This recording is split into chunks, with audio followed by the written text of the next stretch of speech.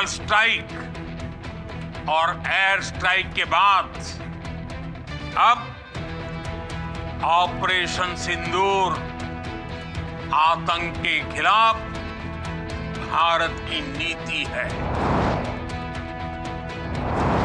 Operation सिंदूर ने आतंक के खिलाफ लड़ाई में एक नई लकीर खींच दी है, एक नया पैमाना, न्यू नॉर्मल तय कर दिया है। भारत का मत एकदम स्पष्ट है। टेरर और टॉप एक साथ नहीं हो सकते। टेरर और ट्रेड एक साथ नहीं चल सकते और पानी और खून भी एक साथ नहीं बह सकता। हमने पाकिस्तान के आतंकी और सैन्य ठिकानों पर अपनी जवाबी कार्रवाई को अभी सिर्फ स्थगित किया है। आने वाले दिनों में हम पाकिस्तान के हर कदम को इस कसौटी पर मापेंगे कि वो क्या रवैया अपनाता है।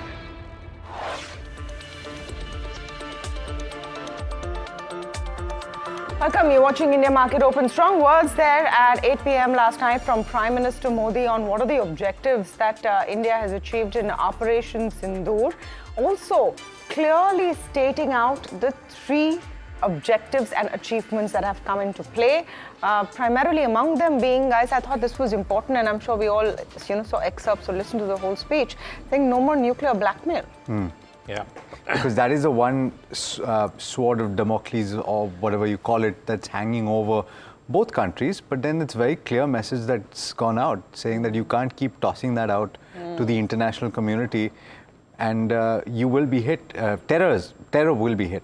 Yeah, I mean, talk on our terms, and things continue until we find it to be our way. So I think strong messaging, much welcome. Yeah. Just getting a quick view this morning from Sajjan Kumar, political analyst, on the imperatives of that before we get to the trade setup for the day, because we are right now at a time when what is happening geopolitically and regionally also becomes so important for the markets. Sajjan, very good morning to you.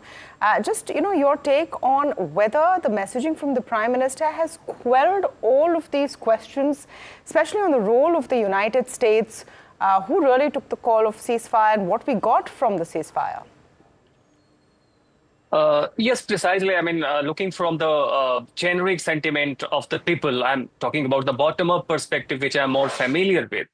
When ceasefire was announced and when it came with a bizarre tweet by President Trump, certainly there was a bit of disappointment, because that was not something that people were desiring for. People wanted, clamoring for more and more revenge vis-a-vis Pak. And thereafter some confusion was there. But before Prime Minister's address to the nation, when Indian security personnel, when they briefed the nation with concrete, tangible evidence, so already the game was set in favor, wherein the collective psyche was satisfied. And then yesterday's Prime Minister messaging, it was catering to, not just the domestic audience, but also to the regional and the global audience, and something that really resonated with the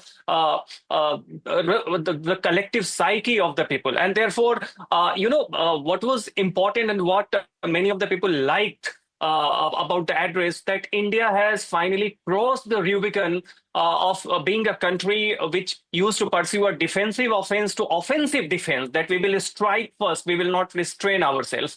And then this, while no trade, while terror is there, and no talk while terror is there, what the messaging that blood and river cannot flow together, it also shows that India this time has gone ahead of what has been the continuous strategy of India, of being seen as a country which reacts and responds only when it is disturbed. This time, this proactive sort of initiative by the Prime Minister, by the government of India and security personnel, is something that people really liked about. And more important, is that the kind of evidence and the kind of confidence that the armed forces briefed about, unlike Balakot, this time we have the satellite imagery and people are watching. So therefore, a bit of disappointment which was there post ceasefire announcement, I think it was precisely because it came to the limelight after President Trump's tweet. That was something people were disappointed with. But I think in the couple of days with Prime Minister address, finally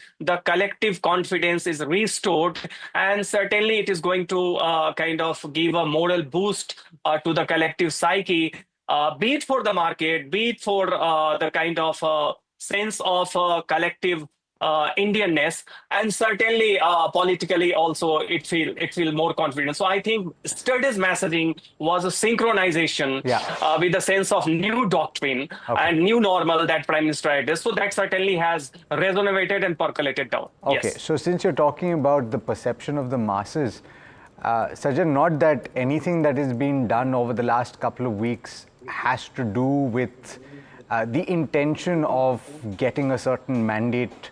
But having said that, in past elections, this has played a key role. The response to terror and the manner in which actions have been taken by the administration.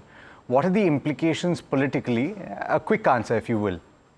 Yes, I mean, we do have a parallel. We know Balakot strike comparatively that intensity was less. It was a quick thing. We do not have tangible evidence, and yet politically it rewarded the party. With Prime Minister, the expectation was too high. And I think with yesterday's address and tangible evidence, certainly it is going to reap political dividend to the ruling party. And that is why you see many opposition party, primarily the prime opposition party, certainly is taking that factor into account and is asking some of the questions which it should not have asked. I mean, this is not the time. So I think politically, certainly it's going to reward the ruling dispensation.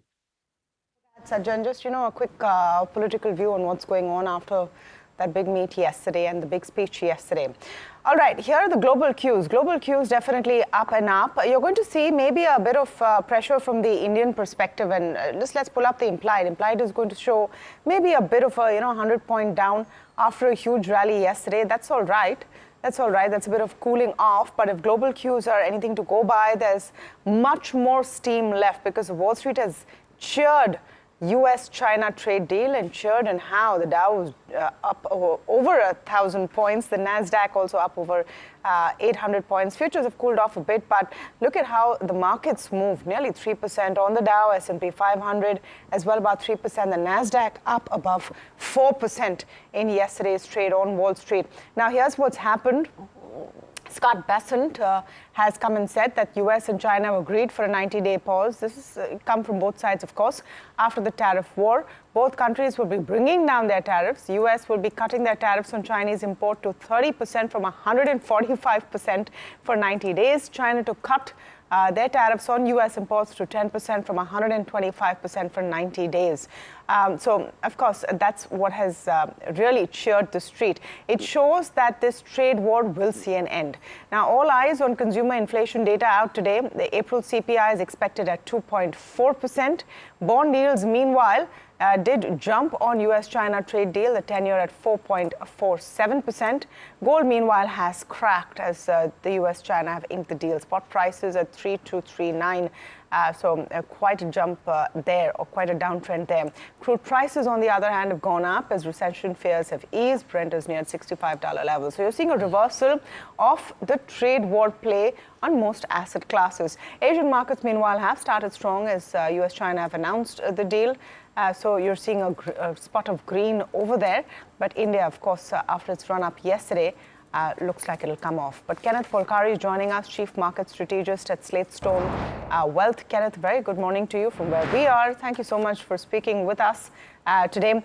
Do you see more good news on the offing, or do you think the big ones are done? The US-UK deal in the bag, US-China looks like it's easing off. What's going to follow is more of the same?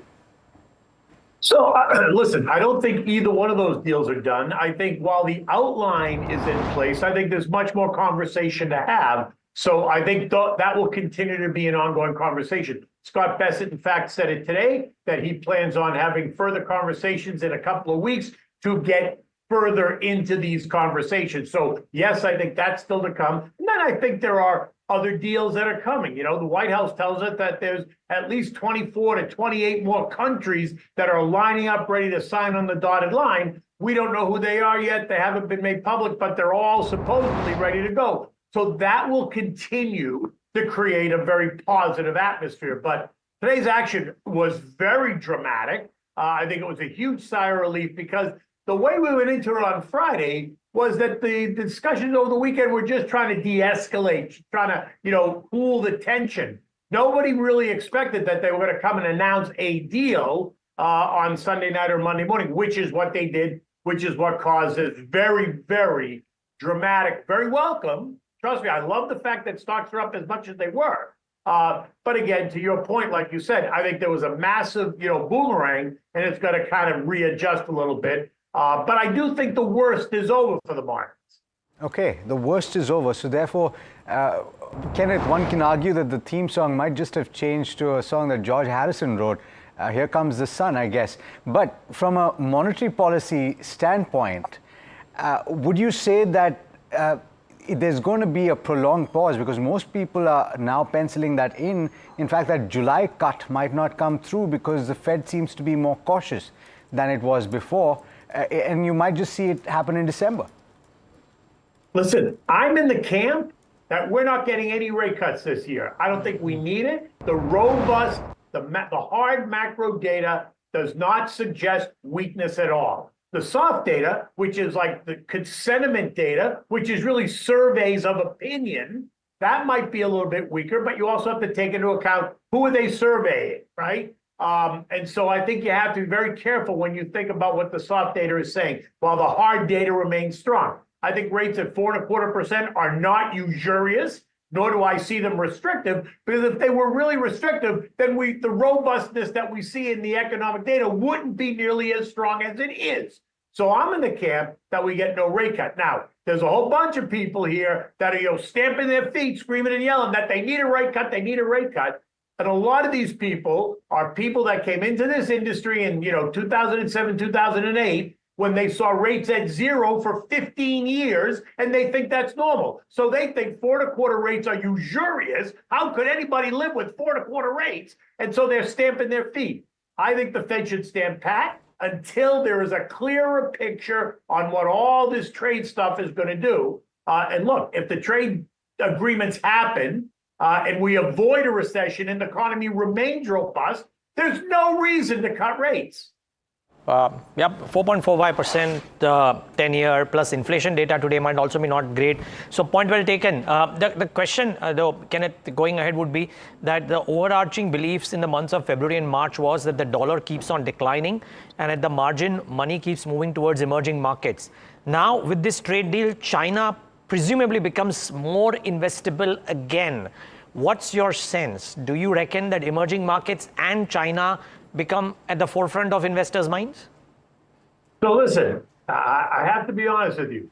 I don't invest in China at all because I don't trust the Chinese government. I don't trust the thing that they say. So my only exposure to China are through names like Apple, right? It's an American company that has exposure to China. That's it. I don't invest in Chinese ADRs. I don't invest in China because I could wake up tomorrow morning and then the whole world is different because Xi Jinping decides to change the rules. I'm not interested. Now, that doesn't mean that I'm not interested in other emerging market economies. I would be, or I am, and I'm always very interested to kind of watch to see how they're doing. Now, the emerging market economies are actually doing okay. The EEM, you know, which is the ETF that we follow here, is actually, I'm just looking at it now, because it was up again today. It's up nearly 10% this year. So there is opportunity in emerging market countries, but those are countries other than China, in my view. Okay. So from that perspective then, how do you anticipate that flows will move? Because of late, barring what we saw overnight, Kenneth, the mood has been to reduce weight on US, and that's going to take some time to unwind. It's built up quite dramatically. Where does that money go?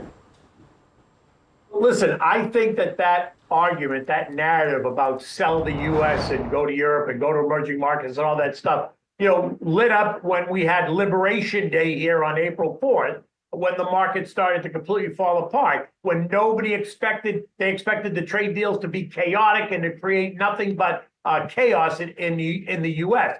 In fact, that does not appear to be happening. Like we said, you got to deal with the UK, you got to deal with China. You've got 25 other supposed deals that are lined up ready to go. So if these trade agreements are rewritten, because look, I have no problem with rewriting trade agreements that are decades old. The world has changed, so they need to be revisited. I get no problem with that as long as it's all fair. If that's the case, then I think the money that people were nervous about, I think the money kind of moves back to the US. I think there's opportunity, quite honestly, in Europe. And I do think there's opportunity, like I said, in some emerging market countries. India, one place, certainly not, for me anyway, not China. All right. Thank you so much, Kenneth, for speaking with us. And, very interesting point there from what Kenneth Polcari said is he doesn't think the deals are done. Yeah. It's just the contours that are out. And how fluid the situation is also obvious from what India has done yesterday, because India has told the WTO that it proposes to impose retaliatory duties against the US, safeguard duties against US tariffs on steel and aluminum, safeguard duties to impact $7.6 billion US imports from India. India will be collecting a duty of $1.91 billion. This is as per a WTO circular as well. So, like I said, it's not all black and white, it's shades of gray. Everything will not be apparent and obvious. So far, all we've been hearing about the India-US trade deal, frankly, is from the US side. Which is claims by Trump saying that, they want zero, they've agreed for zero, they've agreed for everything. And then you have this World Trade Organization circular. So we'll have to wait and see. The last word's not out yet. Yeah, well, and clearly apparent with if somebody just looks at the template of what US did when they announced the tariffs and what's happened finally as the US-China trades move ahead, it's kind of evident that there is never a last word in a very short term when it comes to this. But the interesting thing that's happened, and I'm borrowing a piece out of what's happened today from my trade setup as well, but just the fact that IT had such a big move in trade yesterday, I think there is a lot of traction coming in that pocket. Maybe just the way people are thinking about strategy and trade is different. So CLSA, for example, in their note today, they've come out with an India strategy note, and they are saying, Vikas Kumar Jain and team are writing that there is a shift in the macro setup, the trade fears receding, and as a result of which they are raising IT to overweight from underweight. They are adding Tech Mahindra and replacing TCS with Infosys in the portfolio, which is on IT, of course. Then they move on to say that the potential end to the India-Pakistan face-off sees market rally. The India-China-US trade deal may reduce the halo of India's TINA trade, and therefore IT is the best way to gain exposure to receding trade war fears. They remain defensive as India is the most expensive market. They continue to foresee rate cuts by the Reserve Bank of India, and they prefer to gain exposure via overweight in real estate along with IndusInd Bank. They like Staples, Realty, etc. Now, I tie this in, for example, with what Chetan Sheth of Nomura has said today in his note and in the morning, and they have said that the relief rally gets an extension. They upgrade China to a tactical overweight, and they are staying overweight India, but they are trimming the overweight to fund the China upgrade. So in some sense, there are a lot of shifts that will happen, right? One is the India overweight versus some of the others. Two is the sectoral allocations that you do. So Vikas is under overweight IT. I saw the Macquarie note this morning that Somit has sent, wherein Ravi Menon, who's tracked the space for such a long time, is actually saying that they see a multi-year technology refresh due to significant changes in the underlying hardware. They expect that to drive enterprise technology architecture changes, and this will mean we are in a multi-year super cycle of spending, the first since 2000. Which has not taken place yet. Yes, so first since 2000. Yeah. So effectively starting underway, right? Interesting. So a lot of opinion out there. Yeah, a lot of opinion on pharma and on IT, and I don't know, it's something which has change so dramatically in the view on the IT sector. That's what I find interesting. Yeah, it showed, right, yesterday, Alex, in the Vedas. You want to maybe recap the trade? Let's talk about that. Let's talk about that because that's one of the points that I'm going to mention. Of course, foreign institutions and domestic institutions buying on a net basis in trade yesterday, and what a day it was.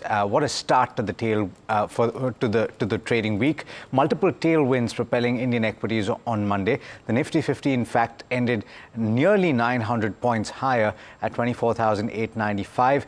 It has gained the most intraday since February 2021. And there are quite a few records that were hit. But let's talk about the Nifty 50, which ended just about 9 points away from its intraday high. So it sustained that momentum through the day. Get this, HDFC Bank, Infosys, ICICI Bank, Reliance Industries and TCS together contributed 383 points by themselves, which on any given day would have been a great move for the Nifty 50. The broader markets have kept pace. 19 stocks gained for every stock that declined, and you don't say that very often. The Nifty Mid-Cap Index gained about 3.6%, the Small Cap Index about 3.9%. All sectors, including the underperforming, relatively so, Pharma Index ended in the green. The positive US-China update gave a fillip to some sectors, which is what Neeraj was talking about right now. The easing of those trade war fears, and the Nifty IT gained about 6.7% as concerns about the US economy ebbed somewhat. Metal Index gained about 6% or thereabouts on account of those easing trade tensions as well. The VIX, or the Volatility Index, cooled as much as 15% to close at 18.47 or thereabouts. The question is, do we enter a phase of consolidation, considering that we moved up very, very quickly? Neeraj? Yeah, so one, I mean, you could argue that it's maybe slightly higher. That is a distinct possibility. Just the momentum that we saw yesterday plus the FI buying would lead you to believe that while everybody was bracing for a consolidation, let's face it, everybody was surprised by the extent of the move yesterday, right? So there is a bit of a positive bias as a result of that. And then during times like these, you tend to refer to indicators which have worked in the past, right? So there are a few quant indicators which a lot of brokerage houses publish as well. None of those quant indicators are indicating extreme greed. Typically at extreme greed levels, the markets tend to, you need to be cautious. As of now, there's no extreme greed out there, which is maybe a good sign.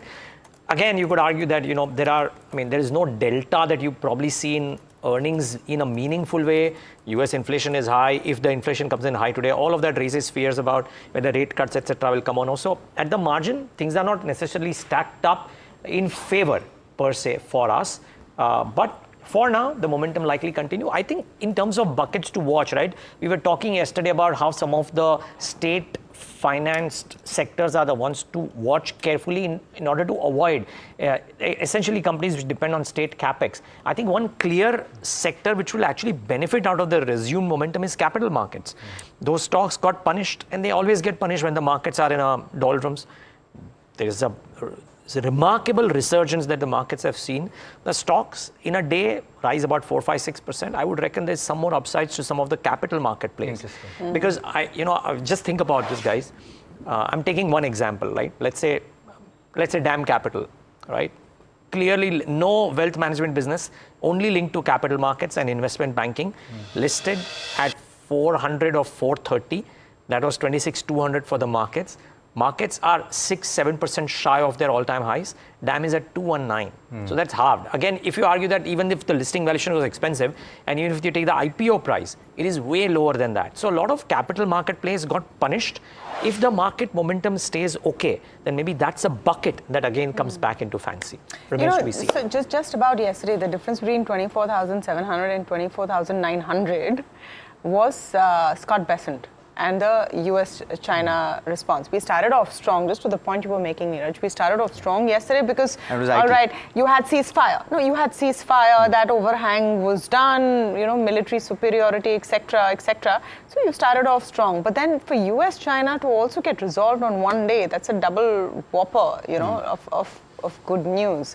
I reckon that it's not going to be all done and dusted in just one day. You might see some profit booking at start, and that's what the implied is indicating, but look at it fundamentally, because for one, among the factors to watch, the clear message which has come yesterday on trade and terror not going together by Prime Minister Modi sends a reassuring signal. IT may continue its momentum following NASDAQ cues at the very least, even if you don't believe the Macquaries in the cities of the world who think that, you know, there's a second coming for Indian IT companies, and you're wondering how that view has changed so quickly. Even if you look at the fact that the NASDAQ is up 4%, you might see still some more momentum for IT. Even the US-China trade deal will continue to boost positive sentiment for the next few days. Think about all the sectors that got hit with global recession fears. Think about metals, for example. Think about autos. You already saw some resurgence yesterday, but is it all done is the question, even as more details of the deal comes. Remember, in terms of the global trade war, the India-US BTA bilateral trade agreement is yet to be known. It's still under discussion, or it's yet to be revealed. So that's important to see. In terms of levels, you know, Nifty and Sensex jumped, of course, 4% each yesterday, their best single day performance in 4 years. It marked the highest close of 2025 so far and has pushed the total market cap of BSE listed companies above the $5 trillion mark. The next near-term target could be 25,200 for the Nifty.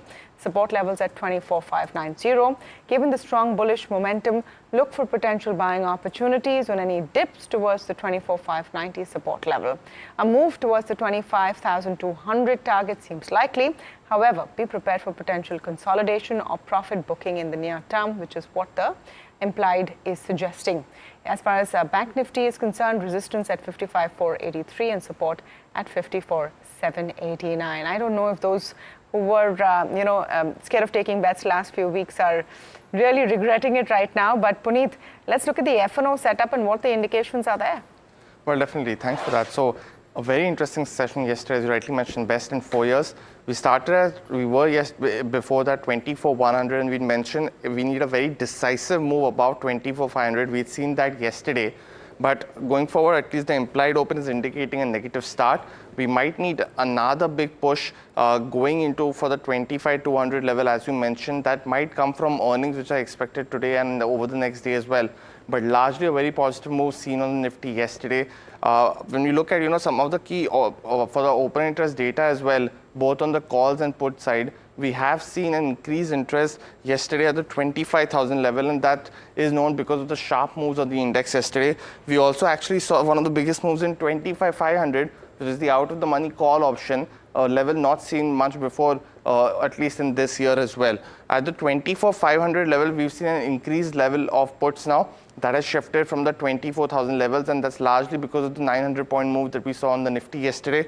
But largely, between 24,500 and 25,000 is the level that we've seen increased, open interest both on the calls and put side. In terms of stocks, we've seen some long build-ups in cement names led by Ramco Cement. Also, Indian Hotels also seeing the same. In terms of open interest loser side, we have seen stocks such as Yes Bank, actually a short covering across the banking stocks. We've seen some on escorts as well, because we saw really positive results come from the company. But overall, we have Tata Motors, Cipla, Hero MotoCorp, as well as some of the other companies in the Nifty which will be coming out with earnings today. And that will be one of the key levels to watch out for, apart from the technicals, to get and beat the next level of resistance of 25,200 and reaching those levels. Yeah, Bharti Airtel and Hero MotoCorp as well. Puneet, thanks so much for joining in and giving us those details. Those nifty companies to speak about, of course. We'll get you those previews. And we've also got a chat lined up for you to make sense of the implications for defense companies at this point, based on everything that we've seen over the last few days. All of that and more after this very quick break. Do stay tuned.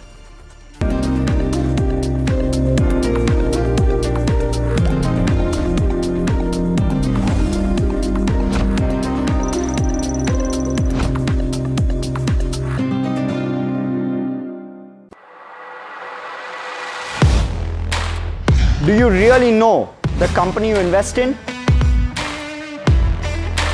What is the real picture behind presentations and claims? Is the outlook as rosy as the company claims? Know Your Company, powered by NDTV Profit Research, shines a light on the biggest stock market movers.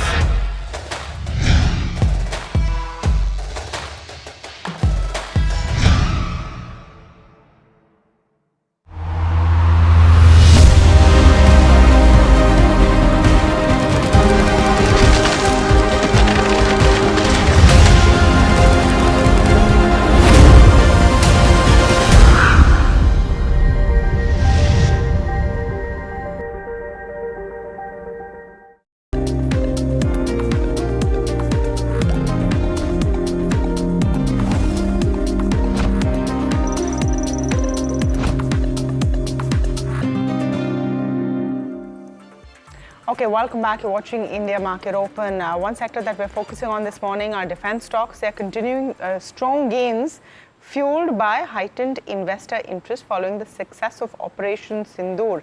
A couple of varied views on defense stocks in terms of valuations, which ones are really making the cut, etc. Amit Anwani joining us now. He's research analyst, Prabhudas Leeladhar Capital. Amit, very good morning to you, and thank you so much for speaking with us here on NDTV Profit. Let's just get your take on how you are seeing the defense pack right now. One thing is clear. What has been made clear over the last couple of days from statements is that Operation Sindoor is very much on. It's not, like everyone has packed up and gone home. And the requirements after what has happened and the level of escalation for India are only going to increase. Yeah, hi. Thanks for having me. As you highlighted, I think the government as well has been highlighting that the Operation Sindoor is pretty much on. So now what is this implies to the defense companies? We have seen over past few days sentimentally as well as on the expectation that there would be more consumption for missiles, defense electronics, and seeing the heightened tensions between the two countries, that the defense fast tracking will happen. So definitely we saw the impact. The defense OEMs for me, including HL, which is under my coverage, is trading at about 30-31x 2-year forward. The defense electronics companies saw rally, including Bharat Electronics, Astra Microwave. They're trading at about 33 to 40x 2-year forward. So I think if you see with respect to the opportunity, definitely the opportunity in all these scenarios is massive. We saw even despite this past 7-8 years, government has been pushing for localization, R&D. And we saw the motive for this year for defense was to fast track the projects and be more involved with respect to technology. So I think that should continue. We saw defense order books already at very strong, standing at very strong order book. Yes. And I think next 12 months also will be focusing on that. Point well made. Amit, I'm just wondering, see, I think this particular operation has highlighted that warfare and the way that it's conducted, at least by countries like India, has changed very dramatically. It's no longer firing across the border. It is very precise military equipment that is used as necessary, drone technology used very extensively.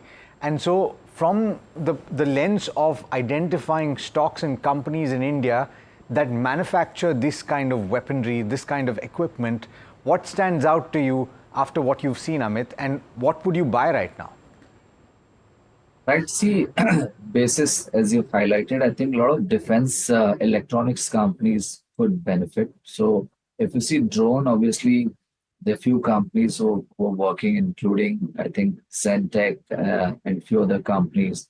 But primarily, the larger drones are still imported. So there's a lot of scope there. So a lot of private sector companies in defense electronics have done fairly well with respect to technology, including electronic warfare systems or all other defense electronics required for all the indigenous platforms which we are working on, including BrahMos, including Akash missile system, and including the combat vehicles. So I think the private defense electronics companies definitely can benefit from both. Obviously, one is that there's a lot of tech involvement which is going to happen, advancement in technologies. And second, in case of any government-to-government deal for any aircraft, there would be offsets which have happened in the past and that have benefited. So I think companies like Astra Microwave, Centec, Data Pattern could be the beneficiary on the defense electronics side for next 2-3 years if we really want to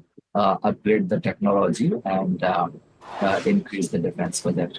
Got it. So Amit, there are a few businesses which people believe are priced to perfection as well, right, in the defense space. So from what you've seen thus far, the valuations that they're trading at and the show of strength by the indigenous made defense products in the current conflict, what are the top ideas for somebody who wants to invest for the next, let's say, 12 to 18 months? Right. So if you see, that's what I discussed. I think the valuation for defense electronics have inched up. But still, I would prefer Bharat Electronics if we have to take a longer term call, which is also under our coverage, currently trading at some 33, 34x 2-year forward. And I think given the scenario and the kind of platforms which will be coming in and the requirement of defense electronics is typically 5 to 15%, I think, and they have been constantly highlighting 25,000 plus order intake. There could be surprise large orders with respect to the QRs, and now since whatever has happened, there could be fast tracking on lot many projects which are in the last stage of clearance. So definitely they can surprise on order intake, and Bharat Electronics is something definitely I would prefer, being leader in the defense electronics in domestic market. Yeah. Okay, thank you for that, Amit. Good to speak with you this morning. So defense in focus, but a lot of other stocks that we're talking about. First on my watch list is Pharma. You might see a bit of a pullback here, and Sun Pharma for one, because Sun Pharma was one of the few stocks that was completely left out of the rally yesterday, down about 3.5% with good reason.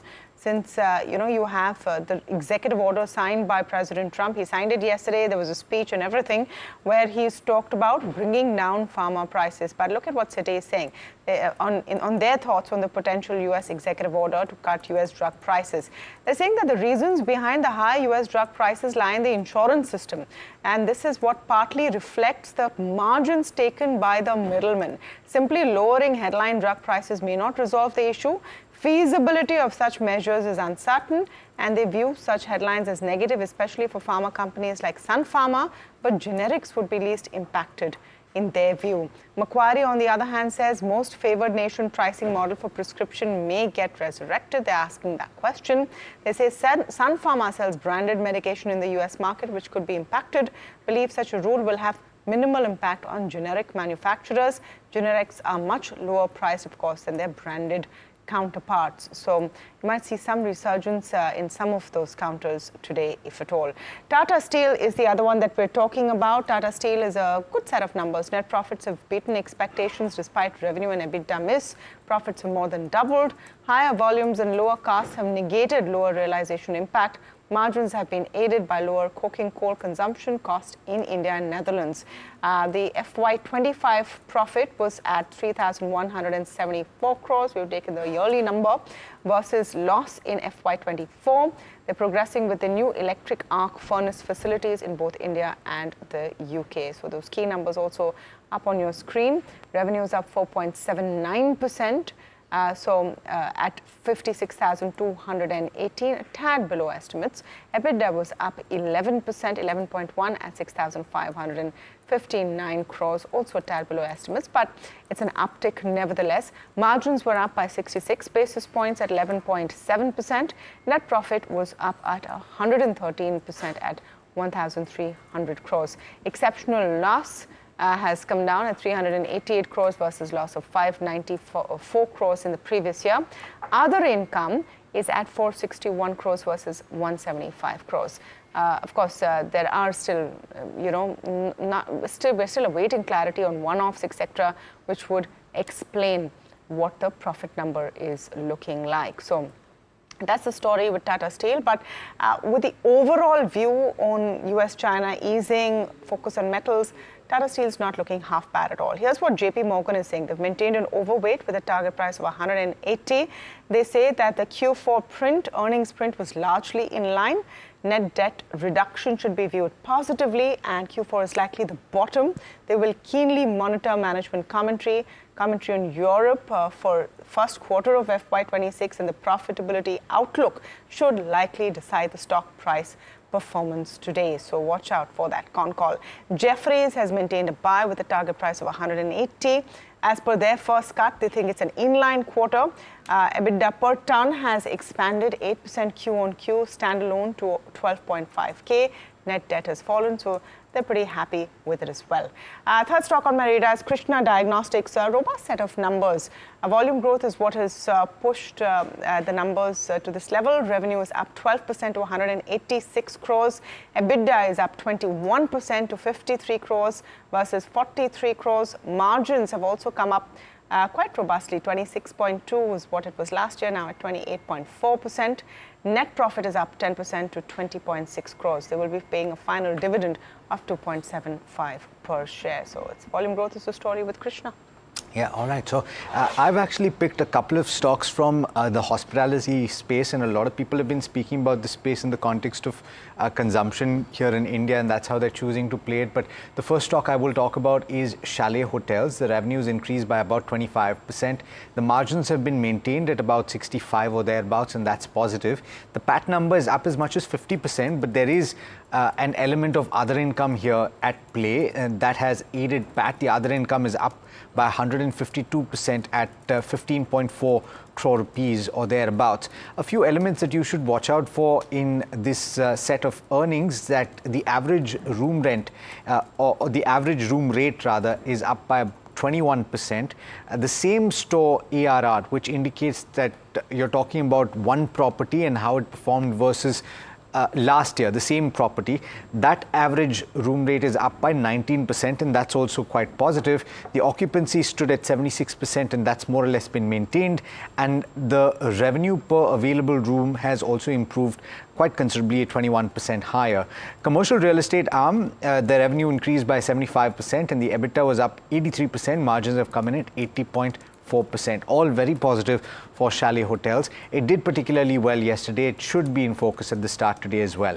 Another interesting play in the hospitality space, Ventive Hospitality, which also has an element of business to the offerings that it provides. The revenue was up quite considerably. In fact, 697.9 crore rupees, a large part of that led by MICE, as it is called, which is essentially the meetings and conferences, etc., that are conducted by these hospitality companies. The margins have contracted, possibly on account of that revenue mix, and it's come in at 50.4% compared with 61.2%. But the PAT number is up as much as 170.7%. Strong demand has actually pushed the average daily rate up by 16%. As I was mentioning, meetings, initiatives, conferences, exhibitions, also known as MICE, and weddings have given them 71% occupancy. The revenue per available room has grown by 11%, and the total RevPAR, which is the total revenue per available room, has increased by 16%, and that means that the food and beverage catering has also contributed quite significantly to that number. In Indian hotels or in Indian properties, that total revenue per available room has grown by 25%. And finally, Ather Industries. This is not a tag really, just keep this stock in focus because there is an update on the sale of stake by promoter Purnima Desai. She's planning to sell 6.77% stake. Understand that this is in order to meet public shareholding norms. The stock was listed in June of 2022. And within 3 years, as you know, there is a requirement to have 25% public shareholding. As of March 31st, the promoters held 81.77% stake. And so that 6.77% stake is exactly what you need to bring it down to 75%. The price is interesting. It is set at 700 rupees, a floor price for the for the offer for sale, which kicks in today and tomorrow. That is a discount to the current market price of as much as 13.14%. We'll see that build over the course of today and tomorrow.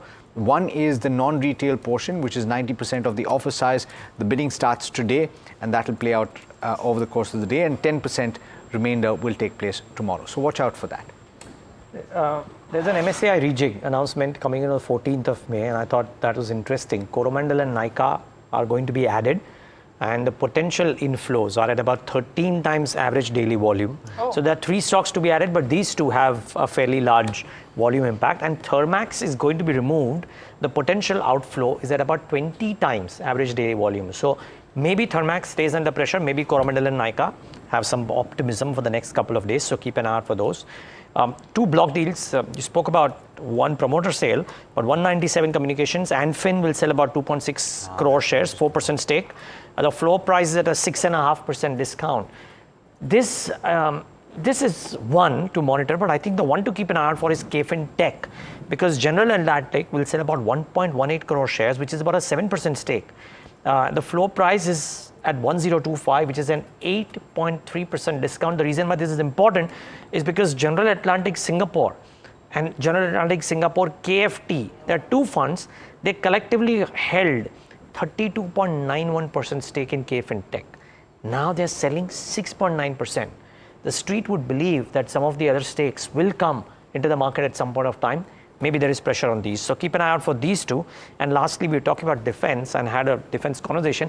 I just thought I'll slip in the antique view on defense as well. They've come out with a note wherein they're saying that the listed defense shipyard companies, order books will swell by 3 times in the next 2 years. Mega orders worth nearly 2.5 lakh crores are lined up. They maintain their positive stance on Masgon and Garden Reach shipbuilders. So maybe these two to keep an eye out for. Results today for Garden Reach, if I remember correctly. Okay. So that's to be watched out for. Yeah. And maybe an interview tomorrow. Yeah. So certainly keep an eye out for that. Yeah, defense on focus. All right, let's Sunny Agarwal joining us this morning, as is Kunal Rambia. Very good morning to both of you and great to have you on the show as always. Kunal, let's start with your index view. Good morning. Thanks so much for having me on the show. So yes, last week we were discussing about Nifty, hitting the targets of 24,800, 900 levels, and that's what we saw getting achieved yesterday, right after taking the support at 23,900 levels. I think this trend is likely to continue, and above this level, which is 24,900, I think the next target to watch out will be 25,500 on the Nifty. And as far as Bank Nifty is concerned, that remained more or less laggard, and in fact, the underperformance was seen. Yesterday was the first level of breakout with the stop of 54,750. One can certainly go long on Bank Nifty now, and the targets can be 56,000. So these are two bullish views on the index as of now. Okay. You have stocks as well, Kunal. We were just coming to that. And interestingly, you've picked 3. Is that a sign of the times? You're bullish on quite a few stocks this morning. Good morning, Alex. So as we were discussing, since a week, that every time now from here on, we'll have to actually focus on the stock specific movements rather than looking at the index. So yes, these are the 3 counters which we have discussed earlier also. And I'm reiterating the same. The first is Adani Green, which is looking really attractive. Yesterday was a big spike on the counter. The counter has successfully managed to take the support at 920. So with the stop loss of 920, one can go long. The targets can be 1,000. The second is a PSU banking stock, and that's IOB, Indian Overseas Bank. This counter is again showing good strength near the extreme low levels. Double bottom was seen on the daily chart. So with the stop of 36, one can go long with the target of 40. And the third is Valiant Organics. Now, this is that RT industry group which was underperforming since quite a long time. And yesterday, it hit the upper circuit. The volumes were really encouraging. So with the stop loss of 305, one can think of initiating buy on this also. The first target can be 345. And all 3 counters, these are the minimum short-term to medium-term targets. One can trail the stop loss and hold the position. All right. Sunny, morning to you as well. And we have quite a bit in the way of earnings to unpack and earnings to look forward to. So let me ask you first about Tata Steel, and not just about the earnings, but the updates that you're seeing with regard to safeguard duties in the metal pack, in the metal space. What do you make of that? And what would you buy, if at all? The metal pack as a whole was in focus yesterday. Good morning, Alex, and thanks for having me on the show. Yeah, definitely. I think Tata Steel, what we have seen is that if you see the number, they are mostly in line with the street estimates. Both realization as well as input prices are down, and that has led to the minor dip on EBITDA per ton. But overall, if I look at Tata Steel, and if you go back slide 2-3 years back, FY22 was a year where they have hit EBITDA per ton of close to 21,000-22,000 number. And post that, during the last 2 years, we have seen a mild recovery as far as profitability is concerned. And looking at the way the company is expanding capacity, so they have recently commissioned Kalinganagar blast furnace 5 million ton. At the same time, cost reduction initiative, which is likely to pan out over FY26. I believe profitability henceforth will keep on increasing, led by number one, cost efficiency, and second, because of the safeguard duty, obviously, NSR, that is net sales realization during the first quarter FY26 is likely to be better as compared to, again, fourth quarter, at least for India business, which accounts for 70% of the total sales volume. So I feel the outlook continue to be relatively better when I compare it to the December and March quarter for forthcoming June as well as September quarter. Even in terms of valuation, not very expensively priced. If you look at valuation, trading at close to 7 to 8 times TV EBITDA, as well as on price to book close to 2 times. So I feel, again, trading at a decent valuation. So fair value, as we all know, that is close to 170, 180 rupees. But if I have to pick one stock from the entire metal pack, I would like to be in favor of non-ferrous pack. And there we like Nalco. Again, the Nalco is something which offers a lot of comfort as far as valuations are concerned. Trading at a very reasonable valuation, 4 to 5 times EV EBITDA. And at the same time, if you look at aluminum prices, they are very stable between $2,400 to $2,600 per ton. And we believe that in case there is a global recovery or the chances of recession goes down significantly, aluminum as a commodity is likely to do well. So Nalco, we believe the fair value is in the band of 220 to 25 rupees with an investment horizon of 12 to 18 months. Okay. You know, we are looking at some of the numbers that have come out, and I think the hospitality numbers looked interesting. Chalet particularly, Ventive, in fact, very good bottom line growth, but I mean, relative to the top line growth, a bit of a downtake. But Chalet, I think, ticked most boxes despite other income, etc., and stuff like that. On the margin front, stable too. Now that this conflict has been resolved, is it a good time to enter into any of the hospitality stocks? And in particular, any views on Chalet or Ventive? Yeah, definitely. I think Chalet, both the businesses have done well, especially the commercial leasing business. If you look at that, there we have seen a significant ramp up in revenue as well as profitability. On the other hand, hotel business, which is predominantly, if you look, majority of the business comes from MMR region, close to 50-55%. Followed by Bangalore and Pune. Again, I believe relatively Chalet is immune from the ongoing conflict at northern belt of India. So we continue to remain bullish. In fact, that was one of our Diwali pick, and we feel the fair value of the Chalet hotel is close to 1,000 to 1,100 rupees. The reason being that over the period of next 2 years, you will see a 30% addition. Keys addition as far as Chalet hotel is concerned, and at the same time on the commercial leasing portfolio, there also we will see 25 to 30% incremental area in the company's fold over the period of next 2 years. So we believe next 2 year are very well placed as far as Chalet hotel is concerned. Coming to Ventive, again, a clear story as far as turnaround is concerned. So if you go into the history, they have successfully acquired keys and turn around the businesses. And post IPO, they have used this IPO money to deleverage the balance sheet also. So again, Ventive Hospitality seems to be a kind of turnaround. So if I divide this back into two buckets, one is the companies which are turning around. So in that bucket, companies like Ventive, Sami Hotel, or for that matter, Park Hotel, these 2-3 hotels will be under that pack. And the companies which are already profitable and are likely to do well includes companies like Indian Hotel, ITC Hotel, and at the same time, Chalet Hotel. Now, Kunal, a bit of a bump up into some of these hospitality names yesterday. Good morning to you. Is there any of those which is worth for a trade, assuming that they start off flat this morning? Good morning, sir. So yeah, certainly Chalet Hotel is looking very attractive to me, though this counter has not really performed in the entire year.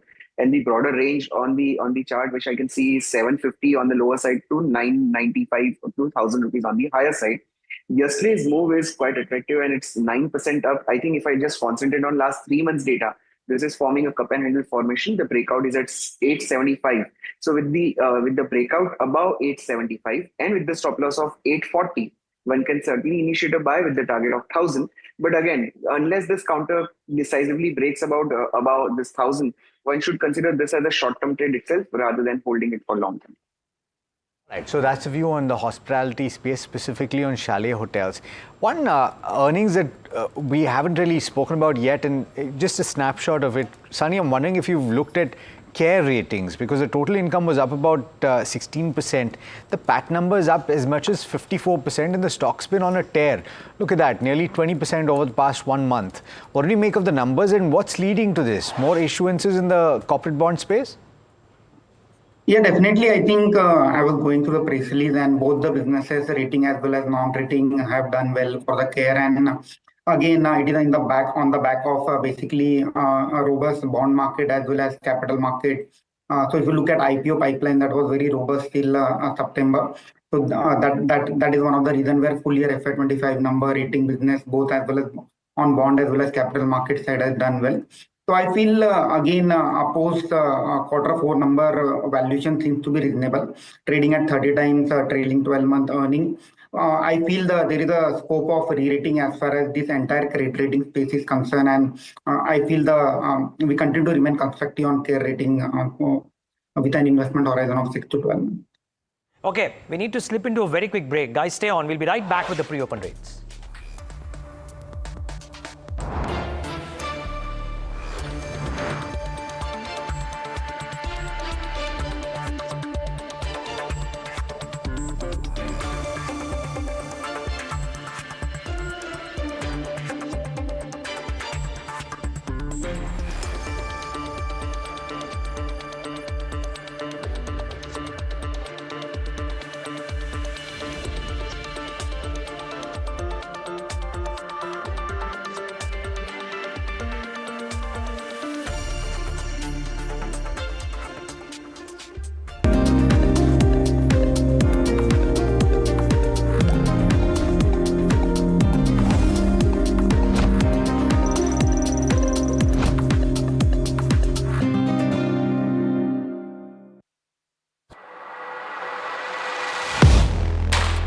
Do you really know the company you invest in? What is the real picture behind presentations and claims? Is the outlook as rosy as the company claims? Know Your Company, powered by NDTV Profit Research, shines a light on the biggest stock market movers.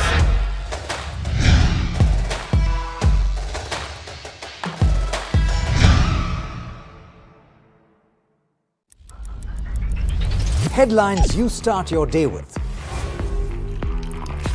What matters worldwide is now in the palm of your hands. Get ready to seize the day and maximize your financial potential. Stay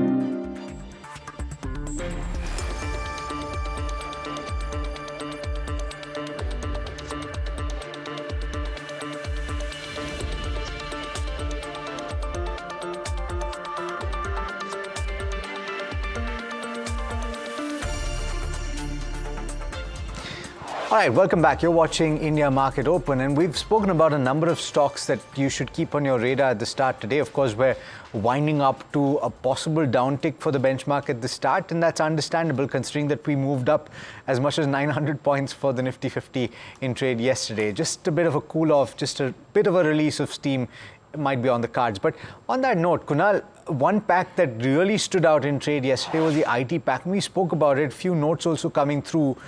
The momentum that you saw yesterday, is it likely to build? Because a few people now talking about the next leg of earnings growth for these companies, and which would you pick if at all you were to go and buy today? See, Alex, if you remember, we discussed about the entire IT pack somewhere 15, 20 days back itself, where I shared the chart of Infi and TCS also. These counters were right onto the extreme long-term support, and that was the perfect level to initiate the buy.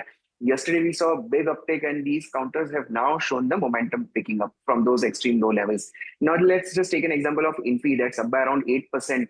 I would not really advise anyone to initiate buy at these highly elevated levels. Reason being, even if I look at the support on Infi, which is trading at 1625, the support will be somewhere near to 1535, 1540. So, wait for some kind of consolidation or a bit of downtick. Initiate a buy. Yes, certainly this is good level to think of long term also. The targets on the charts can be as high as 1800 if the trend continues. So I think good level to initiate buy on Infosys will be around 1575 to 1580. Similar in the case of TCS, let the counter cool off a bit. 3550 to 3560 can be a good level to think of initiating buy. Both of them are looking very attractive. And from next 3 to 4 months point of view, these counters are the only counters which we have also picked up. All right. Sunny, I want to weigh in on that because IT back in focus, and I think the assumption is with trade war fears easing, one would assume that the US economy is not going to be hit as dramatically as one would have thought earlier. And some of those spends will come through, a few notes coming through talking about the fact that you're going to have a reset on tech. What's your opinion? Yeah, definitely. I think IT stocks were under pressure with an assumption that FY26 is likely to be muted, and because of the uncertain demand environment, first half FY26 is something where nobody can predict what can be the earnings growth for IT company.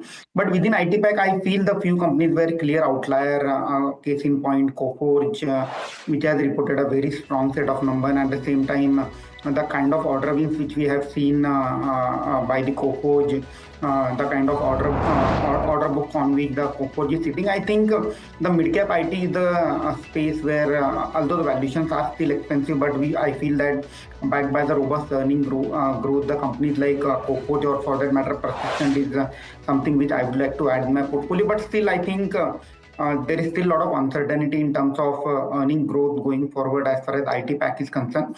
And within the large cap pack, I would like to prefer ICL Tech, where relatively valuation has eased off, and I feel among all the 4 IT majors, ICL Tech is relatively better place, where we feel the fair value is close to between 1800 rupees.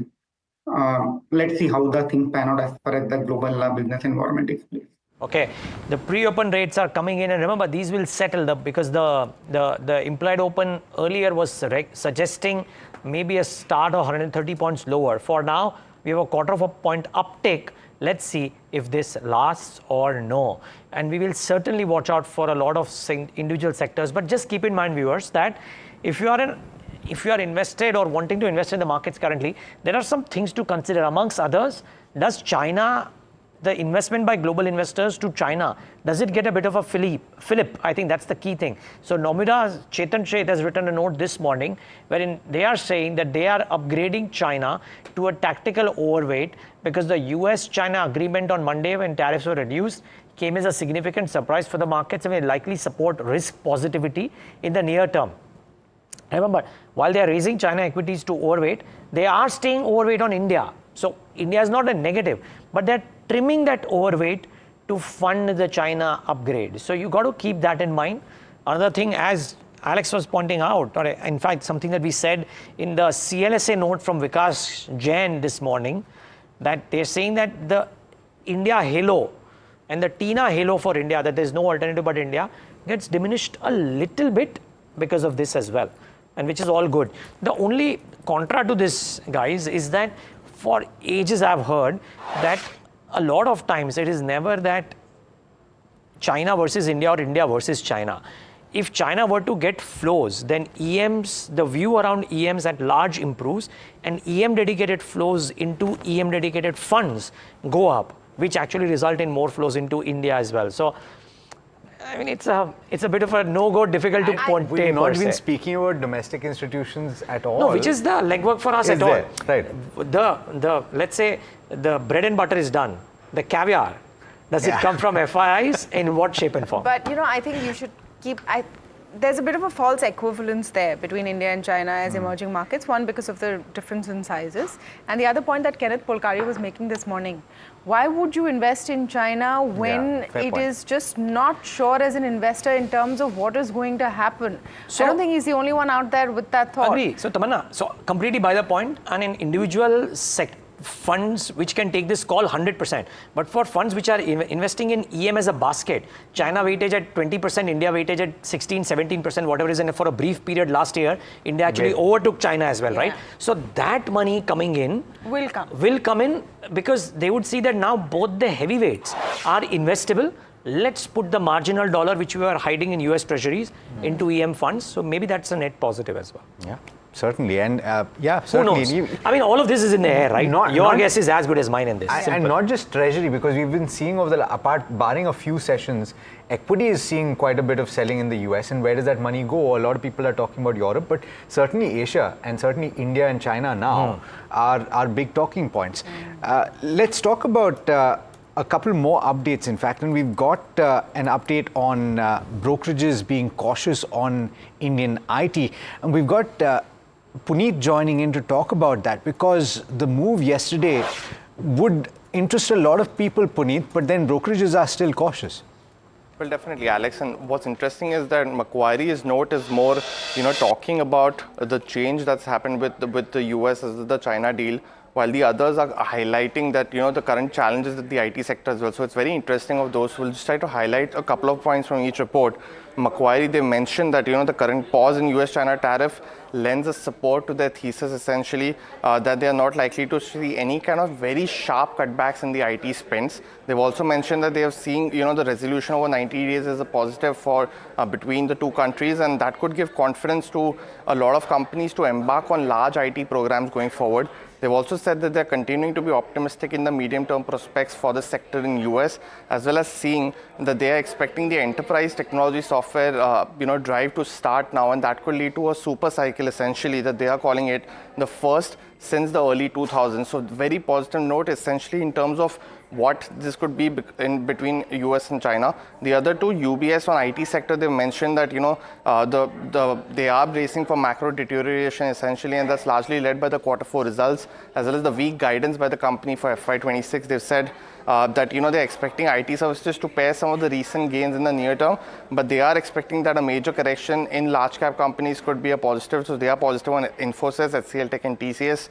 While Jeffries has mentioned that management commentary is also suggesting not too much growth, but they've said that the Nifty IT is trading at 25 times price to earnings. That's in line with its 5-year average, and any kind of incremental growth will, of course, comes from earnings growth. So they are positive on Infosys, but have also added a positive view on Coforge as well as Sagility. And finally on CLSA, which Neeraj did mention, just one line that they've raised their IT sector holdings to overweight from underweight earlier. They've also added Tech Mahindra, and they've replaced TCS with Infosys. So Infosys seems to be one of the picks across brokerages that was common as well, but that's also led by valuations. But there'll be a lot more which will be macro-led also. That's what Macquarie is used, but very interesting in terms of what's happening in the IT sector today across brokerages and analyst views. Yeah. IT, we're going to have to wait and see. I mean, after a 7% run-up yesterday, Infosys might see a bit of pullback. You're seeing that in the pre-open, rates as well. Just look at a few buzzers while we're talking about the pre-open session. IIFL Finance, one which is buzzing this morning, 3% up. Zentech, nearly 5% up this morning. So even as one wonders whether defense will continue its up move, Zentech definitely keeping up. JM Financial is also doing okay. Nij was talking this morning about the capital markets bucket, which could see some enthusiasm there. Trill has perked up as well in trade. You're seeing a more consolidated and muted view of markets this morning in the pre-open session than yesterday. Nifty about 50 points down, so definitely not a 100-point cut, which the implied was suggesting, but we'll wait and see how that works out. What's not moving is Ather. What's doing badly actually is Ather. After the results yesterday, Swiggy. After the results last few days. So Ather, Swiggy, some of these companies not that great. K-Fintech under pressure. Paytm, the anti-financial exit, obviously putting pressure on the stock. It was in our thumbs down on the watch list. about 2.5% down as well. Happiest Minds also seeing some pain. Sunny, I'm wondering if you're tracking Happiest Minds and if you have any view here. Yeah, so sorry, Tamanna, I missed going through PR of Happiest Mind. Yeah. Okay, Ather is something that everyone was looking at quite closely, listed recently. Sunny, the numbers yesterday, not really leaving much to be desired. I think you're on mute. Yeah, so I believe we are talking about recently listed Ather Energy, Yes. the two-wheeler company.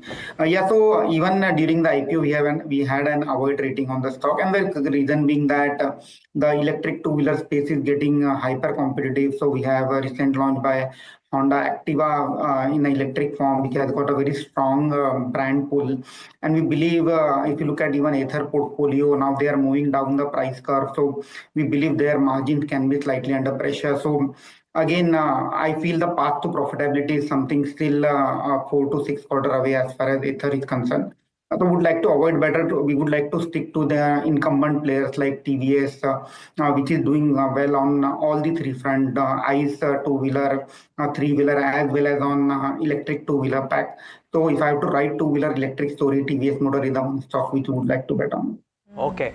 Now, just want to mark the rupee if we can. I think there is a sharp move in the currency this morning, so keep an eye out for that too. I think the strongest or the sharpest move since maybe I think as our data suggests, April 30th.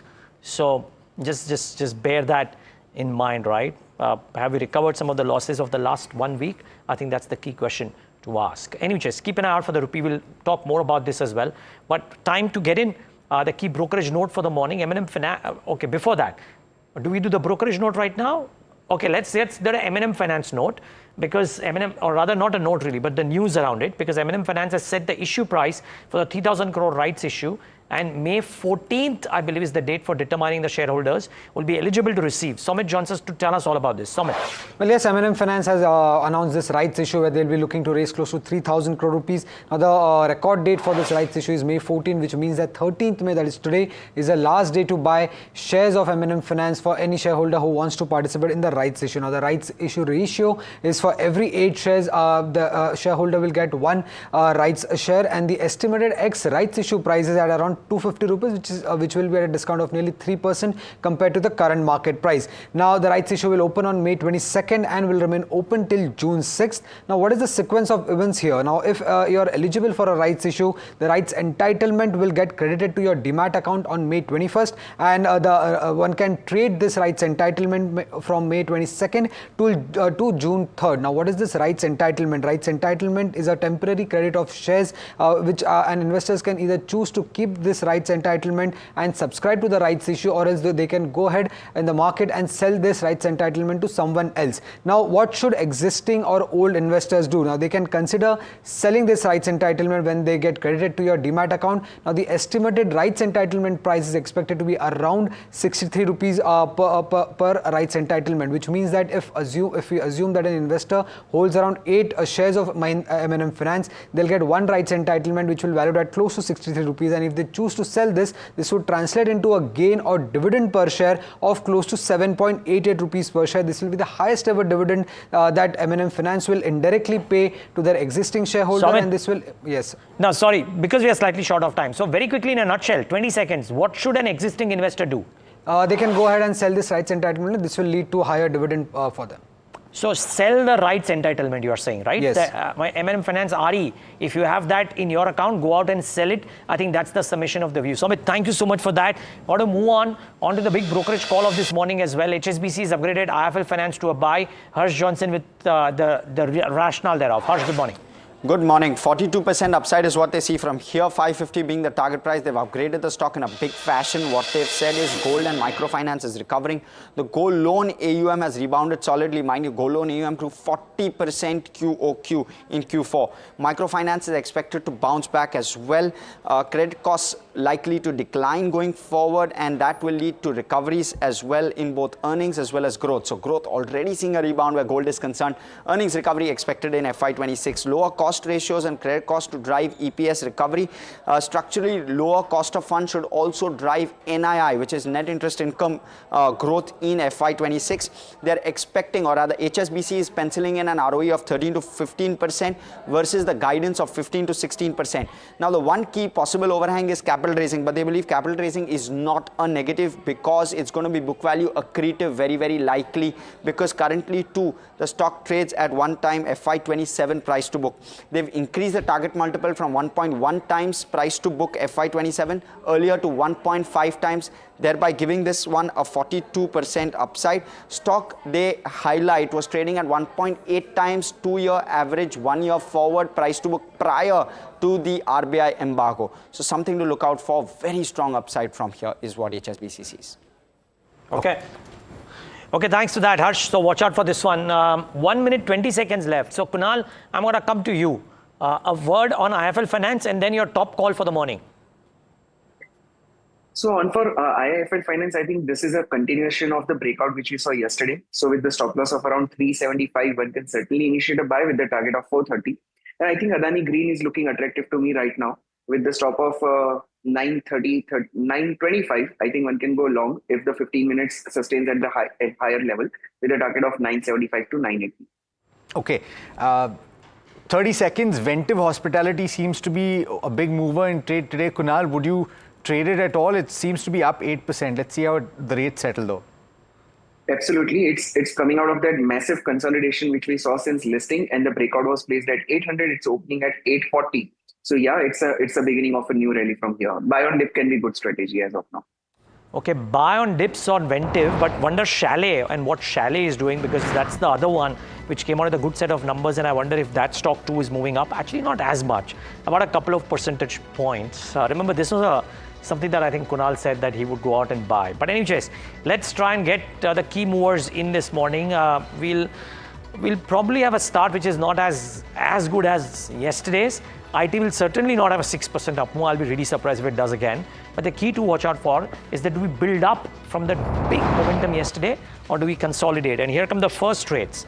Well, flattish start, no surprise at all here. Bank Nifty, Sensex, all flat. Nifty IT, 0.25% lower. Pharma should come up on your screen if we can. Yes, mid caps, good to get that, 0.2%, small caps and Pharma. Next up, Pharma, the recovery, 1.78%. Yesterday recovered all of the losses, ended in the green, I think. And today another couple of percentage points added with all the clarifications. Remember, we marked this in the stocks to watch between us. I think Tamanna pointed it out as well, but in the green. Small caps flat too. Let's get the heat map up on the screen and show you what's moving and what's not. So let's start with the gainers. Sun Pharma, yesterday's top loser. Today's top gainer. Cipla doing well. There is some strength in Tech Mahindra, Dr. Reddy's as well, Axis Bank. So it's a varied set of stocks which are doing okay. But I think Pharma stands out there because there's Sun Pharma, Reddy and Cipla, all three in the green. I reckon non-Nifty too, there could be stocks which could be in the green. The street is disappointed by the lack of clarity around Novelis. I mean, they're not able to give that guidance. Maybe that is what is weighing in on Hindalco stock today, down about 1.18%. Nothing dramatic, but down.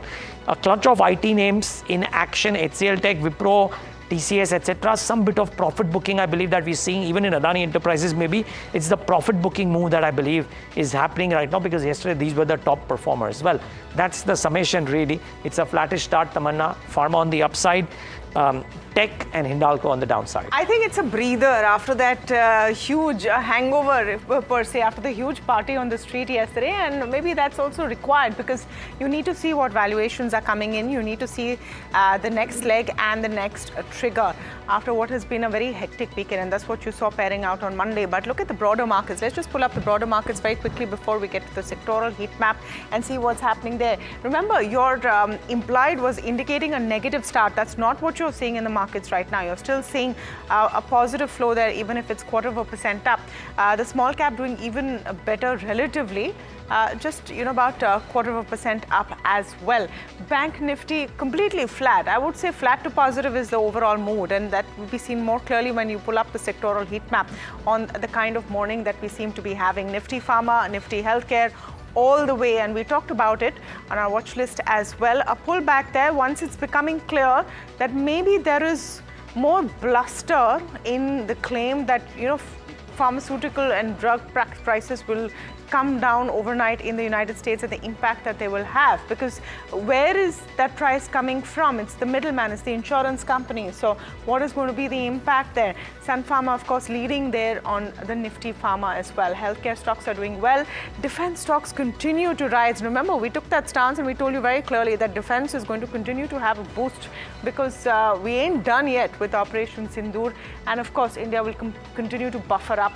Consumer durables doing okay. And even Stevens over there, I would say, in terms of the kind of split. I want to pull up the VIX if we can. I just want to see the VIX and what's happening there. Metal stocks a little depressed down there. VIX slightly up after completely crashing. Remember, the VIX crashed about 20% down yesterday. Slightly upticked, but nothing too concerning, just at about 18 on the India VIX. So no big concerns there. Let's pull up specific stocks and see what's happening there, and which is why we're seeing several moves. I'm going to start with Aether Industries. That promoter stake sale is something that perhaps the street will not be looking at, and that too at a discount, will not be looking at too favorably. 5% down on that stock. Couple of block deals and the impact that we're seeing there. Swiggy, one of them, Paytm, K Fintech, all of that playing out as would be expected. Swiggy, in fact, 7% down because of those block deals. In terms of results impact, I'm going to pull up Happiest Minds, Krishna Diagnostics, a whole host of numbers that came in. Paytm not really in results, it's more of a block deal play. But Happiest Minds, the street hasn't taken the numbers too well. We're going to be hearing from the management shortly on the show. I'm going to pull up Raymond Limited, Raymond Lifestyle, as well. Krishna Diagnostics also about 3% down. All the volume growth was looking good for the numbers, but the street is quite sanguine about it. Let's look at the Raymond twins down in the red.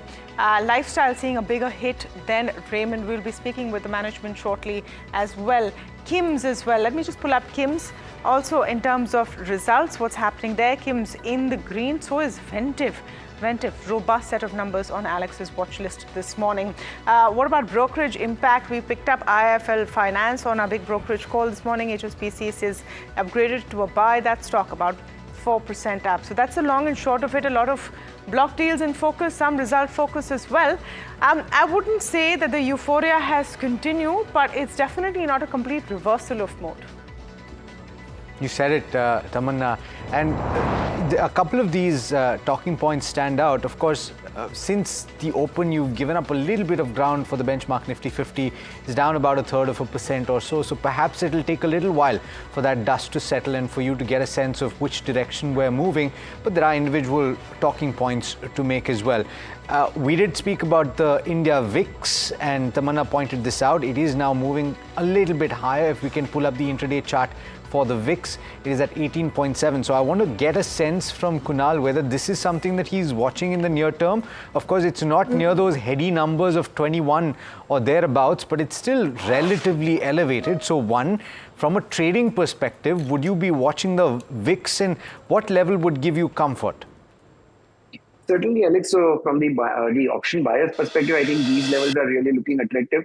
In fact, if the VIX remains above 19 and a half, then I think option selling has to be completely avoided for short term, and focus will be more on the momentum trading. If the VIX comes below 17 kind of levels, then I think the option sellers era will start again. So these are the levels which we always look out before taking up any option trades. Okay, UPL is a stock that I want to pull up as well, because the earnings came through yesterday and they were a decent set of numbers from the face of it. In fact, the margins have expanded quite considerably. The net profit coming in at 896 crore rupees compared with 40 crore in the comparable quarter. The EBITDA has beaten estimates. The net profit was in line with expectations, and the volume growth was at 11% or thereabouts. There was also a price growth of about 1%, which was offset, of course, by a 1% forex loss. Sunny, I'm just wondering why this reaction today, 3.8% down, and would you say that this is a stock that you would accumulate if you had the opportunity at lower levels?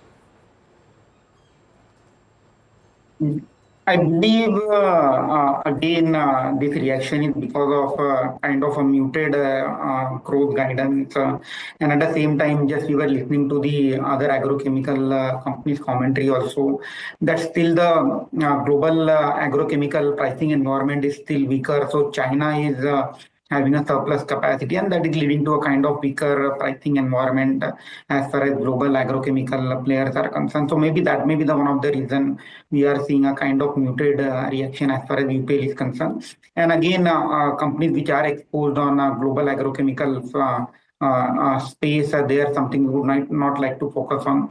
Rather than focusing on global play, we would like to focus on domestic play. And here, when it comes to domestic play, companies like Coromandel have been reporting a phenomenal set of results. So Coromandel is something which I would like to add in my portfolio, or maybe buy on it is a right strategy as far as Coromandel is concerned. And another company which we like from a domestic agrochemical space is Dhanuka Agri, which is under our coverage, and we feel the company has got a humongous growth potential over the period of next 2 years. So Dhanuka Agri is another stock which we are recommending from domestic agrochemical play. Okay, let's also talk about Swiggy. And Tamanna did point this out. The earnings came through yesterday, and it was an interesting set. I say interesting because the revenue increased by 10% on a sequential basis, but you had an erosion, further erosion in the bottom line. You had a widening of the loss. Of course, some comments coming through about a peak cash burn is behind us for Swiggy. Actually, it came over the weekend. We mentioned it yesterday. Yeah. So I'm saying the reaction came through yesterday. The stock price was up about 2% despite a worsening of the bottom line situation, is what I'm pointing out. But the stock is down about 6% because that lock-in ends today. Yeah. So the stock was up yesterday also because their quick commerce business is doing better than expected. The growth over there is better, and that's where the bet is, right? It's all a Bolt versus a Blinkit kind of a scene. How quickly can you get your deliveries? But then, Sunny, on the stock price right now, and based on the results that you've seen, would you take any opportunities to buy Swiggy, or would you say that Zomato is a better pick? If you compare Swiggy and Zomato, I think Zomato is a relatively better pick. But one has to keep in mind that the competition in the quick commerce space is is increasing significantly, and in fact, all the players within the quick commerce space have resorted to a strategy where they are adding a dark store way ahead of their guidance, and that can put pressure on the margin at least for next 2 to 3 more quarters. So I think the margins are something which will be kind of muted, led by the quick commerce business. Although the food business continue to remain good as far as both Zomato and Swiggy is concerned, where we expect that close to 17 to 18% GOV growth can be seen during the next year. But looking at the pressure from a quick commerce business, I feel if somebody is a short to medium term investor, I think there is a long runway where one can gradually accumulate this stock over the period of next 6 to 9 months. We can hope that after 3 to 4 quarters, the competition in the quick commerce business will ease off, and that will lead to an incremental contribution margin from the quick commerce business in FY27 and 28. Okay. Now, IT is correcting today, profit booking happening maybe with reason, so that's to be borne in mind. And everything from mid-size name like, or rather a non-nifty name like Persistent to some of the larger ones, all of them have had some cracks in the session today. Capital market plays are actually doing well, and Sunny, I want to ask you, would you be a buyer in any of the capital market plays, brokerages or wealth management firms? All of them have been beaten down in the recent correction. Yes, Neeraj, I think the capital market as a play is a structural growth story. Somebody has got an horizon of more than 3 years. And if I would like to set my priority, I think wealth managers are the relatively well placed. So companies like Nuvama Wealth or 361, where we feel that the potential of growth is better than the other cyclical businesses like broking firms. So wealth manager. And at the same time, I would like to participate in capital market play through asset management companies, where we have seen a very good recovery as far as earning is concerned. And we all know that the kind of inflow which we are getting on the mutual fund side, 13 to 15% AUM CAGR growth is very much possible for all these asset management companies. So companies like Nippon, or for that matter HDFC, AMC, is something which I would like to participate. And again, exchanges, BSE, I feel right now trading at close to the fair value band. Maybe buy on dip is the right strategy as far as Bombay Stock Exchange is concerned. Okay, Kunal, I'm just wondering what would be the Nifty call right now, because you're seeing some losses deepening over here at the 24,800 mark, and you might see a further pullback about 120 points down. Is this a good time to enter and build positions? Because people were rueing yesterday that they lost the opportunity at 24,800 odd. Would you create positions on the Nifty, or you'd stay away right now? No, Tamanna, in just 2 days itself, the index is up by around 4.5%. Yeah. So such kind of declines are absolutely likely, right? So again, not at the high elevated levels. We always wait for that kind of corrections. The levels which I'll watch out for Nifty to go long is 24,650 to 24,700 kind of levels. If Nifty comes near those levels and consolidates, I think then we can initiate a buy. Not again at this level, because the risk reward ratio is unfavorable for now. Okay, thank you so much, Kunal and Sunny, for speaking with us today on the show. So as we slip into a very quick break, Pharma is making a comeback. You have IIFL Finance, JM Financial is doing okay. Some Granules, Eris Life, Oro Pharma, some of these stocks are doing fine. Cochin Shipyard firing today. Defense is still in action. But overall, a more muted market and some profit booking definitely coming in. But on the other side of the break, we shift our focus to corporate earnings. We will be speaking with Amit Agarwal of Raymond after the break.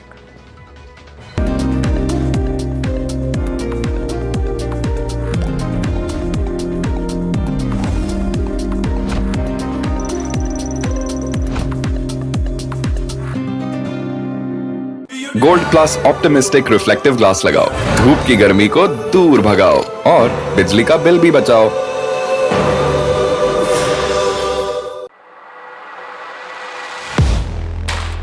Do you really know the company you invest in? What is the real picture behind presentations and claims? Is the outlook as rosy as the company claims? Know Your Company, powered by NDTV Profit Research, shines a light on the biggest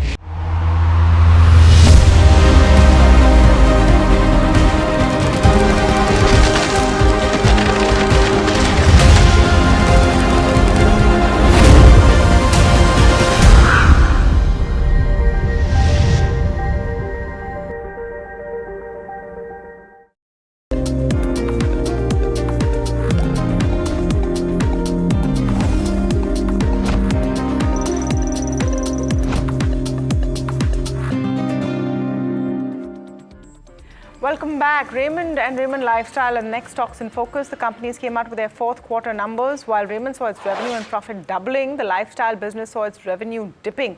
We're getting in my colleague Mahima to give us more highlights before we speak to the group CFO, Amit Agarwal. Mahima, important to see the context in which we're looking at the numbers, because you're getting more clarity after the demerger this time around.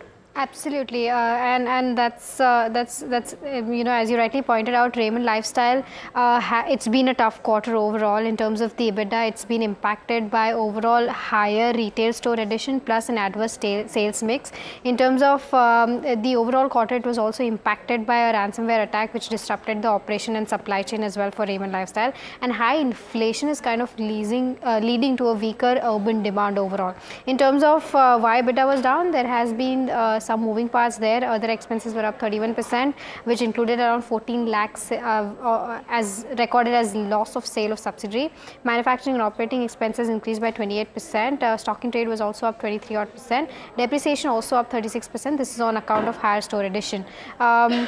In terms of overall segmental performance, branded textile declined by 21% in terms of revenue. Branded apparel saw a decline of 4%. Garmenting segment growth was flat, and high value cotton shirting also declined by 13%. They've added over 170 stores in FY25. In terms of Raymond Limited, in terms of continuing business, revenue was up 109%. Net profit was also up 92%. Continuing business, that is their engineering business, and overall aerospace business witnessed recovery in terms of growth, but there was continued impact, and this was due to sluggish demand in the export markets as well. In terms of outlook, the outlook remains strong for both engineering as well as real estate business. Engineering business, they're expecting drive to have a strong growth in sunrise sectors. And lastly, in terms of demerger of real estate business, the record date is tomorrow. So today is the last day to buy shares in order to get allotment for Raymond Realty shares. So for one share of Raymond Limited, shareholder will get one new share of Raymond Realty. So this is the overall view as to how Q4 has panned out, and of course the demerger will be in focus. Yeah, demerger in focus. In fact, let's take that first point to Amit Agarwal, Group CFO, Raymond Limited and Raymond Lifestyle. Mr. Agarwal, thank you so much for speaking with us here at NDTV Profit. Great to have you on. Let's start with how you are looking at this quarter with the demerger still in play. Yeah, thank you for having me. And actually, if you see the Raymond Limited, which is demerging its real estate business, and from tomorrow that would be ex-real estate, the Raymond Limited. And I think if you look at the performance of our real estate business, it has come out very, very strong. We have delivered more than 2,300 crores of sales, 500 crores of EBITDA. And if you see the JDAs, we have been able to put together another close to 7,000 crore of JDAs in this quarter. So overall, our JDA numbers reaches to 15,000 crores. So the portfolio which Raymond Realty has is around 40,000 crores, which will get executed over the next 5 to 7, 8 years. I think that way Raymond Realty is on a very, very strong wicket, executing its plan very well. And that is the need we thought is most appropriate, that one should get the Raymond Realty listed on its own, pure play business. And as your colleague pointed out, that for every shareholder who is holding one share of Raymond Limited will get one share incrementally of Raymond Realty. And we had done the demerger of the Raymond Lifestyle last year. In September, Raymond Lifestyle got listed, where the shares, for every 5 shares of Raymond Limited people were holding, they got 4 shares of Raymond Lifestyle. So that's where you have, as a group, 3 listed companies, pure play businesses, Raymond Realty with real estate business. Let's do it this way then, Mr. Agarwal.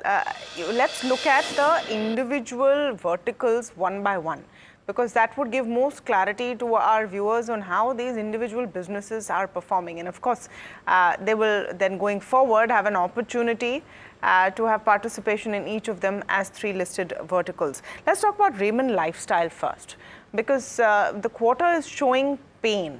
Now, take us through that. Is this a demand depression that you're seeing? Do you see that continuing? What has not worked for Raymond Lifestyle this quarter? Sure. So look, Raymond Lifestyle, if we all know, in India for last 18 months or so, the consumption has been weak across sectors. And that has been clearly reflected in the Raymond Lifestyle performance for the entire year. And especially in this quarter, we were impacted by the ransomware, which impacted our operations almost to the tune of 24, 25 days. And which is almost like a 1/3 of the quarter was really impacted. But we were able to recover back a lot of sales, and we expect some of the sales to be recovered back in the 25-26. Second, the good aspect is that we are seeing a slight recovery in the demand, as we saw the secondaries in the various sectors, be it the wedding and so on, have seen a little recovery. However, our dealers, franchisees were a bit anxious to buy the products at this juncture, and they were feeling let the inventories come down and then they would start buying. If I look at the bookings, which we just started, we have seen a decent number to come in, but it is little too premature to say that the whole year we will have a strong demand coming on our way. But as we saw in the budget, there was this 1 lakh crore which was distributed, which was given the tax possibility for the people. So that will go typically in consumption. And we see there is a slight uptake with the interest rates going down, inflation coming under the control, people will go out and start spending. So we see definitely a 25-26 a better year compared to 24-25. It was an exceptional year where the demand was very, very weak. So there was this ransomware attack, demand was weak, other expenses also were up. So this is on Raymond Lifestyle again. What does this other expenses comprise of? And are these now one-offs or continuing, entries? So look, what happens is in this quarter, we put more advertisements as we saw the secondaries were doing well. So we put more advertisements because we wanted also our dealers and franchises to come down. Second, when you put up the stores, as I mentioned, your colleague mentioned, we have been able to put up more than 350 stores in the last 3 years. And now what happened? If the demand would have been normal, they would have started to show a good break-even, a positive territory on those stores. However, because the demand scenario was low, the stores are taking little longer in terms of showing the break-even and becoming profitable. So we believe with our focused effort on marketing, advertisement, sales promotion, we should be able to get back and start getting a better productivity. And we all know that when you make so much stores, every store would not do well. So we are also starting to see that some of the stores, maybe 10 to 15%, we would rationalize also in this year. And therefore, we will take forward and improve the productivity of these stores. So this is like one-off expenses which had impacted the quarter, and going forward, as the productivity of these stores starts to improve, then we will see a better result from these stores as well. Okay, let's come to the engineering part of the business now, which henceforth will sit primarily and entirely in Raymond Limited, right? What has been the outlook for there? Because you've seen revenue impacted as well. Is this due to sluggishness in the export markets? Yes. So what happens if I would like talk about our engineering business? These are three components. One, auto components. Second is the aerospace defense. And third is the engineering consumables. So if I look at it, auto components, we export almost 65% of the products to the European and the other export markets. We clearly saw between the third quarter and the fourth quarter, there has been a dip very clearly in the export markets. Domestic markets did well, so we were able to get there better. As far as aerospace defense business is concerned, we all know till third quarter, one of the major aircraft manufacturer had a very severe labor issues and their supply chain was disrupted. So we also got impacted. But if you look at it, the fourth quarter, it has come out very, very strong numbers. And based on our order book, we see the aerospace and EV component sector that we are seeing much stronger numbers coming out on our way. Order book, what is the order book in aerospace, and do you have a guidance for order book in the aerospace components? So actually, we take an order book which is spanning as a broad order book for the 4-5 years. Okay. You cannot go out specifically to say in this year I would be able to deliver X, Y, G, because of a simple reason. People shift a little bit here. They increase in some quarter, reduce in some quarters. So effectively what we are seeing very clearly in the engineering business, minimum of 15% growth to 20% growth we are seeing in the engineering business across the board. And what is the current size of the order book? So you would not be able to say that it is specific to one order book because we have frame contracts which run into 4-5 years. Okay. Okay, fair enough. Let's come to the real estate business, and I think that's where all cylinders are firing. If I'm not mistaken, on a consolidated basis, what is the revenue contribution of real estate now, and what is the growth that you see for the real estate business?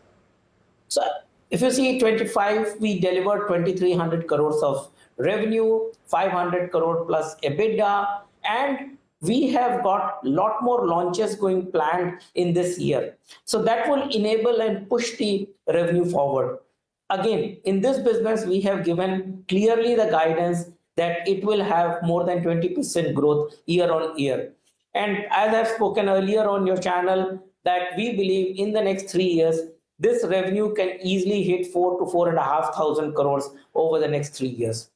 And the EBITDA margins are decent, and we are not putting big capital because our whole model is sell fast, build fast, and collect fast. So that enables us to remain a debt-free business. And that is very, very important philosophy. And we all know that the group has decided very clearly that we are not investing in the land. There are a lot of JDA opportunities which will enable us to get a better return on capital employed on a go-forward basis.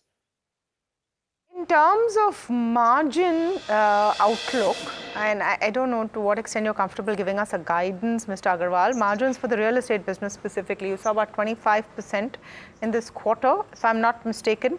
Are you staying put in that range? Do you expect that range to sustain? So we believe that's the right range to be there. Some marginal improvement we expect, but ballpark, we believe that is the margin we would like to maintain. Because we have a good mix between a Thane and a JDA project, and that ensures that the margin stays around this region.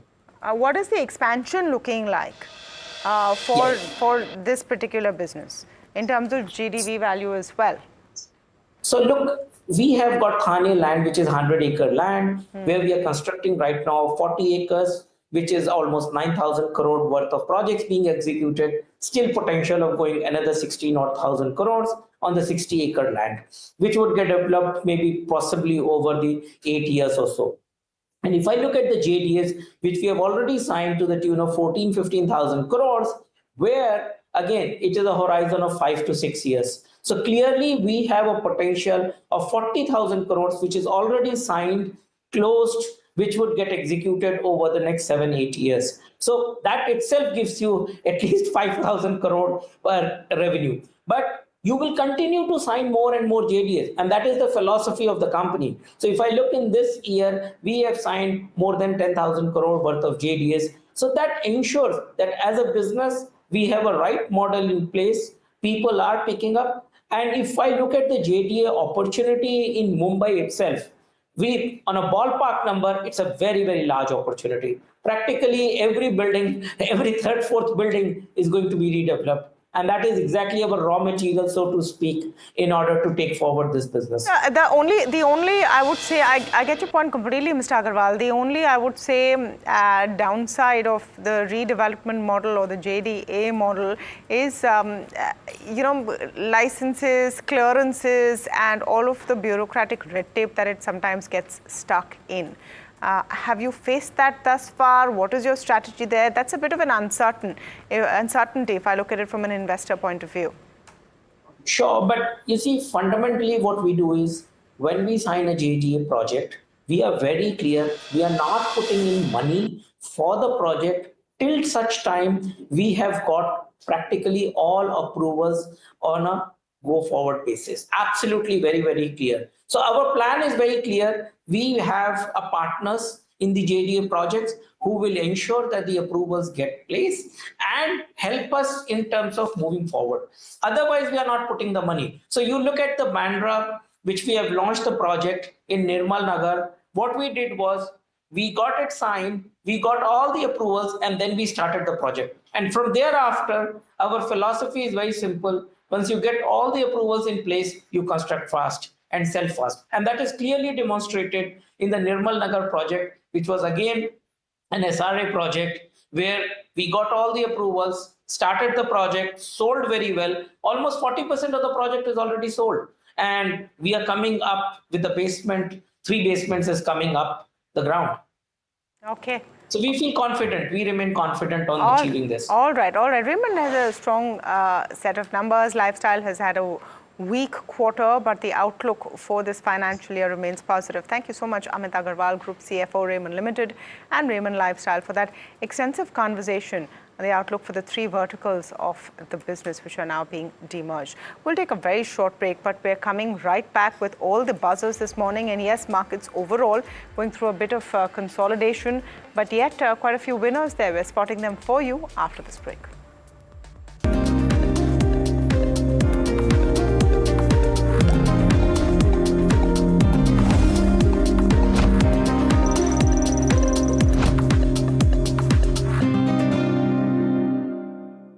तू ही तो है जिसकी सच्चाई वाली clarity की वजह से मैं आज यहाँ हूँ। गोल्ड प्लस सिल्वॉक्सी मिरर्स, ऐसी क्लैरिटी कि आपको सिर्फ सच नजर आए, चाहे कितने भी साल बीत जाएं। Do you really know the company you invest in? What is the real picture behind presentations and claims? Is the outlook as rosy as the company claims? Know Your Company, powered by NDTV Profit Research, shines a light on the biggest stock market movers.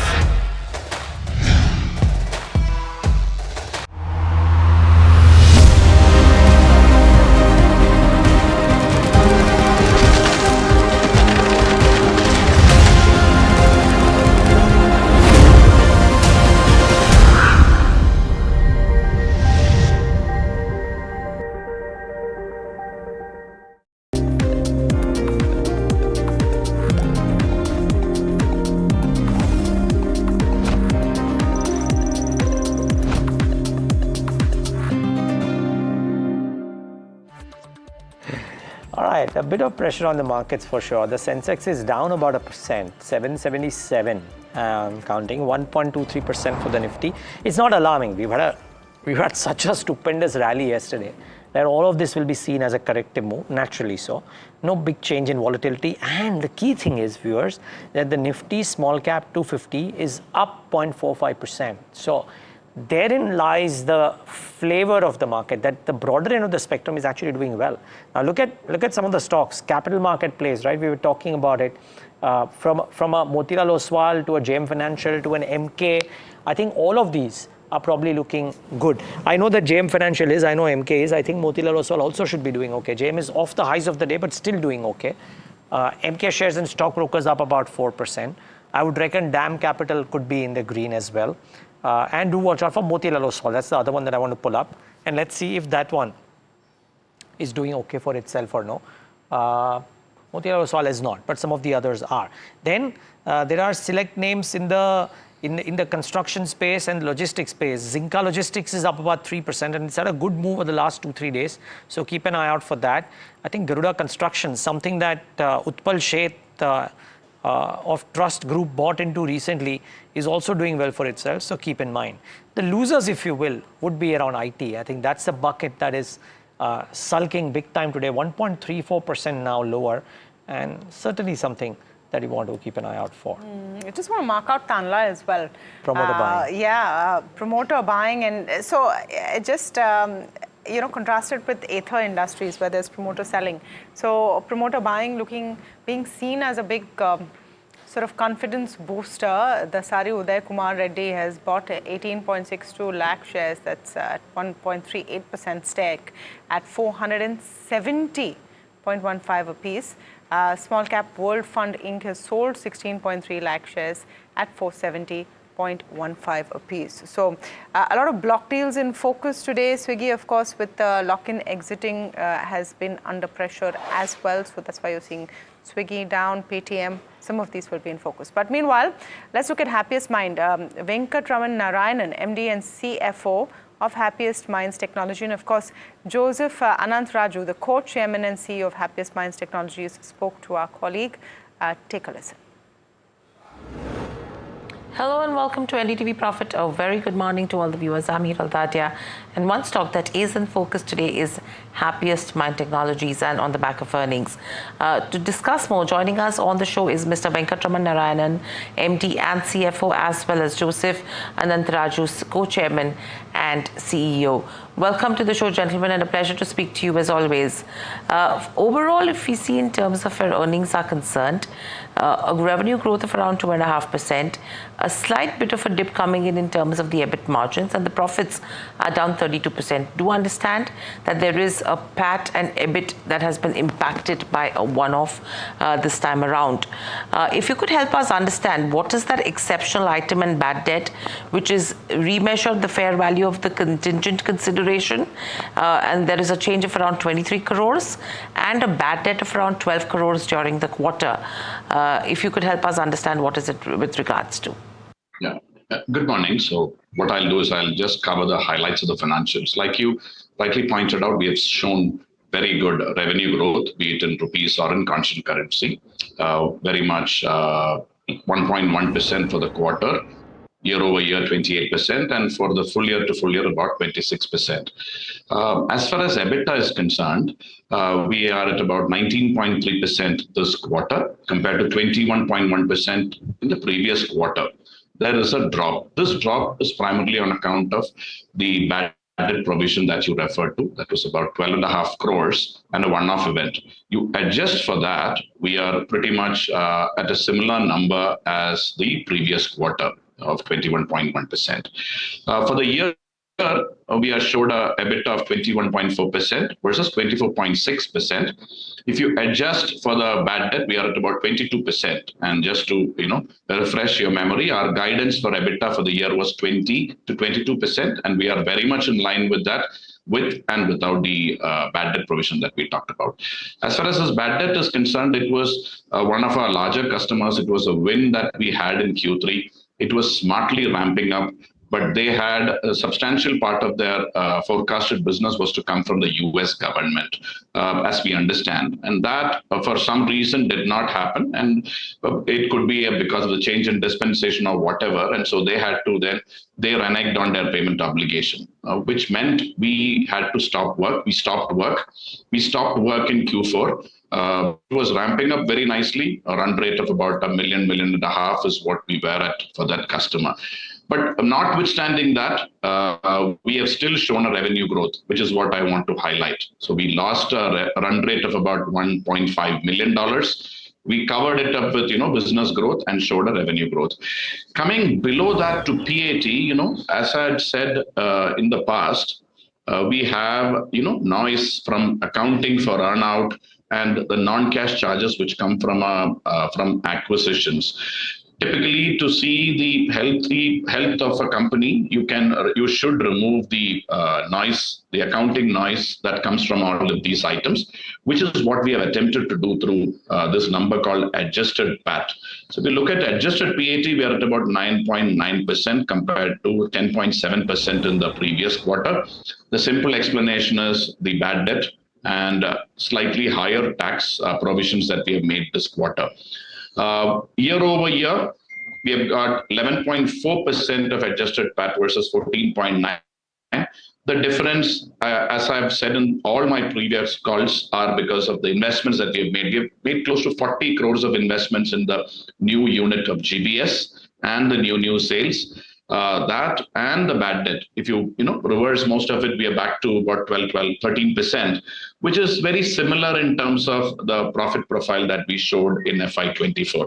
FY24, we did not have interest costs because we had not done the acquisitions. This year we have got interest costs coming on account of acquisition, which obviously will have one quick clarification I want is the bad debt of around 12 crores this quarter that has been recognized. Is it fully recognized, or is there any further recognition that has to happen in FY26 as well? Nothing. We have completely taken a hit on account of the bad debt. We started business in Q3. Whatever we built in Q3, we had to take a bad debt. We have done that. And we also have immediately stopped business in Q4. So, all the actions to be taken as taken. Okay. With that, margins absolutely in terms of what you had guided for. A miss that has happened in terms of your FY25 constant currency revenue growth. 35 to 40% is what was anticipated. You've come in lower on that front. What is the outlook looking like in terms of FY26, taking into consideration all the headwinds that we are seeing in the US markets, and US to an extent is a large part or majority part in terms of your business? So I'll cover the part on, forecast that we had given. We hadn't given a revenue guidance because we had acquired two companies early part of the year. So we were just trying to consolidate and give you numbers. We said 28 to 30% in constant currency. You're absolutely right. And we have come to it about 26%. So, we are 2% shy of the forecast that we had given. Because and the reason for that is, it took us we lost about 40 days in consolidation of our acquired companies One was that. The second is, the sudden drop in revenues from this one customer who had ramped up nicely in Q3. These and various other geopolitical aspects, hit us by that 2 to 3% that we thought we would do over the Q2 and Q3 of the year, which didn't happen. As far as the markets and the outlook are concerned, I would pass it over to Joseph for his comments.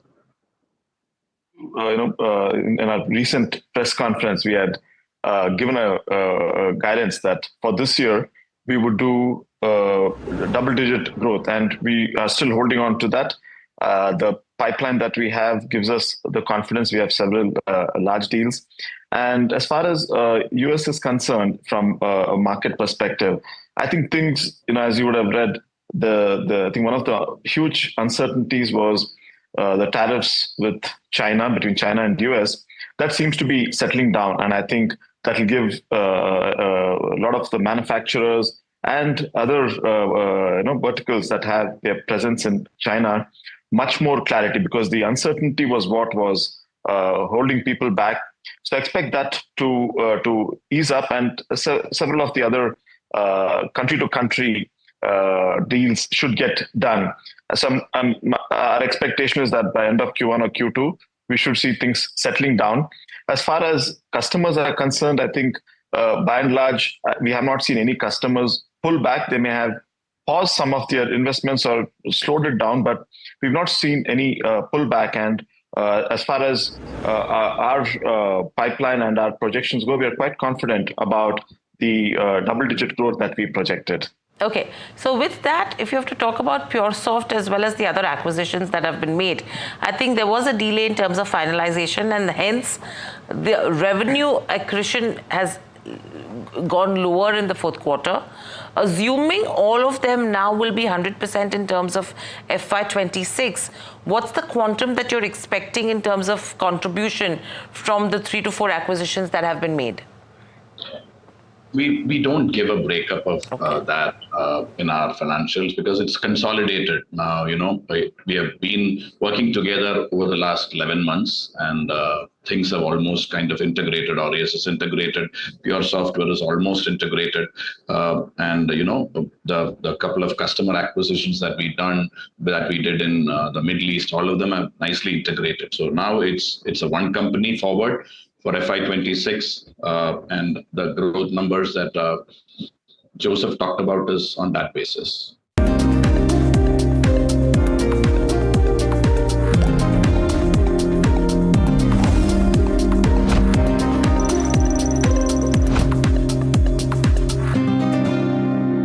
That's huge. That is a biggie. It's on. Gold Plus Clear Glass. Far ho ya near, सब कुछ दिखे clear. Do you really know the company you invest in? What is the real picture behind presentations and claims? Is the outlook as rosy as the company claims?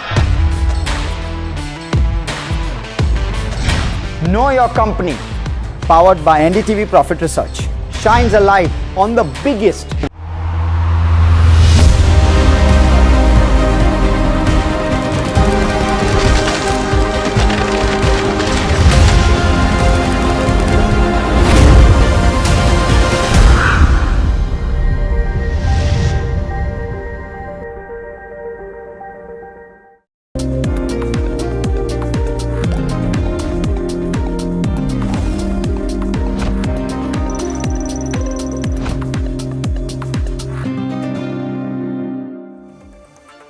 Welcome back. You're watching India Market Open. Market's taking a bit of a tumble. Stabilized off the day's low, about 200 points down on the Nifty.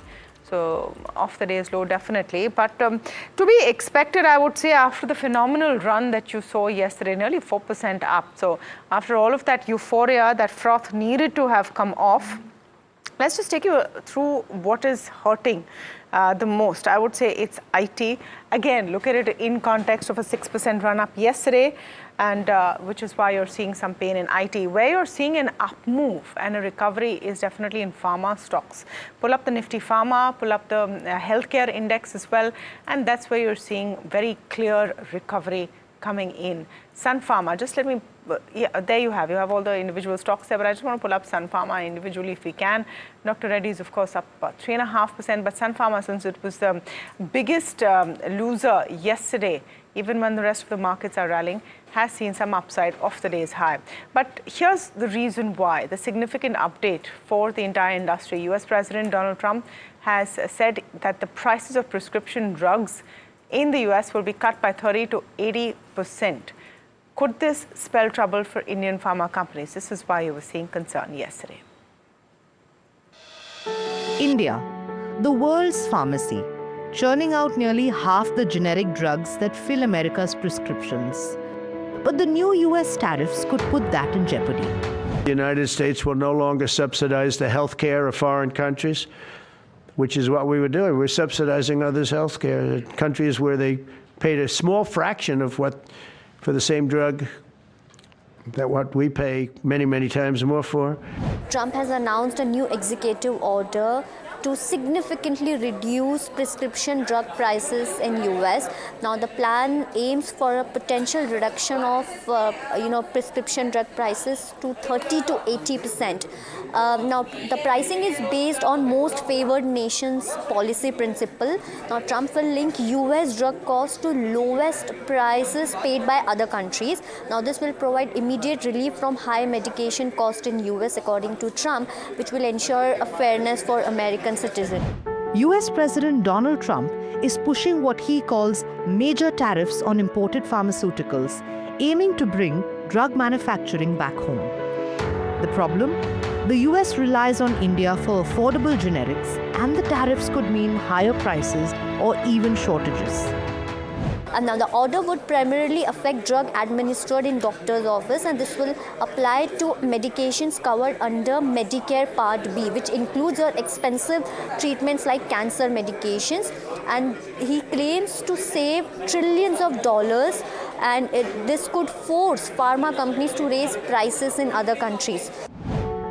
India's $28 billion pharma export industry is feeling the heat.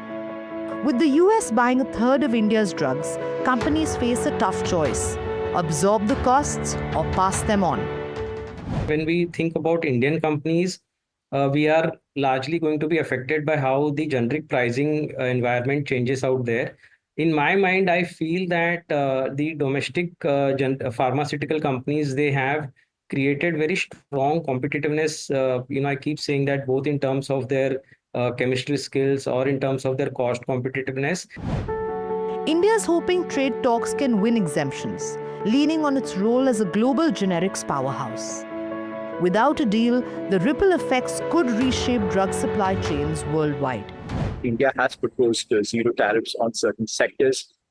This comes with certain import limits also set on these certain sectors. The three sectors that are currently being explored for a zero tariff plan are steel, auto components, as well as pharmaceuticals. The US and India are totally complementary to each other. We are a perfect fit where there's hardly anything, save and except one or two products, where we compete with each other. Otherwise, we are totally two complementary economies. India's pharma giants are scrambling to diversify, eyeing markets in Europe and Asia. But with the US market so critical, these tariffs could be a bitter pill to swallow. Okay, nevertheless, we are seeing a rebound in pharma stocks. A host of stocks are buzzing in trade today. Earnings, one reason, fundraise, another one. Harsh joining us with all the top profit buzzers at this hour. Well, thank you for that. Let me start off first with a JM Financial. Top line largely muted, but there's been a pivot in terms of how the business or how the revenue is coming through. Investment banking is the one place where revenue has taken a bit of a hit, and it's a profitable business as well. But really, it's credit costs aiding those numbers with regard to top line, or rather with regard to bottom line. Profit after tax coming in at 235 crore versus a loss of 674 crore last year, 14% up QOQ. Provisions at just 7 crore versus the 256 crore number YOY. It's down nearly 95% QOQ as well. So that's what's leading to the PAT surge. Second one is Tanla. You have the promoter, which has bought around 18.5 lakh shares. This was disclosed yesterday in the bulk and block trades. 470 rupees a piece, 1.38% is what the promoter has bought. Small Cap World Fund Inc. is one of the sellers, 1.2%, and then there's American Funds Insurance, which has also sold another 0.2 odd percent. That's how the split has worked. Thirdly, it's Zagel. Revenue up 22%, EBITDA up 25%. So you're seeing a bit of accretion on the EBITDA margin. It's come from 8.63% to 8.81%. Starts to look better. PAT is up 58%. Other income is one of the numbers that have that's gone up 3x, and which is what is aiding the number. You also have program revenue, which is up 16%. Propel platform revenue, which is up 27%. And both of those components also adding healthily to the bottom line growth. Last off is Allied Blenders. They're set to consider a fundraise, QIP, or otherwise could be a rights issue, could be a public issue as well on the 15th of May. So all of those stocks buzzing. The other one that is in focus is Paytm. Now, Harsh, explain what's really going on here. The stock, of course, 2.5% down nearly. Antfin will be selling 2.6 crore shares, or a 4% stake in Paytm. Give us the context here. Well, Antfin has been reducing their stake in Paytm, right? It was at 25% at peak. They've reduced it now to sub 10%. They continue to sell shares of Paytm at every rise. They've sold today, because we've seen shares of 2,380 crore value through multiple large trades already executed. Now, in terms of what they had disclosed, they were set to sell 2.6 crore shares, or a 4% stake, which is roughly half the amount that they currently, or they owned prior to today's sale, which is sub 10%, as I did mention. The floor price was 810, just below 810 rupees a piece, which was a 7% odd discount to the market price yesterday. The size of the block was 2,065 crore. We've already seen 2,380 crore worth of blocks already change hands. Of course, we'll have to wait and watch as to who has sold within that block, but likely it's going to be Ant Financial, because that has been disclosed. This is, of course, this overhang will remain till Ant Financial makes a complete exit, which is likely to be 4 more percent. So we'll have to wait and watch out for that. Okay. Thank you for that, Harsh. Meanwhile, let's welcome our guest this morning, Dinshaw Irani of Helios Capital Management, joining in now. Dinshaw, always a pleasure to speak with you on the show, and great to have you on. Well, a little bit of rationality after the fevered kind of run-up yesterday is to be expected, I suppose. Is that how you're looking at the day? Actually, Tamana, yeah. So yesterday was given, right? I mean, two things which were dragging the whole markets down got sorted out in one day. One was obviously the ceasefire, which was very much looked forward to. And the second one was obviously the deal between China and US. I think the biggest positive for the market was this deal. In fact, it's not a deal, actually. It's called a postponement for 90 days. But the fact is, I think what US set out to achieve, I think it's achieving quite handsomely, getting people on the negotiating table as such. And I think that's what the market moved forward with. But having done that, I think from here on, it's going to be pure fundamentals, which are going to talk now. Till now, it was the game of flows, which was, I mean, retail buying, institutional buying, FI buying. But from here on, I think some rationality has to prevail in terms of the valuations and obviously going forward, the earnings growth. I think that is what's going to play out from here. So when we say return to fundamentals, how are you looking at it? Now, enough data coming in to squarely look at how the fourth quarter has been and how the last financial year has been. What would be your overview and assessment? So actually, Tamana, the fourth quarter has been a fair bit of disappointment. I mean, we were expecting bad numbers, but till now, whatever the numbers which have come out, if you do some pure statistics on those numbers, it's 60% disappointment. I mean, the 60% of the companies reported have downgraded, the analysts have downgraded the numbers. So it's not looking that great as such. I think the analysts maintained numbers for 4-5% of the companies, and 30-odd% saw upgrades also. So that's why I said we want us to be selective out here. Can't be carried away with what's happening globally, because domestically things going forward look well, but today they're not looking too great. I mean, consumption bit, rural is picking up a bit. Hopefully monsoons are good, so that also will add to that fervor on the consumption front. But in the urban consumption, that's still a bit of lag. Wherever the consumption has moved up, it's purely because of deals. So it's obvious that only if you give discounts, then only the consumer will come on the table as such. So I think that is what's playing out here. Having said that, I think the financials stand out. Even the results, they've been fairly good for financials. Given the RBI's inclination to infuse liquidity in the system, cut down rates, I think that's where the bigger move will be. Dinshop, the question is the overhang, let's say, of a conflict or a global trade war, and have gone away, of course, but the underlying issue of there being earnings not quite up to the mark, maybe for the next couple of quarters, still stays, right? At least sell-side reports seem to suggest that. So it's circa 25,000. Is there merit in trying to be a bit more cautious, despite the fact that the global trade war has ended and this conflict is also kind of been okay? Or does this make you constructive for an expansion in valuation multiples? So Neeraj, I would rather that look at pockets. I mean, obviously, whenever the markets are looking topish, it's not that every other stock corrects, right? So you have to be very specific in your picks as such. And that's what we're doing. Actually, we've realized one thing, that there are sectors within which will be fairly resilient, even despite the demand not happening, or rather the numbers not coming out too great as such. And frankly, I mean, if anything, even this trade war, it's brought in a bit of uncertainty globally, not only for US alone, but for globally, it has brought some uncertainty. And frankly, I don't think it's over. I think it's basically getting people on the negotiation table right now.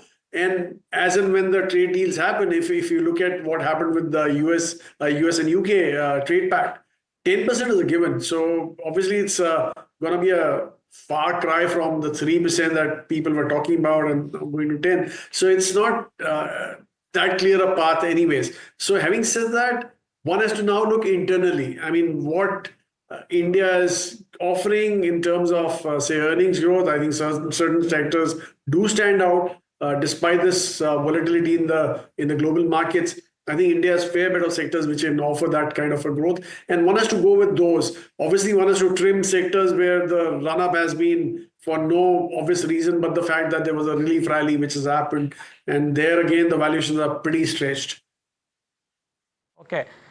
Okay, the job. So how do you then therefore go about choosing pockets, right? There are pockets which have gotten beaten down quite a bit, and because the market conditions demanded that. Think of capital marketplace, for example, right? Which all got demolished, if you will, during this period, etc. A clutch of high growth sectors, power, T&D, etc. also came off and are coming back. So how, I mean, I'm just using those two as an example. How do you choose that at these levels, if you are putting in money for the next 1 year, based on the hypothesis, how do you choose those things? So basically, Neeraj, I think the price correction is the wrong way of going about choosing the stocks.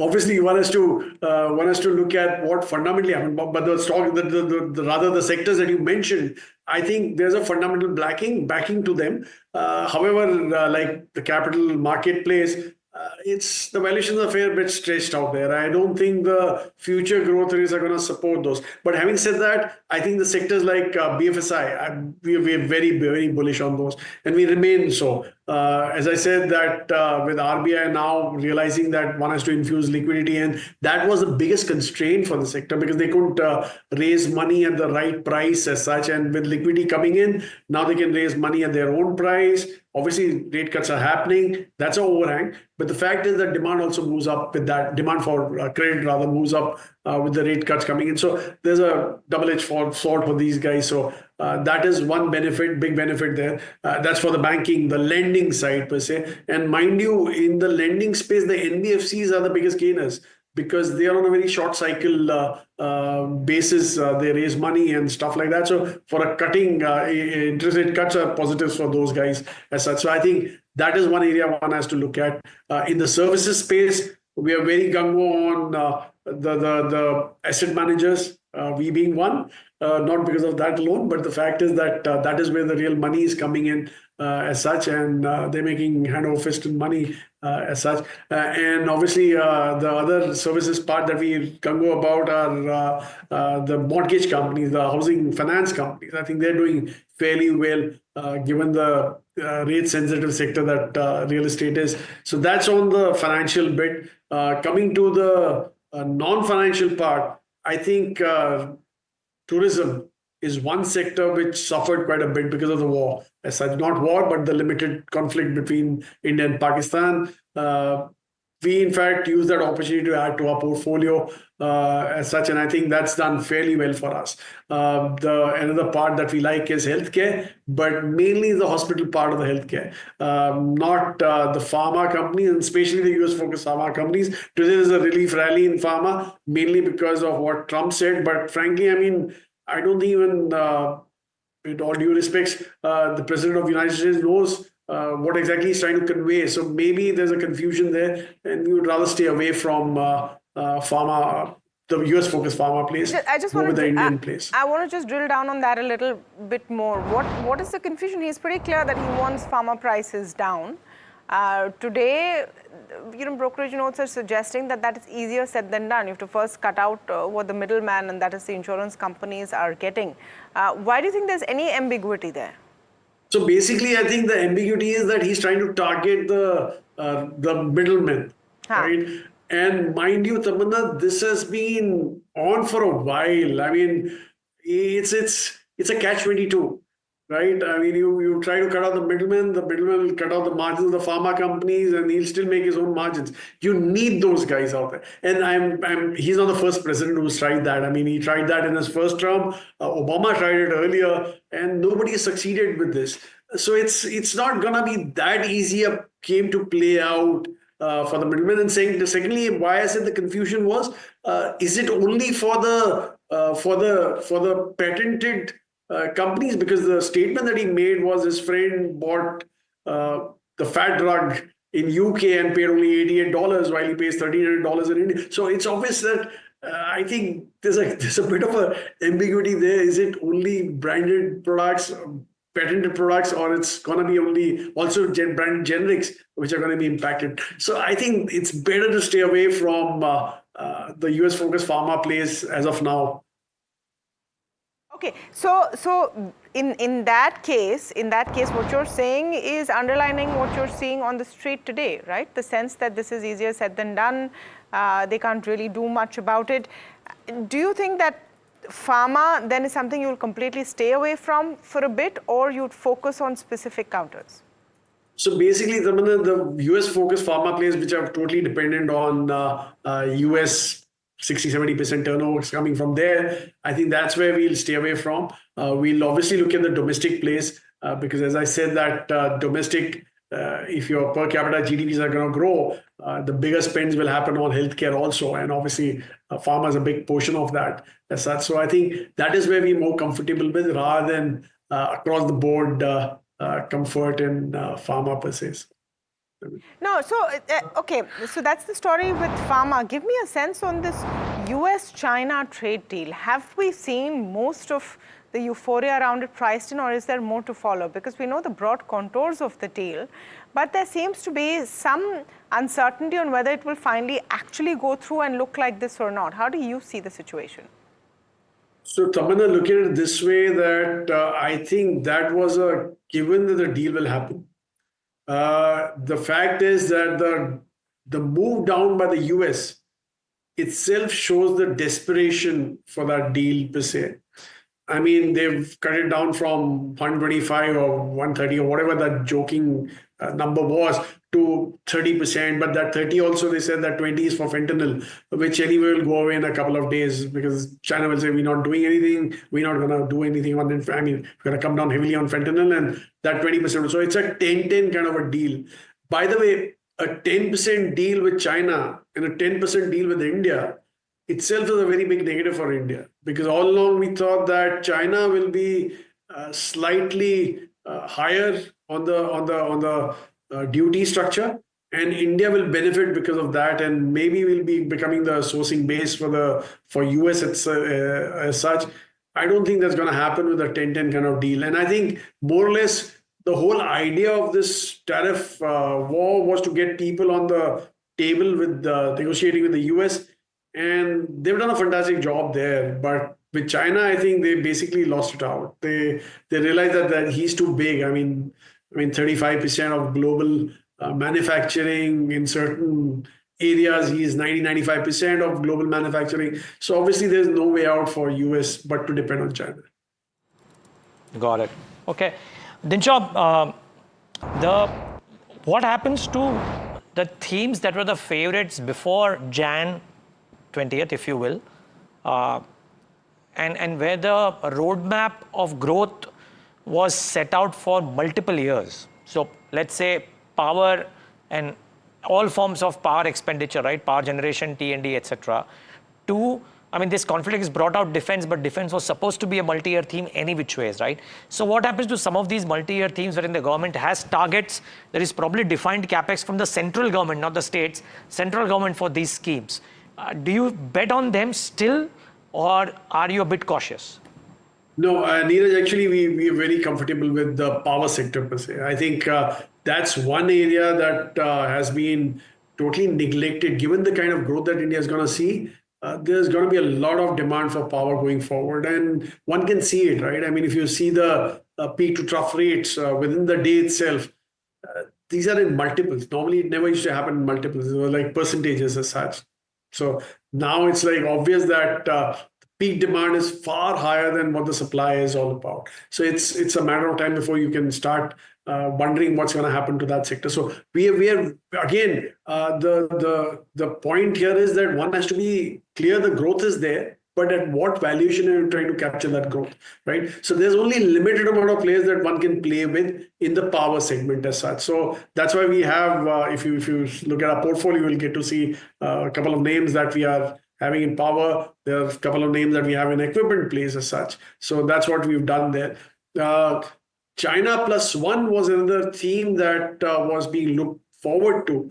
But I don't think that's going to play out. And frankly, I mean, the example that we give is the largest outsourcing company in our country. The margins are 4.5% odd. So it's obvious that it's a low-tech outsourcing which is happening. So China did what it did at the right time, but I think India lost the bus. I mean, missed the bus at that point in time. And today, every other country is looking at insourcing or near sourcing.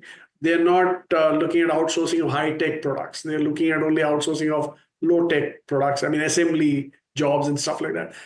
That's not where the flavor lies, right? So that's why we'd rather be away from those kind of plays. Go with the component guys. That's what our feel is, because that's one area that can't be ignored.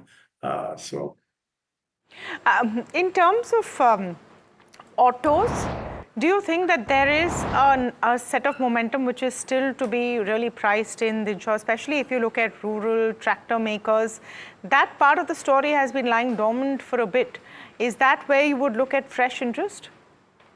Definitely, the rural plays are the ones which one has to look at. I mean, given the monsoons are supposed to be good, obviously the tractor plays within there are going to look good going forward. But unfortunately, there are only one or two companies which can really pure tractor plays which you can play with. The auto space, the PV space, the biggest growth here is coming from the SUV segment, right? I mean, if we have a deal now with the US, and obviously there's a deal with the UK also, which you've seen, right?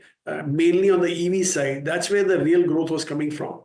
I think that growth will be taken away by imports, because now you're getting quality import EVs as compared to what you were buying today in the country as such, which are anyway like JLR and all copy was happening out here. So I think that's where the biggest concern lies in the auto space.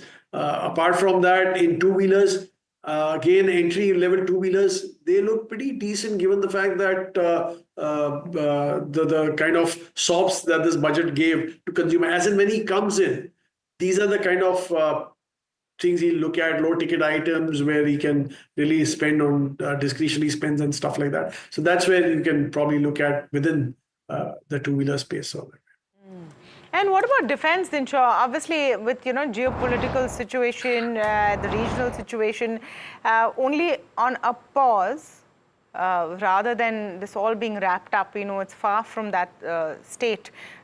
Would you say that there is upside remaining in defense sectors, that the entire extent of spend that will increase from India has not yet been priced in?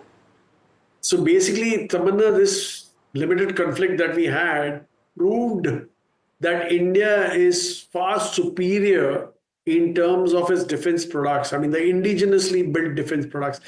And frankly, I mean, I think, forget the pause or whatever has happened today, globally, the defense spends have to move up. I mean, that they started moving up with the Russia-Ukraine conflict. They also further moved up once Trump came into power and he told EU that, look, if you guys want to be a part of NATO, you have to up your spends. So I think India, which has always been our contention, that India can be a global sourcing base for defense. And now that the systems have been proven, it's obvious that it's a matter of time before shopping lists, defense shopping lists extend to India also. And there are quite a few plays in India which are fairly well off. Some of them are state sponsored, some of them are private. So I think that's a very interesting area. And sorry, Neeraj asked me that question on defense and I missed it out. I think that's going to be a fairly structural play going forward. Valuations again are fairly stretched out there, but given the kind of growth rates, the probability of growth rates, once the defense spends moves up globally, and we become one of the shopping areas for defense, I think that's going to be a major mover. Any favorites there? I mean, okay, let me put it this way: the shipbuilding kind of plays over there, or the more tech-based ones? I think I'll go with the tech ones because, frankly, I mean, the electronic ones rather, to be more precise, because that's needed in every other, it's not only for Navy, Army or Air Force, it's needed across. Even the consumption space, most of the innovations which have happened in the consumer electronics are via defense, right? So it's going to be a major play out there. So I think I'd rather go with the electronic guys rather than the pure... say our Navy plays like ship manufacturing and stuff like that. Not going to happen there. Okay. Thank you so much, Dinshaw, for speaking with us. Always a pleasure. Dinshaw Irani there, very, very bullish on defense even now. And that's quite interesting to me, Neeraj, because till even, I would say 2 or 3 days ago, the question was high valuations, lumpy kind of deals coming in, already priced in. But I think what we've seen in the last couple of days has been very positive for defense has that stocks. changed? It is a question. Maybe it has. Yeah, maybe it has. Definitely much more to come on the border question. That's all the time we have on India Market Open. So from Neeraj, me and the team that put the show together, thank you so much for tuning in. But stay tuned. Ask Profit up next.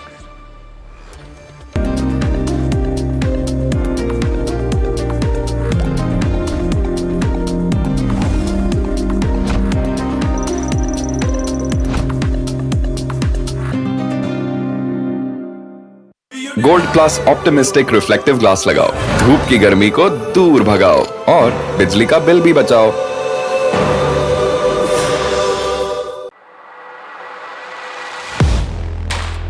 Do you really know the company you invest in?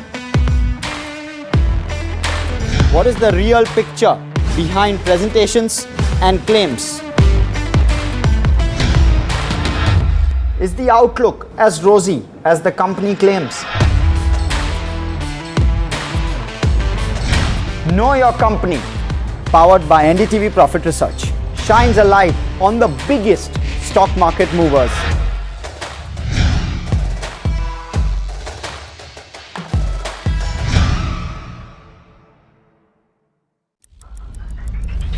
headlines you start your day with. What matters worldwide is now in the palm of your hands. Get ready to seize the day and maximize your financial potential. Stay ahead of the curve with all you need to know on NDTV Profit.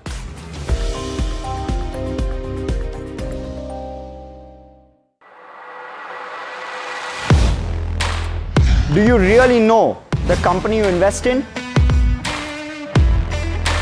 What is the real picture behind presentations and claims? Is the outlook as rosy as the company claims? Know Your Company, powered by NDTV Profit Research, shines a light on the biggest stock market movers.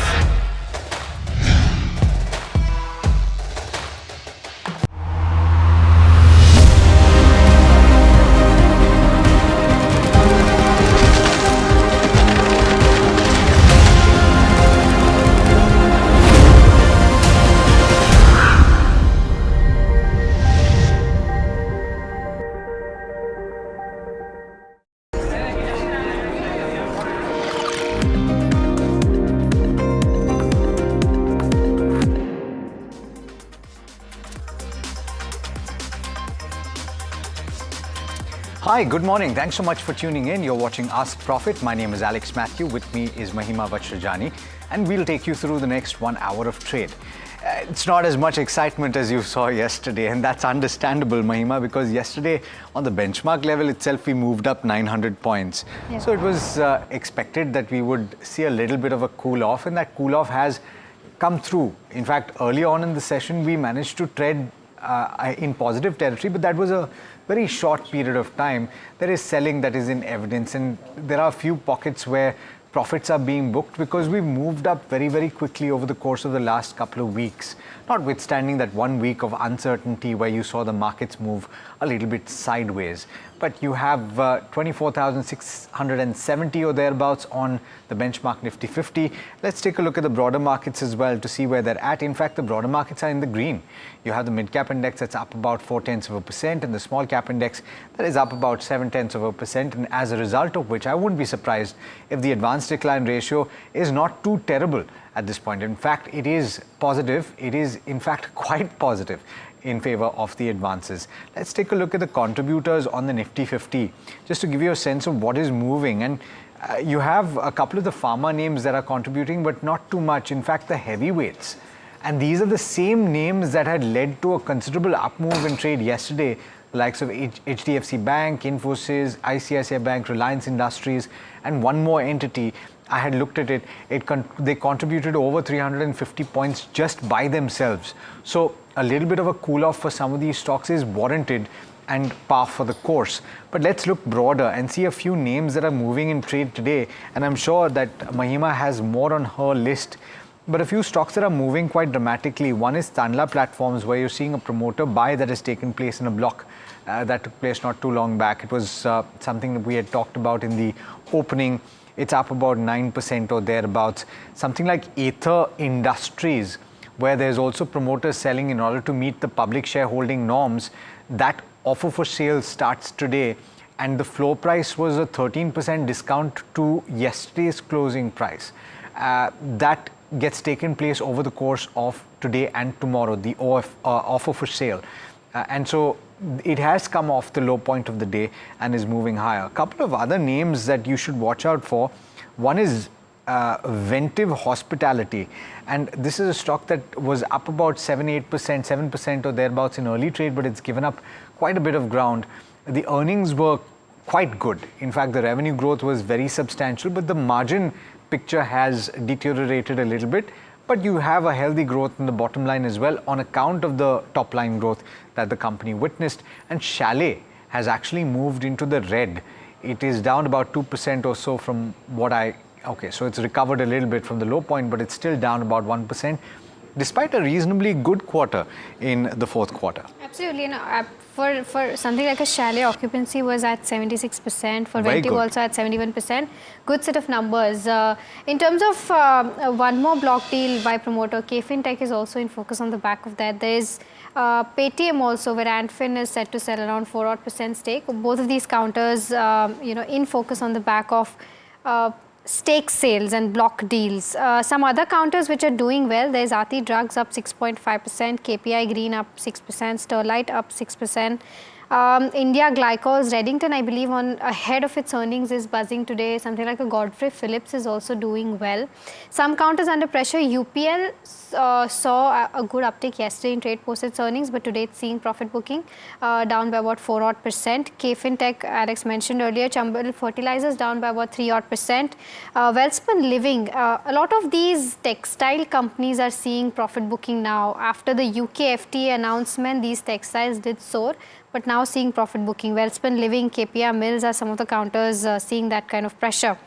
We also have something like Infosys, Krasna Diagnostics under pressure. We have counters like Oracle Fin, Macrotech, Happiest Minds also not doing very well in trade today. Let's also pull up the BSE 500 and see what counters are buzzing there. If you can pull up that quickly. There you go. UPL, Chambal Fertilizers, Aether, Infosys under pressure. Tanla, Aarti Drugs, Sterlite, Reddington doing well in trade today. But with that, let's also welcome in our guest for the day, Swati Hodkar, AVP Technical Research at Nirmal Bang, and Astha Jain, Senior Research Analyst at Hem Securities, joining us now. Welcome to both of you, Astha and Swati. My first question is from Savana Kumar, who's writing in from Bengaluru. He's bought NHPC shares, 6,000 odd shares at 89 a piece on Jan 25th. And wants to know an outlook from a month's time perspective. So, Ati, I'll quickly come to you on this one. What are the charts indicating for NHPC right now? First of all, good morning, all of you. Definitely, view is positive on the technical front from the NHPC. As of now, we are witnessing that the stock is taking a very strong resistance of the 20 days moving average, which comes to nearby 85 levels. Any move above that level on the closing basis will extend this positive rally towards to at least 90. So I will suggest to hold on the long positions because the setup on the technical front is really positive. This uptrend likely to be continued towards to 90. If you're looking for any kind of a stop loss, 81 rupees is acting as a crucial supports level. So by keeping that as a stop loss, you can hold your long positions for a 90 rupees target. All right, so that's the view on NHPC. Good morning, Swati as well. Astha, thanks so much for joining us today. By the way, we didn't mention, because I think most of you already know this and you can see it on the screen. The number that you see on the top of the screen is where you can send us WhatsApps, and you can call us on the number at the bottom of the screen. We'd be glad to speak to you as well. Mani from Rajamundri is asking about Enviro Infra, and he's planning to hold this for the long term despite the fact that he's incurring a loss right now. He's bought at levels of 257. He's got a significant quantity, 2,000. It's a relatively new listing, but he's lost ground in the profit taking that might have come through. And so, Astha, on the fundamentals, if you had coverage, what's the view on this one? Would you hold? So yes, we were the merchant bankers in this IPO when the IPO came. I think it was on 26th November, and the price band was between 140 to 148. But due to compliances issue, I cannot comment more on that part. So sorry, Alex, because we were the merchant bankers, so I cannot comment on that company right now. Appreciate your honesty, Astha, and thanks for that. Swati, I'm not sure if you have enough data on this. Would you be able to comment? Yes, Alex, whatever the data I have, I believe that or on a very short term period, 140 is acting as a good support level. Sorry, 200 is acting as a very good support level. So as long as it sustains above that level, a positive momentums can be carried forward towards to 220, 230 levels. So if you're having any long positions, please keep the strict stop loss of a 200 rupees and hold your stock on a positive side. The next question is on Triveni Turbine. We do not have the person's name, but okay, Rajesh is his name. Rajesh has bought 1,000 odd shares at 520 a piece and sitting on a profit of 33,000 odd rupees right now and wants a short-term view on this particular counter. Swati, I'll again come to you. Triveni Turbine, what are the charts indicating? Yes, the overall setup is really positive. If you look on a larger degree, the stock is forming in a higher tops, higher water formation. Also, the interesting fact that it is trading in an upward rising channel, which is a very positive indications on the technical front. If you look towards on the daily charts, the stock is well placed above all the important moving averages. So the overall setup is really positive, and the counter is slowly and steadily moving on the northward directions. Upside, I'm looking for an immediate target will be a 440, and beyond that 450 levels can be tested. Downside, it has a very good support of 400 rupees. So as long as the stock sustains about that level, I believe that this kind of a rally is likely to be extended towards to 440. So hold your long positions by maintaining a strict stop loss of 410. Got it. Prabhakar is writing in from Huzur Nagar. I'm not really familiar where this is at. It's in Telangana. Thanks so much for writing in, Prabhakar. And he's asking about Indocount Industries, which he's bought at a price of 302. He's asking whether to hold or sell. And he's not specified his time frame, but he's holding with a decent profit at this juncture. So, Swati, would you suggest holding on at this point? Yes, definitely. This particular counter is really doing very well on the technical front. I believe that a more upside rally can be seen because at the current level 336, we are witnessing the price momentums, and upward. If you look towards the chart patterns, 350 levels can be seen into this particular stock. So you can hold on this particular counter. 325 is acting as a very good support level. So by maintaining that stop loss, you can hold on your long positions. Okay, and in fact, the stock has been gaining since both the US tariff with regards to textiles as well as the UK FTA. 75% of their revenue comes from the US, and a lot of their revenue also comes from the UK, and which is why the counter has been buzzing since then. All right, the next question is from Ranjan, who's writing in from Bengaluru. Ranjan has 100 odd shares of ITC Hotel. The buying price is 178 and wants to know if this is the right time to accumulate more or not. Astha, you know, now that a lot of earnings for these hotels have already come in, your view first, of course, with respect to ITC hotels and, of course, Chalet Inventive, if you have a view. Yes. So talking about ITC hotels, we are positive on this counter because what we have seen that after listing, it has shown some decent performance stock movement wise. And in fact, there were a limited track record and a limited financial statements to study at this point of a time. But the kind of expansion mode the company is into, I think definitely that will help ITC hotels to show good financial performance, which will in turn good stock performance as well. So idea here is to stay invested in this counter for the longer term. He has accumulated this counter, but right now I believe that one can stay invested in for a price target of around 220 odd. So talking about Chalet hotels as well, we have seen, because what we have seen in the other big hotels that the results were not that up to the mark. But for the Chalet hotels, we are positive on this counter because we are positive on the future outlook of all these counters, especially the hotel sector. And that's why Chalet Hotel is also looking strong to us. Price target can be set at around 920 to 930 odd. All right, we've got our first caller for the day, and Sampath is calling us from Ooty. Hi Sampath, good morning, and thanks so much for calling us. You're making me very jealous only because you're calling from Ooty, and it's particularly hot where we are at right now. I'm here on a vacation. Oh, you're here? No, great. So you're making me even more jealous, Sampath. I'm from Chennai, basically. Okay. Okay. All right. What do you want to know about? 300. I have 300 shares of Texmaco, which I bought at 265, Alex. Okay. It's gone down now. Okay. Yeah, it has. Should I buy an average or sell it off at this point of time? How about the fundamentals? How the fundamentals? So you're talking about Texmaco Rail, I'm assuming, right?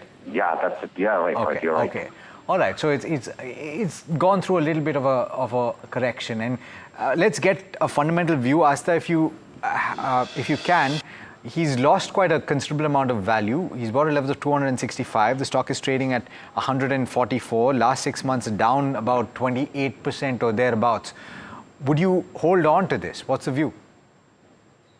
So Texmaco is basically a key player in the railway and the infrastructure sector, first of all. Secondly, I would like to inform that the results will be coming on 16th of this month. So on 16th May, they will be posting the Q4 and FY25 results.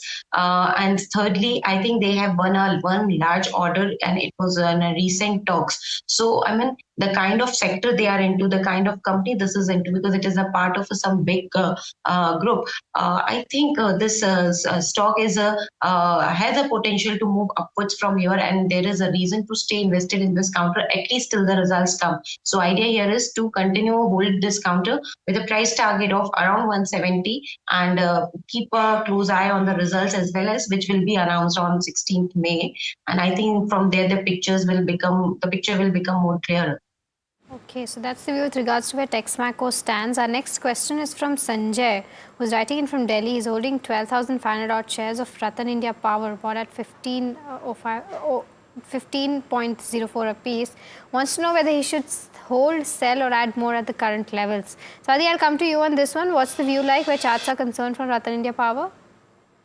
From 2024, we are continuously witnessing a selling pressure in this particular stock. We have seen a downfall from 22 almost now up to 7 to 8 rupees. Now, slowly and steadily, the counter is coming from the oversold zone and the price is showing upward directions. As of now, it is in a consolidation phase within the range of 6 to 11 rupees. Any move of a consolidation or say the breakout of the consolidation phase will take a counter towards to 14 to 15 levels. So for the short term period, definitely my view is positive. You can hold on your long positions. If possible, keep the strict stop loss of 8 rupees and carry your long positions for immediate target of 15 levels. Okay, so that's it with regards to where Ratan India Power stands. Our next question is from Sanjeevi, who's calling in from Chennai. A very good morning to you. How can we help you? Hi, good morning. Good morning. I had a question about CAMS India. Okay. I had actually started acquiring the shares about a year ago. Right. And I hold about 56 shares, which I acquired at an average price of 3653. So my question was, is it a good time to accumulate some more, or should I be exiting this counter at the moment? I'm looking at a 1 year to 2 year perspective. Okay, got your query, Sanjeevi. I'll take this up with Asta quickly. Asta, in terms of the earnings for CAMS specifically, it was weak because of the kind of dip that equity markets saw overall. So around 3.1% was the overall impact in terms of its QOQ numbers in terms of the revenue growth. What's the sense like here? Should Sanjeevi accumulate more at the current levels in order to keep holding it for the next 1 year? So yes, the results were low because what we have seen due to the stock market conditions, but still there is one question to this, that they are seeing continuously strong flow in the SIP. So their non-mutual fund business is also working good, and in fact they are continuously showing a good strength in the SIP also. So I think these two are the strong points to which are showing that this counter has a strong potential. Now the other points which I would really like to emphasize is that the duopoly nature of the business. So there is only two players which are there in the industry. What we are seeing that the capital market condition is improving, and I think their market share loss risk is also very low due to all these factors. So overall, in the longer term, and now this capital market situation has again started improving, definitely it will help the company in posting good numbers going ahead. So I think it's better to stay invested in this counter. Maybe the poor results are there, so maybe this counter can move more downside from here. But in the longer term, it will again move upwards. This is what I believe. Stay invested with a price target of 38.50 at the prime level or initial level. Okay, all right. So that's the view on CAMS, and quite a few of these plays are coming back into focus with the markets and the way that they've behaved. Let's talk about another stock and group of stocks, of course, that is in focus, and that's the defense pack. And Rohit from Bengaluru is asking about BEL, which is something that he's bought at levels of 304, and he's making a considerable profit at this point. He's only got a short-term view. He's bought 2,000 shares, and he's wondering what to do with this. Swati, on the charts, what would you do with this? Would you hold on? And what levels would you watch on the upside? Where would you put your stop loss?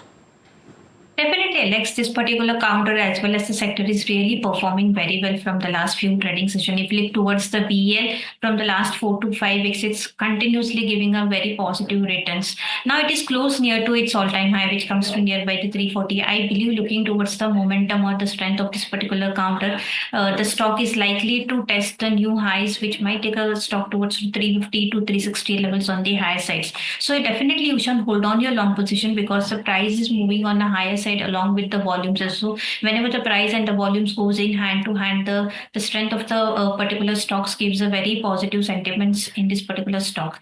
Hold on your long positions. 320 is acting as a good support levels on the intraday basis as well as on a daily basis. So keeping that as your profit stop loss, you can hold to your long positions. Immediate target will be at 350, and then beyond that 360 levels can be seen very soon. Got it. All right. So that's the view on BEL. The stock is up and about in trade today as well, gaining close to 4%. Marco is calling us from Chennai next. Marco, very good morning to you. You want to know about Bank of India, right? Yes, Alex. Please go ahead. So I just bought it after the good results. So I just want to know, should I accumulate the stocks for a bigger profits or exit for a short term? Okay. And you've got a lot. Okay. But you bought it based on your expectation of long-term growth. Is that correct, based on the results? I didn't think actually. I just saw the results and bought it. So the results are very good. So I just bought it, and I haven't decided whether to confused. Let it for a long term or should I exit for a small profit? Okay, I got it. By the way, we're going to be speaking to the management, Marco, of Bank of India at 11:15 today. So I'd encourage you to check it out and listen to what they have to say. In the meanwhile, I'll go to Asta on this one. Asta, if I remember the numbers correctly, it was a decent set of numbers. Asset quality improvement came through. But what stood out to me and what I was wondering about is the compression in the NIM, which is quite considerable, which took place in the quarter, in the context of certain other banks managing to keep their NIM either the same as the previous quarter or improvement of NIM. How would you rate Bank of India? Yes, so if I talk about the NIMs of this, then they're global and domestic, both NIMs, they were at around, global was at around 2.82%, while domestic is at around 3.01%. But the other ratios like ROE, ROA, they are looking very, very strong. ROE of around 15% seems to be very strong. So yes, the NIM compression was there, but the profitability was at the high level. Operating profit has shown a remarkable improvement. And in fact, their GNP and NNP ratios also shown strong reduction. So overall, apart from the NIM, other factors seems to be okay, and hence I am expecting this counter to move upwards from here. Idea here is to stay invested in this counter with the initial price target of somewhere at around 125 to 130 odd levels. Okay, so that's the view with regards to where BOI stands. The next question is from Ramesh, who's writing in from Thrissur, Kerala. He wants to know if he should buy Ola at the current levels and continue to hold. Swati, I'll quickly come to you on this one. Not sure if you have enough data now for Ola Electric. If yes, what are the charts indicating? Yes, we have seen a continuously downfall whenever the counter has just shown a listing from 150 to almost 45 levels. Now on the technical front, if you look towards on a short-term degree charts, on a daily chart, the stock is forming the positive divergence, which indicates that the downside is limited. We might witness some sort of a reversal for a shorter period of time. So taking into consideration purely on churning basis or trading perspective, definitely you can take a long position at the current market price. Downside, it has a very crucial support at around 45 levels. So by maintaining that stop loss, you can initiate a long. Upside, this pullback rally can be seen or extended towards 260 levels. So 10 rupees upside can be seen into this particular stock. So definitely you can go for a long, but with the strict stop losses. Okay, go for long, but with a strict stop loss is the view coming in on Ola Electric. Our next caller, Ajay, is calling from Ambala. Ajay, a very good morning to you. कैसे मदद करें आपकी? Yeah, good morning, ma'am. Good morning, sir. मेरा question ma'am Crompton Greaves के ऊपर है. Ma'am मेरी position 3000 shares हैं 335 पे. मैम इनका 15 को रिजल्ट आएगा तो इसलिए मैंने लिया है. और फर्स्ट ऑफ ऑल मैं स्वाति मैम को उनको आस्था मैम को थैंक यू बोलना चाहता हूँ. लास्ट वीक मैंने LNT लिया था और उनसे पूछा था, उन्होंने कहा था होल्ड करने के लिए रिजल्ट पॉइंट ऑफ व्यू से. उसमें काफ़ी अच्छा हुआ था. Thank you for Aastha ma'am और स्वाति मैम को. Okay, Ajay, thank you so much for those kind words, and I Swati and Asta, I hope you're hearing that. So compliments to you, both of you as well. Asta, I'll quickly come to you on this one. Crompton, overall, last quarter, the earnings were disappointing, but before that, the company has done well, and it has maintained its guidance that it will be doing good in terms of where FY26 stands. What's the view like? Should he continue to hold? Yes, because yes, on 15 the results will come and 23% of their revenue is coming from the premium account. Some of their segment, if I leave TPW fan segment, apart from that, the other segments are performing strongly. So I believe that in the upcoming results also, definitely there will be a sigh of relief. This is what we believe, and hence our stance is to stay invested in this counter till the results at least. And a price target can be set if everything goes well with the result, then 350 to 370 odd. Okay, so that's a view on Crompton. Ajay, hopefully you've gotten the answer to your question और हमारे साथ जुड़ने के लिए बहुत-बहुत धन्यवाद. We will be back on the other side of this break to take more of your questions. Do stay tuned. Mahima is holding her head. She can't believe that I'm speaking in Hindi. Do stay tuned.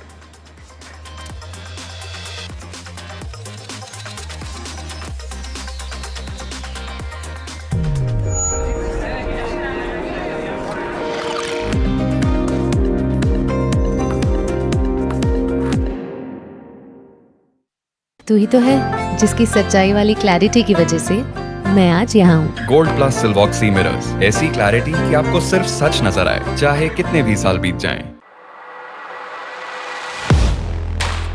Do you really know the company you invest in?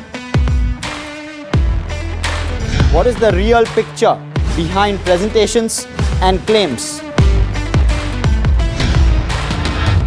Is the outlook as rosy as the company claims? Know Your Company, powered by NDTV Profit Research, shines a light on the biggest stock market movers.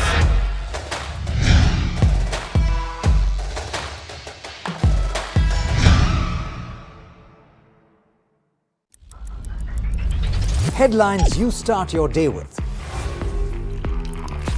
What matters worldwide is now in the palm of your hands. Get ready to seize the day and maximize your financial potential. Stay ahead of the curve with all you need to know on NDTV Profit.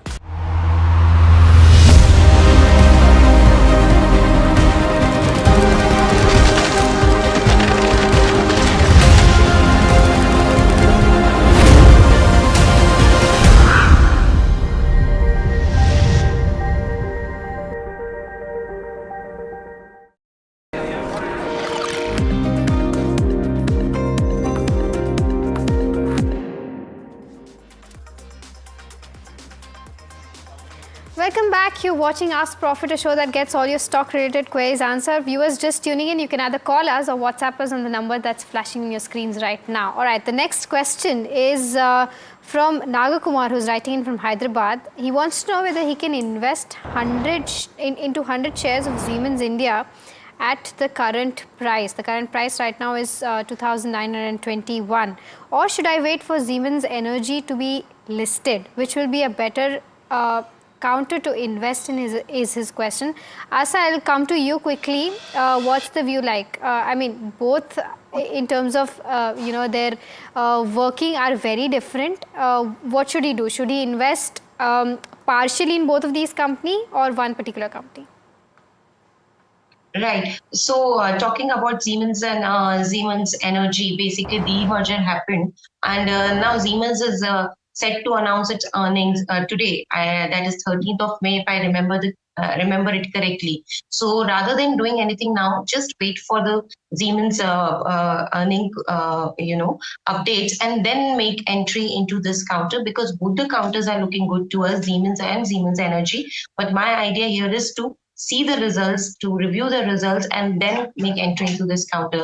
And as they are set to announce it today only, so it's a matter of few hours, I suppose. So better to wait rather than making entry at this point of time. Yeah, don't jump the gun. Wait for it, and you can watch the updates right here. In fact, we should have a story on the website soon. That's ndtvprofit.com, in case you want to read about the implications of this move by Siemens.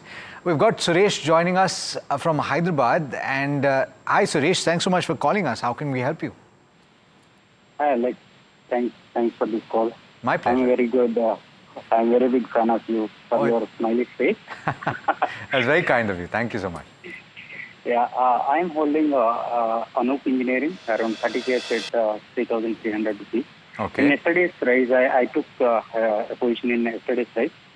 May I know the short-term and long-term view for that? And I observed like both FAs and DAs are increasing the stake and retail investors are reducing the stake in this Anup Engineering. So just I wanted to know on like short-term and long-term view for this Anup Engineering. Okay. This is not the largest company. It is manufacturing heat exchangers, reactors, pressure vessels, as well as industrial centrifuges. So interesting space that it's operating in. Asa, I'm just wondering, 6,600 crore market capitalization company, the Anup Engineering. Do you have coverage, and what is the outlook that you see? So this is a subsidiary company of Arvind Limited, actually, the Anup Engineering. First of all, would like to state that part. And it is I think in the year 2017, if I remember it correctly, Arvind Limited has decided to demerge this part, and hence we got it. So now one update that Anup Engineering is also set to announce its numbers today only. So it's better to wait. Otherwise, I find this company to be very strong. Their financial performance was good, and right now just wait for the results to come in, because whatever comments I will be making, I think it's better that I would make it after analyzing the result. So right now, wait for the results and then make an entry, or if you have the stock in the portfolio, then continue holding the stock, but keep a close eye on the results as well. Very quickly, I don't want to pressure you to give us a view, but then specifically on Anup Engineering, what according to you are the key metrics to track if we have our viewer wants to track it? So first of all, they have a very impressive, track record of delivering the order. So I just wanted to know about their order book status. So we are keeping a close eye on their order book status, what kind of status they are having over the order book. So this is one of the key factors which we are looking after. Otherwise, what we are expecting this counter to post a strong CAGR growth of around 30% in their numbers. So if the numbers come accordingly on that front, then definitely it can be said as a very good number. So these two things, first of all, the growth of around 30% in the top line, which we are expecting from this counter, and secondly, their order book position. These two are the key metrics to look after the results. Okay, so that's it with regards to where Anup Engineering stands. Our next question is from Hariom, who is writing in from Karnal, Haryana. He's asking about Oil India, which is right now trading at, let's pull up the counter. There you go, trading at 415. He wants to know whether he should hold or sell at the current levels. He's holding 255 odd shares. Swati, I'll quickly come to you on this one. What are the charts indicating for Oil India? The overall chart is definitely positive for a long-term period of time, but on a shorter period of time, we might witness some sort of a selling pressures. But on a larger degree, definitely the counter has given the breakout of the downward sloping trend line, which is a very positive indications on the technical front. Slowly and steadily, this counter will show the momentum rally on the higher side. Immediate target is 450. Beyond that levels, if it's sustained at least for 2 to 3 trading sessions on the closing basis, then further trend will be changed, and which might take a counter towards to 520 levels on the higher side. So if you're looking for a larger degree or a long-term perspective, definitely you can hold on your long positions, and for a shorter period of time, if you're looking for any kind of a stop losses, 400 is acting as a very good support level. So as long as it sustains about at level, this kind of a rally likely to be continued. So by keeping that as your stop loss, 400 rupees stop loss, you can carry your long positions for the mentioned targets. Okay, so that's with regards to where Oil India stands. Our next caller, Govind Kumar, is calling in from Hyderabad. Govind, a very good morning to you. How can we help you? Yeah, good morning, madam. Good morning, Alexa. Good morning to all of you. Ma'am, actually, at the time of, I have long back purchased Sri Renka Sugars 4,000 shares at the price of 48 rupees, ma'am. Right. Actually, at the time of government is ordered for ethanol blending actually. Right. But an added an advantage I have taken as a dark horse bet actually. Right. But unfortunately, this share is down actually. Right. Can I add some more or book losses or wait some more for at least my price is coming? Okay. Got what you. Is the fundamental view, ma'am? Fundamental view. Okay, got your query, Govind. I'll quickly go to Astha. Astha, I'll come to you on this one. You know, lots been happening in the entire space with regards to government also raising their target for ethanol blending. What's the view like on the entire sector and Sri Renuka Sugars? So first of all, the results will be coming tomorrow. So we really need to see that. But my view is positive on this entire sector, and definitely this industry tailwind will help the Renuka Sugar also in posting, good numbers as well as stock price momentum. So right now, just wait, because here the viewer asked whether he can wait or book losses. Don't book losses in this counter. Just wait for some more time, and then you can again review your query. Otherwise, in the sector, we are very much positive on this sector, and in the sector also, we are positive on this counter. So stay invested in this counter. Got it. All right. I would like to borrow your notes, Asta, because you're on point with exactly when the results are and all of that. So if you don't mind, I'm going to steal them when I get the opportunity. Sandhya has got the next question. She's asking actually about a derivative trade, and I'm not sure if Swati, you're going to have a view. I did tell her that you would primarily stick to the technicals, but she's looking at Apollo Tyre. She's got a call option that she's acquired. 480 is the strike for May expiry. And she's wondering what the view on the technicals are, what levels to watch out for. She points out that the results are tomorrow. Yes, the overall setup is definitely not so good on the Apollo Tyre as such. And if you look towards the chart also on the technical front, the counter has showing a negative crossovers from the overbought zone. So I believe we might witness some sort of a selling pressure. And if you look towards the 480 call data, probably is currently trading at around 13 or 14 rupees. Upside, as long as it doesn't give the breakout of either 16 to 17 rupees, we are not likely to see a positive momentum. The counter will come down, and on option front, I believe 10 rupees can be seen on the lower side. So try to book your exit the long positions at the current market price, because my view is little bit cautious in this particular stock. So try to exit on every rise. Okay, so that's the view with regards to where Apollo Tyre stands. Our next question, again, this one's for you, Swati. Dinesh is writing in. He wants to know whether ITC is a good buy at the current levels. That is 430, if I'm not wrong. Let's pull up ITC. There you go, 433. And this is from a 6 months horizon point of view. Swati, what are the charts indicating, and what's the upside like? Yes, definitely. ITC is one of the good counter defensive pack. One should definitely have into their portfolio for the longer term horizon. Yes, we have seen some sort of a correction into this particular stock from almost 485 to 400 levels, and from there onwards, we are witnessing some sort of a reversals. If you're looking for a larger degree at the current market price, you can buy at least 20-30%. And if you're getting any dips towards to 380, 370 levels, that will act as a very good levels to take a long position. So if you don't want to miss out the rally on the higher side, so you should buy 20-30% at the current market price. Upside 440 is acting as a little bit a hurdle. Any move above that level and consolidation above that level will take a counter towards to 500 and 520 levels. So the longer term horizon is definitely positive. Buy on deep strategy should be applied to this particular stock, but definitely 20-30% can be accumulated at the CFP. All right. Deepak's got the next question on Coal India. Deepak has bought 50 shares at a price of 402, and the stock is trading currently at very close to that buy price, 397 or thereabouts. Asa, the question is, FY25, they have not hit their targets in terms of production, in terms of offtake. What is the view on Coal India for FY26? Would you hold at this juncture? Yes, so on the back of better e-auction premiums, this is what we believe the company has posted a strong, Q4 number. In fact, they have lowered down their employee cost as well. So looking after all these factors, I think it is a good stock to remain invested in. And my idea here is that definitely this stock has a potential to move till the level of 450 in the longer term, not in the shorter term. So for the price target of 450, I think it's better to stay invested in this counter rather than exiting. So hold is our strategy for this counter. Okay, we've got a caller from Bengaluru, Lekhana. Have I gotten your name right? I hope so. Yes, and how can we help you today? Correct. Good morning. Good morning. I bought Blue Star Company at the price of 1,929. Okay. For short-term period, sir. Okay. When did you buy this?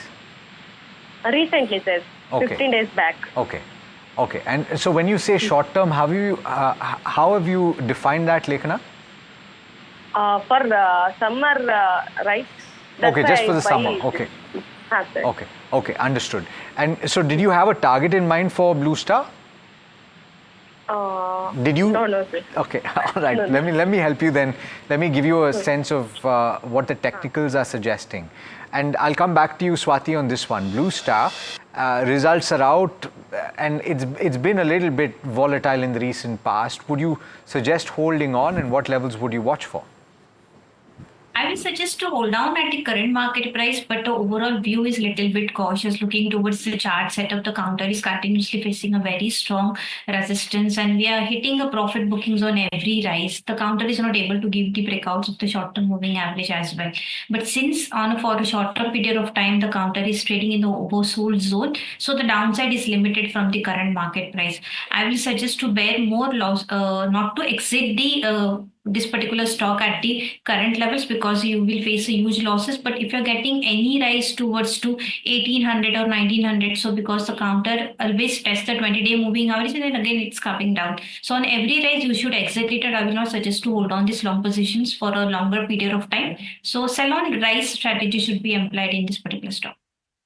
So that's with regards to where Blue Star stands, and both of these earnings, that is Blue Star and Voltas, did come on the same day. It was an interesting comparison because Blue Star was not and as Symphony bad also as came Symphony at the also same time, came, yeah. right? But Blue Star was not as bad, but Voltas did much better than Blue Star, and that was reflected in the kind of stock reactions that we saw. And though it's not in the same space exactly, Symphony was even better, right? Even better, correct. All right. The next question is from Jaya, who's writing in from Bengaluru. She's been holding 55 shares of Polyplex from a 3-year perspective at an average price of 13.16. She wants a long-term view on this particular counter. Astha, any view on Polyplex? Sorry, I cannot comment on this because I don't track this counter. No worries, I can understand. Swati, quick view on the charts on Polyplex? Yes, my view is definitely positive on the monthly chart. If you look towards the line chart, the stock is on the verge of forming the head and shoulder pattern. It's on the breakout of the neckline. Upside the breakout comes at around 1300. So very soon we are likely to see a breakout, and which will take a counter towards at least 1550, 1600 levels. So up to that level, we are likely to witness some sort of a positive momentum. So hold your long positions. Downside, it has a very crucial support at around 1150. So by keeping that as a stop loss, you can hold on your long positions. All right, we've got our next caller. Purna Sai is calling us from Vijayawada. Hi, Purna Sai. How can we help you today? Hi, sir. I'm holding Kalyan Jewellers share, sir. Okay. And I would like to know about the technical, sir. Okay, got it. And you're making a profit. What is the time frame that you have in mind, Purna Sai? I can hold for up to 1 year, sir. 1 year. Okay. Swati, on the charts, it's seemingly made a bottom. It's recovering. How would you trade this? Yes, Alex, you are rightly pointed out that from the month of the May, the stock has shown a very strong recovery from the lower levels, and it's trading at a pattern of the height observed. Now it is trading at a cluster resistance of 545. Any move above that level will see the extension of this positive momentum towards at least 470 to 490. So up to that level, definitely we are likely to witness a positive momentum. So at the current market price, I will suggest to hold on your long positions. You can keep a 520 rupees as your profit stop loss and carry your long positions for immediate target of 570 rupees.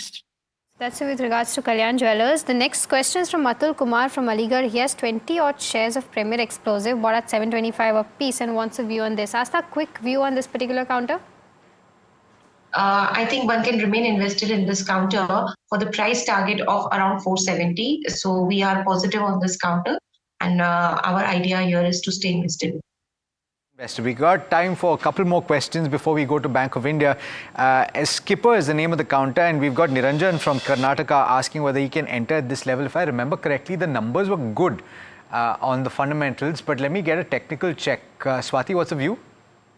Alex, my view is a little bit cautious because I believe we are witnessing a very strong selling pressure at the 480 to 490 levels. A lot of time we have seen the stock has tested those levels but fails to give the breakout on the closing basis. So if you're getting any tips towards to 430, 420 levels, that level will be attractive level to take a long positions, but not at the current market price because the risk reward ratio is not favorable. So try to avoid this particular counter for the fresh long position. Okay. All right. So, thank you so much to the both of you for joining in and for answering all the questions you did today. Absolute pleasure as always having you on the program. And we've got, as I pointed out, the Bank of India management lined up to get you a sense of how the outlook is going forward. Remember, the numbers were quite good. The bottom line has grown quite substantially. Though there is a question mark about the compression that they saw in the net interest margin, they've actually seen a very stark improvement in the asset quality as well. Let's listen in to what the management has to say. I want to first start off with that margin number. It's compressed. Are we at the bottom? And if there were to be more rate cuts, how low could it go? Yeah, good morning. Thanks for having me here. Yes, NIMs have come down. We are at a global NIM of 2.82%. It has come down. But if you see our overall NIM, so we have a 12% book, which is an international book also. So banks which have international book have NIM which is slightly less. But if you see our domestic NIM as on 31st March 2025, we are at a healthy 3.10%. So as regards the NIM guidance which is concerned, definitely there is some pressure on the NIM because of the falling repo rate scenario. So already we have seen the two cuts, one in February and another one in the month of April. And there are further cuts anticipated as per market commentary. So if the rate cut further goes down, the repo rate further goes down by say 50 basis point, definitely the margin, the NIM pressure would be at around 15 basis point. Nonetheless, we will be trying to maintain our NIMs, in fact improve our NIMs. A few strategies are there. One is improving the yield on advances by focusing more on MCLR linked advances. The second thing is with respect to controlling the cost of deposit by improving our CASA and retail term deposits, and also increasing the non-interest income. So that would be the overall strategy. This time we have done quite well as far as the non-interest income is concerned. This financial year FY26 will again try to do much better in the non-interest income, particularly with regard to the recovery in the return of accounts. So that will help us in protecting the overall NIM of the bank. Point taken. So, sir, if I were to sum the margin possibilities up, a 50 basis point rate cut exposes you to around a 15 basis point reduction in NIM. Is that correct? Yeah, that's correct, because the transmission on the deposit side takes time. I understand. So the February rate cut, the majority of the transmission would take place by September 25, and the April rate cut, the transmission would happen by say October 25. So the transmission in deposit side takes time. That is why which creates the pressure on the NIM. Nonetheless, we have other strategies in place to protect our NIMs in going forward for FY26. Correct. So lead and lag. So fully point taken. So when they recover, where should the margin number normalize at, sir? So this financial year, we should be ending at a global NIM of at around 2.70%. Okay. Point taken. Now, let me talk about other income, because that very strong growth in Q4, you believe there are one-offs. What explains it? See, other income, if you see Q4 and then if you see the YOY basis, March 24 to 25, our non-interest income has increased by nearly 46% on a YOY basis. This has improvement is there because of the recovery in the return of accounts throughout the year, which is much better than which was last year. 61% is the YOY growth on that. As regards from the treasury income side, interest on the treasury income, there the income has tripled over the YOY basis. So these are the two key fundamental reasons for which the improvement in the non-interest income is there. We are focusing on the non-interest income very strategically so that the overall income improves and the pressure on the NIMs which is coming through the net interest margins and the net interest income gets reduced. So, on the credit cost front, slippages in agri and MSME have both doubled on a QOQ basis. Is this just seasonality, or is it a cause of concern, and what's the outlook like for FY26? So major portion of our slippage is coming from the MSME and agriculture, if you see. In the agriculture side, I can substantiate that there were certain changes in some of the state SLBC formula, wherein as per the IRAC guidelines of RBI, there were certain slippages in the agriculture side. But if you see on the YOY basis side, our credit cost has in fact come down on a YOY basis. It is now at 1.38% as against 1.56% last year. So we have reduced our credit cost by nearly 20 basis points. If you see the overall number, the number is flat at around 7,500 crores of fresh slippage, which has happened. The slippage ratio, in fact, is 1.38, which I was telling. So the slippage is at around 7,500 crore, which is the same as per the last year. But this year we had one large ticket corporate slippage of around 1,000 crore of a PSU. Had not been there, the slippage ratio would have been much better. So, but nonetheless, in this financial year FY26, we are very much confident that the slippage in this year will be much lower than the number which was this year, and we'll be able to protect not only the slippage ratio would improve, but also even the credit cost. But why is that so, sir? What gives you the confidence for FY26 versus what went wrong in FY25? Just give us that understanding.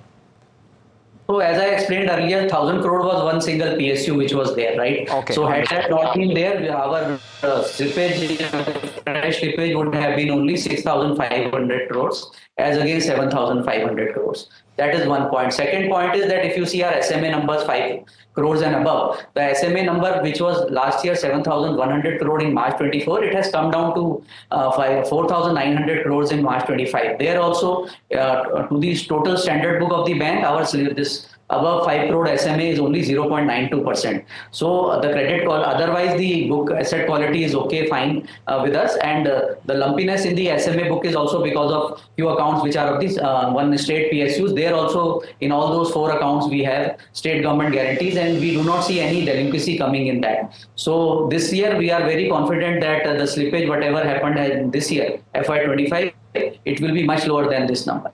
Point taken. So give us the growth guidance and the credit cost guidance for FY26. So as far as the growth guidance is concerned, deposits, we are giving a guidance of around 11 to 12%. And for the credit side, we are giving a guidance of around 13 to 14%. And on the credit side, credit cost side, you have seen that the credit cost of the bank has come down in this financial year, definitely, and overall provision also has come down, in fact, on a YOY basis by nearly 1,000 crores. For FY26, again, the credit cost, we should be down by another 10 to 15 basis point in FY26. Point taken. So my last question again is going back to non-interest income. A large chunk of the non-interest income seems sustainable, but you've got around 700 odd crore of treasury income as well within that. So give us color. What is the recovery pipeline looking like for FY26? So what will that number look like? And second, with regard to other income, is that where is the normalized steady state number looking like? Are all the other line items outside of treasury sustainable? Even treasury, is it sustainable or not? Last year we had done a total gross cash recovery of 7,800 crores. This year our gross cash recovery is around 9,500 crores. FY26 we are internal management target, we have kept ourselves for a gross cash recovery of 11,000 crores in FY26. So that is the kind of number we have kept ourselves. So it will be incremental delta would be at around 1,500 crores in the gross cash recovery. As regards to the non-interest income is concerned, there also we are expecting a better numbers. There has been, as a strategy, we have built up our treasury book over the last 5-6 months when the interest rates were higher. Now in the falling interest rate scenario, when the repo rate is coming down, so we are anticipating that we will book some profits out of that book in the treasury book and earn some income, some non-interest income out of that head. Another important point in the improvement in the non-interest income is also the penal interest which was taken earlier as per the RBI circular are now coming in the penal charges. So there also there has been a bolster in the non-interest income because of the shifting from the penal interest to the penal charges. So that number is overall sustainable. As I said, that we will be doing good in the recovery numbers in this financial year also, and some gains will be there in the treasury also. Overall, keeping in mind both the things, our non-interest income will be remaining buoyant in FY26. So FY26 full year ROA, what's the kind of number that one can expect with all of these levers that you have? Is it 1.1%, 1.2%? What's the bullish case? Yeah, so if you see our ROA, as a growth trajectory, we have improved our ROA on a YOY basis. Our ROA was 0.70% only in March 24, which is now on an annualized basis at 0.90%. If you see the quarterly glide path which is there in the ROA, we have touched the ROA of 0.98% in March 25. So that is the kind of number. In this financial year for the glide path, I would say that we would like to touch the ROA at 1% by FY26. And to touch that number, as I said already, we will be growing our top line numbers, our bottom line numbers, our operating profit and net profit, and also obviously our non-interest income and the key fundamental ratios which are there with respect to gross and net NPA, our credit cost and slippage ratio. All these things put together will help us to give a ROA of around 1% in FY26. Okay, so some key numbers that you should watch out for with regard to Bank of India. One is that ROA number that was just spoken about, and also the global NIM, which is seen at 2.7%, the net interest margin. The quarter gone by, there was erosion, and you heard from the management why that took place and how it's expected to stabilize at 2.7%. The stock is doing particularly well. In fact, the Nifty Bank is down about 0.4%. So this is a bit of an outperformer in that pack. And the benchmark is actually off the low point of the day, still trading with cuts of about 0.7% though at 24,747. It has recovered from the low point of the day, as I said. IT as a pack is down about 1.3%. This is par for the course based on yesterday's move, where it ended 6.7% higher. So some of that steam from the rally is being taken out. In fact, let's look at the sectoral picture to tell you what's moving and what's not. Defense once again in focus as a pack is gaining as much as 3% in trade. The PSU banking pack, and you saw one of the components there, Bank of India, doing particularly well, up about 1.8% or so. You have the Pharma index that is bouncing back from yesterday's underperformance, where it ended just about flat, and you have a few of those components that are doing particularly well, up about 1.6% or so.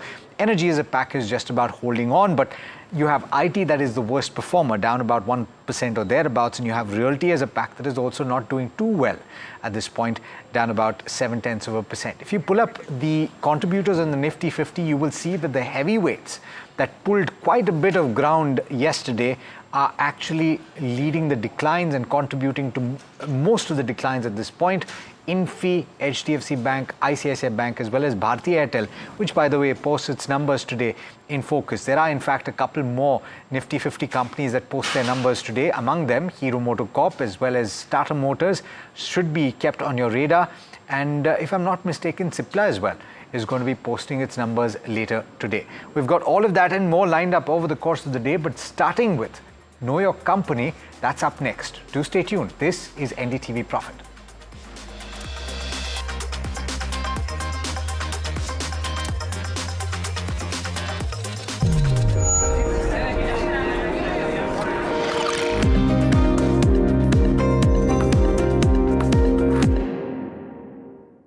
That's huge. That is a biggie. It's out of it. Gold glass clear glass, far हो या near, सब कुछ दिखे clear. Do you really know the company you invest in? What is the real picture behind presentations and claims? Is the outlook as rosy as the company claims? Know Your Company, powered by NDTV Profit Research, shines a light on the biggest stock market movers.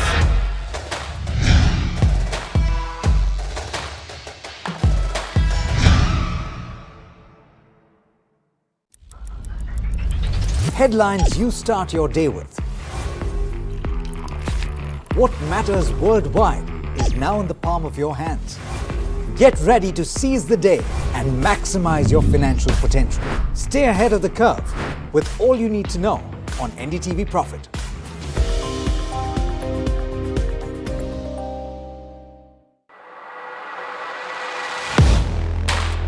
Do you really know the company you invest in? What is the real picture behind presentations and claims? Is the outlook as rosy as the company claims? Know Your Company, powered by NDTV Profit Research, shines a light on the biggest stock market movers.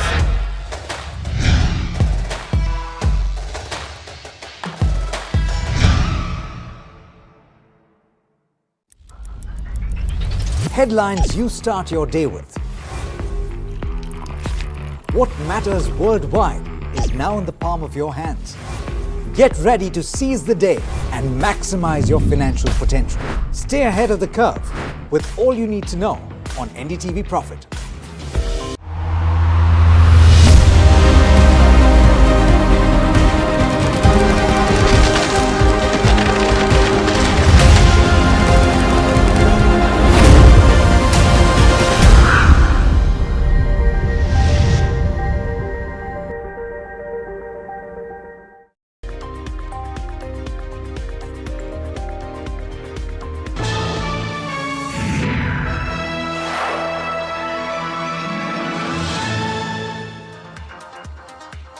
Hello and welcome to KYC. This is that show where we try and get you actionable insights on each individual company daily. Today we're going to cover Home First. It's an interesting company because one, it's in the housing finance space, domestic facing, and some of these housing financiers are growing at a very, very fast clip.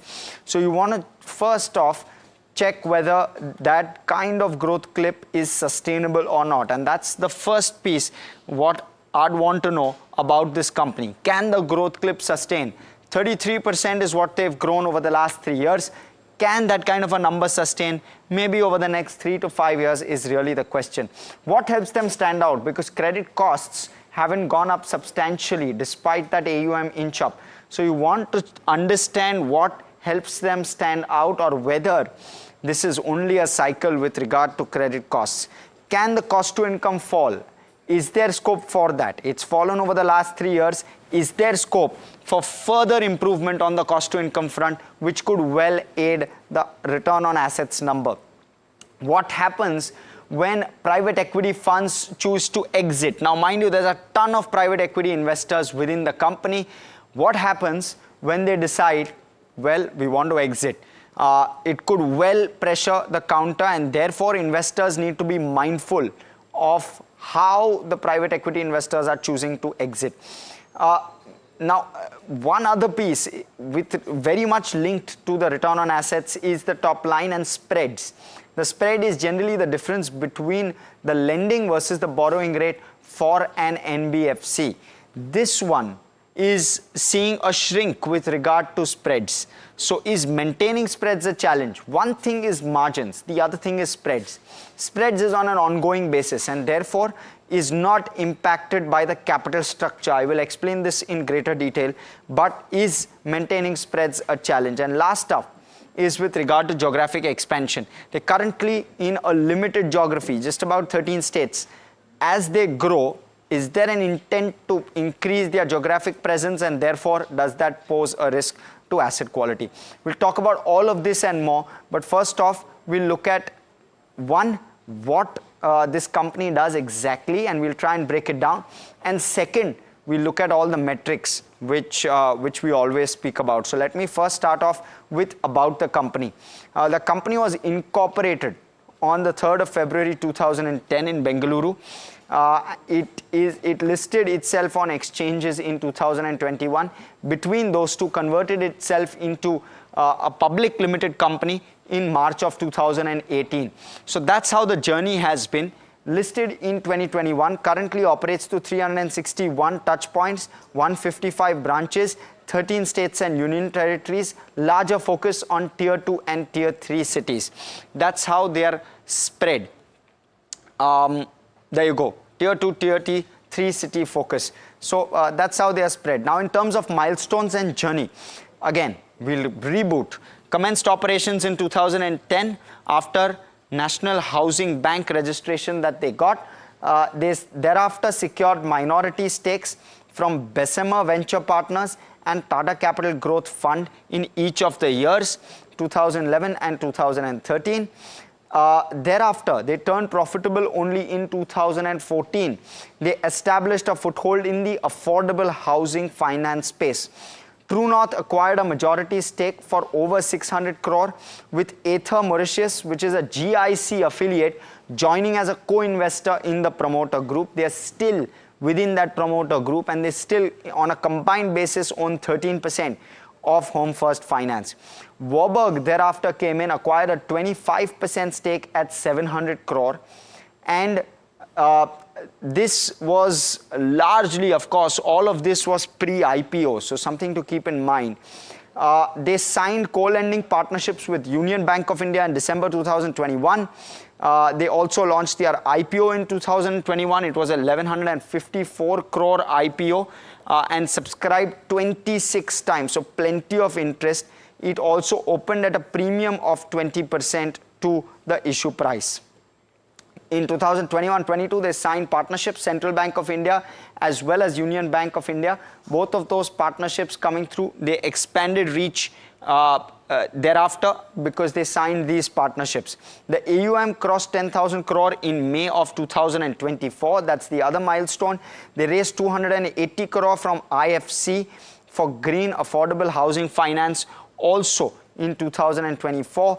Thereafter, successfully 1,250 crore rupees raised through a QIP in April. They've boosted their capital, and the AUM is currently sitting at 12,700 crore. That's how the journey largely has been. Now, affordable housing finance, it's a fast-growing sector, doesn't need too much introduction, so I won't delve into that. But what we will delve into is the metrics, which we always do. Let's first start off with what are the metrics we look for. One, we look at the income statement. We'll thereafter look at the balance sheet, the operational metrics, and the asset quality. We'll also look at shareholding, valuation, street cred, street coverage, and in the middle of all of this, we'll look at the return ratios as well. So we will delve into how return ratios are also doing, even though that's not the metric we've looked at. Let's look at the income statement to start off. The net interest income has gone up by 29% over the last 3 years. That's the CAGR it's given in terms of the 3-year CAGR. You can look at the numbers, both FY24 and 25, which are on your screen. So healthy kind of growth that we've seen on the NII front. We've seen a bit of margin compression, but we will talk about that as part of operational metrics. The growth between FY24 and 25 hasn't been very sharp, and there are reasons for that. We will delve into that as well. Provisions, we've just about seen around a 5% 3-year CAGR on the provisions number, so no real concern per se there. And profit after tax has seen a 27% growth when you're looking at the last 3 years. In the last year or so, look at the kind of growth that it's clocked, 25% plus again. So very, very strong growth on the profitability metric as well. Let's look at the journey over the last 3 quarters now. And it's been fairly steady, as you can see. The provisions number is what I want to really highlight. No real inch up. It's been fairly steady. Profit after tax also nearly there. We've seen profit after tax for Q4 FY25 just inch up a marginal bit. And you can see that sequential inch up. It's a very healthy inch up. It's the first time where they've clocked profitability of 100 crore plus, which is in Q4 FY25. So making good progress in that sense. So a clear thumbs up with regard to this metric, just because some of the numbers really impressive in terms of growth. Now let's talk about the balance sheet, because that's the other piece. We've seen good AUM growth, 33%. We did speak about that over the last 3 years. Sustainability of this is the question. Borrowing number is at 41% when you're looking at it in terms of growth, and your capital adequacy continues to remain quite healthy at 33%. So no concerns here. Let's list out the key takeaways from the balance sheet as well, if we can. And the key takeaways from the balance sheet in particular are the healthy AUM growth that we've seen, strong capital adequacy that we're seeing. They have a guidance that their leverage ratio will be maintained at no more than 1:5. So they will not skew the balance sheet, or they will not add borrowing disproportionately. Every time it reaches 1:5, they will do an equity raise in about, not absolutely 1:5. And they've recently undertaken an equity raise of 1,250 crore on the balance sheet. So those are some takeaways for you with regard to balance sheet metrics. Let's look at asset quality now. And thumbs up on the balance sheet. Sorry, let's look at operational metrics now. When you're looking at the operational metrics, we'll see that margins have slowly crept downwards. So from the 6.4% number, they've come down to 5.2% at this point. Spreads also have seen a similar kind of trajectory, but the difference is lower. Now, in terms of where margins is concerned, very important to understand this.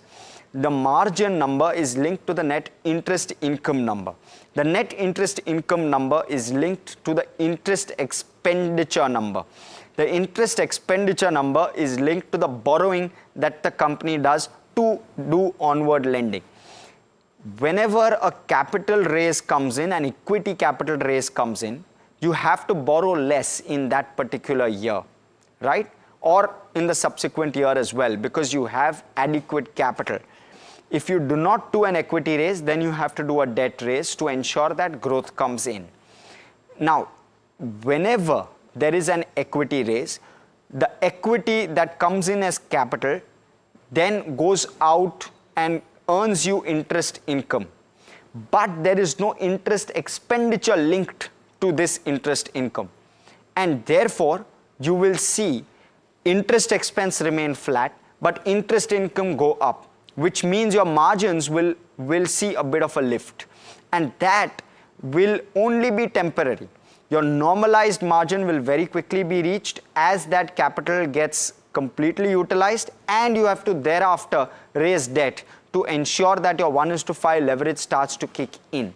For the moment, this margin movement is largely because they haven't done an equity raise from FY23 to FY25. FY25 is when they've done the equity raise. So you might likely also start to see a bit of an inch up in terms of margins temporarily. Thereafter, it may be a year or two till the next equity raise that you will see a gradual fall with regard to margins. So that's how the margin trajectory will go. We will quiz them as to what the goal is with regard to margins, but the better number is the spread number. The spread is the absolute difference between what you are lending at versus what you are borrowing at.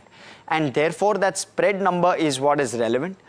When we look at the spread number, we'll realize that that has also fallen, and that's where likely the concern is. The ROA number though is fairly steady. At 3.5%, ROA is very healthy. It's come off a little bit from that 3.9%, but that's also because of what I just explained in terms of interest expenditure.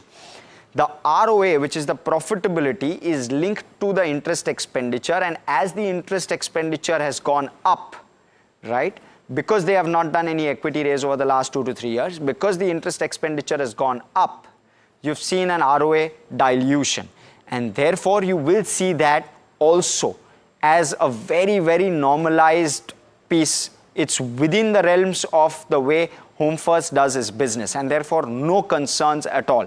What you want to though look at is borrowing cost. Between FY23 and FY25, we've seen the repo rate go up and the borrowing cost has inched up. Is there scope for this to come back off? And what is the impact on spreads and margins? That's what you want to really look at, and thereafter assess the impact of that on your ROA and profitability. I hope that this kind of sums up in a nutshell all that's reflecting on your screen. The other piece is the OPEX to assets. OPEX to assets has come gradually down, as you can see. It's a healthy gradual taper. Can this taper continue going forward? It will be the question, because that will also impact your ROA number and your profitability. As your OPEX grows not as fast as income grows, right? If your OPEX is not going to inch up as fast, then you really, then you will see an impact of that on profitability. So you'll see better profitability on the back of that. That's on the operational metrics. Now let's look at asset quality very quickly. It's largely steady, but it's above the 1% threshold in terms of NPAs. So in that sense, it's a neutral. We've seen other housing financiers clock a lower NPA ratio absolute, but no concerns per se on the asset quality front. Let me just clarify that. Where shareholding is concerned, there are large PE investors which are involved. You look at the promoter holding. Within that promoter holding, there are very large PE investors. There's a True North. There's a GIC, which we spoke about, but there are also others. Even within the DII basket and even within the public basket, there are plenty of investors which are there, which hold chunky holdings, who will eventually want to exit. How does this exit happen will be the question, but for the moment, you're seeing one, marquee investors, which is a positive, but two, you might see them at some point of time sell as their funds expire. Not that they want to sell, but because their funds will expire and they'll require the money to pay out back to the investors. That will actually impact both the shareholding pattern as well as liquidity in the stock, which could impact the stock price performance. So we've given this a neutral therefore. Last couple of pieces. One, you have valuations. When you're looking at the valuation picture, and let's pull it out very, very quickly. There you go. Your price to book, and I've tried to sum this up. Maybe you can take a screenshot of this. What you can actually see is the price to book for Home First versus the 3-year average is at a slight premium. It does an ROA of 3.5%. Let's ignore Canfin for the moment. Let's compare absolute comparables. Aptus 4.24, 4.49, slight discount to 3-year average, and you look at the ROA 7.7%, but this ROA is not sustainable because they have a very, very high amount of equity. They still need to leverage the balance sheet. So again, not the right comparable. Let's look at Aadhar, right? 4.36 price to book, 4 times is the 3-year average price to book, and 4.3% ROA. So the ROA is better, the price to book is largely in line, and the 3-year average, this one is trading at a far sharper premium. Last one is an Avas. And Avas is trading at 3.9 times, 4.2 times is the average, so it's trading at a discount, and 3.2 times, so sharply lower in terms of ROA. So this is your available universe, right? I'm not saying that some of them don't look expensive, but you compare it to a Canfin Homes where your ROA is 2.25%. Your discount to 5-year average is quite sharp, right? And maybe Canfin looks far more attractive in relative terms versus some of the others. And therefore, you might want to analyze this a little bit more. But for the moment, we're going to give the valuations which are extremely steep at 4.4 times. Extremely steep, probably the most expensive among all housing financiers. You want to give this a thumbs down, plus it's trading at a premium to 3-year average. So you might want to be cautious with regard to where valuations is concerned. Let's look at Street Cred. Now, in terms of the returns that the stock has given, it's been decent. 2% up last 1 month may not have been very impressive, but you look at the last year or so, and it's been a decent performance from a stock price perspective, 47% up over the last 1 year. So very strong performance. We'll give this a thumbs up as well. And you look at street coverage. When you're looking at the street coverage, 22 buys, 1 hold, 1 sell, 17% upside. Nothing to complain about per se. We'll give this a thumbs up as well. So that's how it all stacks up. Now, the rating parameters, thumbs up on income statement, balance sheet, operational metrics, asset quality. Also, shareholding pattern, you might want to be a little cautious. Valuations, definitely cautious.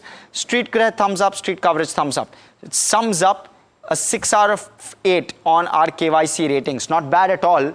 But let's quickly go on. Let's listen in to what the management had to say. We spoke with Manoj Viswanathan, who is the Managing Director and CEO of the company earlier. Listening.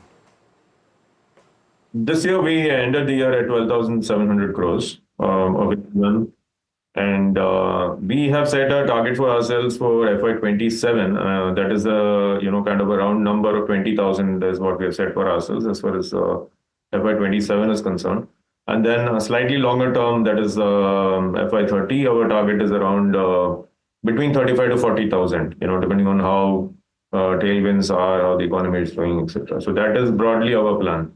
20,000 in the next 2 years, FY27, and between 35 to 40,000 crores by FY30. Should a 25% odd growth clip be something which is the absolute base that we can expect in terms of growth for Home First? So yeah, next 2 years, we are looking at a 25 to 30% AUM growth. We have been, what we had mentioned was that we can grow at about 30%. That is what we mentioned when we listed the company in FY21. And we have been growing at between 30 to 35% in the last 4 years. Now what we are seeing is that the base is obviously elevated. So we are saying that 25 to 30% should be a sustainable growth over the next 3 to 5 years. And for the next 2 years, at least the target is 20,000. So that translates to somewhere between 26, 27 or, around 27 to 30% in that range. That is the growth for the next 2 years. Tell us, there are 3-4 players in this space, in this affordable housing finance, or the smaller both ticket size as well as smaller size in absolute terms on the balance sheet. There are 3-4 players. What sets you apart? What makes you unique? And how does that help you stand out? So as far as the balance sheet is concerned, I think one thing that sets us apart is the share of housing in the book. So we have 85% of our loans devoted to individual housing loans, which is the highest share amongst the peers that we are talking about. So that is something as far as the balance sheet that sets us apart. In terms of the business model, business process, I think what sets us apart is our you can say dedication, devotion to technology, using technology to facilitate things from day one. So we have been one of the early adopters of the Salesforce platform, centralized underwriting model, AI-based or AI/ML-based underwriting. So these are things that have that are things that we have kind of built over the years, and which have also led to some financial metrics or results like low operating expenses. So if you see our operating expense to assets, it is the lowest amongst the peers that you're talking about. And that is directly a result of our approach to the business, that is using technology, designing the process in such a way that the cost is optimized. Point taken. And how does that help you going forward? You've given us some bit of color on how it's helping you currently, which is to optimize OPEX. OPEX now at OPEX to assets roughly at 2.7% for viewer perspective in Q4. But how does that help you in terms of numbers going forward? So say maybe a couple of years from now, is there scope for further contraction of this when you get to that 20,000 crore mark in terms of AUM? It is possible. So by design, I mean, the design is that, the cost should keep getting reduced. And, but how much it will reduce from here on, can't really, put a number to it. But of course, because of the way we are designed, the OPEX should keep going down. So our estimate is that every year it should, or every 2 years it should be able to, we should be able to reduce it by about 5 to 10 basis points. So 2.7, so maybe, get it down to about 2.6 in the next couple of years. Because, I mean, the reason I'm saying that is that, we are already very, very well optimized on cost, and our OPEX to assets is amongst the lowest, compared to all these peers you're talking about. So we would rather focus on growth at this point of time rather than trying to optimize the cost any further. And how does the spread move in this reducing interest rate environment? Give us an understanding of that. Do you expect yields to follow? Yields continue to remain under pressure, but I think most of the players in this segment, affordable housing segment, understand that there is a certain minimum margin that we have to maintain to keep the business profitable, and so obviously that acts as a moderator. So I think generally speaking, most of the players are looking to maintain a 5% plus kind of a spread on an individual loan. So hopefully that should moderate the yield pressure going forward. Unless something really draconian happens and the operating expenses are really dramatically reduced across the board for all the players. Then some of that benefit could get passed on to customers, and the spread could compress further. But otherwise, I would say that a 5% spread is something that most of the industry players in this segment they accept it as a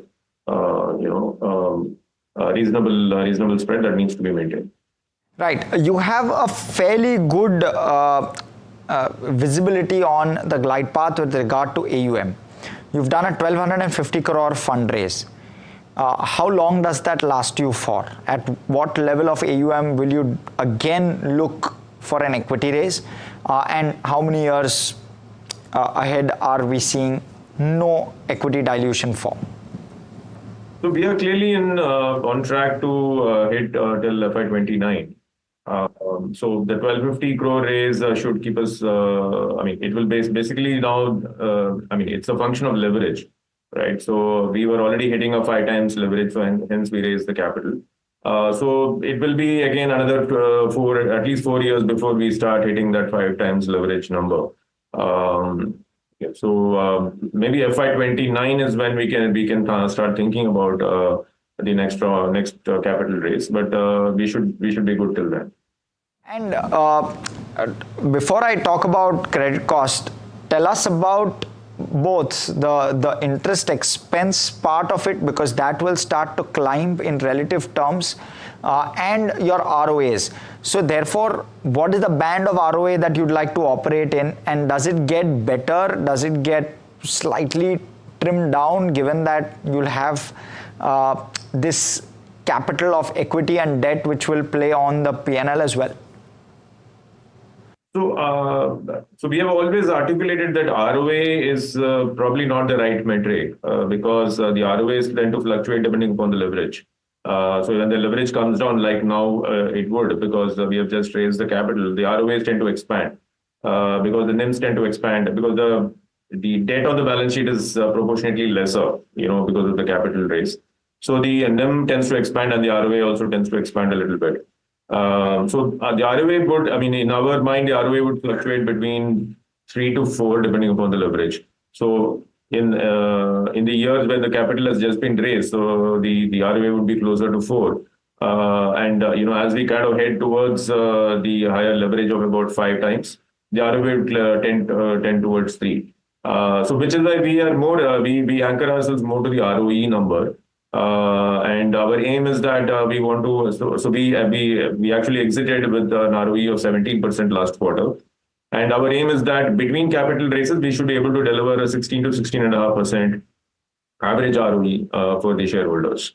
So immediately after capital raise, ROE is likely to shrink to about 13 to 14%. And then again, it will climb back up to about 17 to 17.5%. So on an average, between capital raises, our aim is to deliver a 16 or 16.5% ROE. Understood. And therefore, so if ROA is not the right metric, is ROE the right metric? What's the right metric? Because both of those will fluctuate. So just trying to get perspective on that. Yeah, both will fluctuate, but ROE being the final number in terms of return to the shareholder, we kind of want to anchor to that number. So the idea is that average ROE between capital raises, I would say, would be the right metric to track. Right, so that was the conversation, of course, with the management of Home First Finance. Interesting company. Hope you found this breakdown interesting as well. Completely out of time on this edition from myself and everyone who puts the show together. Packed team, all of them. Thanks so much for watching and stay tuned to NDTV Profit. More action on the other side.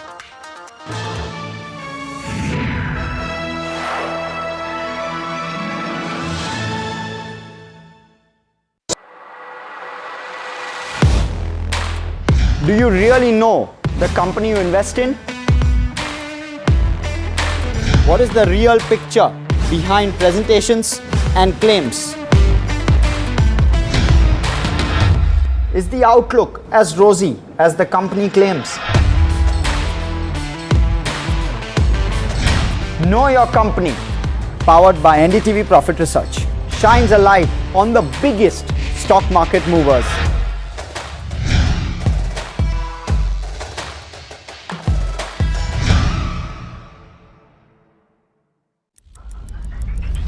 Headlines you start your day with. What matters worldwide is now in the palm of your hands. Get ready to seize the day and maximize your financial potential. Stay ahead of the curve with all you need to know on NDTV Profit.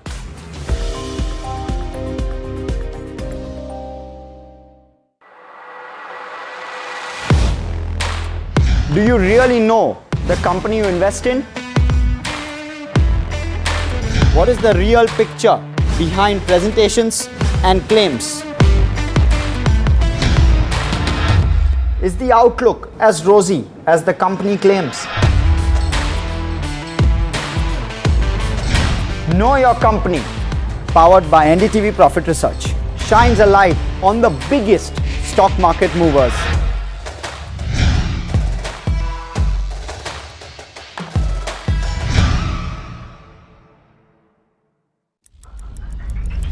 Headlines you start your day with.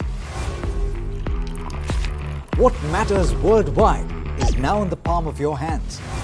Get ready to seize the day and maximize your financial potential. Stay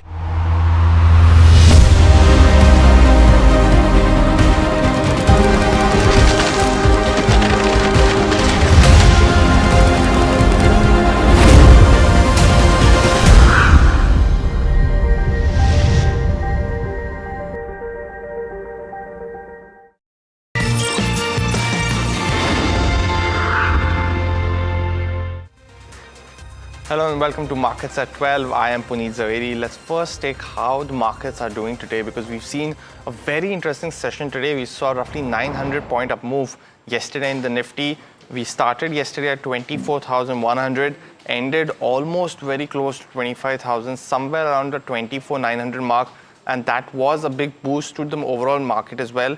We've seen a 200 point correction, and what was interesting is roughly at 8 a.m. today, we've seen the implied open being in the red by roughly about 100 points.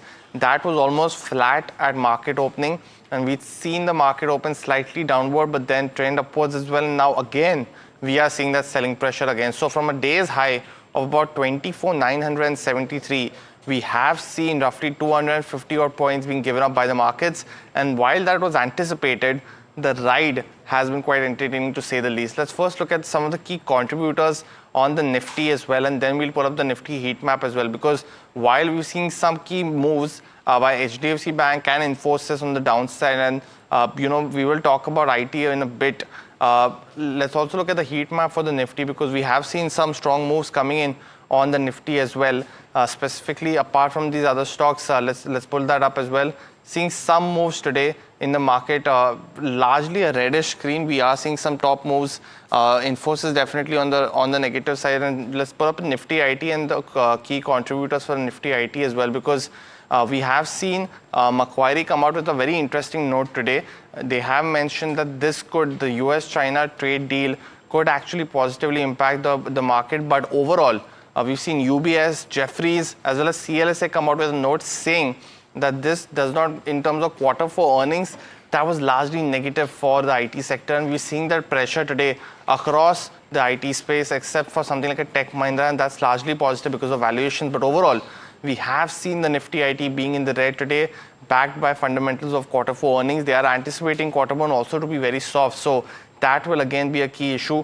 But overall, that sector was up in trade yesterday. Let's look at the mid-cap and the small-cap index, see how it is performing, because we've seen the small-cap index actually outperform the benchmarks.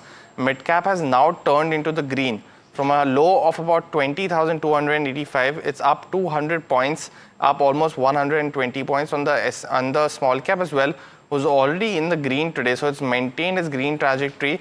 It's now very close to the day's high of about 15,819. And finally, the Nifty 500 as well. Let's pull that up, because we've seen a whole host of stocks that are in terms of news flow. We've seen a lot of promoter buying and selling in a lot of stocks in terms of earnings as well. That are key.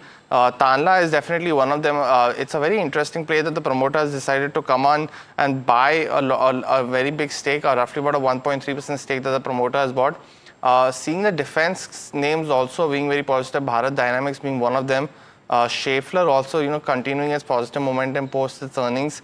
On the negative side, though, we did come out with earnings from UPL. Aether Industries, the chemical company, is down in trade, and that's also because we've seen a promoter stake sale there. So those two stocks, so Tanla stock promoter buying today, Aether is seeing a 6.77% stake sold by the promoter, Mr. Purnima Desai. I also want to pull up something like a K-Fintech that was expected to see a block deal from its promoter, General Atlantic, as well. It was scheduled for today. That seemed to have gone through, down 3.88%. Let's also pull up a Paytm, also similar moves we've seen. Antfin was expected to sell 2.6 crore shares, that's roughly 4%, and we saw that also in the morning. It did hit a low of about 830 rupees per share. Since then, has recovered. Let's also look at a couple of other stocks based on news flow. That's one, Allied Blenders, I wanted to check, because they had mentioned they could be looking at a fundraise actually at this particular point of time. stock up over 4.7%. And we've seen most of the liquor stocks and the alcohol companies do very well in trade, something like Allied Blenders. And finally, a couple of them which is buzzing on results. So let's try pull up seeing what JM Financial is doing, because we saw an up move in the morning early in the trade today, continuing its momentum. 4.38%, and Ather Energy also we can pull up quickly as one of the last stocks. Company came out with its earnings as well as conference call yesterday as well. Another stock that's in focus on the back of earnings is Tata Steel. Now the company reported a decent set of numbers, but let's look at my colleague Sajit was in conversation with Mr. TV Narendran, the CEO as well as the MD of Tata Steel. Let's listen into that conversation.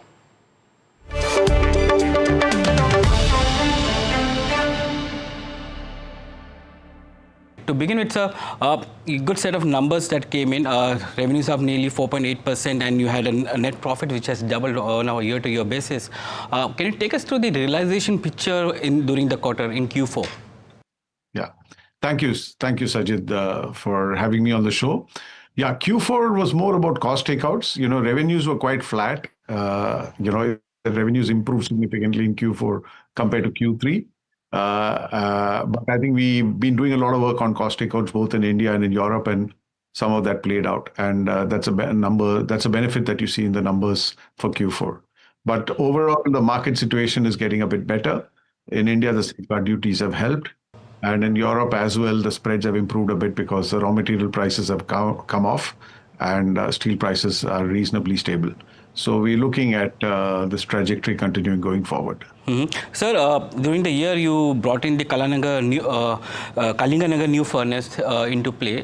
And if you look at the India volumes, it was around 21 million tons, which is higher by 5%. Do you see further jump in volumes in terms of deliveries coming in FY26? Yeah, in FY26, we are guiding that the volume will be about 1.5 million tons higher. Kalinganagar itself will be about 2 million tons higher, but we have a blast furnace relining coming up in Jamshedpur, which will take out some of the volumes at an overall level. So that's why our guidance is 1.5 million tons more, basically in India in FY26 over FY25. And how do you look at the European market, especially the Netherlands market, where you have seen some kind of cost efficiency gains coming in, and also give us a sense of how UK is looking now? Yeah, so in Europe, you won't see too much of volume growth because we are pretty much peaked on the volumes, maybe a little bit more in Netherlands than you saw this year, because the big jump came in this year compared to last year, where the volumes are significantly higher. Overall, we see the Netherlands numbers continuing to get better because of the transformation actions that we are taking, and there is an improvement in spreads in Europe thanks to some of the quotas imposed by the EU in response to the tariff measures being taken. As far as UK is concerned, we continue to take out costs. We've taken out about 230 million pounds of fixed costs during the last year. We'll take out another 200 million pounds of fixed costs this year. So the markets are not great in UK because UK doesn't have the quotas that Europe has. We're seeing the pressure from the market, but on a cost side, we're taking out a lot. So we're expecting the EBITDA numbers in Netherlands to improve this year compared to last year. And in UK as well, we hope to get into positive EBITDA territory during the year.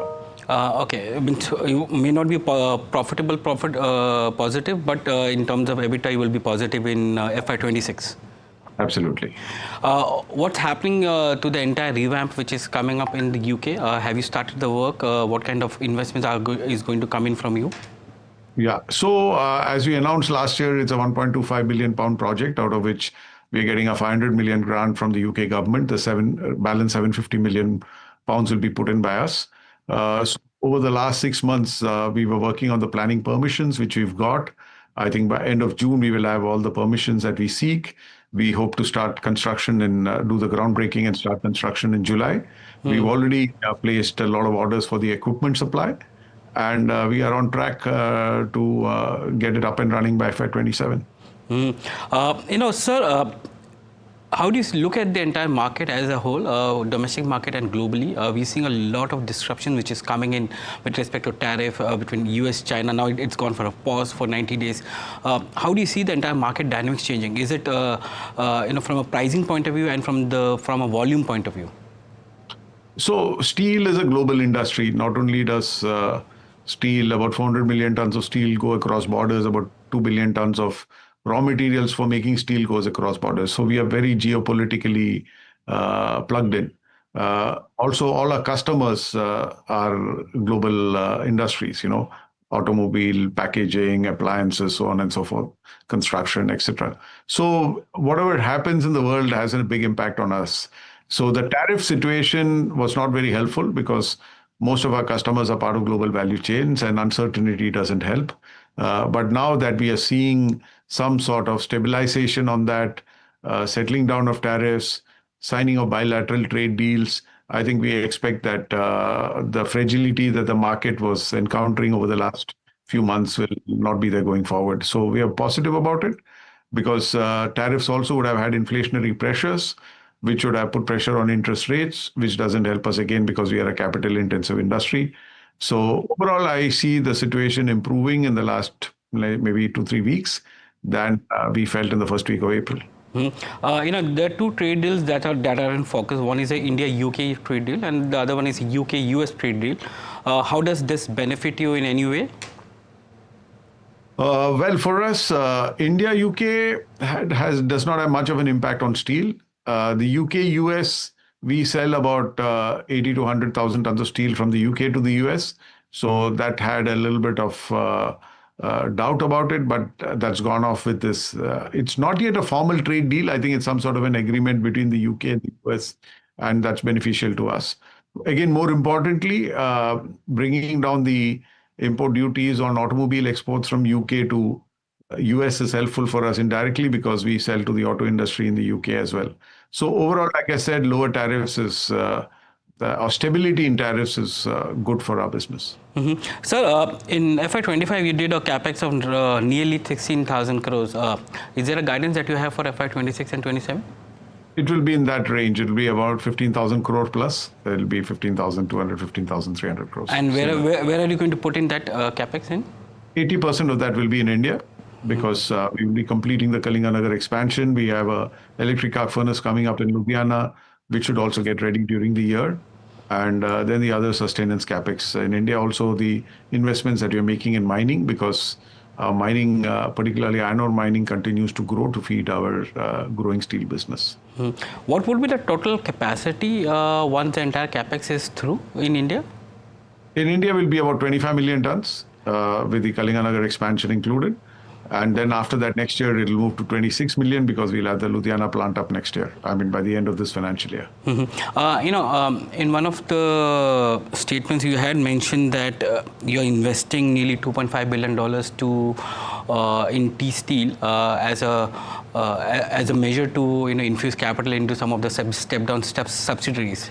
Can you give us a detail about where all this investment is going through? No, I think that was maybe miscommunicated or misrepresented. Basically, what we're doing is onshoring some of the offshore debt that we have. Okay. So we're putting in money as equity and bringing back the debt. So there's no increase in leverage because of that. It is just a rebalancing of the way we have our debts, and we want to get more and more debt into India because that's where the cash flows are. It helps us from that point of view. And so, where is the debt going to be replacing? Which are the companies where you're going to replace some? Is it some of the European operations that you will definitely see some of the debt replacement?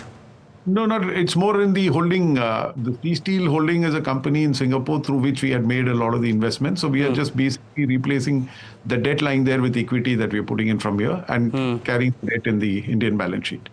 How do you see the debt picture playing out? Because your net debt was somewhere around 82,600 crores at the end of FY25. What is the kind of timeline and trajectory that you have to bring down this? So even if you look at the last 6 months, end of September, we were at 88,000 crores net debt. So we brought it down to 82,000 crores in the last 6 months, and we'll continue to bring it down during this year. I don't want to give you a specific number, but clearly we are today at a net debt to EBITDA of about 3.2, and we've always said that we want to be close to 2.5 or better. So we want to move towards that. I'm not saying we'll reach that this year, but let's wait and see. We are working towards that. You had mentioned in various calls that you're looking at a savings of roughly around 11,500 crores, 4,000 crores coming from India, 3,000 from UK, and 4,500 crores coming from Netherlands. Where are we on that? Are we on track to meet that kind of savings which you had articulated? Yeah, a lot of actions in all geographies are going on. Like I said, we've already taken out 230 million pounds of fixed costs in UK last year. We'll take out another 200 million pounds. So that itself is more than 2,000 crores, right, out of the 3,000 crores. In Netherlands, we announced a 500 million euro transformation plan. So that's where the 4,000 crores is coming from. And we have multiple initiatives to support that. And India also, we have a lot of cost takeouts planned because we continue to drive efficiency and excellence across all our operations. So I think it's big numbers, but we are quite confident we are there. You had articulated for FY26. Will that happen in FY26 or it may spill over to next financial year as well? No, I think it's for FY26. I don't want to give up in April or May. I think we have the next 11 months. We will certainly chase those numbers and deliver it. My final question to you, sir. Your adjusted EBITDA per ton was around 8,121, a marginal decline versus year on year. How do you see the EBITDA per ton, moving from here? Means, do you see prices to remain at the same level, or there is some firmness which will come in?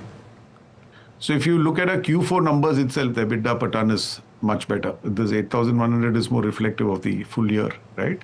So as the European business moves from negative EBITDA to positive EBITDA, it will no longer be a drag on the India business. If you look at our consolidated numbers, the consolidated EBITDA is lower than the standalone EBITDA, right? Europe has had negative EBITDA, actually because of UK. Last year, in FY24, it was because of Netherlands and UK. In FY25, it is only because of UK. Hopefully in FY26, we should have a consolidated positive EBITDA from Europe. And we are looking forward certainly to UK also breaking even on its own. Mr. Narendran, it was a pleasure talking to you today. Thank you very much for joining us on NDTV Profit. Thank you, Sajid. Thank you. US President Donald Trump has pharmaceutical industry in his crosshairs. He's been threatening pharma tariffs for quite a few days now, and last evening announced through an executive order that pharma prices in the United States will be brought down drastically. Now, just a couple of lines of context. In the United States, high drug prices is a huge political issue. It is a problem that the citizens of that country face. And if you do a peer-to-peer comparison on specific drugs, yes, people in the United States pay several times more than other people around the world for those drugs. Now, what Donald Trump is saying is that he's going to have a most favored nation kind of a situation where people in the US will pay the same rate as the lowest rate paid globally for that particular drug. We've seen that impact on Indian pharmaceutical stocks in the last couple of days, a bit of a pullback on Tuesday's trade, but concern there that especially companies that have a bulk of their revenue coming in from exports to the United States will be impacted. Now, what exactly is the extent of impact? To speak on this, I'm joined now by Chairperson of the Biocon Group, Kiran Mazumdar-Shaw. Kiran, thank you so much for speaking with us. Always a pleasure to have you on. How did you decode what President Trump was trying to say? If you recall, Tamanna, reference pricing was something that was discussed and introduced during President Trump's first term. And this has always been a concern for the Trump administration. And of course, I think even, the HHS Secretary Robert Kennedy echoed President Trump's concerns about the disparity in pricing between various developed markets and the US. He especially called out Europe. He also referenced Australia. He gave a couple of examples of how products that cost X in US are priced at almost like 90% discount or 80% discount in Europe and Australia. And he wants to equalize this, as he calls it. So I think the target is Big Pharma. I think Big Pharma has, basically subsidized or cross-subsidized US pricing with the European pricing. But having said that, I think President Trump also called out the middleman and he basically meant the PBMs and the wholesalers who also basically keep drug pricing up. So despite the discounting that happens on drugs, patients have to pay a lot more. And I think he's trying to attack this in a two-pronged way. So it does not, of course, impact, generics or biosimilars by any stretch of imagination, because these are the products that are being sold to the US at a lowest cost. So there, I don't think reference pricing counts. But I think what he is really concerned about are the innovator drug pricing policies, where he asks them as to why is it that companies supply the same product from the same plant at two different prices, one for Europe and a much higher price for US. So I think you have to look at it in that context. So I'm not really concerned about it impacting Indian pharmaceutical companies in any way. No, but why not, ma'am? Because there are several Indian pharmaceutical companies who are also providing innovative drugs.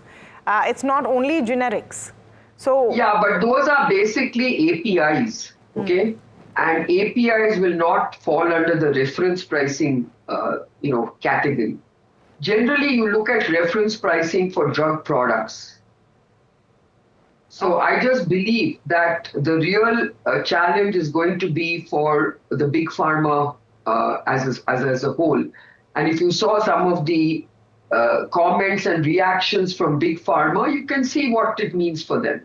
I mean, Roche themselves said that they will have to rethink investing in manufacturing in the US if drug pricing is going to hit their profitability. So I think these are concerns that big pharma has, and you heard the president and RFK saying that the pharma lobby is so strong in the US that they've allowed this to happen for too long. So I think there's a real concern about differential pricing, and he clearly called out the developed world, and he said, I'm not going to include the developing world in this because they need better pricing in the developing world. So he's not looking at reference pricing in the developing world, but he's looking at developed world reference pricing. So that reference pricing, and ma'am, this is just for us to understand. Reference pricing would indicate that whatever price that drug is sold in India, he's saying equalize it with the United States. He doesn't want to do that. No, that's fine. But he's not calling out India. He's saying, I'm not going to include developing world reference pricing. I'm only looking at developed world reference pricing. Is he clearly articulated that? Tamanna, you should listen to his his broadcast. If I can just complete the point I was making. So that's the reference pricing bit of it. But when you refer to big pharma, why would companies like, say, Sun Pharma, Biocon not be clubbed in the view of the Trump administration as big pharma at all? Because we supply biosimilars and generics. And these products come under the Affordable Care Act. And he has clearly talked about bringing affordability into the US healthcare system. And I think Robert Kennedy kept emphasizing that. Secondly, our product pricing is really almost uniform, whether it's in Europe or US. So there's no that kind of differential between the markets we serve. Okay. Directionally, if you look at what Trump is saying and where he's trying to take this conversation across sectors, would you see in the future a need to increase manufacturing in the United States? I think you have to have an optimal infrastructure of manufacturing to be close to the patients. I think it doesn't make sense for US to bring back commodity manufacturing such as generics into the US. So I don't think they're really concerned about that. But they are concerned about, the high value manufacturing of pharmaceuticals, which is really the innovator products, which has largely shifted to Europe and even China. And I think that's what they want to bring back to the US. So and as a company, we have basically invested in creating a manufacturing footprint in the US to bring more efficiencies in terms of our market strength in the US. So if you look at what we've done in the recent past, we've acquired a solid dosage facility in New Jersey. Syngene has recently acquired a biologics facility in Baltimore. And we also recently announced a very big insulin partnership with Civica to manufacture certain insulin analogs in the US. And I think we will invest, in these very measured but calibrated ways to make sure that we play very strongly in that market. I'm going to come back to this point, and I'm reiterating it because this is a core concern of analysts and on the street today. You have referred to generics and biosimilars in one category from the POV of how the Trump administration is looking at it. But is there complete clarity that the Trump administration will not look at higher priced biosimilars in the same bucket as the drugs that they need to target and bring down prices for? I'm absolutely sure of that. I think what you need to also understand is there's a difference between tariffs and pricing. Okay. Now, what we have to look out for is there going to be any tariffs levied on pharmaceutical products from India? And there, I believe that, again, we will probably have a soft landing like the UK had, because I think it hurts them to increase generic pricing. Because I think, the whole 80% of their prescriptions by volume are generics, and that's what is keeping their costs down. So to levy, a tariff on generics doesn't really help them very much. But I think levying to discuss price reduction is really the way they're looking at the pharmaceutical industry. So let me come to the tariff question as well, because we're yet to hear the last word on tariffs. And there's a lot of back and forth. Now the US-China deal is done. But, Trump has said that he's going to revisit the tariff question on pharmaceuticals specifically, which was left out in round one. What is the best and worst case scenario that you see?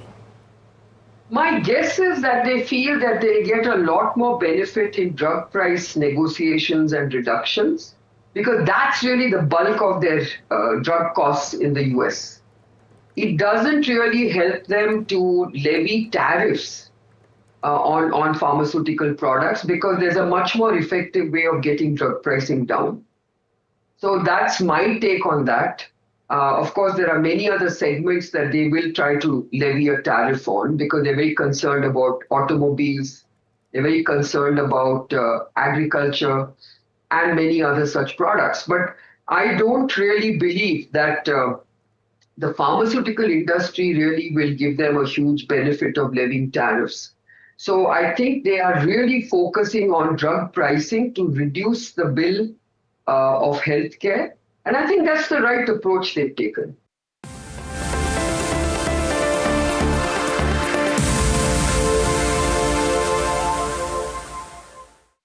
Gold class optimistic reflective glass लगाओ, धूप की गर्मी को दूर भगाओ और बिजली का बिल भी बचाओ।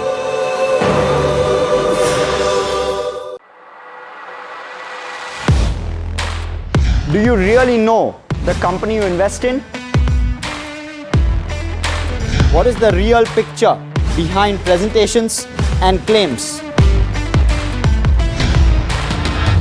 Is the outlook as rosy as the company claims? Know Your Company, powered by NDTV Profit Research, shines a light on the biggest stock market movers.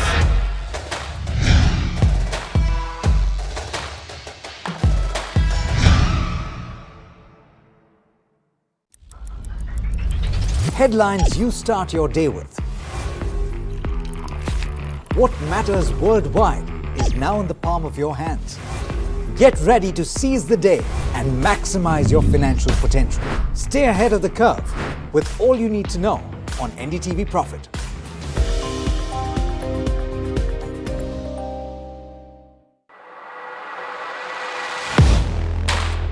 Do you really know the company you invest in? What is the real picture behind presentations and claims?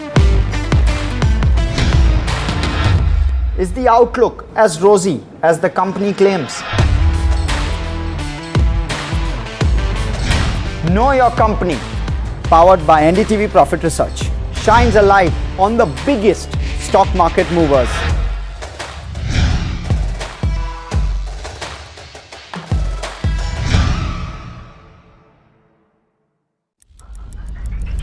Headlines you start your day with. What matters worldwide is now in the palm of your hands.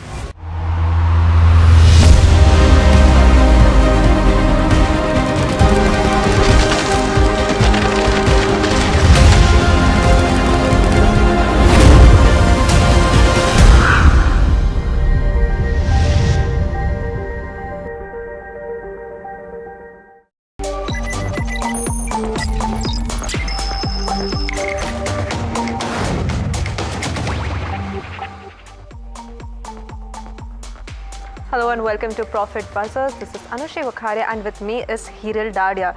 Hiral, it's been a day of correction, I'm assuming, after the strong rally that we had seen yesterday. It was a double whopper, a news flow of events yesterday, but today, in terms of where the Nifty 50 is concerned, we are looking at cuts of about cuts of around 0.84% in the benchmark indices is what we are seeing.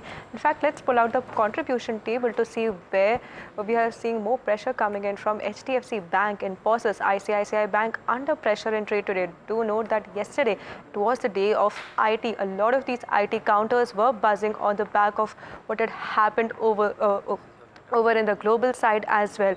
But on the other side, some counters which are bucking the trend is something like Bharat Electronics contributing positively. This is on the defense back. It has continued to remain in focus after the India-Pakistan ceasefire and improving prospects of what the order pipeline for the business could be. Other stocks in focus includes the likes of Bajaj Finance, Geo Financial Services, something like Adani Ports. In fact, let's see how the contribution table is looking at where the sectoral indices, where the action is over here. Nifty Defense continues to be in focus. The index up over 4% in trade today. We have Nifty PSU Bank also 1.7% up in trade, but it's Nifty IT which is seeing correction today's trade after the kind of strong up moves that we had seen yesterday. Nifty IT down about 1.6% and Nifty FMCG also seeing cuts of around 0.8%. But let's also see how Nifty Bank is faring. The Nifty Bank, if you are looking at, if you can pull that out.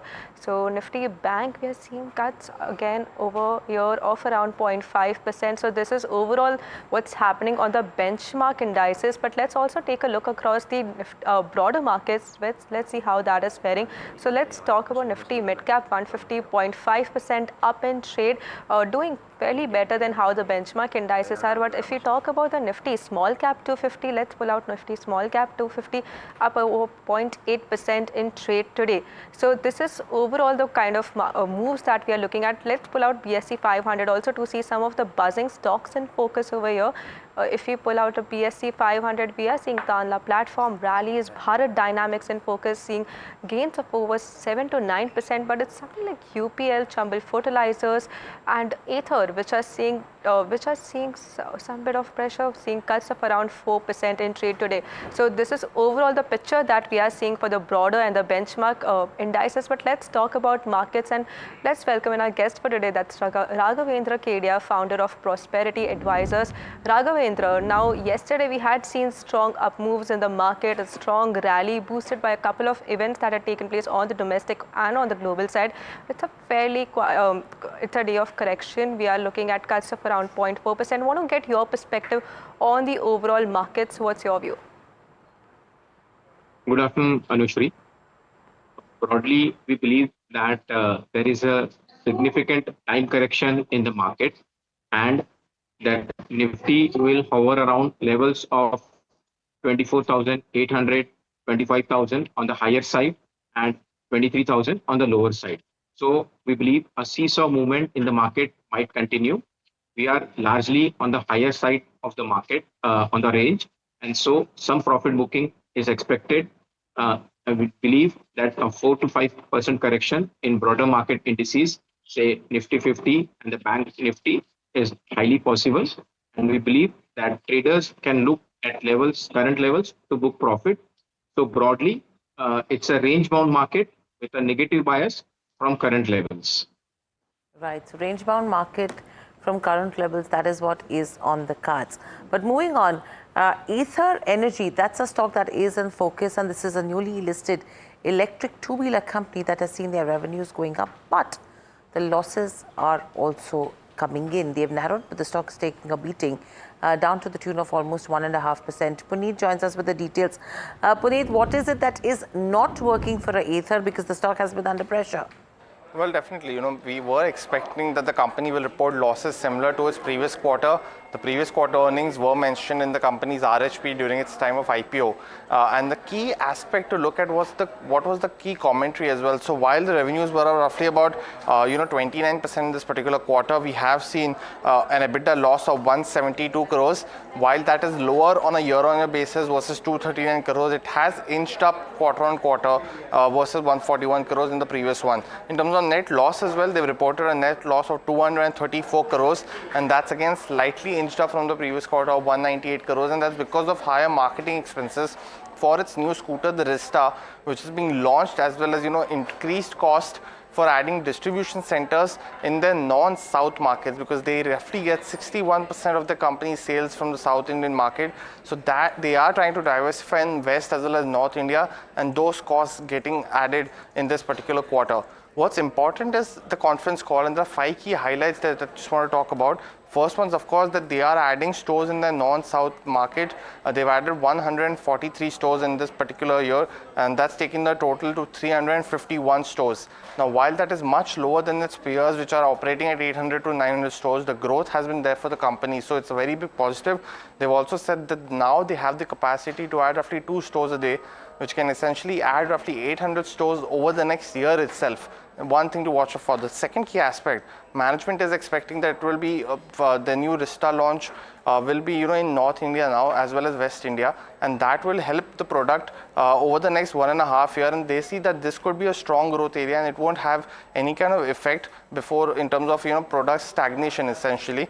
They've also said that this would signify strong growth in FY26. Third key aspect, they don't have a discount-led model that will help in resale value, and profitability can happen at a lower volume in terms of break even compared to its peers. Fourth key aspect is that in terms of subsidy reduction from April 1st of this year, we've seen subsidies to go down to 5,000 versus 10,000 rupees per scooter earlier. That will only have a 3% revenue impact, so that's a positive. And finally, they mentioned that the management is seeing a strong upgrade play essentially in electric two-wheelers, scooters. They are seeing that this is people are now having the second purchase of two-wheelers that's electric. That's essentially an electric scooter, and Ather is getting advantage of that aspect and addressing specific needs as well. So while not too much to write about in terms of numbers, I think the commentary as well as the management's focus essentially to improve the sales through Rista is something to watch out for going forward in FY26. But valuation currently expensive at 6 times price to EV to sales compared to Ola as well. So that will be, I think that's the reason we're not seeing much reaction to the management commentary. But overall, decent set of comments coming in the conference call from Ather Energy. Right, those are interesting points to note.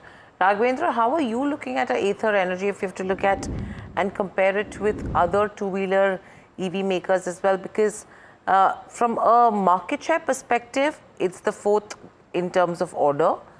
Valuations, yes, expensive, but the segment is also very different. How would you deal with it? Good afternoon, Hiral. Broadly, on the valuation perspective, we continue to find Ather Energy very expensive. And there has been the primary reason we believe that these valuations are trading at some premium levels is because on the street there has been a big fancy about anything which has the word EV, electric vehicle into it. And actually that is the reason Ather Energy is also trading at some premium valuations. So we believe there is a good scope of price correction from current levels. We have seen that the IPO of Ather Energy was pretty much lackluster, but that is fine. In terms of how the company performs in the next 2 to 3 quarters will be closely watched. So it's a wait and watch approach right now at Ather Energy. And in terms of valuation, if the stocks corrects to levels of 260 to 70, that is around 10% price correction. That would be a better entry point. But again, we would review the numbers, how their earnings grow. They have grown in terms of sales, but that has a low base effect. So again, very cautiously we would approach Ether Energy. It's head-on competition with Bajaj Auto, TVS Motors, and massive Chinese imports on the EV space coming into India. So it's a wait and watch approach at Ether Energy. A price correction would be a better entry level. Okay, a wait and watch is the approach that we are looking for. Ether Energy and more valuations more comfortable at the price range of 260 to 270. But another stock in focus is something like a Raymond, which is seeing robust growth in the realty space, says Amit Agarwal, the group CFO, Raymond Limited and Raymond Lifestyle Limited. Listen in as he talks about Raymond Realties and lifestyle business prospects.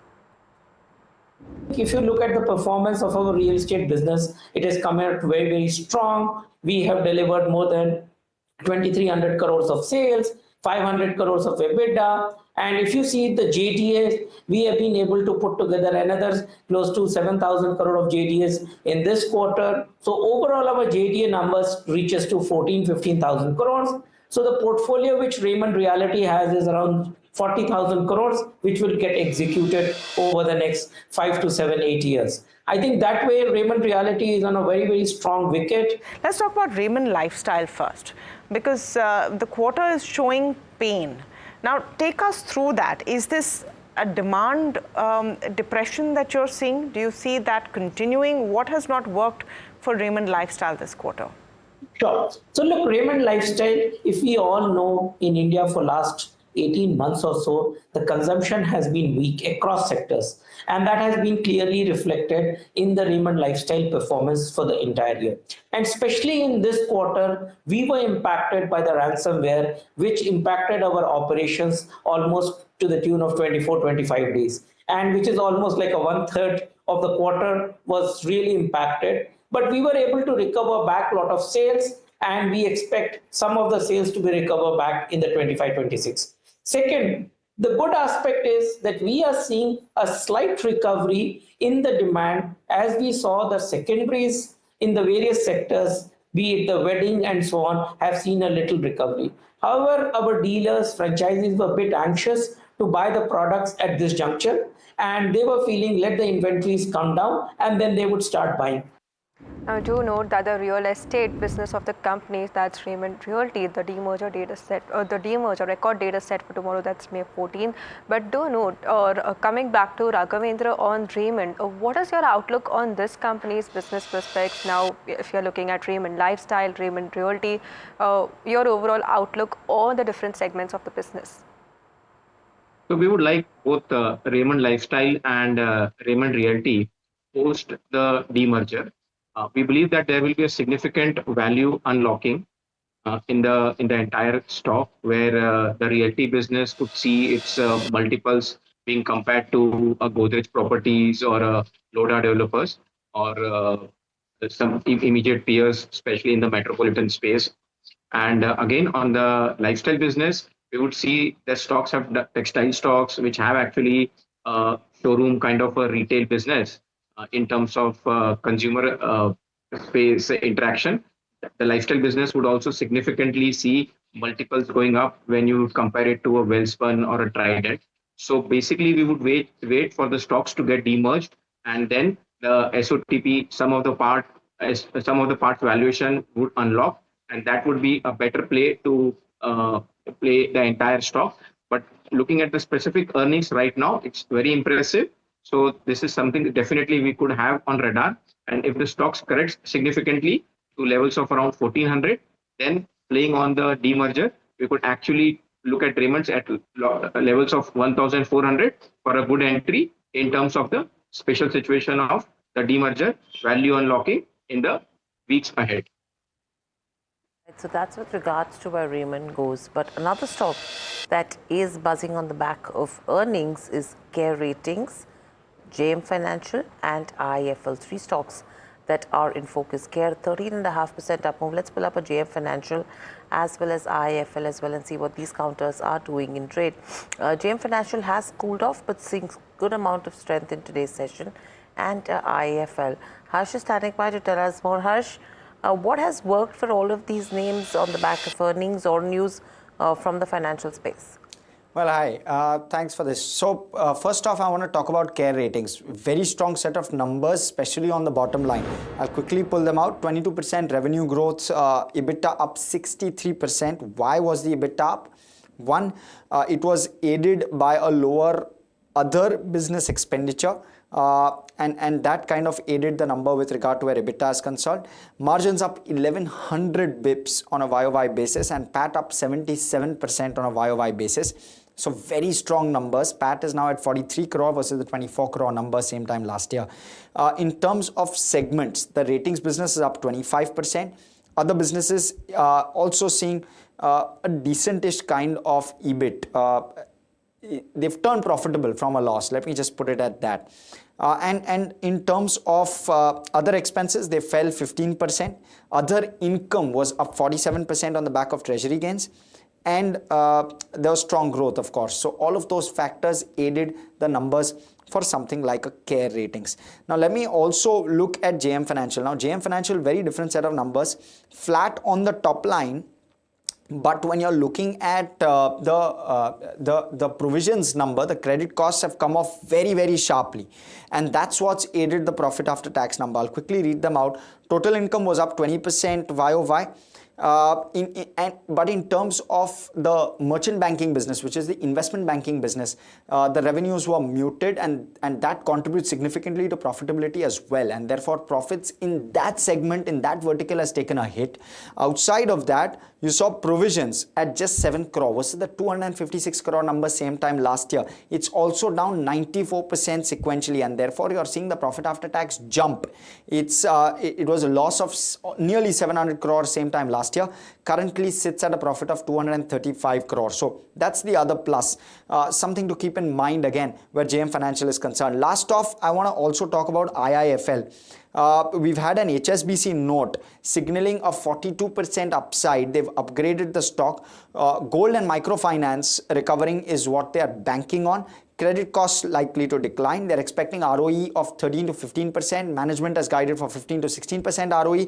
Capital raising is something that you'll want to keep your eye out on. It's in the pipeline, but they're expecting capital raising to be largely capital accretive or book value accretive, because they believe that capital will be raised at a higher book value or at a higher value than the current book value. They've increased their target multiple from 1.1 to 1.5, which is what has led to the re-rating in the counter for them. And they've also said that the 2-year forward price to book prior to this was 1.8 times and therefore warrants that kind of a price to book, a very solid upside that they see here as well. Thank you, Harsh, for getting us details. Interesting names. Raghavendra, between the three of them, any topics and any commentary? So broadly, we like the entire space in terms of the brokerage financial services company. JM Financial has done a significant job in terms of maintaining their growth in terms of the bottom line, in terms of their net profit that is going up. So our top pick across JM Financial, IIFL Finance and CARE rating would be JM Financial at levels of 110. We believe that once the revenue also sees an uptick and maintaining a similar profit growth in terms of their margins expansion, there could be a significant re-rating in the stock and even levels of around 145. So that is a 30% upside from current levels for an investment horizon of 12 months is possible in JM Financial. But broadly, we are overweight on the NBFC space, we are overweight on the financial space, and we do like CARE ratings and IIFL Finance. In the bucket of all these three names, JM Financial will be on top of the list, and it's an entry buy at current levels also. Strong view that we are seeing for JM Financial, and overall a positive stance on the NBFC space is what we are looking at. But a bunch of other stocks in focus and they're reacting on the back of block deals. In fact, let's pull up something like Swiggy. Swiggy seeing some smart moves in trade today, so about now down about 1.7%. If you look at something like KFin Tech, that is another stock in focus, and Tanda Platforms as well. KFin Tech down about 5%, Tanda Platforms however up over 9.5%. But to talk more about these block deals, which still Harsh is with us. Harsh, talk to us about what is happening for these counters. Let me first start off with a Swiggy, because immense investor interest. So one is 83% of the share capital exits lock-in today. It's been 6 months post the listing, and therefore they exit lock-in. There are various shareholders within this who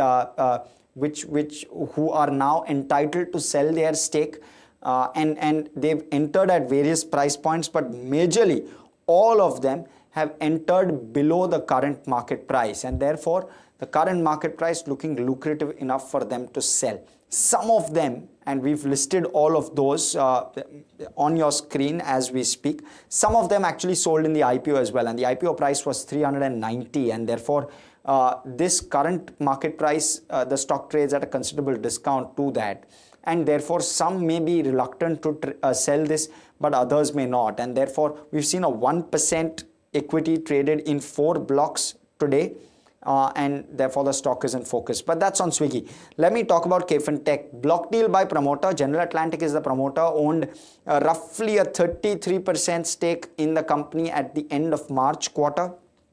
They are set to sell, or they have sold at a floor price of 1,025 per share. The offer was around 1.2 crore shares, which represents around a 7% stake. So even post this, they continue to own over 25% stake in the business. That's how General Atlantic and KFin Tech play out.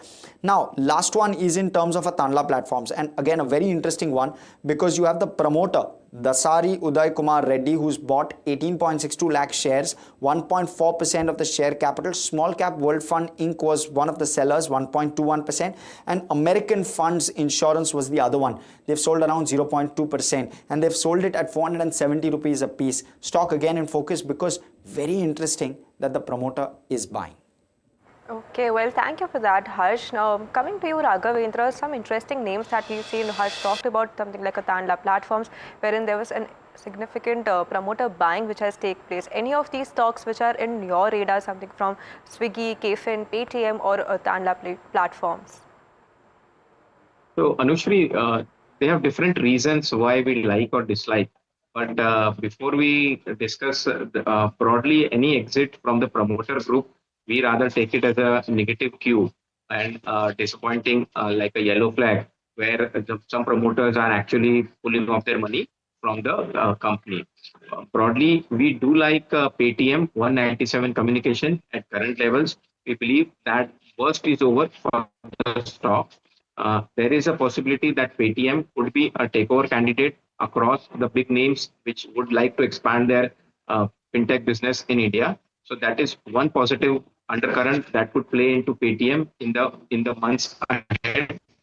But broadly, in terms of the RBI punishments or penalties, I think the company stock has come above and over to that and doing extremely well. From a bottom of around 320, stock has more than doubled, and it's a slow and steady up move from that level. So Paytm tops this list. Moving to Swiggy, we do believe that the stock has seen significant growth in the revenue, but what is concerning is the company is still making significant losses. So until those losses stop, company makes into a break even or profitability, that would be very ambitious. But till those times, in the next 3 to 4 quarters, we would actually wait and see how Swiggy performs in terms of their revenue going up, but profits also increasing. So until Swiggy continues to make loss, it's an avoid on Swiggy. KFintech and Tanla have some kind of dilutions. In specific to the offer for sale, it could be a special situation where there could be some opportunity considering the huge price correction. But apart from that, in the entire list of stocks where promoters are exiting or there is a significant change of hands in terms of bulk deals and shareholding, we do believe 197 communication, Paytm tops our list as a significant upside is possible even from current levels. From 850, we believe stock can move into 4 digits in the quarters ahead. Interesting one. So Paytm becomes a top pick and takeover candidate as well. But let's quickly pull up a Z Entertainment on the screens as well. And if we can have those lines which were flashing at the bottom of your screens with regards to where Aditya Birla's plea has been rejected. The arbitral tribunal has rejected all claims of Aditya Birla Finance against Z Entertainment. and that stock seeing smart gains in today's day of trade, 3.5–4% upside coming in on that one. Raghavendra, very quickly, your view with regards to Zee Entertainment, taking into consideration all the concerns around it that you've already seen, and if you have to tie it up with the business side of it. So broadly, there has been significant news in terms of the takeovers and the cases behind beyond that. But still, even this news is a positive news. We would actually see profitability, revenues, and valuations kind of stabilizing. So Zee Entertainment is an avoid at current levels. In spite of this positive news, we would continue to wait and watch and see how the company does on earnings at levels of 120. 120 is what you should be watching out for, and that's where the stock is trading at as well currently. But in a significant update in the pharma industry, US President Donald Trump has proclaimed to cut the prices of prescription drugs and pharmaceuticals in the US by 30 to 80%. Now, this could spell trouble for Indian pharma companies, especially those that have substantial exposure to the US markets. And moreover, I beg your pardon, this could also compel manufacturers to raise prices in other countries. To help you decode the implication of this announcement and more, let's take a look at this report by my colleague Varsha. India, the world's pharmacy, churning out nearly half the generic drugs that fill America's prescriptions. But the new US tariffs could put that in jeopardy. The United States will no longer subsidize the health care of foreign countries, which is what we were doing. We're subsidizing others' health care. Countries where they paid a small fraction of what, for the same drug, that what we pay many, many times more for. Trump has announced a new executive order to significantly reduce prescription drug prices in US. Now the plan aims for a potential reduction of prescription drug prices to 30 to 80%. Now the pricing is based on most favored nations policy principle. Now Trump will link US drug costs to lowest prices paid by other countries. Now this will provide immediate relief from high medication cost in US according to Trump, which will ensure a fairness for American citizens. US President Donald Trump is pushing what he calls major tariffs on imported pharmaceuticals, aiming to bring drug manufacturing back home. The problem? The US relies on India for affordable generics, and the tariffs could mean higher prices or even shortages. And now the order would primarily affect drug administered in doctor's office, and this will apply to medications covered under Medicare Part B, which includes your expensive treatments like cancer medications. And he claims to save trillions of dollars, and this could force pharma companies to raise prices in other countries. India's $28 billion pharma export industry is feeling the heat. With the US buying a third of India's drugs, companies face a tough choice: absorb the costs or pass them on. When we think about Indian companies, we are largely going to be affected by how the generic pricing environment changes out there. In my mind, I feel that the domestic pharmaceutical companies, they have created very strong competitiveness. I keep saying that both in terms of their chemistry skills or in terms of their cost competitiveness. India's hoping trade talks can win exemptions, leaning on its role as a global generics powerhouse. Without a deal, the ripple effects could reshape drug supply chains worldwide. India has proposed zero tariffs on certain sectors. This comes with certain import limits also set on these certain sectors. The three sectors that are currently being explored for a zero tariff plan are steel, auto components, as well as pharmaceuticals. The US and India are totally complementary to each other. We are a perfect fit where there's hardly anything, save and except one or two products, where we compete with each other. Otherwise, we are totally two complementary economies. India's pharma giants are scrambling to diversify, eyeing markets in Europe and Asia. But with the US market so critical, these tariffs could be a bitter pill to swallow. A bitter pill to swallow in terms of pharma majors. Raghavendra, how are you looking this entire episode that's playing out for the pharma industry? Because you're talking about trade tariffs. Apart from that, you're talking about prices that could be cut as well. So clearly an impact that could be coming in from a margin perspective and on a profitability side as well. Your read of the scenario, and who do you think would be the worst hit? So Viral, in terms of pharma, we are looking at the glass being half full as an opportunity, where we are looking at few silver linings for the pharma sector. First being the strength in US dollar versus the Indian rupee, which could lead to a significant margin expansion, where most of the pharma companies are exporting and earning in dollars. The second strength we see, or catalyst we see, is China plus one theory adopted by a lot of companies.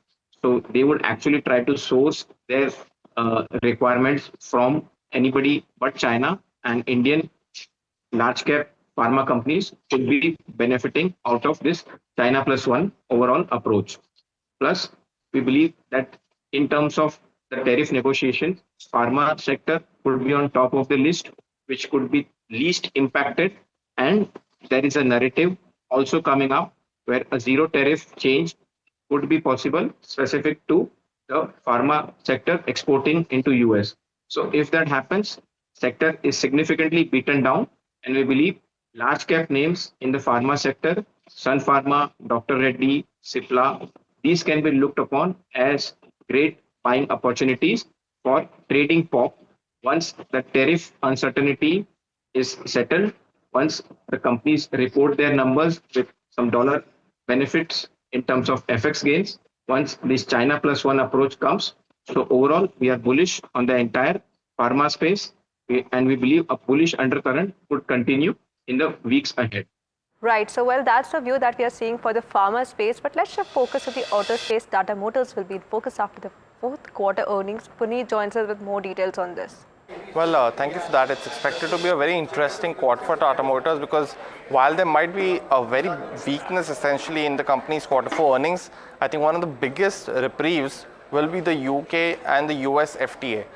When you look at the numbers, revenue is expected to rise by just 2% at 1.2 lakh crore. Essentially, they are looking at EBITDA expected to fall by 4% to 16,000 odd crores. This will, of course, drag the overall margins by 100 basis points to 13.3%. That will be, of course, a key negative, but it looks like it's baked in as of now because of the sales volume that was down in this particular quarter. Net profit will fall by 56% to roughly 7,662 crores, and that is because we had a big deferred tax gain in the base year, which is Q4 of FY24. So they had an impact of about 9,478 crores in terms of a deferred tax gain last time, and hence that number is expected to come at a fall of 56% in terms of profits. But largely, the business on an operations side has been weak. We saw that the EBITDA margin will also contract because of improvement, despite improvement in the commercial vehicle segment, and that's because of the other two verticals, which is passenger vehicle margins expected to fall by 90 basis points. That was because of higher discounts in this particular quarter, and JLR margins are also expected to be lower because of higher warranty costs. That will also be a key negative as well. Overall, the UK-US FTA we've spoken about, this will ensure that Tata Motors can export 1 lakh cars from the UK to the USA, which will be at a concession rate of just 10%. And more so, management commentary on this will be something to watch out for. Right. Thank you so much, Puneet, for getting us your view with regards to what is expected from a Tata Motors, but you have a Hero Motor that will be reporting numbers today as well. Raghvendra, a quick view in terms of Tata Motors, and if you talk about Hero Motor as well, the expectation is that the profits could jump 8% on a year-on-year basis. Margins, however, are expected to dip slightly, and increase in realizations is what is coming in, and the operational leverage part of it is what is supporting the profitability. Your view ahead of the numbers?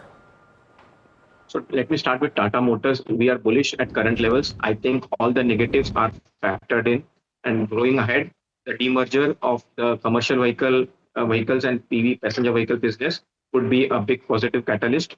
The global sales will see some kind of uptick, considering USA and UK have a trade agreement, considering India and UK have a trade agreement, plus the JLR sales in China are actually seeing some good headroom in terms of a low base effect. So that global sales from China, the bilateral agreements between India, UK, UK US would actually benefit Tata Motors. So negativity is factored in, and a 20% upside from current levels to price of around 870 in a 1 year time horizon is possible in this good corporate governance auto company. Hero MotoCorp, we believe that the management has walked the talk in their previous earnings, and this earnings also, this season also could be very good, and a good monsoon could augur well. They have a head start in the EV space in two-wheelers. So Hero MotoCorp at 4,000 levels is a buy. Any dip, any price correction makes it a very good entry level as well. So both Tata Motors and Hero Motors are stocks which one could have on their long-term core portfolio investment basis and should do very well, outperform the market from current levels. That's with Hero Moto as well as Tata Motors as well. Thank you, Raghvendra, so much for joining us on the show and sharing your views so far. But we'll quickly slip into a short break. Lots more lined up on the other side. We'll be speaking to the management of Chalet Hotels as well as Map My India. Please stay tuned to NDTV Profit.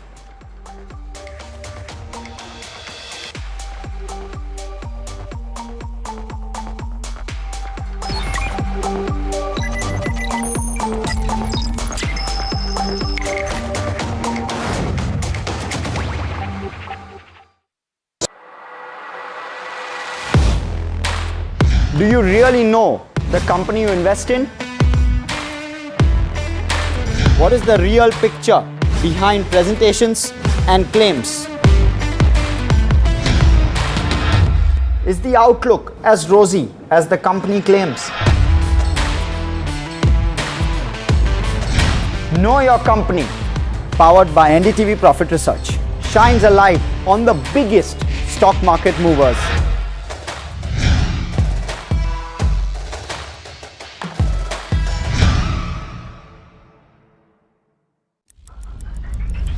Headlines you start your day with.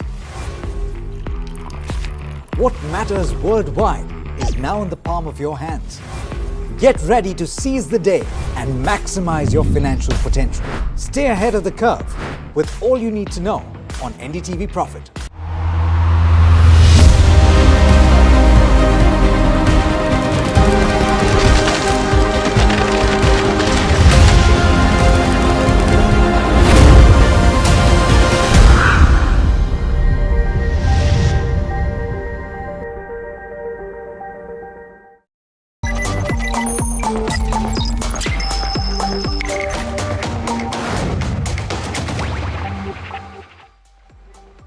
Welcome back. You're watching Profit Buzzers. A quick update in terms of what markets are doing right now. Overall, you're nearly at the day's lowest levels with cuts of around 1.2% coming in. 280 points is the kind of downtick that you're seeing in terms of Nifty 50. Pressure continues in terms of banking majors as well as we speak. Where we close today is going to be an interesting aspect to watch out for. But one company that is in focus from the hospitality space is Chalet Hotels. In fact, yesterday's session, strong moves that did come in terms of the hospitality sector. If you talk about the quarter as well, the net profits have seen a growth of around 50% this time around. It's the other income which has aided profitability as well, but operationally as well seems to be pretty okay. In fact, let's welcome in our guest. We have Shwetank Singh, Executive Director at Chalet, who joins in. Shwetank, good afternoon and welcome to the show, and a pleasure to speak to you as well at NDTV Profit. My question coming to you first is, if you have to look at overall FY25, seems to be on a strong footing from a top line, bottom line, and your occupancy rates have remained pretty strong with the ARR growth that you've seen. Is this something which is expected to continue going ahead as well, or do you think this was an exceptional year? No doubt, Hiral. Thank you for having me on the show. No doubt we have had an exceptional year. But the good thing about the way the hospitality industry today is, there's a clear demand-supply arbitrage that we are facing. The demand is growing at about 10 to 12%, whereas the supply is only growing at 9%. So those are clear tailwinds that the industry has. The beauty of the industry from that perspective is that supply can't sneak up on you. So you can see supply coming from a mile away, and that's helpful and allows us to sort of adjust our strategies going forward. So by no means is this a peak of any form. We believe that there is a lot of headroom to grow as we go along. Right. Shwetank, hi, Mahima also joining in, just to, drive the point home as to what you were mentioning about the entire tourism space, because like you mentioned, this is the Q4 has been one of the best quarters. FY25 has also been an exceptional year. With everything that's happening in the hotel and tourism space, just wanted to get your sense as to how much of a growth are you expecting going ahead in FY26? Hi, Mahima. Whilst as a company, we are not very, we don't necessarily give out future guidance. But since the macros of the industry remain extremely strong and the locations that we are in have their own locational advantages, so we actually expect the next year to be a strong double-digit growth north of 15%. So, Shwetank, let's understand the strategic moves that the company has made from acquisitions to development to fundraising. I mean, the Duke's Retreat 80-room resort in Khandala, plus increase your stake in Vikramaditya Renewable Energy as well. You're advancing with a 400-room 5-star hotel project in Delhi's terminal, a 170-room resort in Goa with the land acquisition, and we're talking about a fundraise that had already happened via QIP in 2024. If I have to put all of these things together, where is it that you're seeing in terms of the milestone that you would want to achieve, not say FY26, but even if you have to look at 27 or 28? Yeah, so thank you for summarizing that. Actually, that's a brilliant summary of where we are heading. And as you would expect, it is part of a well thought out strategy. So whilst we have done a fundraise in the recent future, that's basically to keep our gunpowder dry. That's so that funds are available whenever a particular opportunity arises. Where we are heading with this is we have a clear announced pipeline of 4,600 rooms today, but we'll pretty soon cross the 5,000 mark. And that's also a holding number. We're not slowing down by any means, and we'll continue to grow in that direction. Speaking of that, Shwetank, you recently bought Lakeview Mercantile Company in Goa, which is a 15-acre land. Just wanted to get your sense as to what are you planning to develop there? Will that be a luxury property? What are the kind of number of keys that you're planning to add? And what is the kind of revenue growth that you expect from that particular acquisition? So this one in particular is actually a beautiful land parcel of about 18 acres. It has water view on 270 degrees across and we're also placed on a high plateau. So it's actually a brilliant piece of land that we have managed to sign the term sheet on. The aim here is to develop an upper upscale luxury hotel with about 170 to 180 keys. The designs are still being finalized. Currently, the Goa market is placed at about 18,000 ADR. We expect to be around that number on present day. And by the time we open, we have taken in a growth of about 4.5% year on year. So when we open this resort, we expect to be around 22,000 mark on the ADR side. Goa remains a very strong market and a very deep market. And our belief in Goa, as you can see, is very strong. This is our second acquisition in Goa. Only recently we had acquired another 11 and a half acres in south of Goa beachfront property, where also we are developing another resort. Okay, Shweta, just one more point on that, because we have seen that tourism in Goa has slowed down because of the entire, the locals are complaining about the kind of nuisance that tourists are creating. Just wanted to get your sense on that. You did say that Goa is one of the stronger markets that you're aiming at, but do you think that some amount of slowdown will take place there and that will be overall impacting your contribution to revenue from Goa?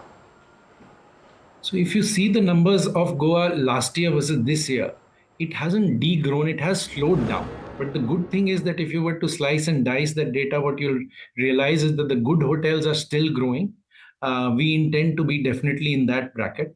The other thing to also note is that the base that Goa is coming off is actually a very high base. So a slower growth is to be anticipated. It doesn't mean it's slowing down, it's degrowing by any means. If we were to look at the airline traffic in Goa between Mopa and Dabolim, actually the combined numbers have grown steadily over the years. And even though Mopa has been a little slow off late. In the last couple of months, there has been some degrowth. The overall numbers of people going into Goa remain very, very strong, and we expect that trend to continue. So actually, overall, we don't anticipate any problems in sort of expanding in Goa and spreading our wings there. Okay. So, Shwetank, the other aspect is in terms of the kind of mix that you would want to promote from here on between luxury, mainstream brands. Is that going to be the focus, number one?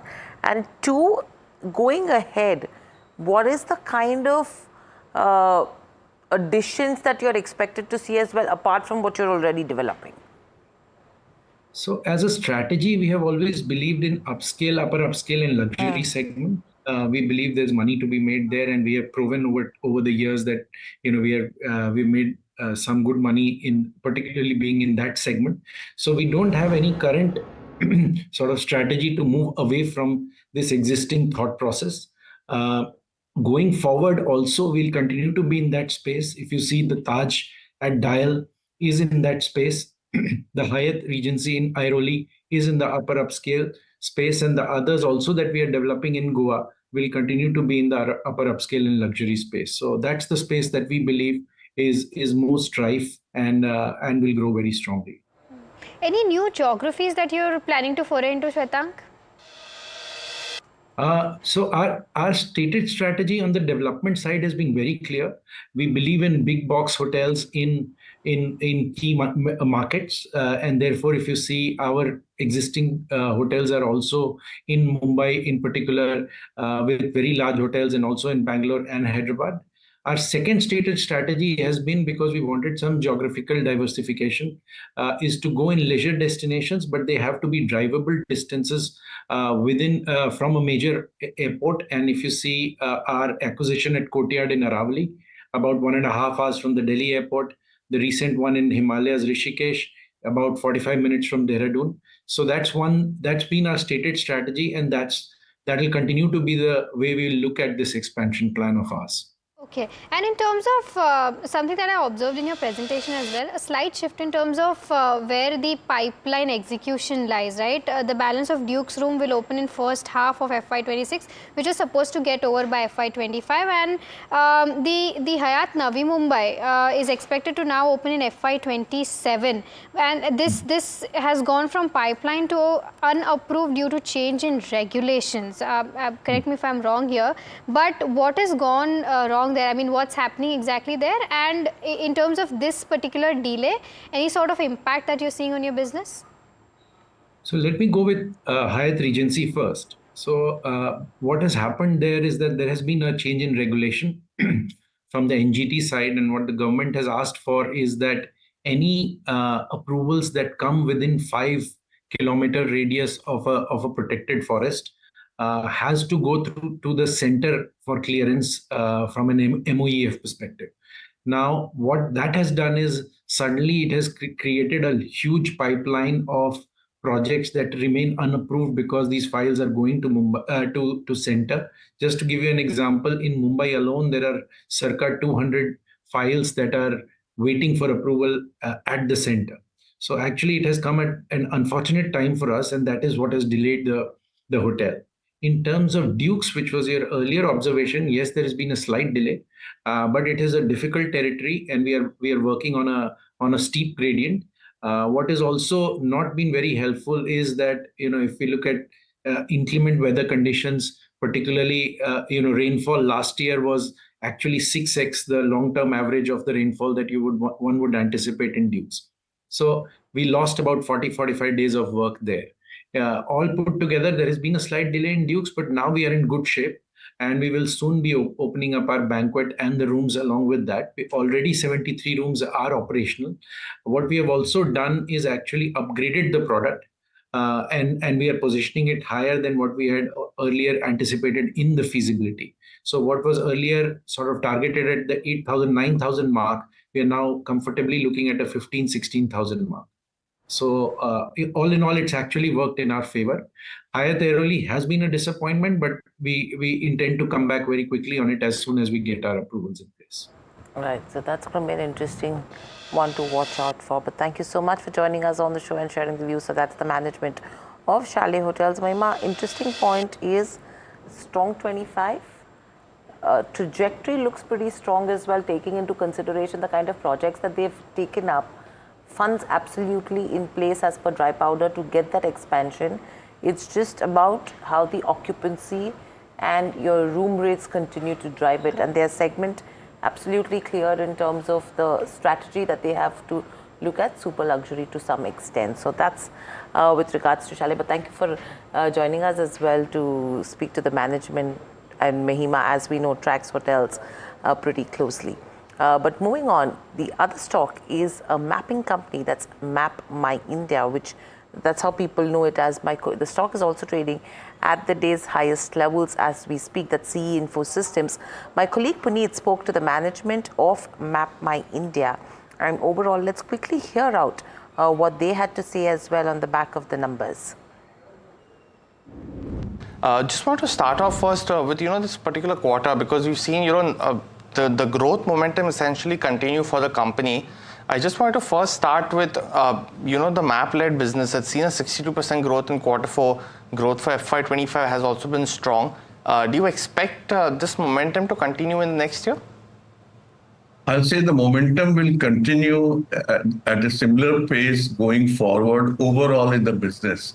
As you know, every quarter there are momentum in one area, the other areas like map-led, within automotive or corporate, within or government, within IoT also similar, like whether it's logistics or general IoT. So let me just get into segmental performance a bit, because you do have a couple of segments. So map-led business is one and the IoT is the other, and then there's mobility as well. I'll just get to that in a minute. The map-led business has been growing more than 50%. We've seen that in this particular quarter as well. But the IoT-led business, which is the newer business, is down 10% in this particular quarter as well. Could you just talk us through a little bit more on the IoT-led business? What is the business like essentially, and how do you expect some growth momentum going into next year as well? Yeah, IoT-led business is an interesting one. You sell more hardware, in future you get more SaaS revenue. That was the strategy a year back. Last year we shifted the strategy a little bit. We said, let's see what happens if we reduce the sale of hardware. Does our SaaS revenue go up? And you can see from the results that the SaaS revenue went pretty high. So it's the hardware part that increases, leads to at times what you see the growth in the overall number. So if I understand this right, you mentioned that you wanted to think about reducing the hardware side of the business and see if it has any kind of material impact on the software side of the business, but that's not happened. The software side and the SaaS side momentum has continued. Is that correct? Yes, that's exactly went up quite decently. So now we have more confidence that will happen. So we'll go back with the old strategy where the hardware sales and the growth you can see. And if you can just talk us through the customer profile for your IoT-led business, which is, you mentioned about the hardware side of the business as well, because your map side also has a lot of automotive revenue as well, which you cater to a lot of automotive clients. Essentially, what kind of clients do you have in the IoT-led side? And do you expect that to have a higher growth in this year in FY26, because it's of course 1/3 of a map-led business? Well, IoT-led business cuts across automotive, corporate, and government. So that's one way we look at our overall business of IoT. The second part, we look at what is there in the logistics SaaS business. So between the two is where the overall IoT business happens. And Mr. Verma, if you can also talk us through, so one, you have the automotive side, which you've spoken about. The other is the consumer tech as well as the digital enterprise business. That growth has actually been quite faster, and that's understandable, because the automotive side, essentially the sales have also slowed down in the industry. Within the consumer tech, there would be a few aspects to look at. Could you just talk us through a little bit of that aspect as well? In the consumer tech side of the business, what we say C&E, you saw really a decent growth, or rather a high growth. Now that growth, along with the fixed price revenue model, is helping us a lot, because the fixed price is also giving a very high level of predictability. So the business is more moving towards predictable business rather than estimate business. And Mr. Verma, please correct me if I'm wrong, but a lot of the consumer side of the business essentially would be working in social media. I think you mentioned a little bit in the presentation as well, e-commerce as well. While on the digital and the enterprise tech, you are working in segmental performance as well, right? With BFSI, energy being others. So if you can just split and just give a view first of the consumer side. When you mentioned that you're looking at e-commerce as well as quick commerce, does it essentially mean that you're providing your technology to these companies such as Zepto or Blinkit or so on, or if you can just talk us through a little bit of what that business is for the consumer side? Okay, without naming the companies, but all the big giants that you know, from e-commerce or from the social media or from the quick commerce, I think we have penetrated in most of them now. In some cases, we had a very great upsell, and that's what you saw. That helped us in a high growth in Q4 in the consumer tech business. And when you say segmental performance in the enterprise digital tech business, which is part of this as well, you mentioned that you're doing a lot of work in BFSI as well as energy. Yes. Is that comparable to what the listed IT companies would also be doing, or is this something different that you're offering here? Is it more so of a traditional business that's going to this, the land records, the mapping, or is this something else that you're offering here, which is showing the sharp growth as well here? Well, when you think about BFSI, definitely our business is highly product and platform based, where these BFSI, or even you think of the NBFC like that. Land records and all that you mentioned, yes, we do participate in that, but we have always calibrated. That's part of our government business. We have always calibrated that business, and I can share with you that approximately 20% of our revenue last year came from the government business. And for the governments, essentially, that's a lot of will be land records. Apart from that, anything else that you're doing with the government? And is it more like you're working with the central government, or is it with the states as well? Because we've seen a lot of change in terms of approaches from a lot of states like Maharashtra. We have a newer government in Delhi. Rajasthan and Madhya Pradesh have also been doing a lot of capex in terms of infrastructure. So is it that you're seeing a lot of activity in terms of these states as well, or is it a lot of work with the central government? No. It cuts across the states, municipal corporations, as well as the center. It's not limited to one.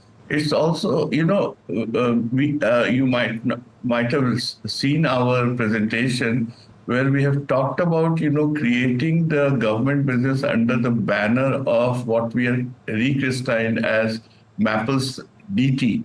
DT stands for Digital Transformation, Digital Twin, and Defense Tech. So we are present in all those three areas, supporting whether at the municipal level or state level or at the center level. And it is through our products and platform with a very little component of services.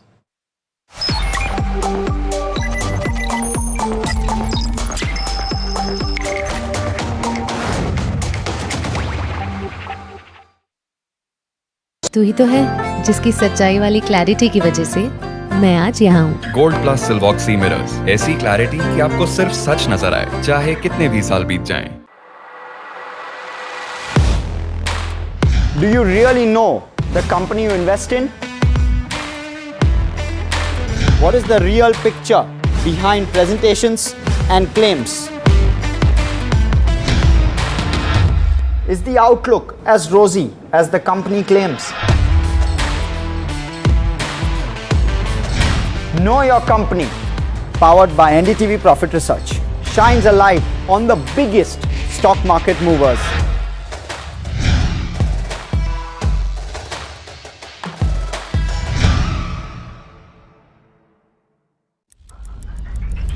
Headlines you start your day with.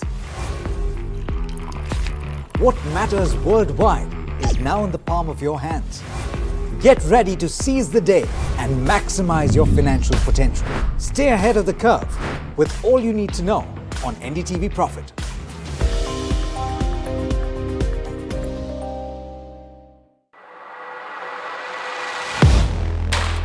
Do you really know the company you invest in?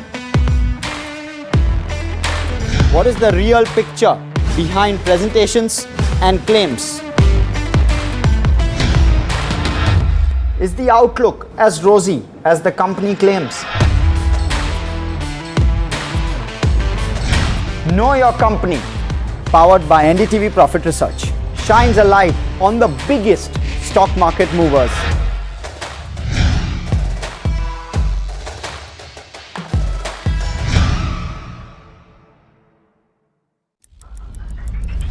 Headlines you start your day with.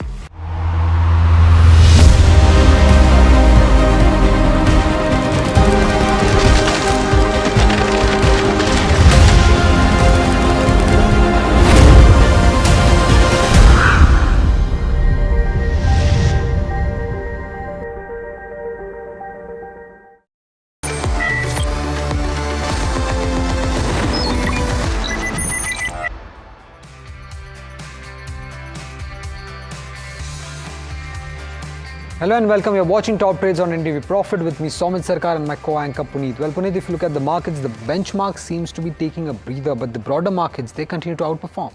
Well, definitely, and we've seen from the day's high as well, we were almost in the implied open in the morning at 8 a.m. We did highlight a 120-point downtick. Post that saw some recovery, almost a flattish opening. But then since then, we've continued a downtrend of 24,589 on something like a Nifty 50. The Sensex as well has broken through that mark which we spoke about. It was hovering around the 900-point gap down in the start. It's down almost 1,250 points.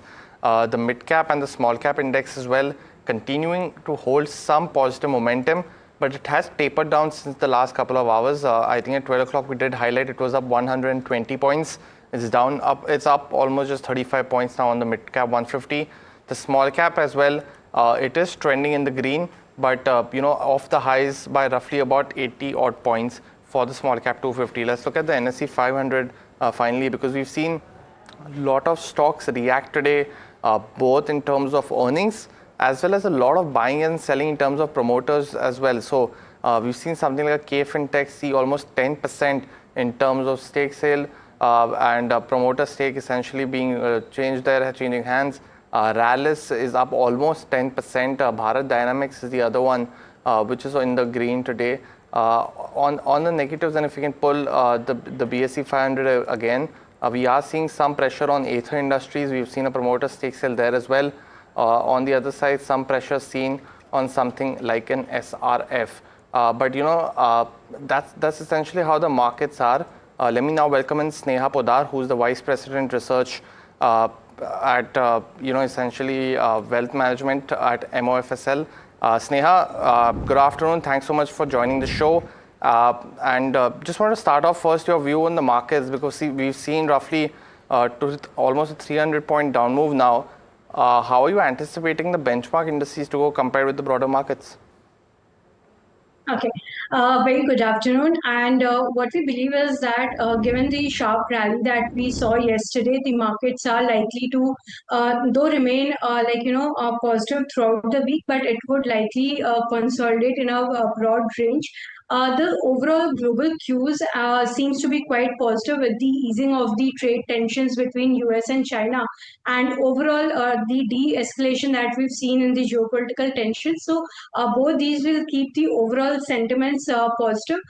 and further, with the FI support coming on the basis of continuous buying that we've seen over the last 8 to 10 sessions. So obviously that provides the further support to the market.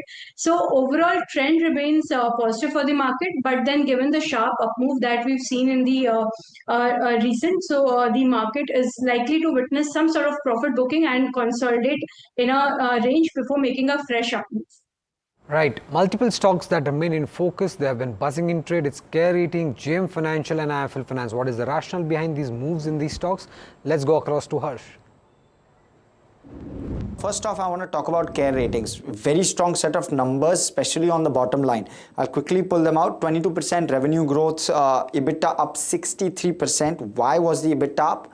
One, it was aided by a lower other business expenditure, and that kind of aided the number with regard to where EBITDA is concerned. Margins up 1100 bips on a YOY basis, and PAT up 77% on a YOY basis. So very strong numbers. PAT is now at 43 crore versus the 24 crore number same time last year. In terms of segments, the ratings business is up 25%. Other businesses also seeing a decentish kind of EBIT. They've turned profitable from a loss. Let me just put it at that.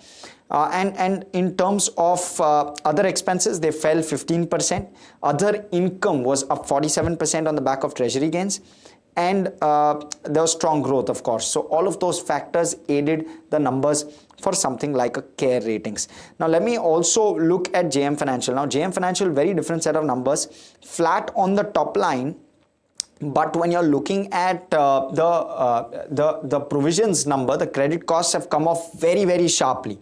And that's what's aided the profit after tax number. I'll quickly read them out. Total income was up 20% YOY. But in terms of the merchant banking business, which is the investment banking business, the revenues were muted, and that contributes significantly to profitability as well. And therefore, profits in that segment, in that vertical, has taken a hit. Outside of that, you saw provisions at just 7 crore versus the 256 crore number same time last year. It's also down 94% sequentially, and therefore you're seeing the profit after tax jump. It was a loss of nearly 700 crore same time last year. Currently sits at a profit of 235 crore. So that's the other plus. Something to keep in mind again where JM Financial is concerned. Last off, I want to also talk about IIFL. We've had an HSBC note signaling a 42% upside. They've upgraded the stock. Gold and microfinance recovering is what they are banking on. Credit costs likely to decline. They're expecting ROE of 13 to 15%. Management has guided for 15 to 16% ROE. Capital raising is something that you'll want to keep your eye out on. It's in the pipeline, but they're expecting capital raising to be largely capital accretive or book value accretive, because they believe that capital will be raised at a higher book value or at a higher value than the current book value. They've increased their target multiple from 1.1 to 1.5, which is what has led to the re-rating in the counter for them. And they've also said that the 2-year forward price to book prior to this was 1.8 times, and therefore warrants that kind of a price to book. A very solid upside that they see here as well.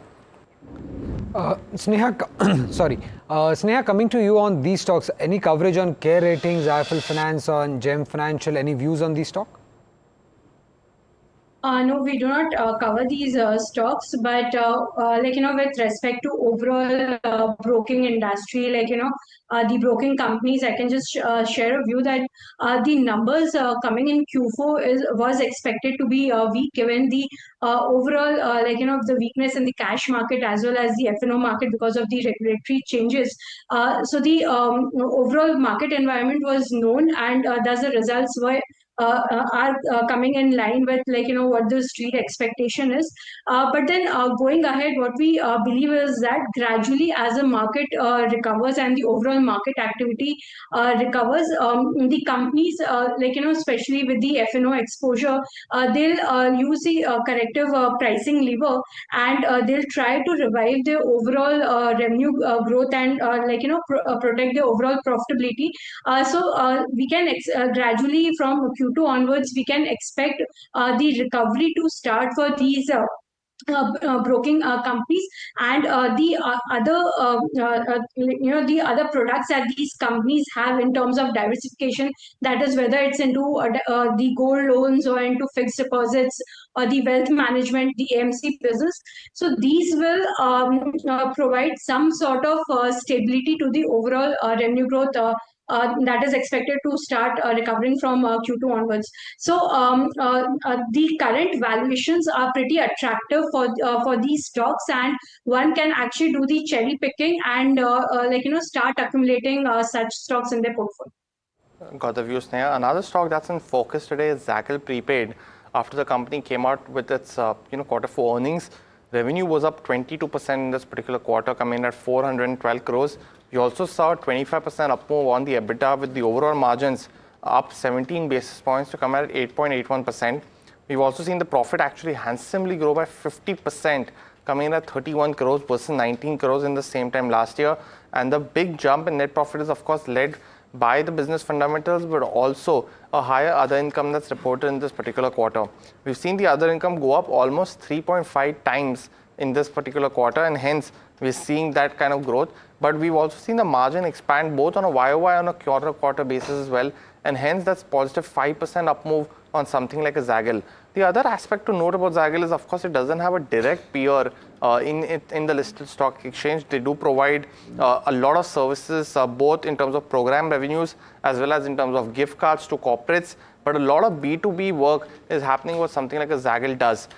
We've seen the company has its program revenue grow by 16% in this particular quarter at 157 crores, where the Propel platform, which also has gift cards to employees, essentially something like a Sodexo, but on the listed side, is something that the company does. That revenue has grown up 27% to come in at 245 crores. While its new business, which is SaaS, which is still a smaller portion, is just 10 crores in terms of revenue, but that has grown as well in this particular quarter. FY26, they are anticipating a growth of about 35 to 40% in terms of growth, and that's in terms of revenue growth. So that's a very strong number.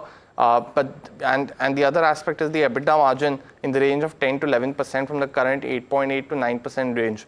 Sneha, I'm not sure if you have coverage on a stock like Zagel, but how do you see these new age startup companies essentially? Because we've seen a lot of investor interest, especially in stocks like Zagel, something like PB Fintech as well, which is in the banking space or in something like those kind of companies. So first, if you have any coverage on Zagel, and secondly, any kind of view that you have on the new age startup companies.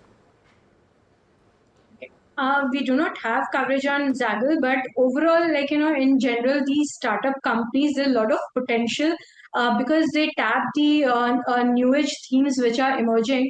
And the problem with these companies are that they are front loading a lot of investments in order to expand the business, which is actually delaying their overall profitability.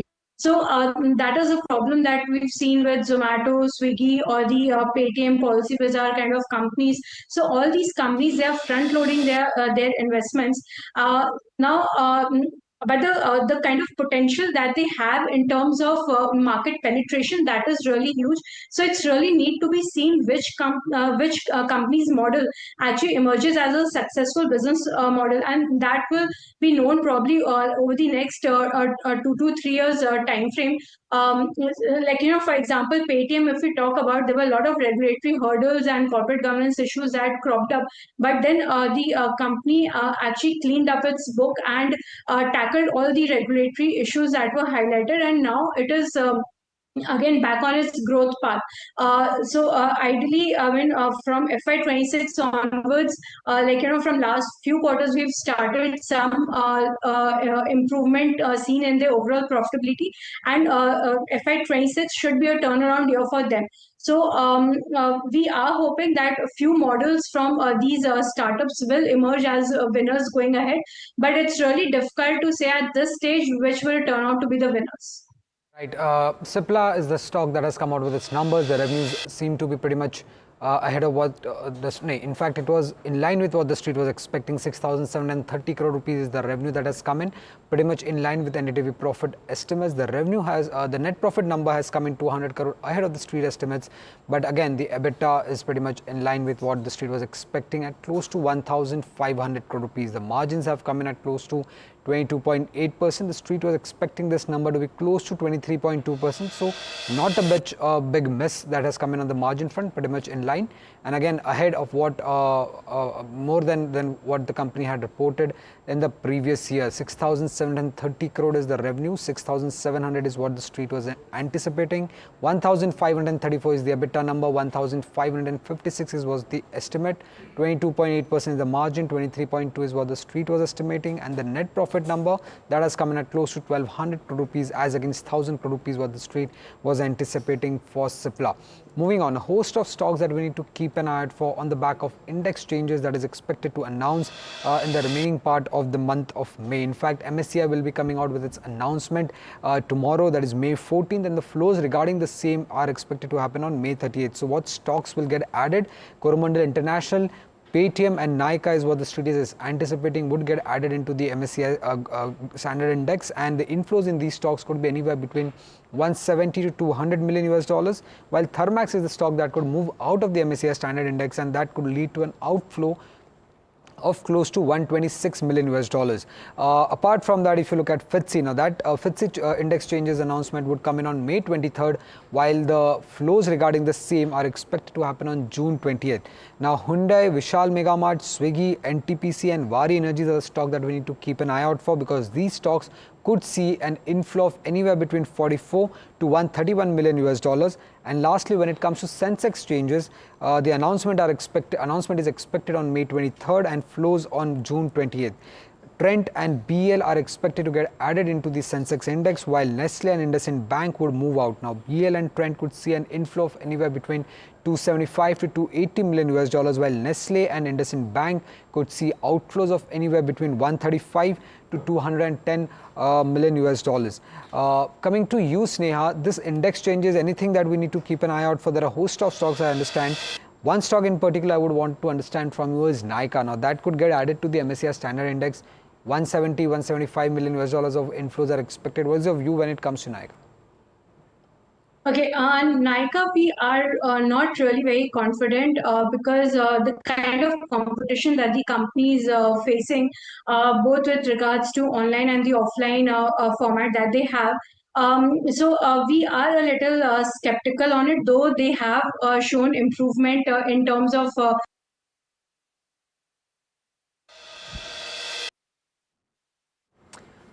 Right, we'll get back to Sneha on Nykaa's view, but then another stock that we need to keep an eye out for is M&M Finance. Now, they're looking to do a rights issue of close to 2,996 crore rupees. Now, the rights issue is priced at around 194 rupees per share, which is at a steep discount of nearly 25% to the current market price. The rights issue ratio is for every 8 shares, the shareholder will get 1 rights equity share. However, the estimated ex-rights issue price, that is at around 250 rupees, which is just at a discount of close to 3% compared to the current market price. Now, today, in fact, May 14th is a record date, which means that today is the last day for any shareholder to buy the shares of M&M Finance if they want to participate into this rights issue. And the rights issue will open on May 22nd and will remain open till June of 6th. Now, what are the sequence of events here? Now, if you are eligible for the rights issue, then the rights entitlement firstly will be get credited to your account on May 21st, and you can trade this rights entitlement from May 22nd till June 3rd. Now, what is a rights entitlement? Rights entitlement is a temporary credit of this rights shares,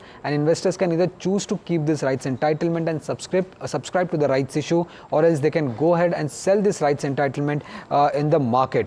Now, what existing and old investors should do in case of M&M Finance? They can consider selling the rights entitlement as and when they get credit to their account, because the estimated rights entitlement price stands at around 63 rupees. Now, assuming an investor has around 8 shares, they'll get 1 rights entitlement, which will be priced at around 63 rupees, which means that, and if you sell that, it translates into a dividend or gain per share of close to 7.88 rupees. Now, this will be the highest ever dividend, or M&M Finance has never paid such a high dividend in past. So this could be a good gain coming in for the existing or old investors, and the implied dividend yield would stand at around 3%. Now, if they choose to keep this rights entitlement, then there is too much of a hassle that is involved. They need to keep a track of the payment dates over a period of time, and if they fail to pay, then this rights issue will be forfeited.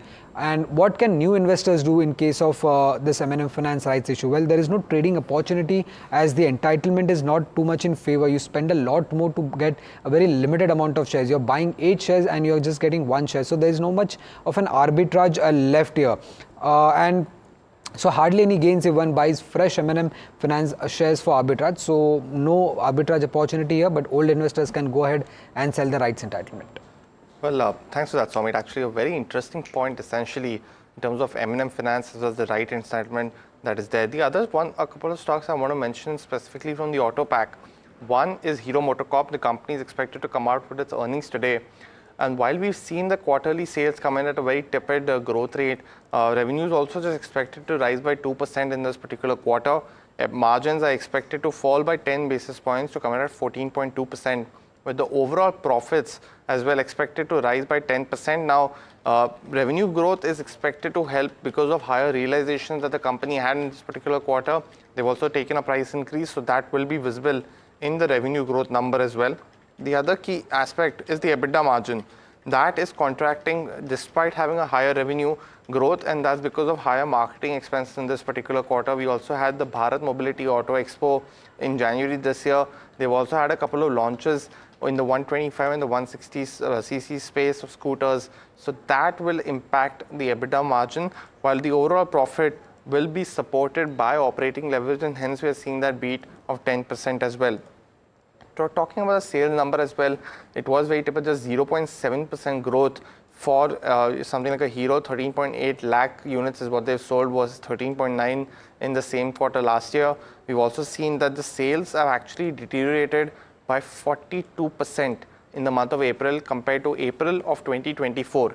So I think more than the numbers, a lot more will be looked at in the commentary for something like a Hero MotoCorp, essentially because we've seen companies like Bajaj as well report 6 consistent months of decline in the domestic space for two-wheelers. So that will be a key negative as well to watch out for, and what the management expects in terms of commentary. We had roughly about 6% growth for the industry in FY25. If that continues, will that have a higher growth rate in this year? That is definitely something to watch out for. The other stock in the auto space, which is something to watch out for, is Tata Motors. Again, expected to come out with its earnings. Now we are expecting, a similar trajectory for something like Tata Motors because the sales haven't been supported, essentially the financials. So revenue expected to rise by 2%. 1.2 lakh crores is what is expected in terms of revenue. We're also expecting the margins to fall by 100 basis points in this particular quarter to 13.3%. And the overall net profit is expected to actually fall by 56%. Now, the key reason for this big fall in net profit is because in the same time last year, which is Q4 of FY24, the company had a huge tax write-back for Jaguar and Land Rover worth 9,400 odd crores. And hence, there is a base year effect. Last year, the net profit was roughly 17,000 crores, but largely supported by the tax write-back. And hence, we're going to see that fall in profit, but that will be something to watch out for. We have to remove that aspect of tax write-back and then compare it with the numbers for profits. We've also seen that the EBITDA contraction is expected in this particular quarter, and that's largely led despite the improvement in the truck business for something like a Tata Motors, but the passenger car business hasn't supported that, and that's because of higher discounts in this particular quarter. Finally, the one key positive though, and that is something which has come in favor of Tata Motors just in the last 2 days, is the UK-US FTA. Now, under this FTA, manufacturers like Jaguar and Land Rover will be able to export 1 lakh cars to the USA at a concession rate of 10%, which was expected to be 25% earlier based on the US tariffs. So that is the only key positive aspect, and I think the company will also be talking about this particular aspect overall. But Swamit, essentially, the UK-US FTA coming at a very important time for Tata Motors in a quarter there's not much to talk about. Well, yes, multiple benefits. In fact, the India-UK FTA and the US both will benefit Tata Motors. Moving on. India seems to be taking a tougher trade stance against the United States. In a formal notification to the World Trade Organization, India has proposed retaliatory tariffs on the range of US goods in response to Washington's continued duties on Indian steel and aluminum exports. The move, if implemented, could mark a significant moment in India's evolving trade strategies, especially with bilateral talks with the US still underway. My colleague Rishabh joins us with more details on the same. Right. So, Amit, what we saw coming in from the WTO last night was sort of a shift in stance that India is portraying, especially given the fact that there are ongoing bilateral talks going on with the USA. Despite that, India has chosen the platform of the World Trade Organization to actually register its protest and also file potential retaliatory duties against the US as well. I spoke to a couple of experts. What they had to say was the fact that this is surprising. It comes at a delicate time between India and US relationships. Obviously, the global trade, the global tariff wars, the uncertainty is still very much there. It is also signaling India's tougher stance at the WTO, but it continues to remain within the WTO's rules and regulations as well. What Pankaj Chadha of EEPC, the Engineering Exports Promotion Council, told me was the fact that this move is heartening. It shows that we still have some sort of a voice at global stages, but the situation remains volatile. It remains flexible given the fact that these duties have just been proposed right now. They have not been implemented. The potential date of implementation could be 30 days from now. So around June 8th or June 10th is when we can expect certain duties if the US does not withdraw its counter duties, or if the US does not invite India to the negotiating table with respect to these tariffs. So the next 20 to 30 days, we'll be keeping our eyes peeled on what sort of action the US now takes, given the fact that the ball is now in Washington's court. Well, thanks for that, Rishabh. But the other key aspect and story is actually coming from the pharma space. We've seen the US President Donald Trump sign a wide-reaching executive order on Monday. He's mentioned directing the drug makers to lower the prices of medicines to align with what the other countries have. Now, we've seen, we told a press conference that the government would impose more tariffs if the prices in the US do not match with what those other countries are. Let's get my colleague Varsha to tell us more about this particular news flow. Trump has directed drug makers to lower US drug prices to match those paid by other countries, and he aims to reduce price between 59 to 90%, and he has given drug makers 30 days to set price targets and promises further actions if companies don't make significant progress. Initial fears of most favored nation price caused drug maker stock declines, but stock recovered and rose on Monday as order was seen as less severe than anticipated, and shares of Merck, Pfizer and Eli Lilly, which are the innovator pharma companies, all rose.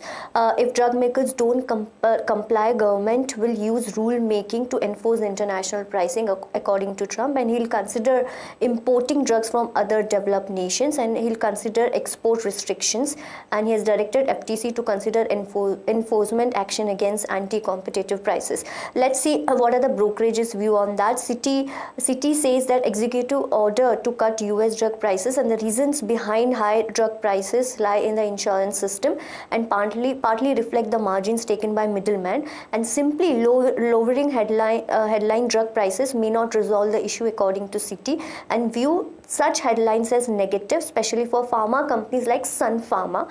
Generics would least be impacted in their view from this order. While Macquarie has the same view, he says that most favored nation pricing model for prescription getting restructured, and the Sun Pharma sells branded medication in the US market, which could be impacted. And according to Macquarie, generics are much lower prices than their branded counterparts, and generics won't be impacted. So both the brokerages are of view that Sun Pharma is the only counter that would be impacted. Well, with that, it's a wrap on this edition of Top Trades. Stay tuned and keep watching NDTV Profit.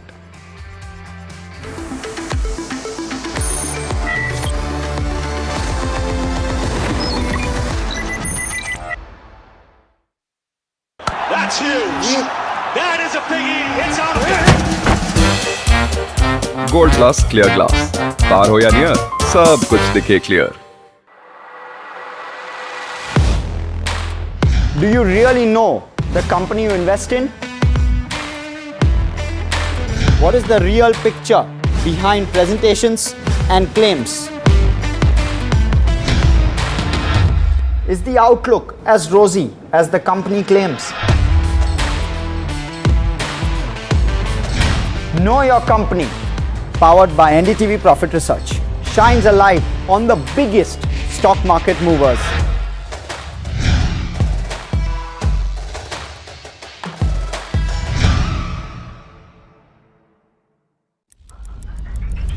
Headlines you start your day with. What matters worldwide is now in the palm of your hands. Get ready to seize the day and maximize your financial potential. Stay ahead of the curve with all you need to know on NDTV Profit.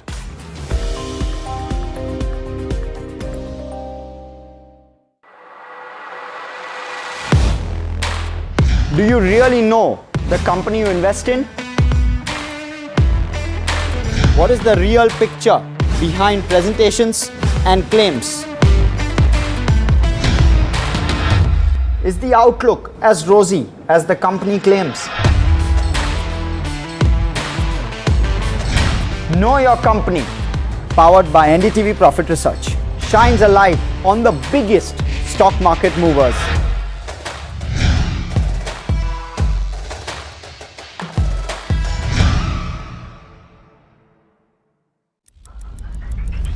Headlines you start your day with.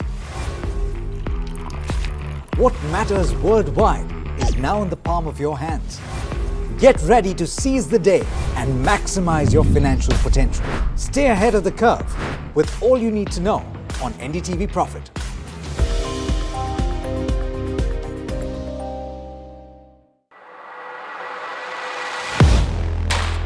Do you really know the company you invest in?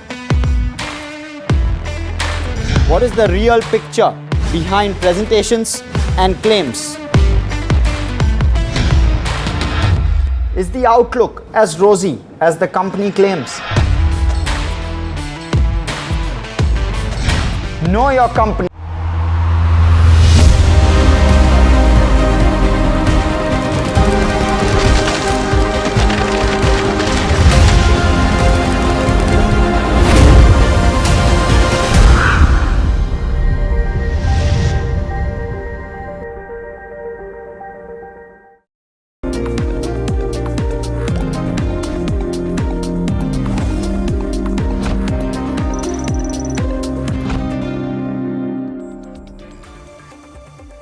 Hello and welcome. You're watching India Market Close here on NDTV Profit. I'm Harsh Saita. With me is Neeraj Shah.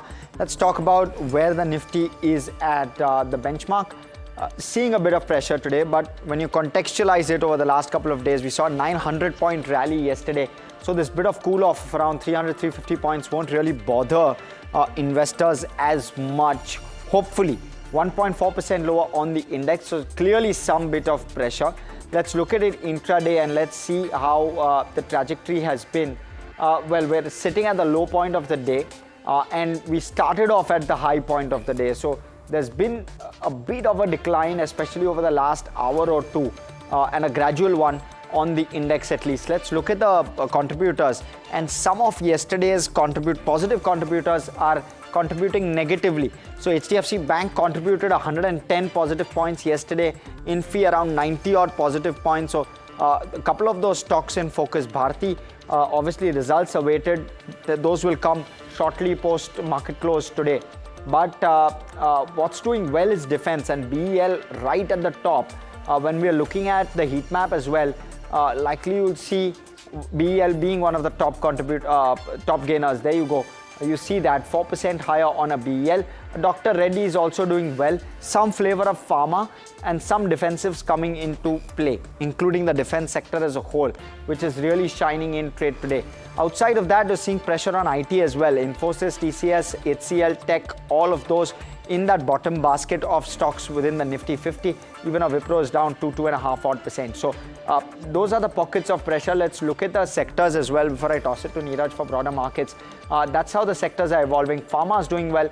PSU banks are doing well as well. And then you have the Nifty Defense, which is up 4%. What's not doing well is an IT, and FMCG is down 1.5%. We haven't spoken much about that, but we will through the show today. And the Nifty Metal and the Nifty Realty Index also down around 1 to 1.25%. The Nifty Auto also throwing that one also into that same basket around 1 to 1.25%. So that's where some bit of the pressure is as well. Let's look at the advanced decline very quickly. There you go. That's how it is. A slight shrink that we're seeing, but advances outstrip the declines, which clearly means that broader markets, there is traction. Neeraj. Yeah, I mean, relative traction for sure, because it's 0.44% higher than Nifty Small Cap 250, if you can pull that up. And then beyond that too, there will be specific pockets which are doing well. So, I mean, just the simplest way to think of this, if you bring up the components of the Nifty Defense or the Defense Index, right? Or you will see that from a Bharat Dynamics to a Zen Technologies to a Garden Reach Shipbuilders, the clutch of names out there which have had some stupendous gains in the session today. Then promoter buying leading to Tanla Platforms doing about 9% in the session. So that is one to keep an eye out for. There is strength in CNC manufacturers. Jyoti CNC is back up in the gainers list. 4.5% higher for that one too. So that's done okay. Stocks in which there was some results pressure have kind of been weak. So SRF is slightly wobbly. UPL slightly wobbly today, down about a couple of percent or 3 or 4 percentage points a piece for both of those. We saw KFin Tech with the block deal under a bit of pressure, and the reason why this pressure would be there because they've sold 7% stake, but another, I mean, total of 33% with those shareholders with Singapore, General Atlantic Singapore, right? So I would suspect that the street might believe that there might be continued pressure on this one until that selling mood is out of the way. So keep that in mind as well. But defense is the sector to really focus on, and we try and talk about that as well. Harsh? Okay, so those are some sectors, pockets to talk about. But on the benchmark, and let's quickly take a view, Kush Bora, founder kushbora.com joining us. Let's quickly take a view on the index, Kush. Okay, believe we're still, believe Kush has dropped. So well, we'll quickly discuss a few stocks. And while we are at it, you look at a Tanla Platforms, you look at an Allied Blenders up 8%. There's a fundraise which is likely coming there. You have a Gensol which is up 5% on the back of both of the Jaggi brothers resigning from the board of Gensol. Cochin Ship is up 4%. That's likely on the back of the way in which defense in any case seems to be moving. So those are broadly how sectors and themes are playing out. But let's go straight across to Kush joining us. Kush, on the index, 1.3% lower today. Yesterday, we had a fabulous day of trade. Is this par for course or would it worry you? Hi, Harsh. First of all, very good afternoon to you and to all the viewers. Higher they go, harder they fall. We've heard that before, right? So that's exactly what is playing out, which is, we've had a much higher than expected run yesterday. Now, the fall that we are seeing is perhaps a little too sharp for everyone's comfort. But if you ask me, I think this is par for the course. There's a good support zone near the 24,350 to about 24,500 zone. So as long as that is intact, I think, we are in good stead. The rally that had began, before, the cross-border tensions came about, I think that will resume. And 24,800 as a target was hit, but I think we'll move again towards 24,800, 25,000 very soon. So I think fairly par for the course. A dip closer, to 24,500, which we are seeing right now, should be taken as, a buying opportunity. The only thing is that, all throughout the day, the index, has been moving lower. And the moment you find some kind of strength coming in is where you should go out and buy. I think that should come somewhere close to 24,500 as the put options data for this weekly, options expiry is also suggesting. And what about the Nifty Bank, Kush? Well, an interesting move on this one. So if you see the fall that began, late April, twice, yesterday and today, both the times, 71% retracement, 72% retracement on this one, and the turnaround has happened from those levels. So once again, 55,500 will be the level to watch for on the upside. I think down, on the downside, you've got a good support near the 20-day moving average, which is very close now, which is 54,500 thereabouts. So I think any dip closer to those levels will be taken as an opportunity. I would have actually given an all-out buy call had it not been the fact that, we are actually at the low point of the day. for the Nifty and Bank Nifty both. I think after a brief hiatus with the likes of HDFC Bank, ICICI, and SBI to some degree correcting, we did see some buying interest return to those names. I think that will continue. HDFC, SBI had seen a sharper dip compared to ICICI. I think those are the pockets that you could still trade and invest in from a near-term perspective. Both the indices on a fairly good footing. This this dip that you're seeing, once it takes once it rests near those support levels, I think this will turn out to be a good buying opportunity once again. And Kush, your picks for this afternoon, therefore. So going with two long calls, one of them is Larsen and Toubro. Again, we've seen a good move on this one over the last 2 days, some profit. The rest of the market, but a good support zone, around the 3,500 mark. So from a long perspective, 36.80, 37.70 are your targets. 34.95 is where you place that stop loss. GE Vernova TND, this one has had a very good run over the last month and a half, and that run has practically been agnostic of whatever the market was doing, and it had good weekly gains as well over the last 3 to 4 weeks on the back of fairly decent volumes. So from a positional standpoint, 1745, 1795 are your targets. 1640 is where you place that stop loss. And Kush, before I let you go, difficult to not talk defense on a day like this. What's the view like on defense? Because we've seen quite a few days where defense has really outperformed. Harsh, I think defense is now becoming a structural play with whatever just recently transpired. Defense has had a longish period of consolidation, profit booking as well. You've seen a goodish bit of rally come around in the last 2.5 months.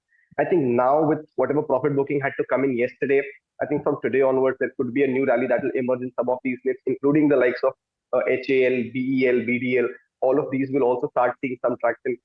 Not particularly fond of the shipping names, but if you talk about the Idea Forces of the world and HALs and BES of the world, I think this is a good time to start accumulating them. Not only from a near-term perspective, but I think from a medium to a long-term perspective also, they are now starting to shape up rather well. Okay. That's one. But actually, Kush, sorry, I know Harsh said we're letting you go, but just one very quick follow-up question. Is there a trade in any large cap IT name? So I think they're starting to shape up rather well, Neeraj. After whatever's happened with some of these names, I think they're starting to shape up well. We did like HCL Tech for some time, and we continue to like that. It's just that they're not having a clear, runaway kind of a rally. So if I were to pick one, I would still go with HCL Tech. Infosys also is actually giving a breakout, but the inside bar that is forming today is suggesting that there could be some pressure, around the 16.25 mark. So I would go with, HCL Tech, but I still believe that there is a lot of steam in the mid cap names like Persistent and Coforge. But yeah, among the large cap ones, you'd want to stick to, an HCL Tech. On the downside, if you're trading, then your stop loss is at 1575. And on the upside, the recent swing high, close to the 1695 mark. And once that is taken out, 1745, these become your target. Right, Kush, actually we'll request you to wait back, because what we're going to do is we're going to have a quick conversation with the management of Zagel, and then maybe circle back to you with regard to views. Zagel, the stock perked up 6% in trade. Avinash Godkhindi, the managing director and CEO Zagel, joining us this afternoon. Avinash, you gave us a guidance FY25 full year, if I recall right, of 58 to 63% top line growth. You've done 70%. Believe you've guided FY26 at 45 to 50%. Please correct me if I'm wrong here. You believe that there's an upside bias to that guidance, and what would the target be on this base? Could you beat the 40 to 50 odd % guidance that you've given for FY26 as well? Thank you for having me on your show. Yes, we've done very well this year, and we're delighted by the numbers. Of course, there's always scope for improvement, but the numbers have been great on the top line side. PAT has doubled. EBITDA has grown very strong. So every metric, cash flow has improved significantly. So we are thrilled with our results. Our guidance for the next year on an organic standalone basis is 35 to 40%. And that's what we are guiding for, including the potential acquisitions. If they happen before September 30th, it could be as high as 80%. But right now we're sticking with our guidance for the organic Zagel, which is 35 to 40%. And yeah, we are guiding this number today, even how uncertain the times are with all the things happening around the world and in India. But there's always scope for this to be moved up as we see the year. Right. Avinash, one key piece, and I'll stick to the financials for maybe a minute or two more. One key piece is that I see your cash flow from operations turn significantly positive versus the negative number. What's changed this year, and what's the direction like for FY26? Because that's the key number. Your receivables have gone down. Yes. Thank you for that question. We've always consistently held, Harsh, that we are working very hard behind the scenes to improve our cash flow position. We have historically always been a cash flow positive company for the longest time in our 14-year history. It's just the last 1 or 2 years that we turned negative. And we were very clear that this has to change. And we've been able to improve that very significantly. And that would be the trajectory in the coming year as well. We are extremely focused on improving our cash flows. And that's something that we are committed to making it happen. No, so just contextualize it for us, Avinash. Clearly, you're keen on that cash flow from operations number getting better. Direction-wise, we take your point. Want to try and understand what was the difference between the last couple of years to now? Is there a particular client cohort that you were targeting which required this kind of working capital requirement? Just explain what's gone about over the last maybe 2 to 3 years. See, what happens in our business is a lot of our receivables are from banks. And when we went IPO about a year and a half, close to 2 years ago, last September 23, we had 4 partner banks. Today we have 16, right? And some of them are public sector banks like SBI Cards, like PNB, Bob Cards, etc. And each bank, given their size and given their nature, has their own approach to clearing their payables. So we worked very closely with these banks, explained to them the nature of our business, why they should be clearing those invoices quicker, and that has helped. There's still significant scope for improvement. We've also worked with some of our corporate customers to make sure that the terms are such that we improve our cash flows. And it's just a lot of work behind the scenes, common sense, putting a lot of focus on that. In our business, it's a lot of getting the basics right, and that's what we've been able to do. No rocket science, to be honest. Avinash, good afternoon, Neeraj here. As you look forward to FY26 and beyond, naturally the pace of growth at a lower base over the last 3-4 years may not be able to be replicated in the years to come. Is FY26 the pace of growth that you've guided to, which is lower than FY25's, is that the new normal, or do you reckon FY26 is a one-off for now?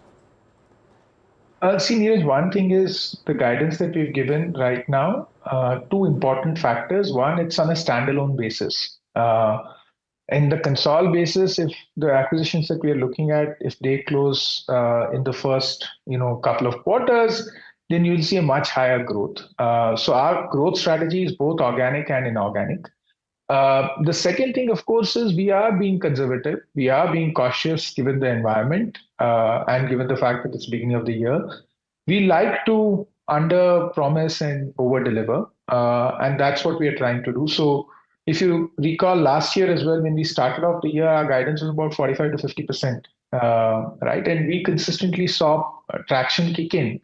And we were able to up that guidance. By last quarter, we were at about 58 to 63%. So I'm not promising that that's what is going to happen, but that is the kind of thing that we like. Rather than promising 70% and doing 68, we'd rather promise to you at the beginning of the year 45, 50% and then deliver 68. What you've guided is impressive enough as well, Avinash. I speak to a lot of CEOs who say that trying to grow at a much higher pace might actually lead to accidents. So might as well grow at a sober pace for a longer period of time as opposed to grow at a very quick pace for a bunched up 2-3 years and then suffer. But to each their own. The second question that I have on this, Avinash, is because it's a slightly different industry, right? And I'm not saying it's probably as large as IT was back then, but back in 2000, if you ask an IT CEO about the number of years for which they could grow at 15% or higher or 20%, they would have easily said that it's, I mean, whatever, a decadal growth or maybe longer, etc. And they've done that. You reckon the industry that you are in, you could grow at a reasonable growth rate for an X number of years. So, and therefore, what is that X number of years and what is that reasonable growth rate? If I can try to ask you to crystal ball gaze. See, this is a decadal growth story for sure. Starting now or starting back in 2020?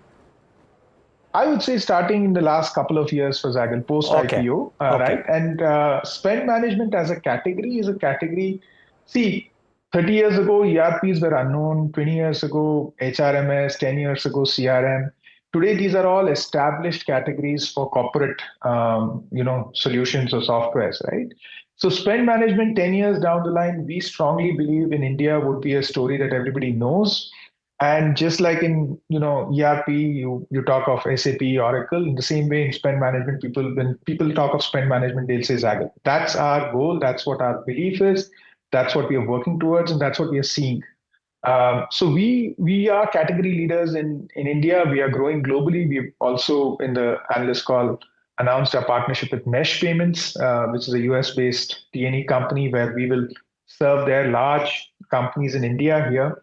And they will serve our companies who are Indian MNCs who are having operations there with their corporate card solution. So that's going to be, again, another growth driver for us. So multiple opportunities to be able to grow both domestically and internationally. And spend management as a category is bound to grow because economies are growing, spends are growing.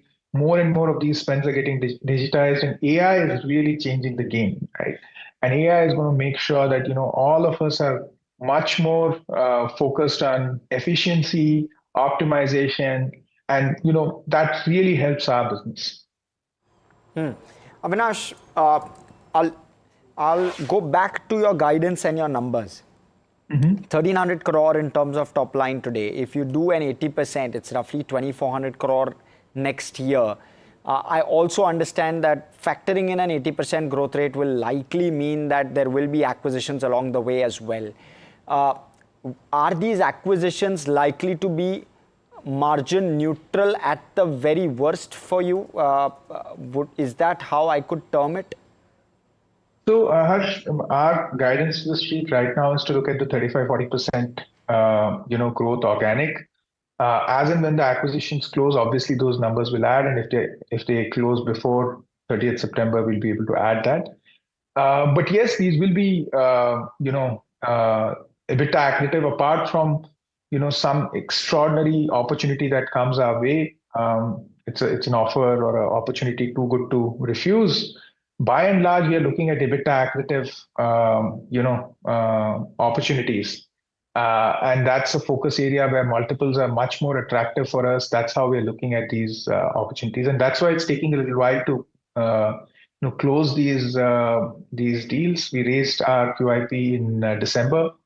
And we knew that we would take some time because we knew the targets. We had very clear ideas around it. But we want to make sure that we are able to extract the best value for our investors and create win-wins. Point taken. Avinash, give us some color on the ticket size that you're looking at. Is this going to be a different geography at all? If those are the kind of acquisitions you're going to make, what's the nature? Is it going to be largely in the space that you operate in? Are you going to diversify in terms of your service providing? Just give us some texture on that. Yeah. So in our space, spend management and adjacent spaces, by and large, right now looking at India, but there are a few opportunities that are very attractive in certain global geographies which we are evaluating. We've already given a sense that we are looking at, Middle East and maybe the US, but of course the US is every day is a new day, so we take it as it comes. But by and large, in and around the space that we are, adjacent spaces, and looking at EBITDA accretive.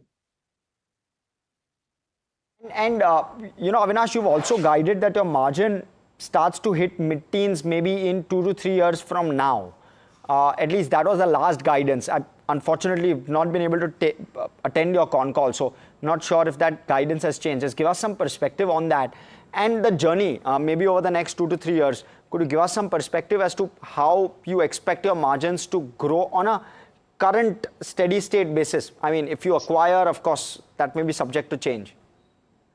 So for our this year, our guidance is 10 to 11%. Last year, we had guided our EBITDA to be adjusted EBITDA to be in the range of 9 to 10%, and we were able to achieve that. This year, our guidance is that it will expand to 10 to 11%. And in about 4 years, we're looking at a EBITDA margin of about 15% overall.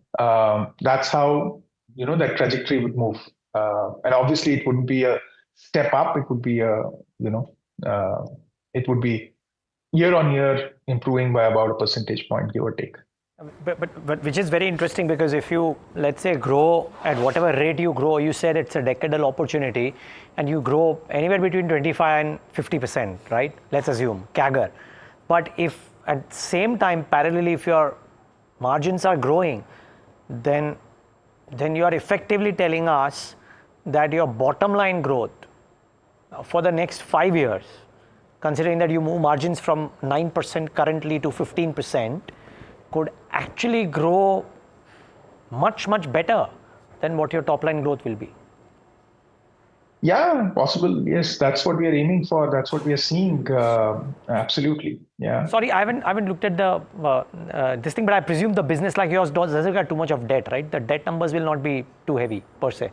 No, hardly any debt. Yeah. So okay, then so therefore, very good top line growth, better bottom line growth. I'm presuming return ratios would look good. You are growing. All of that is great. Inorganic moves, in order to do these, would internal accruals be enough? Sorry if Harsh has asked this to you already, or would you need to raise any kind of capital? So we did a QIP of 595 crores in December, right? And that, along with the internal accruals, and we'd obviously want to make sure that we are getting the right win-wins there. So work with incoming CEOs, founders, promoters, and make sure that there's a good earn-out for them as well. For our current plans, this is more than sufficient. We don't see us raising further capital, at least in the near future, for sure. Avinash, my last question in two parts. One, is it very easy to replicate the model that you currently have in India into other other parts of the globe as well, or is there competition there and the rules different? Part one of my question. Part two, can AI materially disrupt a business like yours? Does it worry you, or does it enhance your proposition? I'll take the second one first. AI absolutely excites and energizes us. It's brilliant for our type of business. It's a great tool for us to enhance, both the value proposition as well as our own internal productivity. And look, for a business like ours, where there are complex integrations with banks, with ERP systems, with HRMSs, with complex regulatory frameworks, because you've got a lot of corporate credit cards, forex cards, prepaid cards. The AI is a great tool to enhance this business. AI completely being able to disrupt this business is not something that is possible, because of the number of integrations and the number of complexities that you have in terms of regulation. And that's precisely the reason why you got players like Mesh and others who are looking at India for their customers, who are like very large global customers and who are setting up GCCs here. They need a strong local partner like Zagel for all their travel partnerships and their corporate credit card and prepaid card and forex card needs. Globally, there are a bunch of companies which are listed, and multi-billion-dollar companies like CorePay, which is an NYSE listed company, Vex, NYSE listed, multi-billion-dollar companies, Brex, Ramp, Pleo, Payhawk in Europe. So there are a whole host of spend management companies which are very scaled up multi-billion-dollar companies. And this is an established space now in the developed markets. In India, of course, we are getting there, and Zagel is leading the charge. Okay, Avinash, we'll leave it at that. Thanks so much for coming in and speaking with us and telling us candidly and comprehensively on what the plans are with regard to Zagel. Stock perked up 5% on the back of what were a very solid set of numbers. Anyway, we'll take a quick break. On the other side, what we're going to do is we're going to take Heard on the Street, which is Somi getting us all of the chatter in dealing rooms, and we'll start discussing individual stocks. So stay tuned.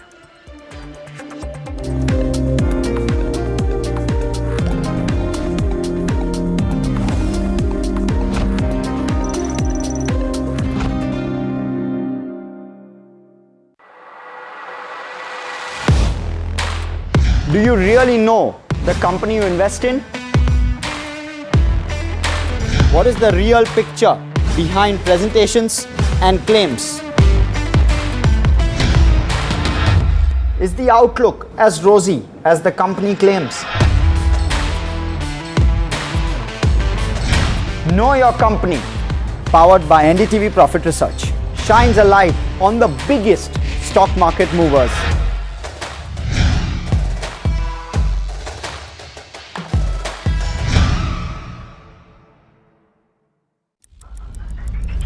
Headlines you start your day with. What matters worldwide is now in the palm of your hands. Get ready to seize the day and maximize your financial potential.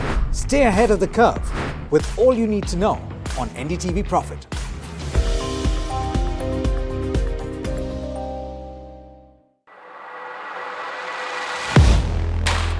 Do you really know the company you invest in? What is the real picture behind presentations and claims? Is the outlook as rosy as the company claims?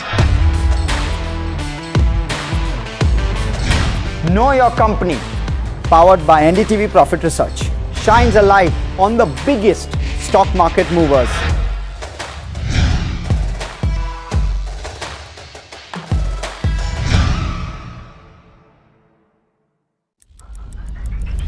Headlines you start your day with. What matters worldwide is now in the palm of your hands. Get ready to see.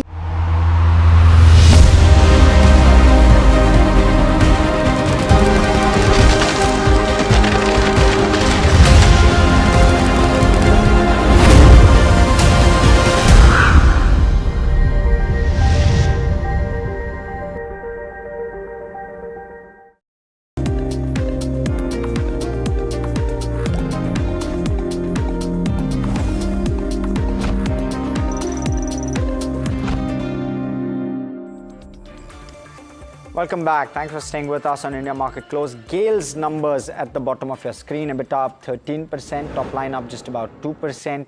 And when you're looking at profit after tax, it's down 47%.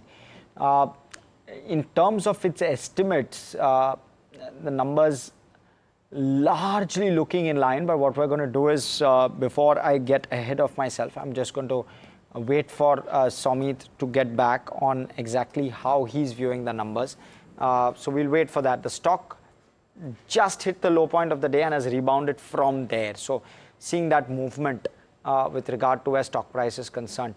Also, there were Cipla's numbers which were announced. Their Q4 numbers posted a good set of numbers. In terms of how the numbers looked, I'll just quickly pull them out. They're largely in line with expectations. You had revenue at 6,730 crore versus the 6,700 crore estimate. So it was up roughly 9% on your screen. EBITDA was up 17%. Again, maybe a couple of percent lower than what our estimates were indicating the number to be. 22.8% margin, again steady at, the estimate was at 23.2, so largely steady in that sense. And profit after tax came in a solid 30% higher at 1,222 crore. Let's discuss this and more. Let me bring in Aditya Shah as well. Kush Bora obviously still with us. Aditya Shah, founder Hercules Advisors, joining us. Aditya, I want to try and cover a couple of numbers. One is Cipla, of course, but I also want your take. Actually, let's do Cipla first. Aditya. So first, the numbers look really very okay, but the main trigger point now is Trump's tweet yesterday, where he said that we are going to lower the drug prices from 30%, between 30% and 80%. Cipla's major portfolio is Opthal portfolio, which is in the US, and if there is any movement with respect to lowering the drug prices, all these generic companies like Sun Pharma, Cipla, Dr. Reddy's are going to take a hit. So from my perspective, I'll be very careful on the generic pharma who are operating, especially in the United States. A lot of these companies could see further price erosion apart from the pricing pressure that they already feel. So from my perspective, I'll be really very, very careful on the generic pharma companies, which especially operate in the US. And Aditya, then you have these chemical stocks, especially agro, something like a UPL, something like an SRF. What's the take with regard to those? Because I know that you like an SRF from what I recall. What's your take on the numbers? And how would you view the commentary? What's the direction looking like in terms of business? Because numbers weren't looking too strong in that sense. I tend to disagree there, Harsh. The chemicals business within SRF reported fantastic set of numbers. The revenue growth was at about 30%. The margins continue to remain really very strong. Today the stock is down because SRF is already rallied this year by about 35%, and this is just a reaction to the results per se. From my perspective, I am seeing across the agrochemical space companies tending to recover, and the bet that at the end of 25 or somewhere early in 26, these companies will tend to recover is slowly and steadily starting to materialize per se. Naveen Fluorine reported very good set of numbers. SRF also on the chemicals business has reported very good set of numbers. So as I keep saying, form is temporary, but class is permanent. Both Naveen Fluorine and SRF will continue to do extremely well as the refrigerant gas business continues to do exceptionally well for both of these companies. So I'm positive on agrochemical space as well as chemicals per se. The recovery, painfully slow, has been over the last 2 years, but that recovery will slowly and steadily start to materialize by the end of this year and early next year. Okay, you don't want to talk about numbers on your screen as well. The surprise element out there, nothing great, but the surprise element to my mind might be that the margins have actually done a bit better than what might have been anticipated, because actually no, the revenues also had slightly above what was estimated. The bottom line though is below. So I wonder what's led to that. The expectation was of a 2% revenue rise. It's coming at 4.4. Margins may be slightly lower. Let's wait and watch what happens there. And but the PAT number, nothing untoward. It's almost everything seems to be largely in line with estimates right here. Margins in line with the NDTV Profit estimate of 14.2% as well. So no big changes out there in terms of what is delivery versus what was anticipated, which is why maybe a flattish number on Hero. While Puneet comes in and talks about that, actually, Aditya, very quickly, any initial thoughts on Hero? And then I get in Somit for Gale. Okay result, but the valuations are comforting, so I'll be very interested in this. Okay numbers, but valuations comforting, so interested in that. That's Aditya's call. The results don't do anything. The valuation number is a completely different story altogether. Keep this in mind. We'll get in Puneet in moments from now to talk about that. Kush Bora, I wonder if there is a trade that you see here. There is a bit of a spike which may cool off as well, because I don't know if Harsh sees anything different. I don't see anything in the numbers which would lead to a material spike, but purely looking at a slightly medium term or short term charts, is there a trade in Gale in Hero? There most certainly is now, Neeraj, because if you look at the price movement, today's action is actually a follow through on what happened yesterday. Yesterday, the stock was up 3.5% on the back of fairly decent volumes, and today you're seeing gains. Mind you, this is a breakout move. Yesterday's move itself was a breakout move above this 4,03980 kind of mark. I think there is a fairly interesting risk reward ratio where the stock can actually head towards the 4350 level, and the support zone is actually not too far, 3850, 3900 odd. So I think 1:2, 1:3 kind of a risk reward ratio. The stock gaining grounds after 2 good days of up move. So I think Hero is something that from a risk reward ratio, perspective and a momentum perspective also can be considered, as a positional bet. Okay, Puneet is here. Puneet, the estimates and it bang in line with estimates, so good work there. But anything that stands out? We couldn't see anything on the numbers which is unusual. Well, nothing, Neeraj, honestly, because the estimates were so paved down in this particular quarter. Revenue growth and EBITDA growth was just expected to be around 2 to 3%. So within automobiles, companies like Hero, and we'll see that for Tata Motors essentially as well, the estimates are so paved down in terms of growth numbers. That's while the numbers have come largely in line with estimates, it is still a weaker number in terms of fundamental performance for the company, and that's something that's reflected as well. Revenue was expected to be a 2% growth, it's come at 3.4. So there is the number in terms of EBITDA as well, 1416, which is effectively translating to margins of 14.2%. Bang in line with estimates again, and brokerages were estimating a higher operating leverage. That's why the profits were expected somewhere around 1100 crores. It's come in there as well. So overall, numbers were there, and in terms of performance as well, in terms of sales, we've seen a very slow quarter for the company at roughly about 13.8 lakh units. That's just a 0.7% fall actually in terms of sales compared to the same time last year, which is quarter 4 of FY24. And there's been a lingering issue essentially in the domestic motorcycle segment that's been reflected in numbers of Bajaj as well. So for the last 6 months, Bajaj's sales in the domestic two-wheeler sales have actually either been flat or have fallen. And for Hero as well, they've reported just a 4% fall for FY25 in sales numbers. So effectively, we will be looking at a lot of commentary coming from the company. We've also had a management change now. Mr. Niranjan Gupta has moved on from Hero. So that is another key aspect, but valuations are at multi-year low for something like a Hero. It's just trading at 16 times price to earnings versus 37 of TVS. So I think commentary in terms of what's happening in the 125cc and no growth in the entry-level segment, that will be something. So the premiumization strategy for Hero will be looked at. But overall, numbers largely in line with estimates that were paved down so much for analysts based on the company's poor sales performance in quarter 4. Okay, thank you for that, Puneet, for the very comprehensive explanation on what's happened to Hero in Q4. But Somit here, I know heard on the street is what we're all waiting for and we're delayed. But first off, GAIL. Well, on the revenue and the bottom line front, the numbers are pretty much in line. EBITDA is where one factor where there has been a beat of 5%, 3,050 is what the street was estimating.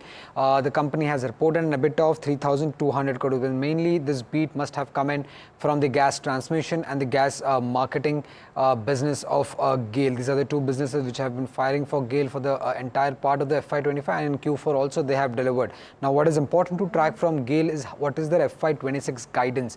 The company will be holding a press conference anytime soon, and FY26 guidance for the marketing and the overall EBITDA is something that the street would be wanting to know from the GAIL conference call and going forward. Yeah, we'll wait for that and maybe get you that tomorrow. But Somit, while we're at it, heard on the street, what are you hearing from dealers? Well, the first stock on the list is IIFL Finance. The stock is up 5% in trade post a foreign broking firm HSBC upgraded its rating on the stock to buy from hold, and have also hiked the target price. But the buzz on the street is that there might be a potential fundraise announcement that could come in from IIFL Finance. The NBFC might be looking to raise as much as 400 crore rupees is what the dealers are indicating, and one of the anchor investors or one of the lead investors in this could be Fairfax as well. When it comes to Indus Towers, now if you remember back when Indus Towers had reported their numbers, the company did not announce any dividend, and that was one of the major reasons why the stock had fallen around 7 to 8% in trade. But what I'm hearing on the street is that the company might soon come out with their dividend announcement, and that might be around 15 to 20 rupees is what the dealers are indicating. When it comes to Ceylon exploration, dealers are indicating that large HNIs have started to accumulate this counter, and potentially one of the triggers for Ceylon exploration going forward could be the merger approval with the promoter entity. That could be a big trigger coming in for Ceylon exploration. Sirma SGS and Jubilant Ingrevia. Couple of these stocks, dealers had indicated earlier that smart investors are buying ahead of the Q4 numbers. Jubilant Ingrevia did come out with their numbers. It was a stellar set of numbers. Sirma is yet to come out. So keep an eye out for both these counters in trade. And lastly, Asian Paints. That is one stock that has been, and the buzz on the street is that there could be a potential block deal in Asian Paints. Now, if you remember Siddhant Commercial, this entity owns around 5% stake in Asian Paints, which is a Reliance Industries entity, and this entity could offload some of its stake in Asian Paints is what the buzz on the street is, and that is one of the reasons why Asian Paints is down in trade today. Okay. Thanks so much for that, Somit. Aditya, what any names that out of all that Somit has just mentioned, which are on your list, especially an IIFL Finance, something that I found interesting, possibly a fundraise coming through. There's been enough buzz about IIFL Finance being even on certain on the radar of certain top marquee investors. So just trying to understand, do you have a view with regard to an IIFL Finance? So many people are raising funds that I think I also should go and raise funds in the market. From my perspective, raising funds is not a positive thing. Companies are diluting their capital at the behest of existing shareholders. IIFL Finance, with all the fiasco of the gold loans that happened, I will not be too much interested per se. I would look at microfinance, in spite of IIFL Finance, I would look at microfinance space where at least the valuations are comforting, and the microfinance cycle, according to me, has dropped out per se. So to play the entire lending sector, I would keep my money in the top banks and try to play 20 to 30% in the smaller banks per se, which would be microfinance sector post. In microfinance, Aditya, what are you liking? Because HSBC's note today morning seemed to suggest that play IIFL for gold and microfinance. You seem to be suggesting IIFL is not the best play. So for me, if you wanted to play the gold side of it, I would go to CSB Bank. They are doing pretty well on the gold lending side of it. On the microfinance side, I would look at Ujjivan, I will look at Equitas, I will look at somebody like an Arman Financial as well, where the valuations are really very compressed per se. To some extent, IDFC First Bank valuation was also compressed, but then IDFC First Bank keeps raising money as if it is their tea and coffee per se. So that is a risk with IDFC First Bank. However, micro lenders really look very interesting. Some of them are trading at about 1.2 times price to book. That's where the real juice is over the period of next 2 to 3 years. And Aditya, what's your take with regard to some of the financial intermediaries? I'd like to cap a couple of questions off before I go to Kosh. Some of the financial intermediaries, something like Care Ratings, came out with numbers, very, very strong set of numbers. We've also seen a KFin Tech in focus on the back of Warburg to some extent exiting the counter. What's the sense with regard to some of these financial intermediaries? So intermediary is a wide range of basket. There are brokers, there are AMCs, there's a depository also listed on the stock exchange. According to me, most of these stocks are really very expensive. If you're looking for some, CRISIL is my topic there. CRISIL is a fantastic company with high operating leverage, as well as the brand of CRISIL is really very strong from my perspective. So CRISIL continues to remain a topic there. However, within the entire AMC space, I feel that a lot of competition is coming about with everybody trying to open a mutual fund now. So there, I don't think there is a good opportunity with respect to valuations.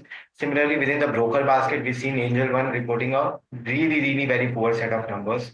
Within BSE and NSE, BSE is extremely overpriced per se. So I tend to avoid the entire capital market play. None of the stocks really there are really cheap per se. All of them are really very expensive, and they would be expensive since the market has seen a lot of rally over the last 2 to 3 years. So tend to avoid them. Would stick towards banks and micro lenders. Micro lenders is the place where valuations are extremely lucrative at this point. Okay. So that kind of encapsulates some pieces with regard to fundamentals that we want to talk about. Kushbora, let me come to you. We've spoken defense. What about something like an IIFL Finance? There's plenty of buzz on the street today. You had a positive HSBC note, and likely that, as well as what Somit spoke about, carrying the stock up 4%. How is it looking from a technical perspective? So before that, I think we must. You've done it enough. I think I must congratulate Somit. I think I'm going to create a watch list, for all the stocks that he mentions going forward as a part of heard on the street. Very exciting names, I must say. I was actually looking at some of the other names also that he was mentioning, but with the likes of IIFL Finance, I like this one. There's been a good move, and it's not a sporadic one. It's actually come off the back of a gradual uptrend that the stock has been witnessing from early March. Of course, in line with the markets, there's been fair degree of volatility. part, this is a steady up move, especially if you see on the weekly basis. This has been a good up move. The breakout has come after some consolidation in the near term around the 380-85 mark, which was a resistance. So I think this could well continue. At the moment, just at the moment as we speak, the stock is at the 200-day moving average, which is actually at 405. So maybe some profit taking, especially considering the fact that in the last 3 days the stock is up from 352 all the way up until 405. So maybe some profit booking might come, but I think on the whole the structure is very nice. The resistance levels of 380 will start acting as support. On the way up, 435, 450 could be the next levels to watch for. So IIFL Finance fairly constructive. Okay, well, doing well is IIFL Finance, not just today, for the last few days. So bear in mind that particular name. Okay, the other stock which is surging today is Tanla Platforms, up in double digits, 12% now. In fact, Puneet Johnson, with the triggering of the up movement, Puneet, I reckon it's got to do something with the promoter buying. Well, definitely. That's the key news flow coming in for Tanla Platform today. Stock was at multi-year lows, and the promoters has come in and decided to buy some stake. They've said that promoter Dasri Uday Kumar Reddy has bought 18 lakh shares. That's roughly 1.38% of total equity of the company at 470 rupees per share. Now, Small Cap World Fund Inc. has roughly sold about 16 lakh shares at a similar price range, and we've seen the American funds insurance series also sell roughly 2 lakh shares at 470.15 as well. So I want to take a step back and look at Tanla and what the business does. It's essentially an IT company with a lot of focus on telecom business for most companies. So it's working heavily with the government as well as enterprises and the telcos. So it has ongoing business with the likes of Bharti Airtel, Hexacom as well as Vodafone Idea. The other key aspect is that it does offer 3 key platforms as its solutions. Now, one is ATP. Now, this is one of the, it's a key platform for telcos in terms of scam identification as well as prevention, and that is the company claims this is India's first anti-phishing platform, so that's been gaining a lot of attention. The other aspect is TrueBlock, which is the world's first blockchain-enabled communication stack, which is offered to enterprises. And finally, Wisely, which is an omni-channel digital interaction platform.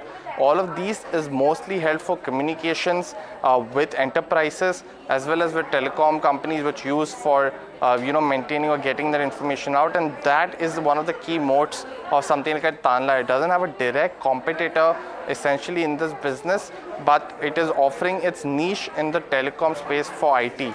Now, what's key? What's something which has been something to watch out for is the last 5 years, because the stock actually hit a multi-year low in May of 2020, largely triggered by COVID, of 64 rupees per share.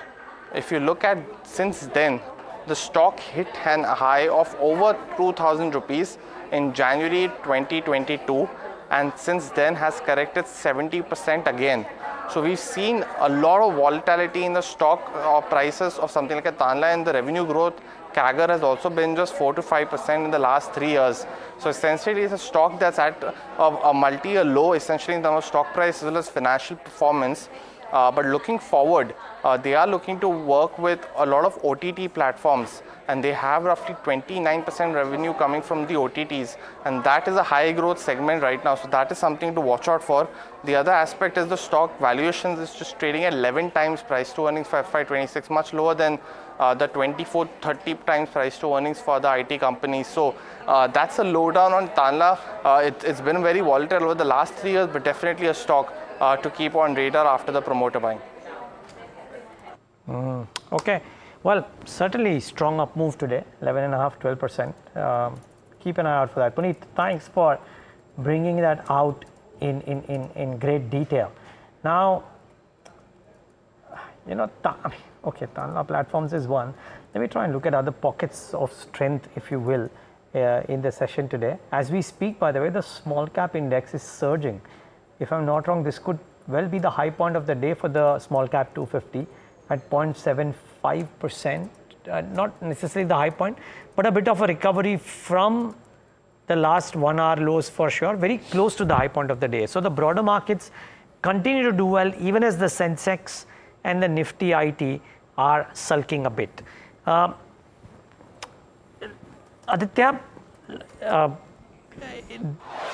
so either a Tanla platforms, I'm talking about the 2 or 3 or 4 stocks which are moving up today on the 500, and tell me if you track any. So either a Tanla, or after a while I'm seeing Lakshmi Organics go up 6-7%, and I know you track the chemical space closely. Or maybe I'll add the Vishal Megamart stock, which is now not has consistently come out with fairly decent numbers in the last few quarters. So I'll talk about the stock that has surprised me per se, which is Vishal Megamart. The results continue to remain really very strong. I'm surprised that the 30, 40, 50% growth that the company is really giving is very similar to what Zudio is already doing on their business. People are plugging into cheap products in a mall. So that concept of cheap products in an AC shopping mall is really picking up, and companies like Zudio, companies like Vishal Megapart, those all companies, for that matter, Go Fashion as well, they've also done pretty well on this number. So one theme that is picking up within the FMCG space is cheap products in an AC environment per se, and all of these companies are guiding towards 30 to 40% growth. So this space really looks really very interesting from a medium to a long term perspective. Got it. But so could the valuations here be a bit of a deterrent, Aditya? I mean, trading Yes. 12 months about 95 times, even if they grew 50-60%, about 60 times, is that the deterrent in Vishal Mega? Yes. So again, FMCG, the problem really is the valuations per se. If you look at it, most stocks could trade at 50 to 100 times multiple. So therein, I would be cautious, but I would always keep studying these stocks. In case of any valuation derating, I would be very interested in those stocks per se, because I believe that India's consumption theme is playing out in those stocks per se. Yes, valuations are expensive. You need to watch out for these stocks, not buy them or buy them right away. Wait for a dip and then try to enter these. Okay. Well noted. So, wait for a dip maybe into Vishal Megamart. But today is zooming, Kushbora. Any thoughts here on Vishal? Well, this one's a little stretched right now, and if you see, there are some cool-offs that are happening on the volume side. There is some cool-off happening, on the momentum indicator side as well, where you're seeing some negative divergence perhaps crop up. You'll see that formation. This is slightly preemptive, but you'll see that happening over the next couple of days. So while yes, the move has been rather steady once it hit that sub 100 levels. But I think from a very near-term perspective, I think it's gone slightly overstretched. So a pullback towards the 120 zone, perhaps slightly lower as well, would be a good time to enter. As I said, from a very near-term perspective, it seems slightly overstretched. Kush, I didn't have your view with regard to some of the financial intermediaries. A CARE ratings is up 13%. Zagel, maybe not core financial intermediary, but we spoke with the management earlier today, is up 5, and these are all on the basis of numbers. JM Financial is up 4, Prudent Corp is up 4, so some very strong gains seen by some counters. Any of these on your radar and something that you like? So, I mean, the reason for the big smile is that CARE ratings popped up on our research as well 2 sessions ago. We missed it because it seemed overheated, and then it's actually jumped 200 points from there. So this is one trade that yes, I must admit, we missed, and now it's seriously overheated. Plus the medium-term resistance of 1500, 1525 acting up. So on a pullback closer to the 1450 mark, perhaps you could consider. On the other hand, Zagel is a very different play. Very good risk-reward ratio, on this one. 360, 365 was a resistance band for a good part of this year. So the last 3-4 months, that's been a level which the stock hasn't really been able to cross. So I think from from a breakout perspective, from a risk reward perspective, I think Zagel is one stock that you could well consider. Even the momentum indicators have shown a breakout. So I would be very constructive on Zagel with a stop loss around the 360 mark. On the way up, 415 and about 440 are your next target. So positional bet more than a momentum play right now, but offers a good risk reward ratio. And as I said, there's a breakout already happening on this one. So Zagel prepaid is something that you can consider. One more stock that I would like to add, which is consolidating and is on the verge of breakout, is Fusion Finance.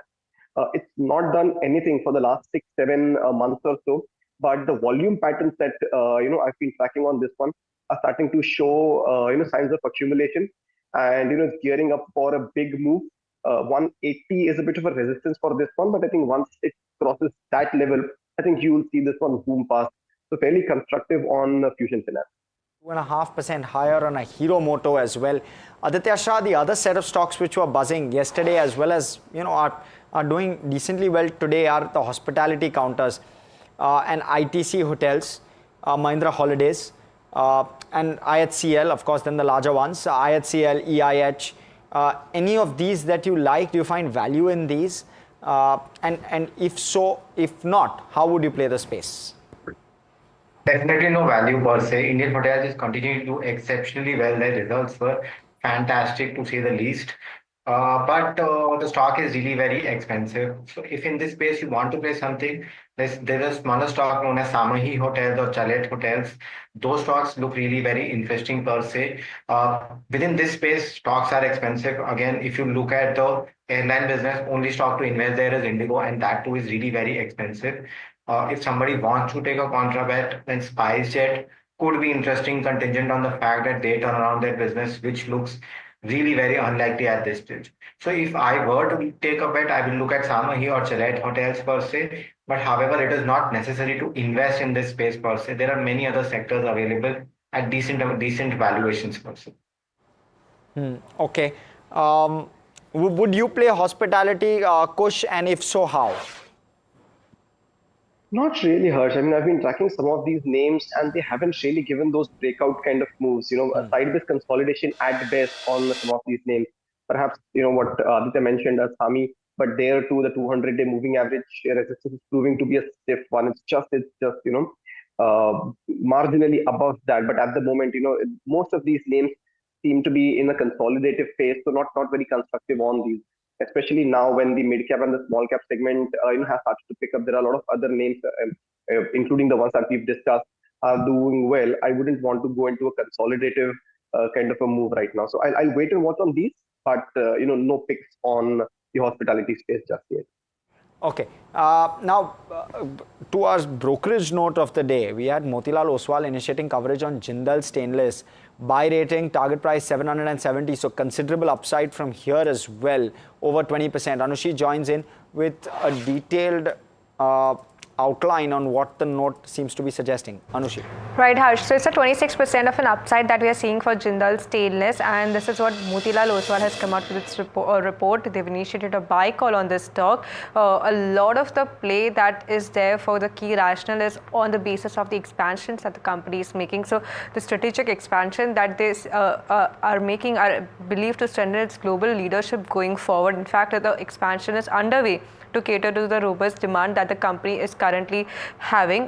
Do note that this, even in the operating cash flow picture also, if we say, is comfortable levels to support this kind of ongoing capex for the kind of expansion that the company is making for the next 2 years as well. Considering this, the kind of revenue growth that the company is projecting, the EBITDA and the PAT CAGR, the expectation is for about a 17% of a EBITDA CAGR growth, the 21% of a PAT CAGR, that's a net profit growth expected over FY25 to 27 period.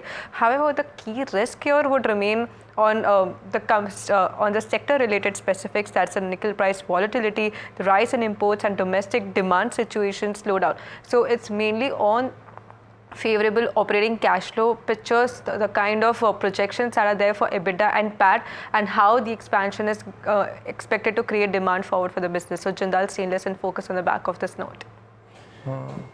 Okay. Aditya, would thank you so much, Anushi, first off. Aditya, would Jindal Stainless be on your list?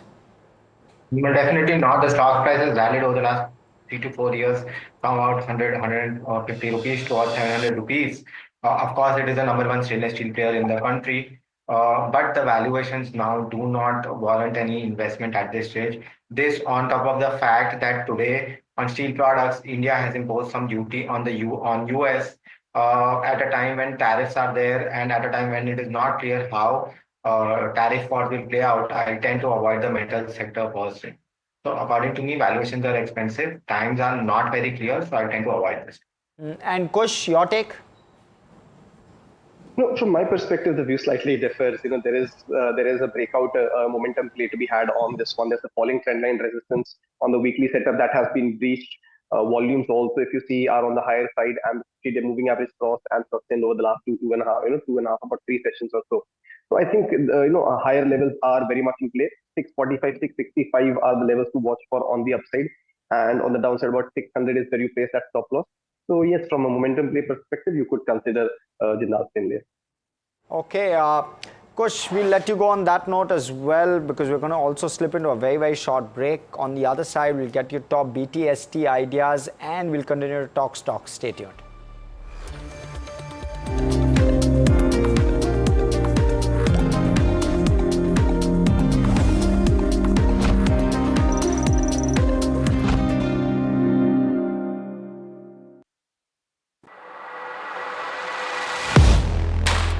Do you really know the company you invest in?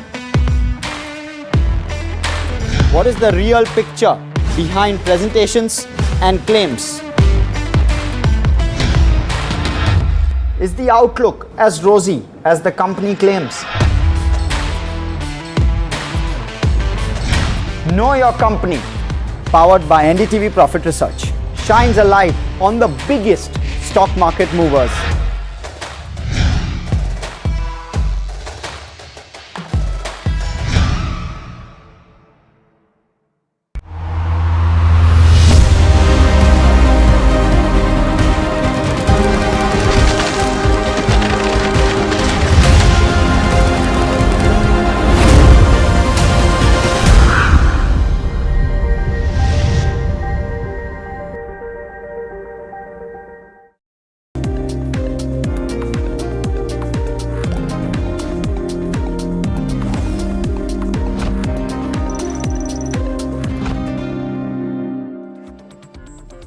Back with India Market Close right here on NDTV Profit. Just a word on, like we said, some stocks which are really buzzing. The small cap spaces are rising up further.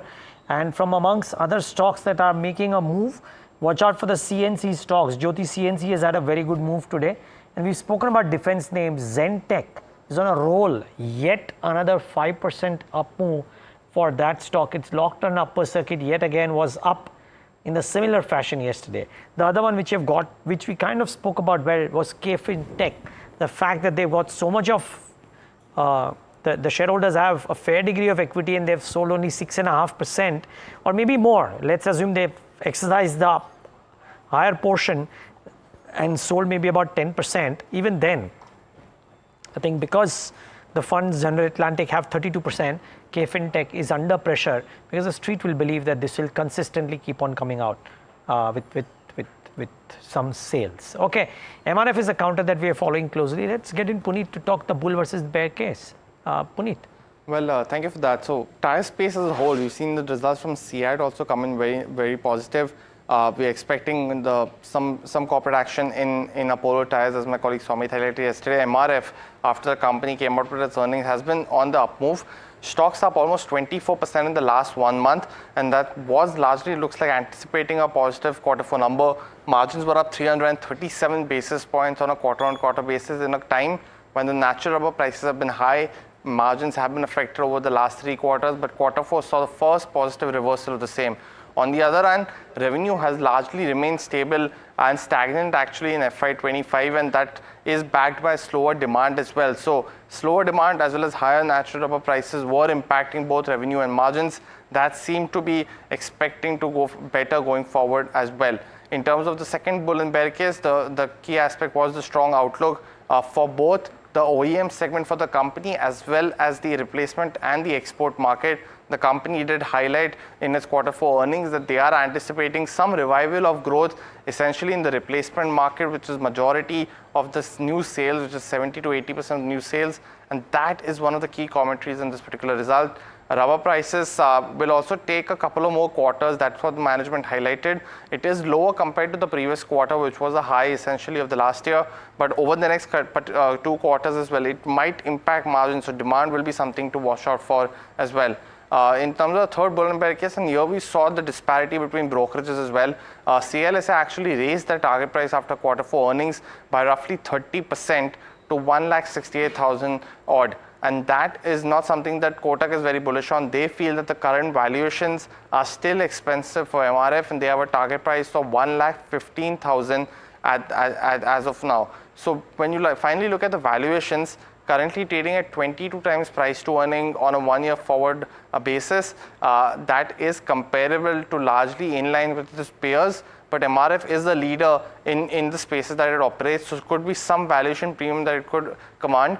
But currently, at least at 22 times, we've seen a higher growth essentially for likes of JK Tires as well as CEAT, and they are trading somewhere around the valuation multiple of 17 to 18 times. So that's something that the investor will have to take a call on. But overall, strong Q4 earnings and pivots well going into FY26 for the tire makers. Okay, so that's on MRF, something to keep in mind. Thank you so much, Puneet, for all of that perspective. Aditya, if I can come to you with regard to IT in particular, what's the sense like? There is Aditya, apologies, I'm also joined by Aditya Agarwala now, or rather we are also joined by Aditya Agarwala now, so I will specify. Aditya Shah, if I can ask you, what's the take with regard to IT? Does the thesis change given the fact that you're starting to see resolution with regard to tariffs, at least country-wise? I'm not talking about pharma in particular, but even otherwise. So, Harsh, it is now very clear that India is going to make a deal with the United States with respect to tariffs. But the cost of doing business for IT companies is going to move up. That is now very clear. A lot of that is now priced into the stocks, where the stocks have taken a time correction over the last 1.5 to 2 years as the market was building in Trump moving into the presidency. So in my perspective, I believe that the IT stocks have made a bottom. You cannot really predict when they will start to move up. But from my perspective, this is the time to slowly and steadily accumulate. Within the large cap IT pack, we continue to like HCL Tech. That has continued to deliver very strong results, dividends, as well as stable returns. Within the mid cap IT space, you can look at something like L&T Infotech Mindtree, which has taken a lot of correction over the last 2 to 3 years, or L&T Technology Services. Most of the small cap, mid cap IT stocks continue to remain still expensive even after the time correction. You have to be very, very careful when you try to add these stocks. So as I said, L&T Infotech Mindtree or L&T Technology Services or Tata Elxsi when they report very poor results and the stock price corrects. So these are the stocks that you can look out for. And finally, Tata Technologies, after IPO, the ER&D bus has fallen apart and the stock has taken a massive correction. So that is also one stock where you could look at. Aditya Agarwala, just going to shoot a few questions your way.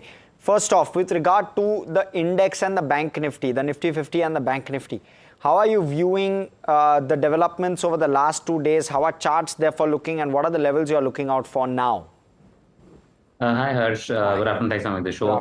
So I'll also bring into the picture the Indian VIX here along with the Nifty and the Bank Nifty, because what is very interesting is despite the fact that we're witnessing a bit of a profit taking in the Nifty, which is getting extended as the time progresses, but we're not witnessing any kind of a panic in the VIX that is concerned. It made an attempt to cross that crucial level of 19. From there, we have seen a gradual correction in the VIX. So keeping that in mind, I would analyze the Nifty and the Bank Nifty, both the indices together. And I don't see this profit taking that we're witnessing in trade today as a significant dampener to the rally that had kick-started yesterday. It could be more of a profit taking, that's it. On the downside, I'm closely watching for levels of 24,400 or 24,300 as far as the Nifty is concerned. And as far as the Bank Nifty is concerned, I'm watching closely around levels of 54,800 or 54,900, which is almost there on the Bank Nifty.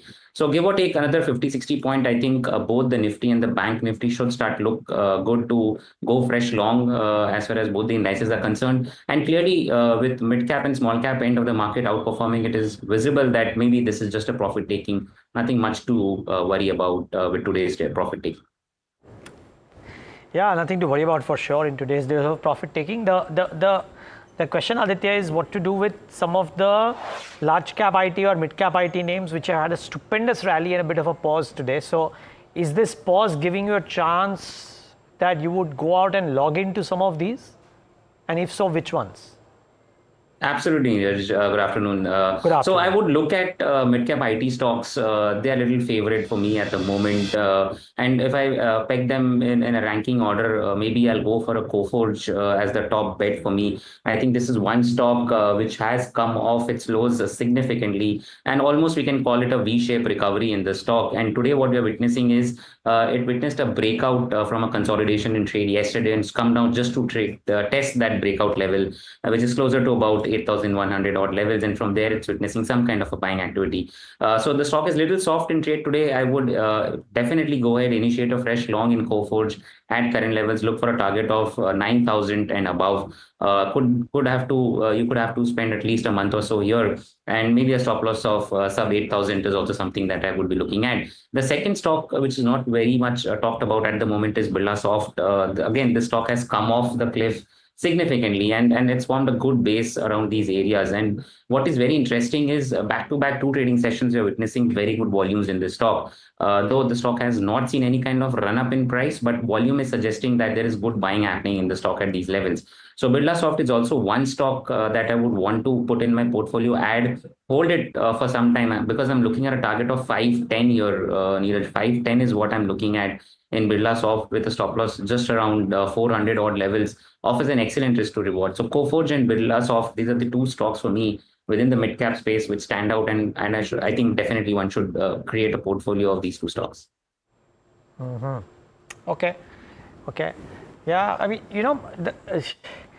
it's not cheap though, Aditya. I mean, on the results day, I remember, for example, Persistent at 4,300, 4,350, now at 5,800, some of the others too. And I know you spoke about LTI Mindtree being the one, but let's assume if I don't want to go for the top 5, top 6 names, and LTI Mindtree used to be a part of the Nifty, but the second layer, if you will, right?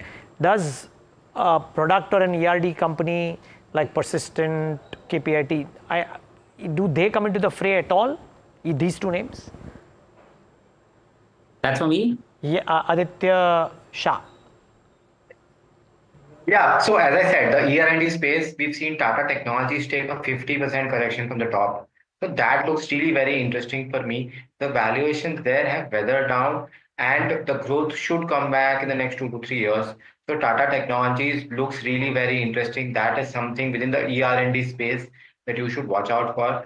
And as I have been consistently saying, L&T Technology Services is another ER&D, as well as an integrated player within the 5G and the driverless car. That looks really very interesting. The stock has underperformed over the last 1.5 to 2 years. That is something that you should really watch out for.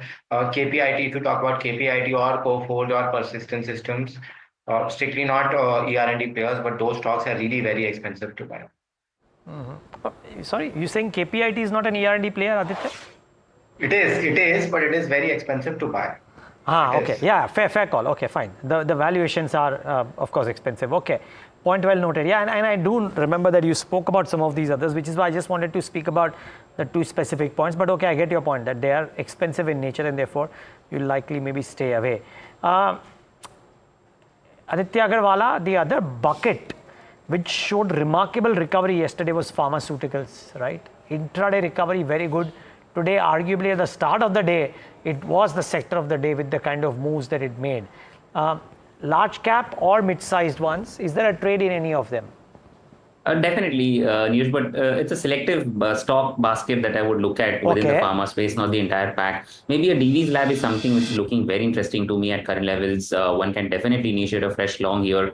Give it some time. I wouldn't look at a day or two. I would look at probably a couple of months or maybe a quarter here. And you can easily see levels of 6,600 to about 6,700 on the upside. The second stock that I would look at apart from this is a Lupin. Lupin is also something which is looking very interesting to me. Definitely for a target of 2,400 on the upside, I would look to buy Lupin at current levels, maybe place a stop loss just around 2,000 odd levels. So DV's Lab and Lupin are these two stocks which stand out for me within the pharma space. The rest of the stocks, I would give it some time for them to consolidate and see how the charts develop over a period of 1 week, and then maybe I would be more keen on looking at them. Okay, so that's the take coming in on pharma, but let's switch focus to telecom, because Bharti Airtel is going to likely announce Q4 numbers shortly after market close, and analysts expect to see revenue and EBITDA which is higher QOQ. Somit joins us again to give us more details on what we can expect with regard to numbers. Somit. Well, as Bharti Airtel will be reporting its numbers, Q4 FY25 is expected to be rather muted. Revenues are expected to be high by just 7%. EBITDA growth of around 9% is expected on a sequential basis. Margins are expected to come in at 55.3%, while the net profit is expected to be low by nearly 56% on a sequential basis. But this higher decline in net profit is largely because of one-offs that were there, in fact, exceptional gains that were there in the base quarter, that is the third quarter of FY24. Now, the key mobile business, as the India mobile business, as the key revenue generating business for Bharti Airtel. There, if you look at India mobile, revenues are expected to be higher by just 2%. EBITDA is expected to grow by just 0.6%, while the subscriber base is expected to come in at 36.1 crore as against 35.7 crore in the previous quarter, while the ARPU is largely expected to be flat at 246 as against 245 that the company had reported in the previous quarter. Now, this growth is largely on the impact of the fact that the tariff hike that were taken on July 2024. Now, the impact of this has been wearing off,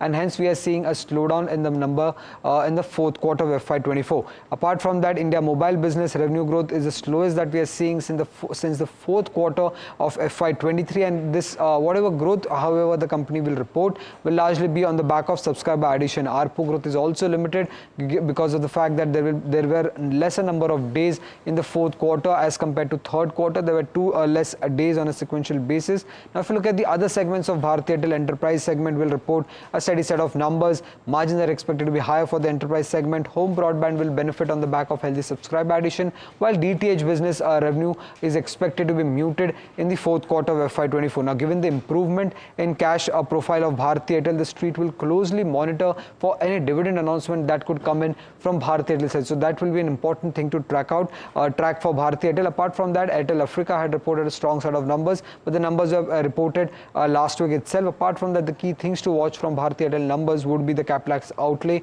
for FY26, how are the market share shifting towards the company, and how has been the 5G transition. That will be important to track from Bharti Airtel numbers. Thanks so much for that, Somit. Aditya Shah, if I can come to you with regard to Bharti Airtel, are you positive with regard to telecom? How best would you play it? Would you play it through a Bharti? Would you play it through an Indus Towers, where today, as Somit fascinatingly suggested, that there's a possible dividend announcement in the pipeline? How best would you play it? Long-term play, I think both Reliance Jio and Bharti Airtel are going to win this war. Vodafone Idea is going to move away, and I think those are the two best plays. Of course, Indus Towers is there, but a long-term investor should continue to stay invested in Reliance, RIL, and Bharti Airtel. Price hikes are coming. The more important point is price hikes are coming. I was paying 2,500 for a one-year plan. Now I'm paying 3,200 to 3,300, and this is only going to move up as time goes on because there's no third player per se. So from my perspective, the structural theme of the telecom sector is it's a duopoly now, and those two players will take price hike at will whenever they like. So from my perspective, Bharti Airtel and Vodafone and Reliance Jio are top bets. They will continue to remain a good bet over the next 2 to 3 years. Okay, Aditya Agarwala, would you play a trade on a Bharti Airtel just on the eve of earnings? Not really, Harsh. If I purely go by the chart setup, looks a little weak to me right now, maybe for a very brief period of time. The medium to longer term trend still remains intact, which is towards the upward trajectory. Just for a day or two, maybe it can correct for some time. So right now, I won't go ahead and buy Bharti Airtel just ahead of the numbers. And Aditya Agarwala, your BTST, STBT for the day? So I've got two recommendations, Harsh. Both are on the buy side. The first one is HAL.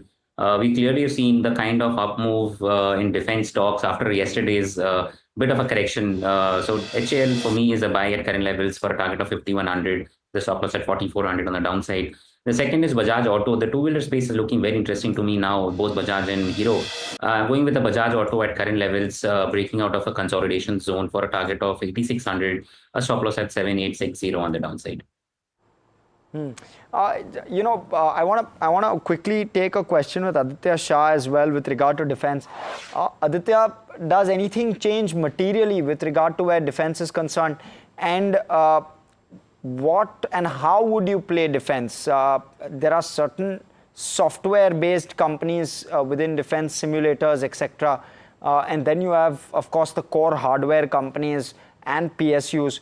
How are valuations looking? Just give us your quick thoughts.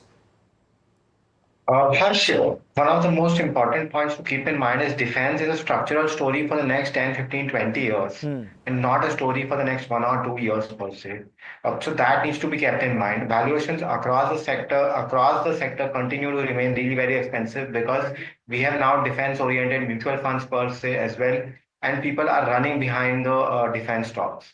So from my perspective, I tend to avoid the entire sector per se because I feel that the valuations are really very expensive and one cannot invest in let's say, for example, a BEL at about 40 times multiple, 45 times multiple. It is like investing in Asian Paints at 80, 90 times multiple and then saying because the growth is there, let's invest and you will get superior return. That is not possible. If you want to look at companies, you can look at something like a Cochin Shipyard, which is an indigenous ship maker in India. Zen Technologies also will do pretty well over the period of next 2 to 3 years. Their drones will do exceptionally well, and this whole drone war that India and Pakistan really had is going to benefit companies like Zen Technologies per se. But right now, at the moment, really very cautious on these companies, not adding any of these. I believe some of these companies will undergo a time correction, after which they will start to give returns. Okay. Well,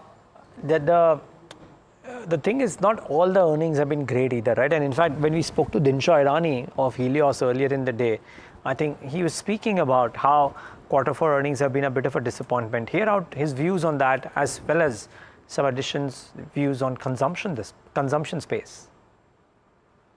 Fourth quarter has been a fair bit of disappointment. I mean, we were expecting bad numbers, but till now, whatever the numbers which have come out, if you do some pure statistics on those numbers, it's 60% disappointment. I mean, the 60% of the companies reported have downgraded, the analysts have downgraded the numbers. So it's not looking that great as such. I think the analysts maintained numbers for 4-5% of the companies and 30-odd% saw upgrades also. So that's why I said we want us to be selective out here.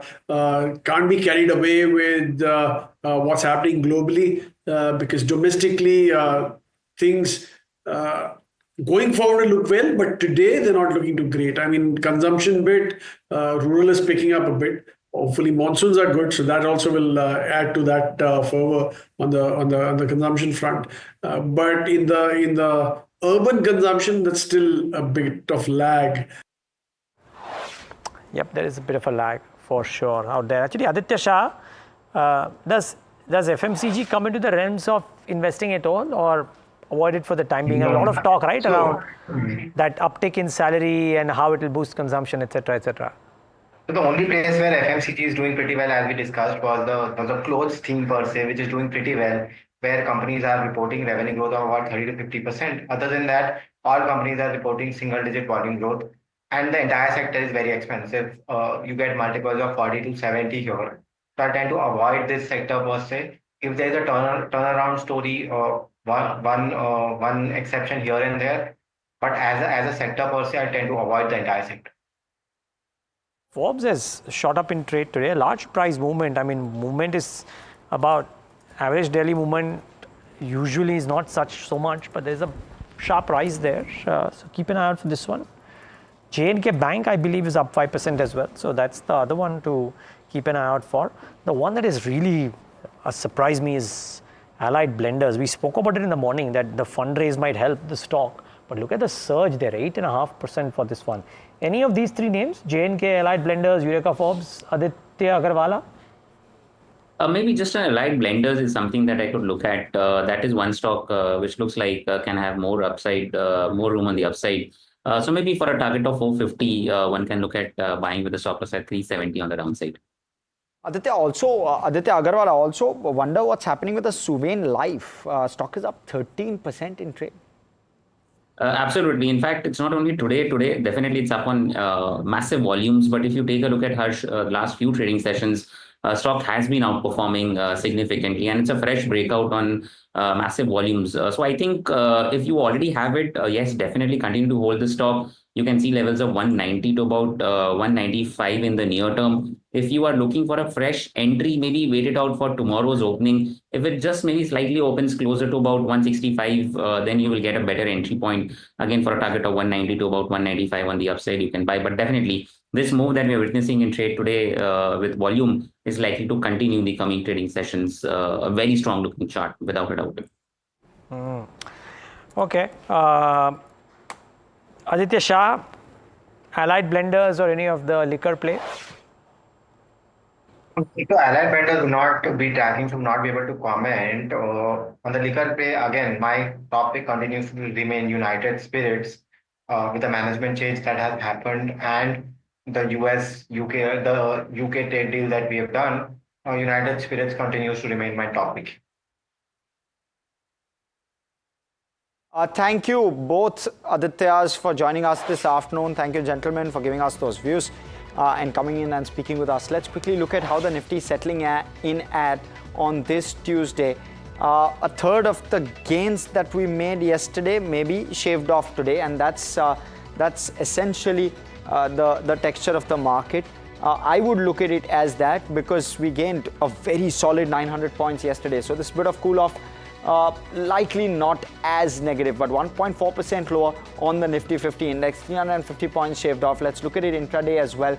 The Nifty Bank relatively better off, 0.8% odd lower. We're settling in at the day's lows, but we have been flirting at this kind of a level for a while now. So nothing again to be too perturbed about. Let's look at the Nifty Bank as well, and within that pack as well, the private sector banks really pulling this one down. The PSU is relatively okay. Let's look at the constituents as well, and the constituents on that's the picture you get.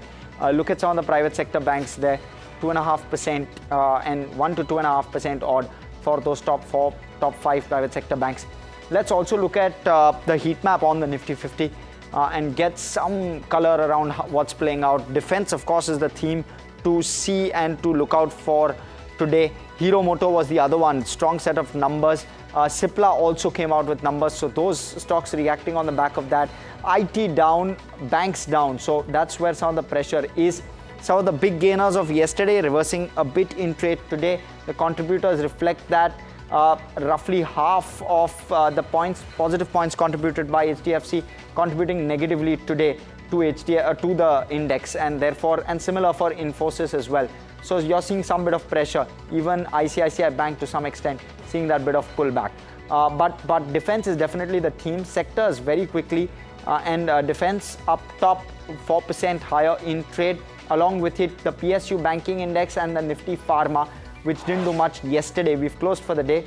The Nifty IT is down 2.4% after that very strong up move yesterday. Nifty FMCG Auto are some of the other ones which are not doing as well, but broadly down about 1% thereabouts. The Nifty Metal also down just about 1%. But that's how it's largely played out. Let's look at the advanced decline. Let's look at broader markets, because that's where we have the Prime Minister speaking. Bharat माता की इस जयघोष की ताकत अभी अभी दुनिया ने देखी है। भारत माता की जय ये सिर्फ उद्घोष नहीं है, ये देश के हर उस सैनिक की शपथ है जो मां भारती की मान मर्यादा के लिए जान की बाजी लगा देता है। ये देश के हर उस नागरिक की आवाज है जो देश के लिए जीना चाहता है, कुछ कर गुजरना चाहता है। भारत माता की जय मैदान में भी गूंजती है और मिशन में भी। जब भारत के सैनिक मां भारती की जय बोलते हैं तो दुश्मन के कलेजे कांप जाते हैं। जब हमारे ड्रोन दुश्मन के किले की दीवारों को ढहा देते हैं, जब हमारी मिसाइलें सनसनाती हुई निशाने पर पहुंचती हैं, तो दुश्मन को सुनाई देता है भारत माता की जय। जब रात के अंधेरे में भी जब हम सूरज उगा देते हैं तो दुश्मन को दिखाई देता है भारत माता की जय। जब हमारी फौजें न्यूक्लियर ब्लैकमेल की धमकी की हवा निकाल देती हैं, तो आकाश से पाताल तक एक ही बात गूंजती है, भारत माता की जय। साथियों, वाकई आप सभी ने कोटि कोटि भारतीयों का सीना चौड़ा कर दिया है। हर भारतीय का माथा गर्व से ऊंचा कर दिया है। आपने इतिहास रच दिया है। और मैं आज सुबह सुबह आपके बीच आया हूं आपके दर्शन करने के लिए। जब वीरों के पैर धरती पर पड़ते हैं तो धरती धन्य हो जाती है। जब वीरों के दर्शन का अवसर मिलता है तो जीवन धन्य हो जाता है। और इसलिए मैं आज सुबह सुबह ही आपके दर्शन करने के लिए यहां पहुंचा। आज से अनेक दशक बाद भी जब भारत के इस पराक्रम की चर्चा होगी तो उसके सबसे प्रमुख अध्याय आप और आपके साथी होंगे। आप सभी वर्तमान के साथ ही देश की आने वाली पीढ़ियों की और उनके लिए भी नई प्रेरणा बन गए हैं।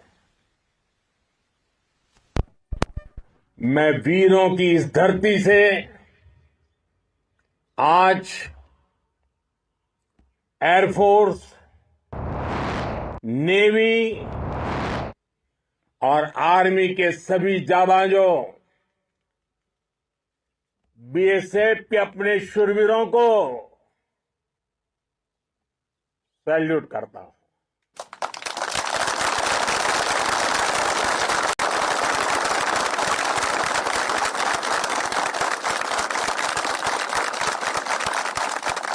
भारत माता की जय! भारत माता की जय! भारत माता की जय! आपके पराक्रम की वजह से आज ऑपरेशन सिंदूर की गूंज हर कोने में सुनाई दे रही है। इस पूरे ऑपरेशन के दौरान हर भारतीय आपके साथ खड़ा रहा। हर भारतीय की प्रार्थना आप सभी के साथ रही। आज हर देशवासी अपने सैनिकों, उनके परिवारों के प्रति कृतज्ञ है, उनका ऋणी है। साथियों, ऑपरेशन सिंदूर कोई सामान्य सैन्य अभियान नहीं है। ये भारत की नीति, नियत और निर्णायक क्षमता की त्रिवेणी है। भारत बुद्ध की भी धरती है और गुरु गोविंद सिंह जी की भी धरती है। गुरु गोविंद सिंह जी ने कहा था, 1.25 लाख से एक लड़ाऊं, चिड़ियन ते मैं बात तुड़ाऊं, तबे गुरु गोविंद सिंह नाम कहाऊं। अधर्म के नाश और धर्म की स्थापना के लिए शस्त्र उठाना, ये हमारी परंपरा है। इसलिए जब हमारी बहनों, बेटियों का सिंदूर छीना गया, तो हमने आतंकियों के फन को उनके घर में घुस के कुचल दिया। भारत माता की जय! भारत माता की जय! भारत माता की जय! वो कायरों की तरह छिप कर आए थे, लेकिन भूल गए उन्होंने जिसे ललकारा है वो हिंद की सेना है। आपने उन्हें सामने से हमला करके मारा। आपने आतंक के तमाम बड़े अड्डों को मिट्टी में मिला दिया। 9 आतंकी ठिकाने बर्बाद हुए। 100 से ज्यादा आतंकियों की मौत हुई। आतंक के आकाओं को अब समझ आ गया है, भारत की ओर नजर उठाने का एक ही अंजाम होगा, तबाही। भारत में निर्दोष लोगों का खून बहाने का एक ही अंजाम होगा, विनाश और महाविनाश। जिस पाकिस्तानी सेना के भरोसे ये आतंकी बैठे थे, भारत की सेना, भारत की एयरफोर्स और भारत की नेवी ने उस पाकिस्तानी सेना को भी धूल चटा दी है। भारत माता की जय! भारत माता की जय! भारत माता की जय! आपने पाकिस्तानी फौज को भी बता दिया है,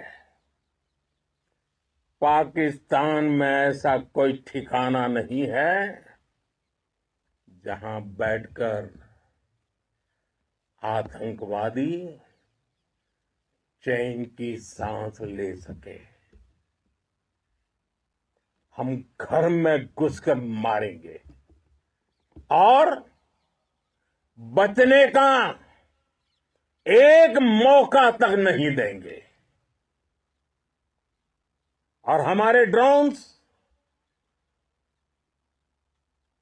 हमारी मिसाइलें, उनके बारे में तो सोचकर पाकिस्तान को कई दिन तक नींद नहीं आएगी।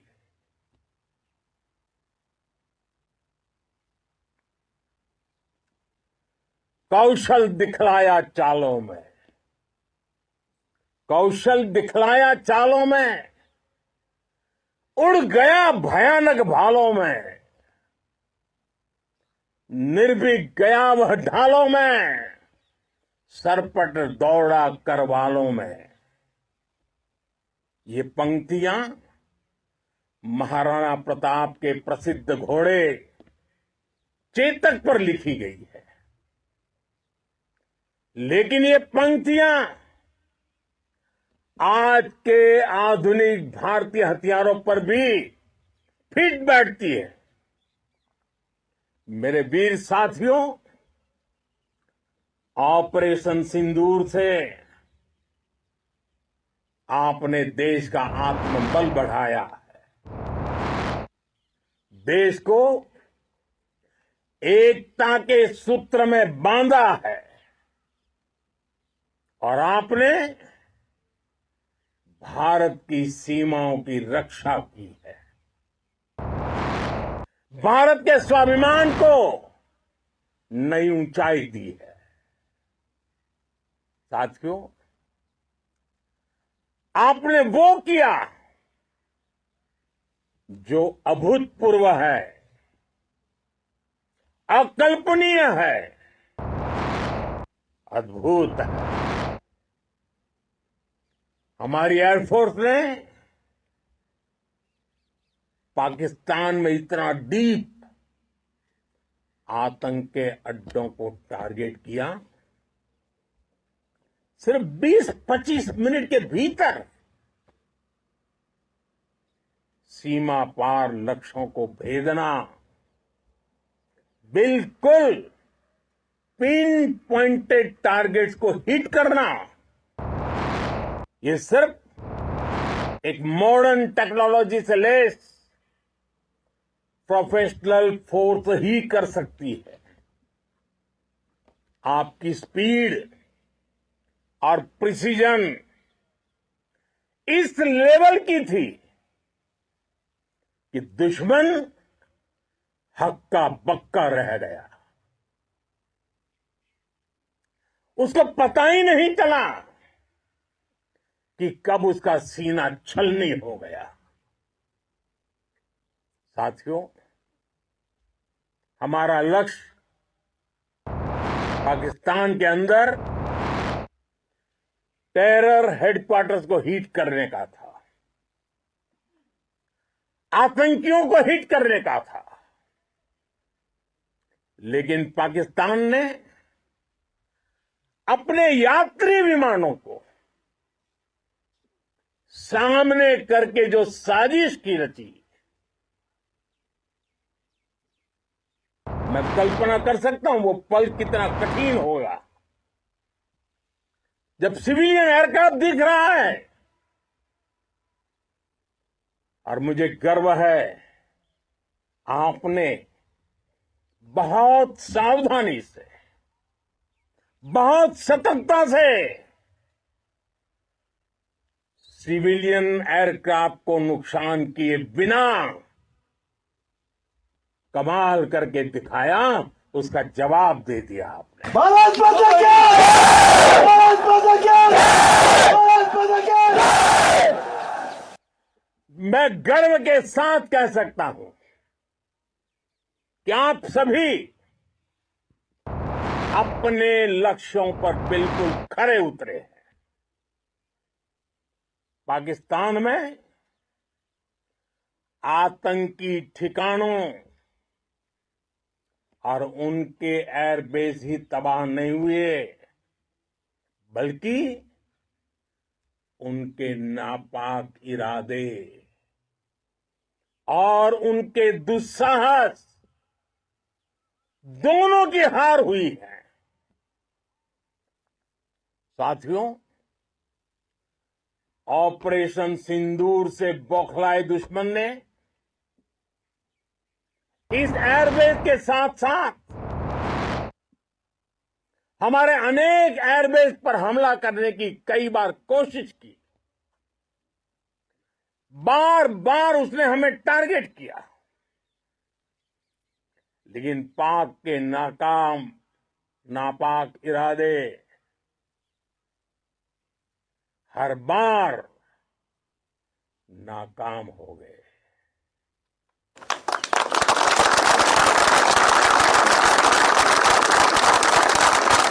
पाकिस्तान के ड्रोन, उसके यूएवी, पाकिस्तान के एयरक्राफ्ट और उसकी मिसाइलें हमारे सशक्त एयर डिफेंस के सामने सबके सब ढेर हो गए। मैं देश के सभी एयरबेस से जुड़ी लीडरशिप की,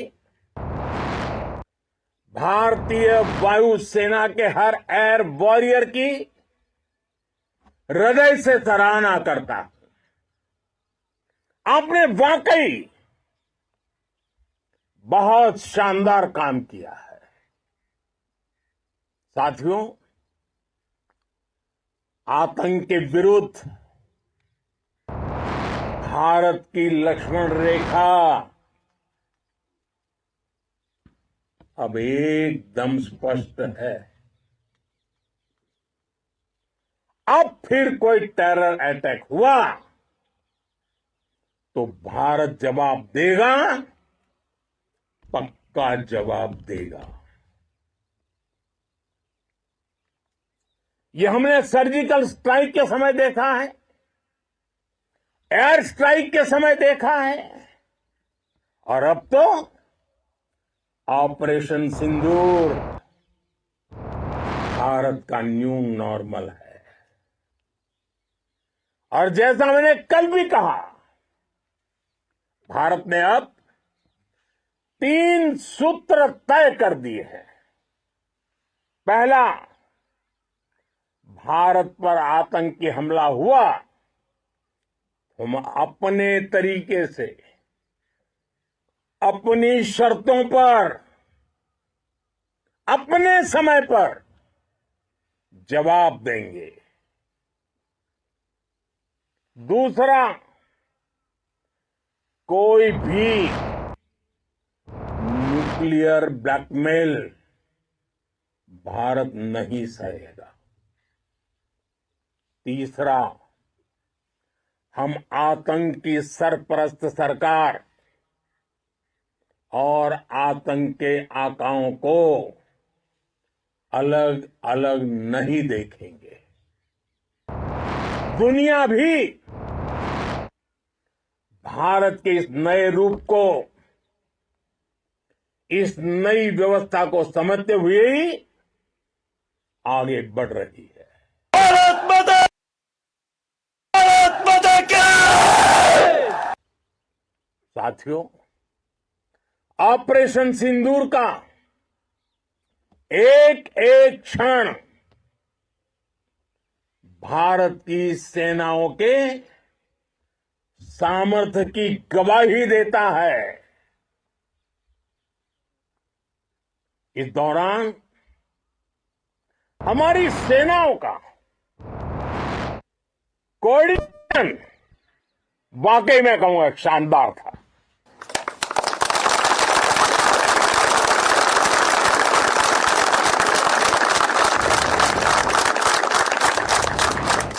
आर्मी हो, नेवी हो या एयरफोर्स, सबका तालमेल बहुत जबरदस्त था।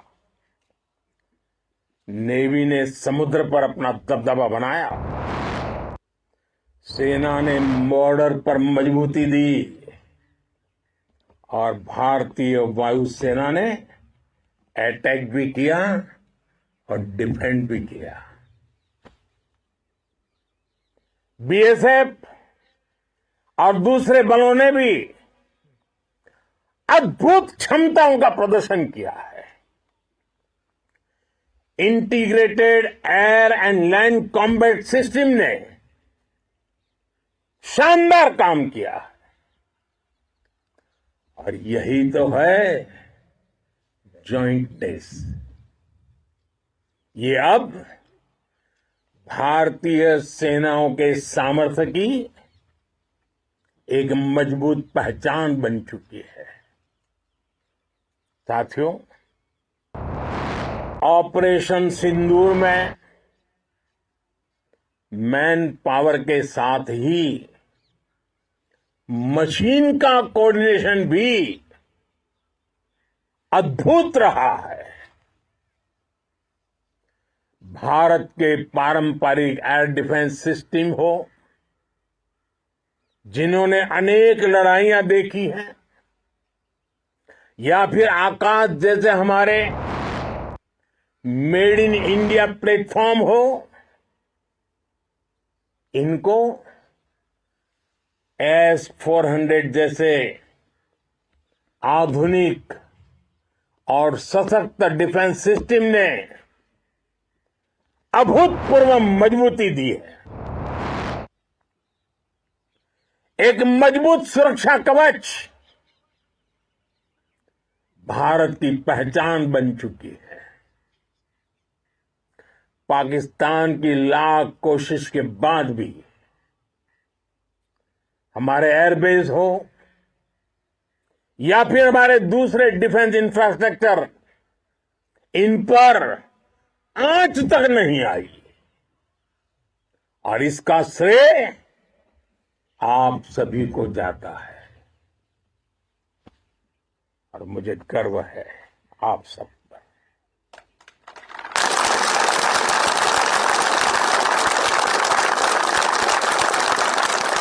बॉर्डर पर तैनात हर सैनिक को जाता है। इस ऑपरेशन से जुड़े हर व्यक्ति को उसका श्रेय जाता है। साथियों, आज हमारे पास नई और कटिंग एज टेक्नोलॉजी का ऐसा सामर्थ्य है जिसका पाकिस्तान मुकाबला नहीं कर सकता। बीते दशक में एयरफोर्स सहित हमारी सभी सेनाओं के पास दुनिया की श्रेष्ठ टेक्नोलॉजी पहुंची है। लेकिन हम सब जानते हैं, नई टेक्नोलॉजी के साथ चुनौतियां भी उतनी ही बड़ी होती है।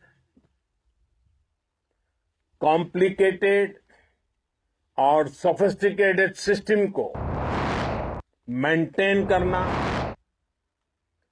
उन्हें एफिशिएंसी के साथ ऑपरेट करना, ये एक बहुत बड़ी स्किल है। आपने टेक को टैक्टिक्स से जोड़कर दिखा दिया है। आपने सिद्ध कर दिया है कि आप इस गेम में दुनिया में बेहतरीन है। भारत की वायुसेना अब सिर्फ हथियारों से ही नहीं, डेटा और ड्रोन से भी दुश्मन को छकाने में माहिर हो गई है। साथियों, पाकिस्तान की गुहार के बाद भारत ने सिर्फ अपनी सैन्य कार्रवाई को स्थगित किया है। अगर पाकिस्तान ने फिर से आतंकी गतिविधि या सैन्य दुस्साहस दिखाया तो हम उसका मुंह तोड़ जवाब देंगे। ये जवाब अपनी शर्तों पर, अपने तरीके से देंगे और इस निर्णय की आधारशिला, इसके पीछे छिपा विश्वास आप सबका धैर्य, शौर्य, साहस और सजगता है। आपको ये हौसला, ये जुनून, ये जज्बा ऐसे ही बरकरार रखना है। हमें लगातार मुस्तैद रहना है, हमें तैयार रहना है। हमें दुश्मन को याद दिलाते रहना है, ये नया भारत है। ये भारत शांति चाहता है, लेकिन अगर मानवता पर हमला होता है तो ये भारत युद्ध के मोर्चे पर दुश्मन को मिट्टी में मिलाना भी अच्छी तरह जानता है।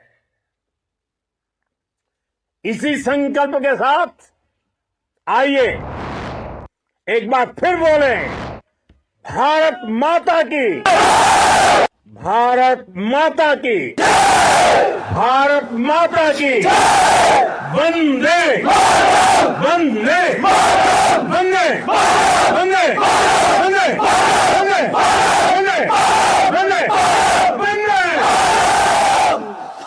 बहुत बहुत धन्यवाद।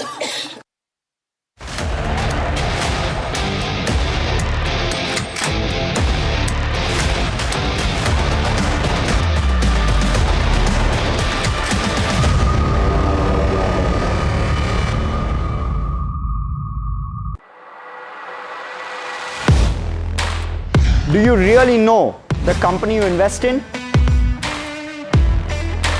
What is the real picture behind presentations and claims? Is the outlook as rosy as the company claims? Know Your Company, powered by NDTV Profit Research, shines a light on the biggest stock market movers.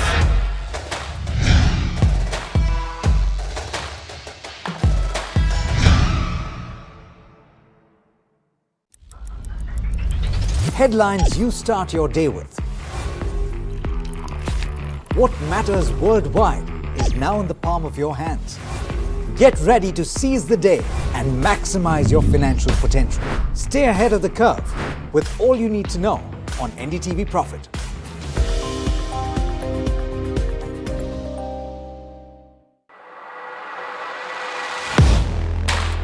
Do you really know the company you invest in? What is the real picture behind presentations and claims? Is the outlook as rosy as the company claims? Know Your Company, powered by NDTV Profit Research, shines a light on the biggest stock market movers.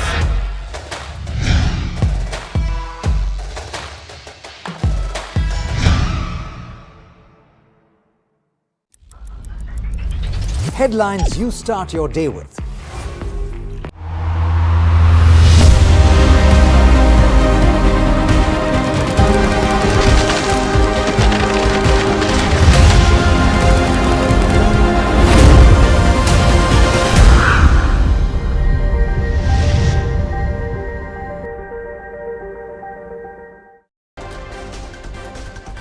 Nifty Sensex and lower for the day, fall over 1%. Nifty IT is the top losing sector for the day, dragged by Infosys and HCL Technologies.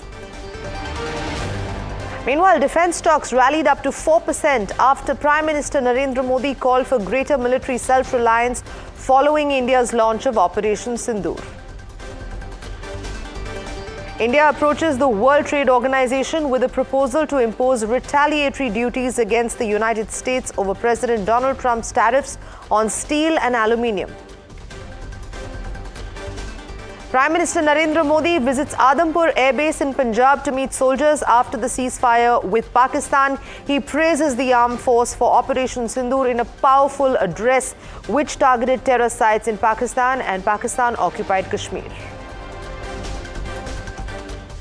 Air India Indigo cancelled flights to multiple cities amid security concerns. Flights to and from Srinagar, Jammu, Leh, Bhuj, Amritsar, Chandigarh, Jodhpur, Jamnagar and Rajkot cancelled for the day. The Supreme Court will decide on the high-stakes case for GST demand on online gaming platforms, fantasy sports operators, casinos and race courses applicable retrospectively from July 2017.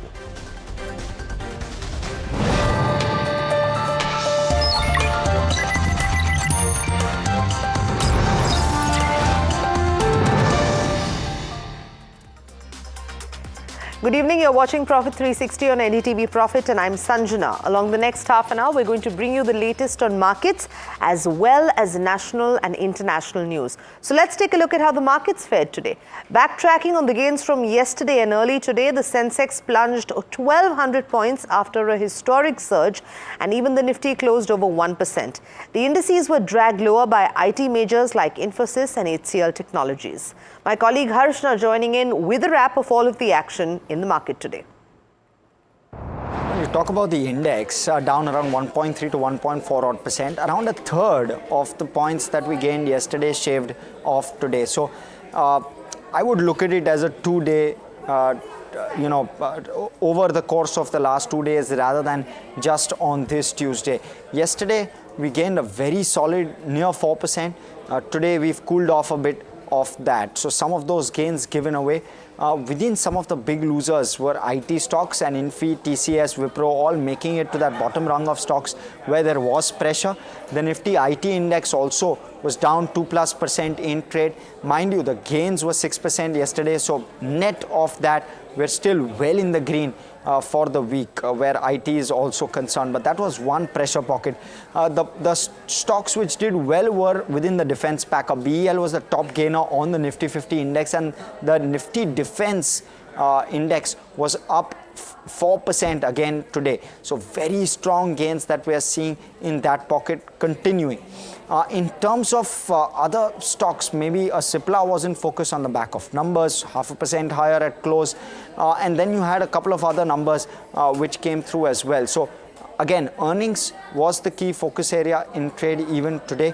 No major reaction, at least on the Nifty 50 with regard to earnings, but in the broader markets, there were plenty. Something like a Care Ratings was up 14% on the back of its very, very strong numbers. So that was the other pocket.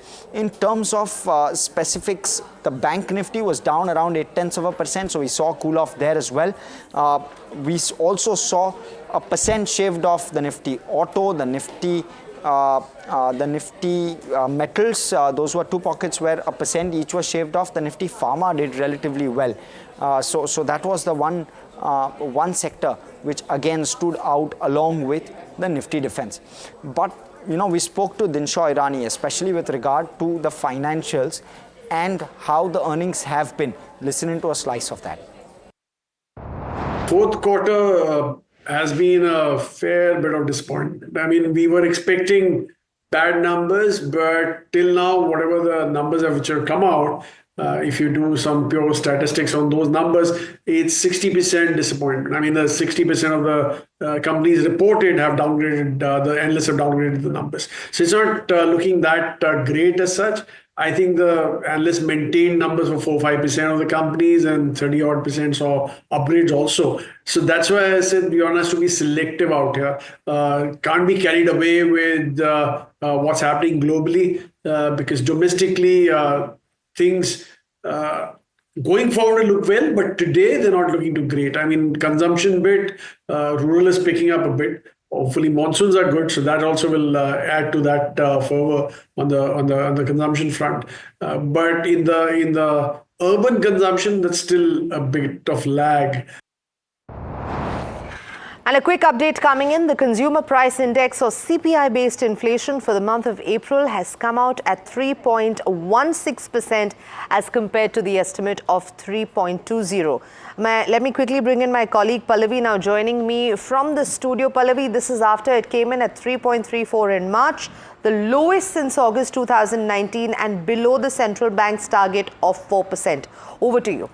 That's right. It's another positive print that we are continuing to see on the inflation front. Now, like you mentioned, the headline figure has come in at 3.16%.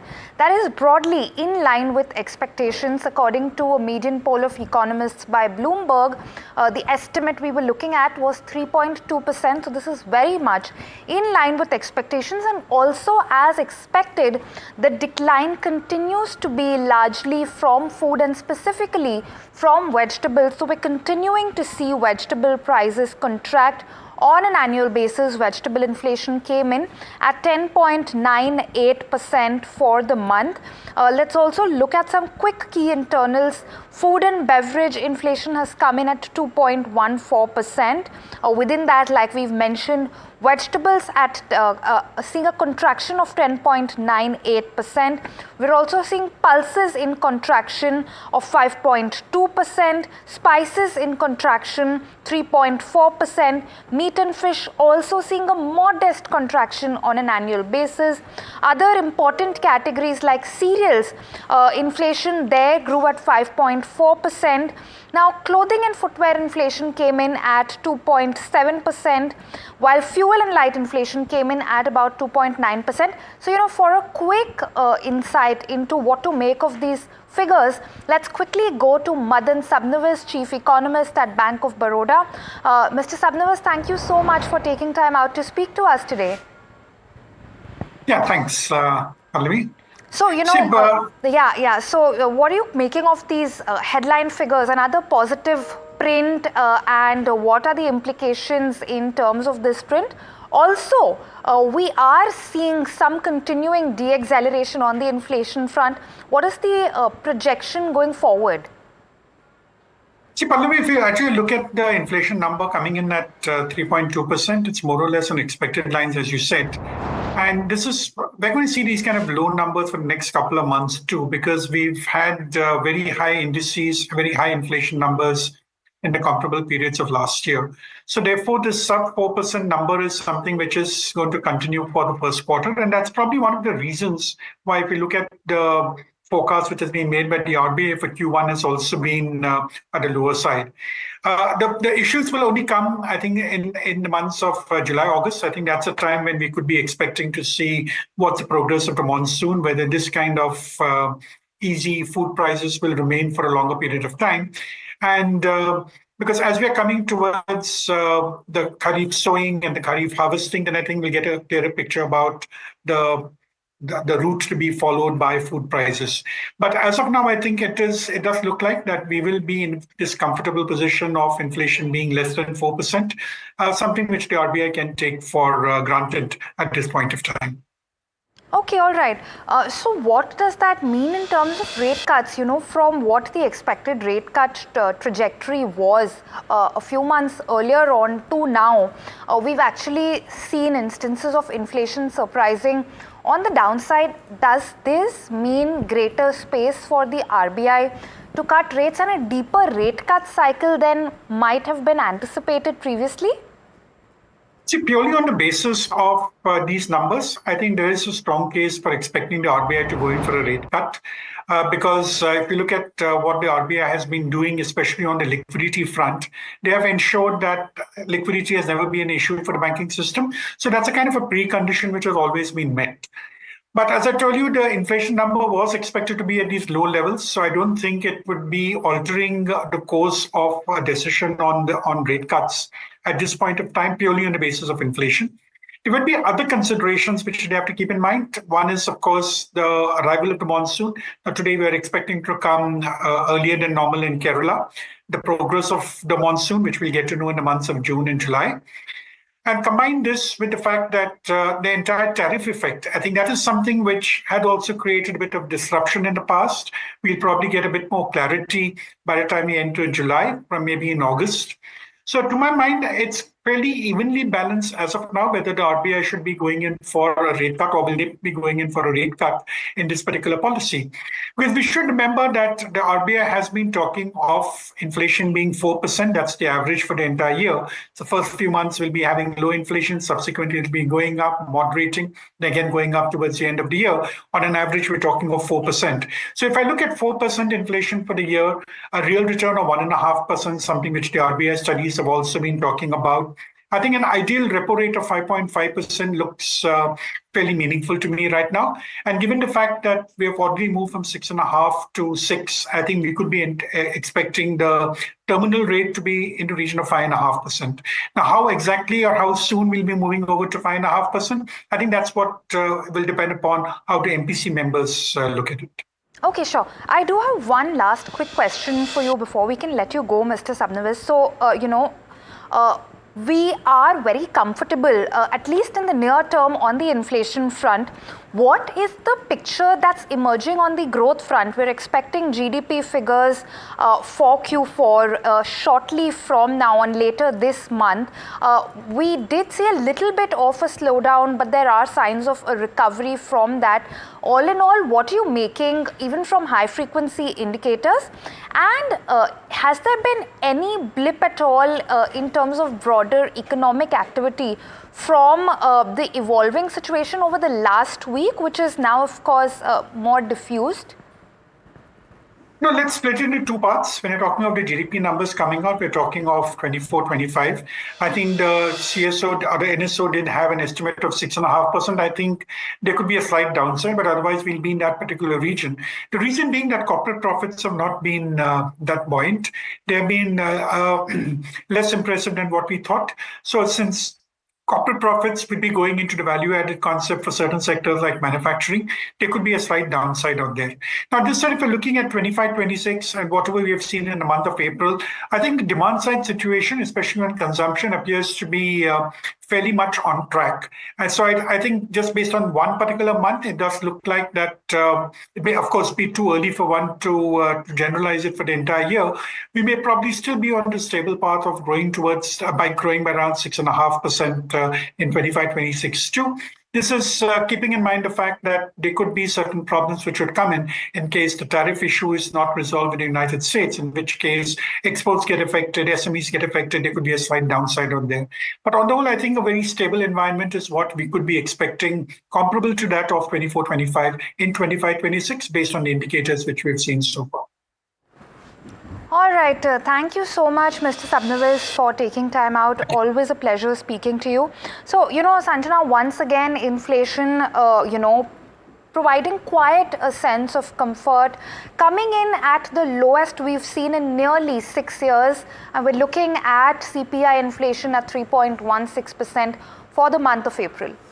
Right, Pallavi, especially on the past few weeks being quite a bit heavy on the news cycle. So this is some kind of reassuring information coming in. Thank you so much for that update. Let's take a quick look at what's happening on the markets front, because in the wake of Operation Sindoor, India's decisive response to terrorism, the defense sector has garnered heightened interest from investors. Now, this surge in attention likely stems from renewed confidence in the strength and capability of India's armed forces amid these recent geopolitical tensions. Adding to the momentum, we saw Prime Minister Narendra Modi in his address to the nation yesterday. His address to the nation just an hour ago to the Indian Armed Forces, particularly with the Air Force, emphasizing the importance of domestically manufactured defense equipment under the Made in India initiative, further fueling optimism in the sector. Let me quickly bring in my colleague Malika for a closer look at the key developments driving the buzz in defense. Malika, over to you. Yes, thank you for that, Sanjana. And as you rightly mentioned, there's a lot of interest that's fueling into defense stocks. And let me give you 3 key reasons why we're seeing that interest. Firstly, geopolitical risk boost defense spending, because, in such a scenario, governments spend more money and therefore the demand for defense products increases. Second is robust order book. Now, most of these companies have very strong order book, indicating that they have a solid source of revenue in the future, which is also buying into the kind of investor sentiment that we're seeing. And also current valuations at 50 times their earnings versus their five-year average of 37 times indicates the fact that investors are comfortable paying maybe a premium price for these defense stocks. Now, let me give you a sense of what some of these companies make, which has, sort of brought them to the front line. Starting with Idea Forge. Idea Forge makes drones like Switch UAV, which is used for long distance spying and creating military maps. The second one is Bharat Dynamics. Now, this produces guided missiles and other defense equipment. HAL, this one is amazing as it builds fighter jets and helicopters. Bharat Electronics creates advanced systems like Akash Tir, which also helps the military control and report air defense activities. Zentech also supplies ammunition, bulletproof vests, and designs training system for combat practice. We also have DCX Systems, and this one especially rose highly in trade today. It manufactures cable harnesses and electronic parts for defense and aerospace projects across India. Now, also remember that back in 1999, the defense expenditure by the government of India back then was increased by 6%. And as of today, the total defense budget stands at about 6.81 lakh crore rupees, out of which capex, which is basically the money that is used for modernizing equipment and upgrading the defense infrastructure, stands at 1.8 lakh crore rupees. So it would be interesting to see if there would be a division in that value. Right, Malika, stay with us, because it's not just defense. We're also seeing the IT sector that has been drawing significant attention as analysts and brokerages are reassessing their outlook, particularly in response to the US's advancing trade negotiations with key global partners, whether it's with China, whether it is Donald Trump landing in Saudi Arabia. And we're seeing recent developments, including tariff reductions in the US-China trade, a new trade agreement between the US and the UK, all of this now contributing to a more optimistic view of Indian IT firms. Additionally, we're seeing India's ongoing negotiations with the US for a bilateral trade agreement aiming to enhance market access and reduce these trade barriers, which could further strengthen the IT sector's prospects. Could you provide more details on how analysts are positioning Indian IT stocks in light of all of these developments? Yes, I think you very well wrapped up the kind of sentiment that the information technology sector is sort of undertaking. Firstly, there was an interesting trend that was observed that, as soon as US-China tariff announcement was made, NSE Nifty IT soared about 6.9%, which was the highest since March 5th levels. Now, second, analysts have come out and also upgraded their stance on many of these IT counters. Like, for example, CLSA upgraded IT sector to overweight from underweight, increasing IT weightage in their portfolio. Also, Macquarie sees no sharp slowdown for Indian IT sector in 2025, and this is especially citing as you mentioned, the US, UK and US-China trade deal. Third one is, what are the kind of growth drivers and long-term trends that are playing in? Macquarie predicts multi-year tech refresh driven by hardware upgrades. Basically, they're going to undertake multiple cycles of expenditure with regards to upgrading their technology. Many of these companies, that's what Macquarie is saying. And UBS also highlights that Indian IT giants would undertake, cost take-out deals and also outsource their trends, which would play into expanding their gains. Also, UBS was the only brokerage that came out with a cautious note, and they say that the Indian IT space may lose gains due to multiple compression in a weaker macro environment, but they also said that the correction in many large cap IT companies could be an entry point for many investors who want to buy into these. Also, lastly, some top picks as Infosys, TCS and Persistent Systems emerged as a top ticks on an average for most of these brokerages. Right, Malika, thanks so much for that very detailed, comprehensive breakdown of defense and the IT sector. And we look forward to see how both of those stocks and the sector actually performs in the coming days as we see more developments geopolitically. Now, India has adopted a more assertive trade position against the United States, formally notifying the World Trade Organization of proposed retaliatory tariffs on various US goods. This action comes in response to Washington's ongoing duties on Indian steel and aluminium exports. So if implemented, the move could signal a crucial shift in India's trade strategy, particularly as bilateral discussions with the US remain ongoing. Let me quickly go across to my colleague Rishabh, who's going to take us through the details of the WTO statement. Rishabh, over to you. What we saw coming in from the WTO last night was sort of a shift in stance that India is portraying, especially given the fact that there are ongoing bilateral talks going on with the USA. Despite that, India has chosen the platform of the World Trade Organization to actually register its protest and also file potential retaliatory duties against the US as well. I spoke to a couple of experts. What they had to say was the fact that this is surprising. It comes at a delicate time between India and US relationships. Obviously, the global trade, the global tariff wars, the uncertainty is still very much there. It is also signaling India's tougher stance at the WTO, but it continues to remain within the WTO's rules and regulations as well.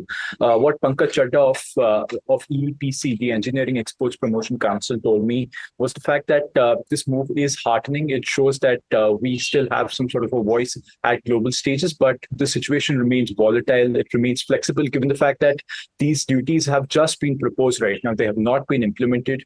The potential date of implementation could be 30 days from now. So around June 8th or June 10th is when we can expect certain duties if the US does not withdraw its counter duties, or if the US does not invite India to the negotiating table with respect to these tariffs. So the next 20 to 30 days, we'll be keeping our eyes peeled on what sort of action the US now takes, given the fact that the ball is now in Washington's court. Right, remains to be seen how that actually unravels. Let's shift focus to what's happening now on the front of Operation Sindoor, with air travel being disrupted, and that's continuing as major airlines, including Air India and Indigo, that have cancelled flights to multiple cities, citing security concerns. While precautionary blackouts prompted these cancellations, some airlines have resumed operations like SpiceJet in Srinagar. But my colleague Sessa now joining us on the phone line to tell us more about the same. Sessa, if you could give us an update of what airports have reopened, what airlines have, resumed operations, which ones have cancelled their flights. Take us through it all. Right, Sanjana. So, within hours of announcing a progressive resumption of flights at airports that were reopened after being shut for nearly a week due to Operation Sindoor, Air India and Indigo have cancelled their flights scheduled for today to as many as 9 cities, including Srinagar, Jammu, Leh, Chandigarh, Amritsar, among others. Now, overall, what we are learning is that 79 flights were cancelled in total to and from Delhi airport. And flights to these regions were mainly cancelled, even as the airports remain opened. These cancellations were announced mainly to ensure safety after precautionary blackouts were enforced in Amritsar and a few other areas of Punjab following suspected drone activity. In fact, what we have learned is that an Indigo's Delhi-Amritsar flight turned back to the capital midway due to the blackout, last night. However, another important development here is that SpiceJet said that they have resumed scheduled flight to Srinagar today, and they will even restart their Hajj 2025 flights from Srinagar starting tomorrow. However, as other airlines like Indigo and Air India, we don't have an update yet as to when the services will resume for the affected airports, but what they have indicated is that the services will resume only, in a gradual manner. Sessa, thanks so much for that. We'll continue tracking the latest with regards to air travel disruptions and which airlines will resume operations. Let's take a look at what's happening in the top court today. The Supreme Court is hearing a crucial case on the taxability of online gaming involving a 1.12 lakh crore GST claim that dates back to July 2017. The ruling could have major implications for gaming platforms, fantasy sports, casinos, and even racecourses, particularly on whether games of skill should be taxed differently from games of chance. For more details, my colleague Aishwarya now joining in. Well, for online gaming companies, the last week was quite crucial. Even this week, some of the cases will be heard in the Supreme Court as far as retrospective GST is concerned, and the other contentious issue, of course, has been the cases clubbed, state government cases that have been clubbed of the states of Tamil Nadu, Karnataka and Telangana, which have attempted in the past to ban online games like poker as well as rummy. Apart from this, of course, the 28% provisional retrospective GST levy on online gaming platforms is one of the other big contentious issues that online gaming companies are looking forward to as well. Now, a little bit of background as far as this case is concerned. It involves a retrospective GST of over 1.12 lakh crore rupees from these online gaming companies, date backs almost to 2017. Apart from that, the operators argue that the game of skill should not be taxed like we do in the case of gambling. So this is something that we must look out for as far as this matter is concerned. We'll keep you posted as and when the proceedings go ahead and bring you the latest. Thanks, Aishwarya, for that. We'll continue tracking the developments from the Supreme Court. Meanwhile, let's take a look at some of our other stories that are making news around the country. On his last day in office, Chief Justice of India, Sanjeev Khanna, said that public trust that the judiciary has cannot be commanded, but it has to be earned. On his final day in office, Chief Justice of India, Sanjeev Khanna, was given a warm and emotional farewell by colleagues on the bench and the members of the bar, who praised his humility, clarity of thought and unwavering commitment to constitutional values. Schools in Srinagar have reopened after being shut for several days due to heightened hostilities between India and Pakistan along the line of control and the international border. The return to classrooms mark a sign of easing tensions in the region, bringing relief to students and families that have been affected by the recent disruption. Today at the Supreme Court of India, lawyers and advocates came together to honor the unwavering courage and sacrifices of the Indian Army. In a powerful display of solidarity, they stood united in support of the Indian government in Operation Sindoor, reaffirming their commitment to justice and national security. 3 terrorists have been killed in an encounter with security forces in Jammu and Kashmir's Shopian. Another terrorist could be present in the area. The encounter initially began in Kulgam and then shifted to a forest area in Shopian. Security personnel of the army and paramilitary forces have been fighting the terrorists for about 2 hours now. Security forces intercepted the terrorists following an intelligence input.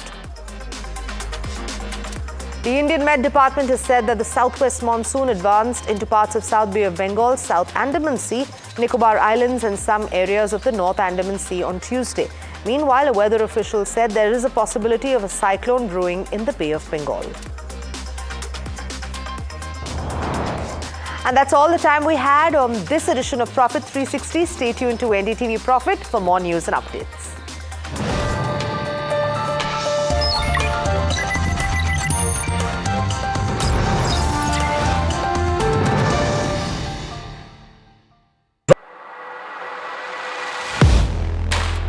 Do you really know the company you invest in? What is the real picture behind presentations and claims? Is the outlook as rosy as the company claims? Know Your Company, powered by NDTV Profit Research, shines a light on the biggest stock market movers.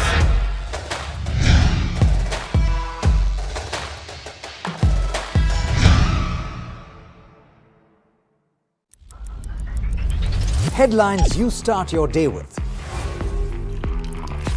What matters worldwide is now in the palm of your hands. Get ready to seize the day and maximize your financial potential. Stay ahead of the curve with all you need to know on NDTV Profit.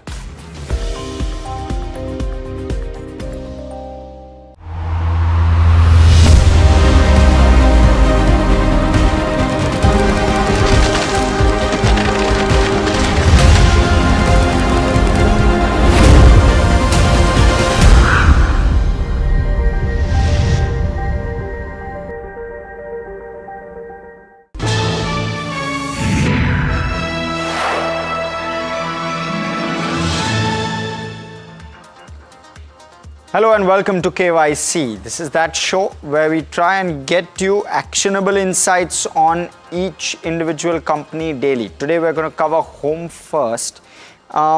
It's an interesting company because one, it's in the housing finance space, domestic facing, and some of these housing financiers are growing at a very, very fast clip.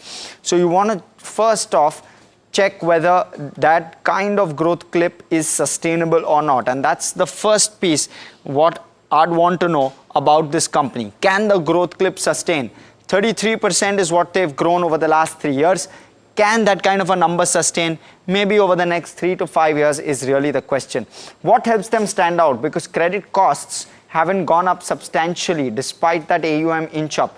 So you want to understand what helps them stand out, or whether this is only a cycle with regard to credit costs. Can the cost to income fall? Is there scope for that? It's fallen over the last 3 years. Is there scope for further improvement on the cost to income front, which could well aid the return on assets number? What happens when private equity funds choose to exit? Now, mind you, there's a ton of private equity investors within the company. What happens when they decide, well, we want to exit? It could well pressure the counter, and therefore investors need to be mindful of how the private equity investors are choosing to exit. Now, one other piece with very much linked to the return on assets is the top line and spreads. The spread is generally the difference between the lending versus the borrowing rate for an NBFC. This one is seeing a shrink with regard to spreads. So is maintaining spreads a challenge? One thing is margins, the other thing is spreads. Spreads is on an ongoing basis and therefore is not impacted by the capital structure. I will explain this in greater detail, but is maintaining spreads a challenge? And last up is with regard to geographic expansion. They're currently in a limited geography, just about 13 states. As they grow, is there an intent to increase their geographic presence, and therefore does that pose a risk to asset quality?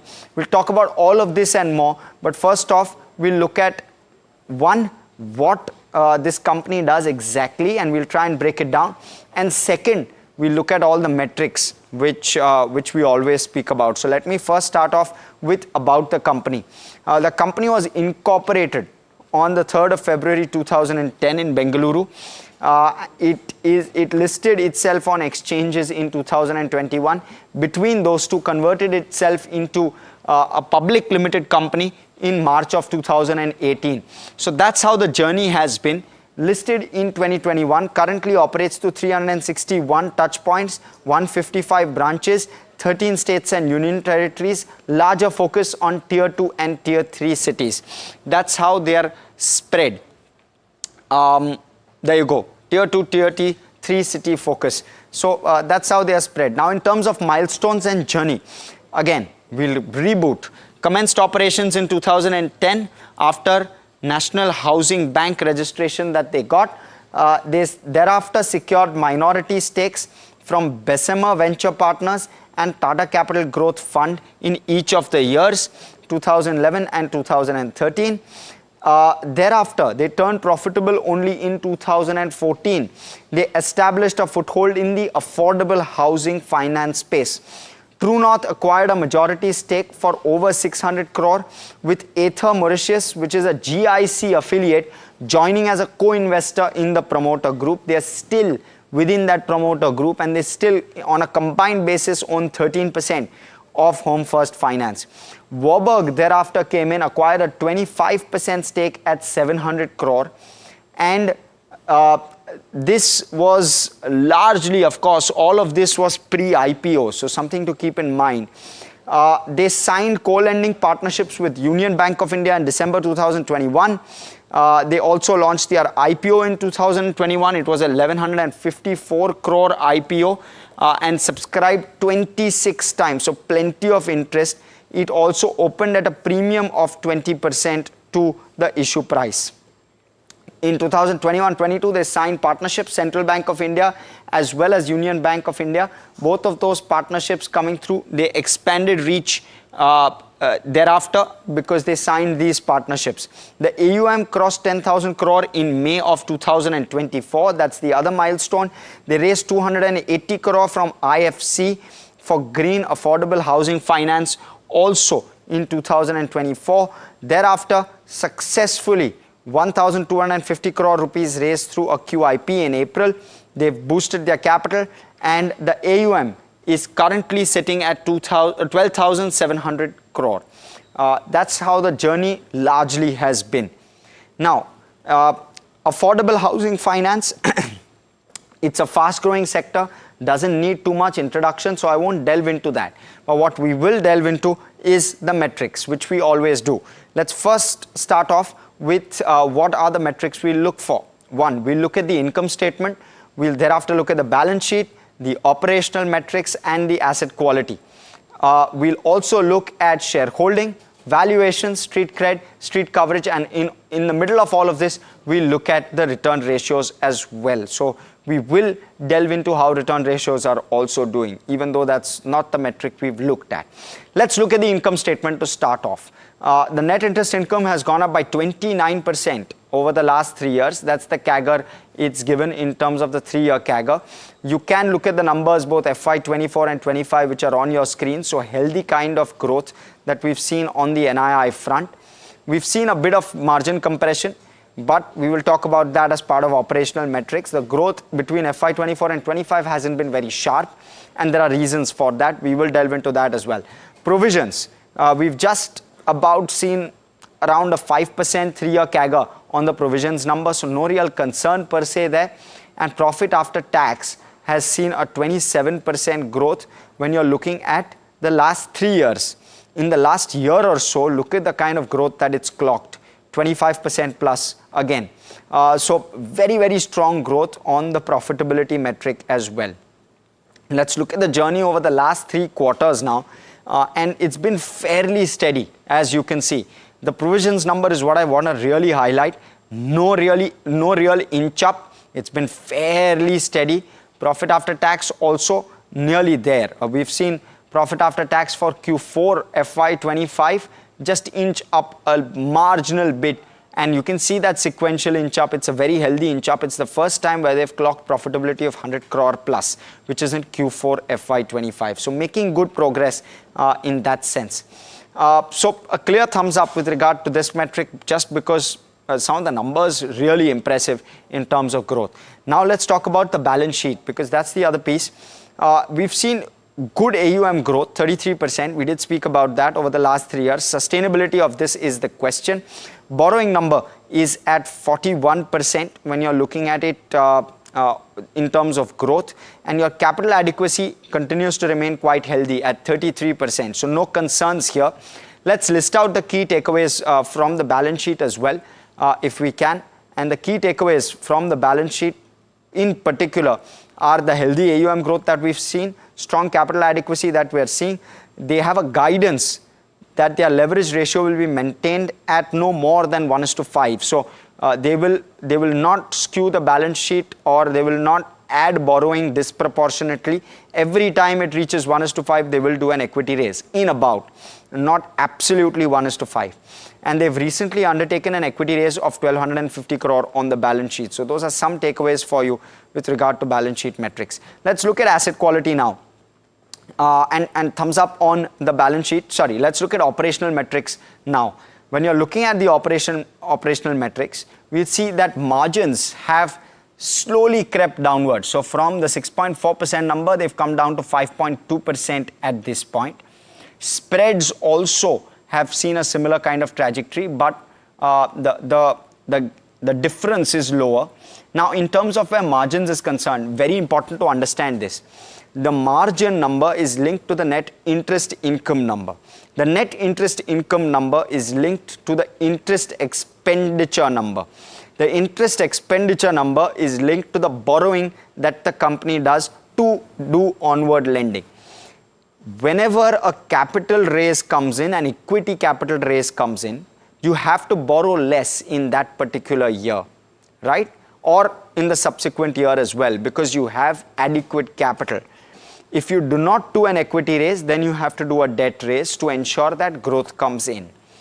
Now, whenever there is an equity raise, the equity that comes in as capital then goes out and earns you interest income.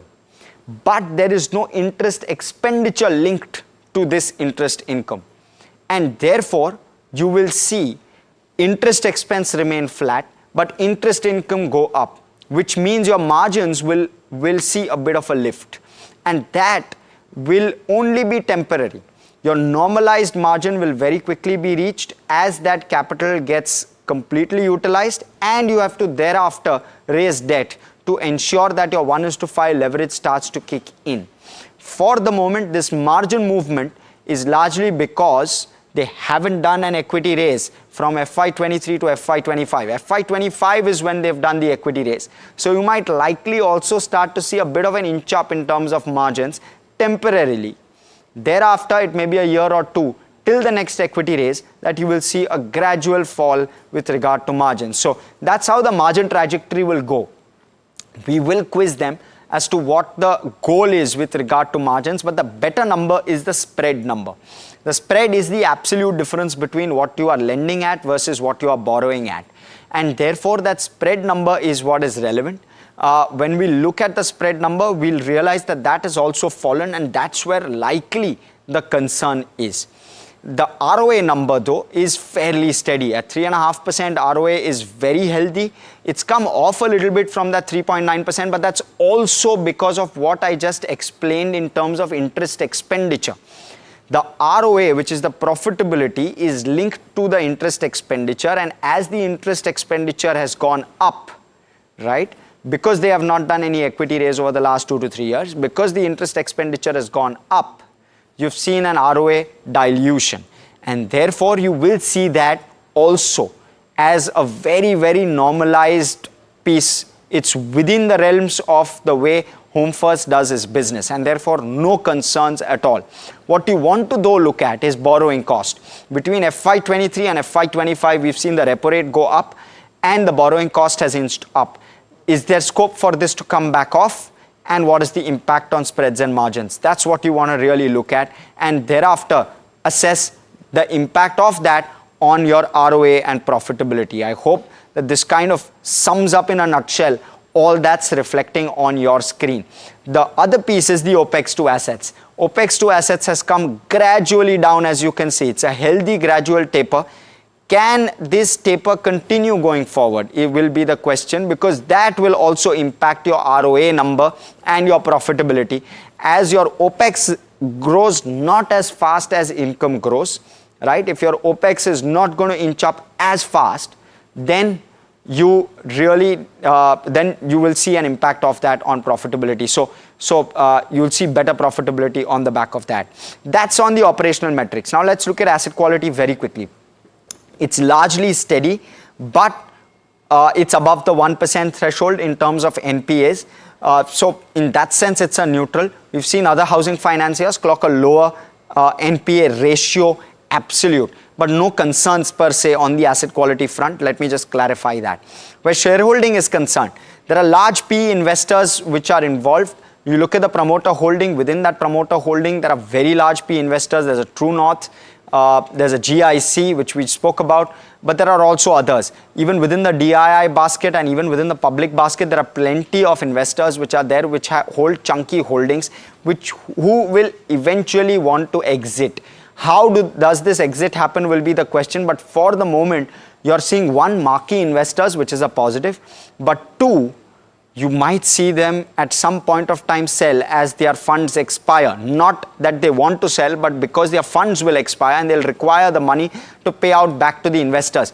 That will actually impact both the shareholding pattern as well as liquidity in the stock, which could impact the stock price performance. So we've given this a neutral therefore. Last couple of pieces. One, you have valuations. When you're looking at the valuation picture, and let's pull it out very, very quickly. There you go. Your price to book, and I've tried to sum this up. Maybe you can take a screenshot of this. What you can actually see is the price to book for Home First versus the 3-year average is at a slight premium. It does an ROA of 3.5%.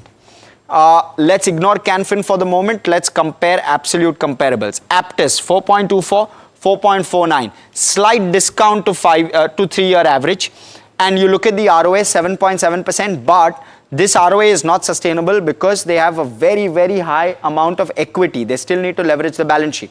So again, not the right comparable. Let's look at Aadhar, right? 4.36 price to book, 4 times is the 3-year average price to book, and 4.3% ROA. So the ROA is better.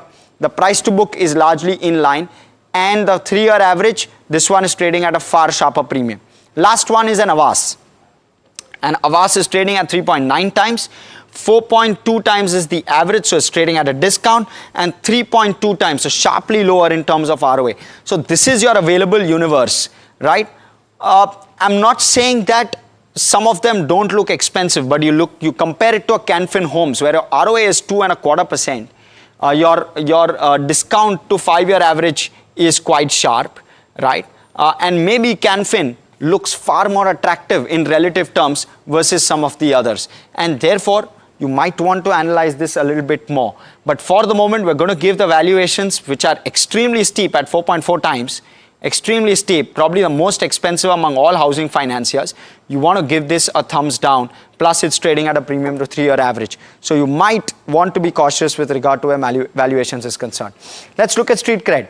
Now, in terms of the returns that the stock has given, it's been decent. 2% up last 1 month may not have been very impressive, but you look at the last year or so, and it's been a decent performance from a stock price perspective. 47% up over the last 1 year. So very strong performance. We'll give this a thumbs up as well. And you look at street coverage. When you're looking at the street coverage, 22 buys, 1 hold, 1 sell, 70% upside. Nothing to complain about per se. We'll give this a thumbs up as well. So that's how it all stacks up.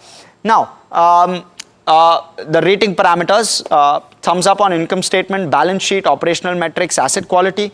Also, shareholding pattern, you might want to be a little cautious. Valuations, definitely cautious. Street cred, thumbs up. Street coverage, thumbs up. It sums up a 6 out of 8 on our KYC ratings. Not bad at all. But let's quickly go on. Let's listen in to what the management had to say. We spoke with Manoj Viswanathan, who is the Managing Director and CEO of the company earlier. Listening.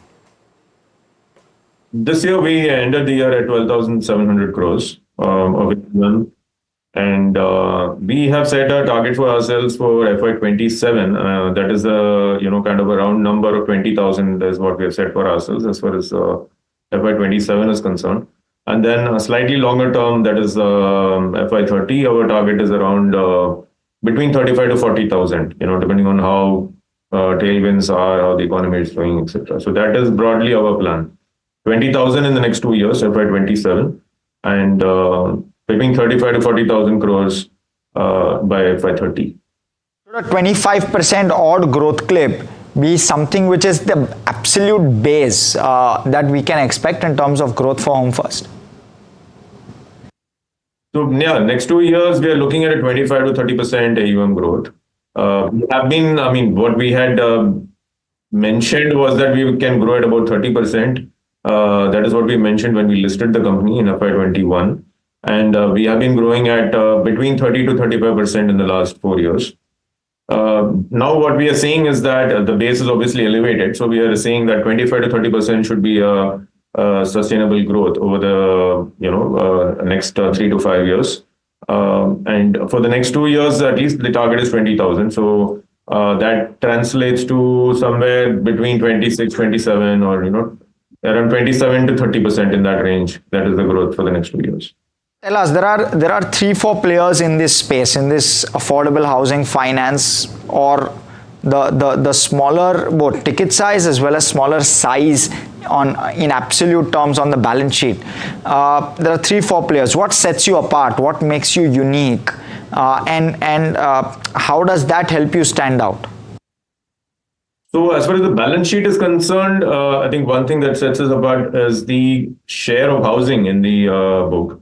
So we have 85% of our loans devoted to individual housing loans, which is the highest share amongst the peers that we are talking about. So that is something as far as the balance sheet that sets us apart. In terms of the business model, business process, I think what sets us apart is our you can say dedication, devotion to technology, using technology to facilitate things from day one. So we have been one of the early adopters of the Salesforce platform, centralized underwriting model, AI-based or AI/ML-based underwriting. So these are things that have, that are things that we have kind of built over the years, and which have also led to some financial metrics or results, like, low operating expenses. So if you see our operating expense to assets, it is the lowest amongst the peers that you're talking about. And that is directly a result of our approach to the business, that is using technology, designing the process in such a way that the cost is optimized. Point taken. And how does that help you going forward? You've given us some bit of color on how it's helping you currently, which is to optimize OPEX. OPEX now at OPEX to assets roughly at 2.7% for viewer perspective in Q4. But how does that help you in terms of numbers going forward? So say maybe a couple of years from now, is there scope for further contraction of this when you get to that 20,000 crore mark in terms of AUM? It is possible. So by design, the design is that, the cost should keep getting reduced. And but how much it will reduce from here on, can't really, put a number to it. But of course, because of the way we are designed, the OPEX should keep going down. So our estimate is that every year it should, or every 2 years it should be able to, we should be able to reduce it by about 5 to 10 basis points. So 2.7, so maybe, get it down to about 2.6 in the next couple of years. Because, the reason I'm saying that is that, we are already very, very well optimized on cost, and our OPEX to assets is amongst the lowest, compared to all these peers you're talking about. So we would rather focus on growth at this point of time rather than trying to optimize the cost any further. And how does the spread move in this reducing interest rate environment? Give us an understanding of that. Do you expect yields to follow? Yields continue to remain under pressure, but I think most of the players in this segment, affordable housing segment, understand that there is a certain minimum margin that we have to maintain to keep the business profitable, and so obviously that acts as a moderator. So I think generally speaking, most of the players are looking to maintain a 5% plus kind of a spread on an individual loan.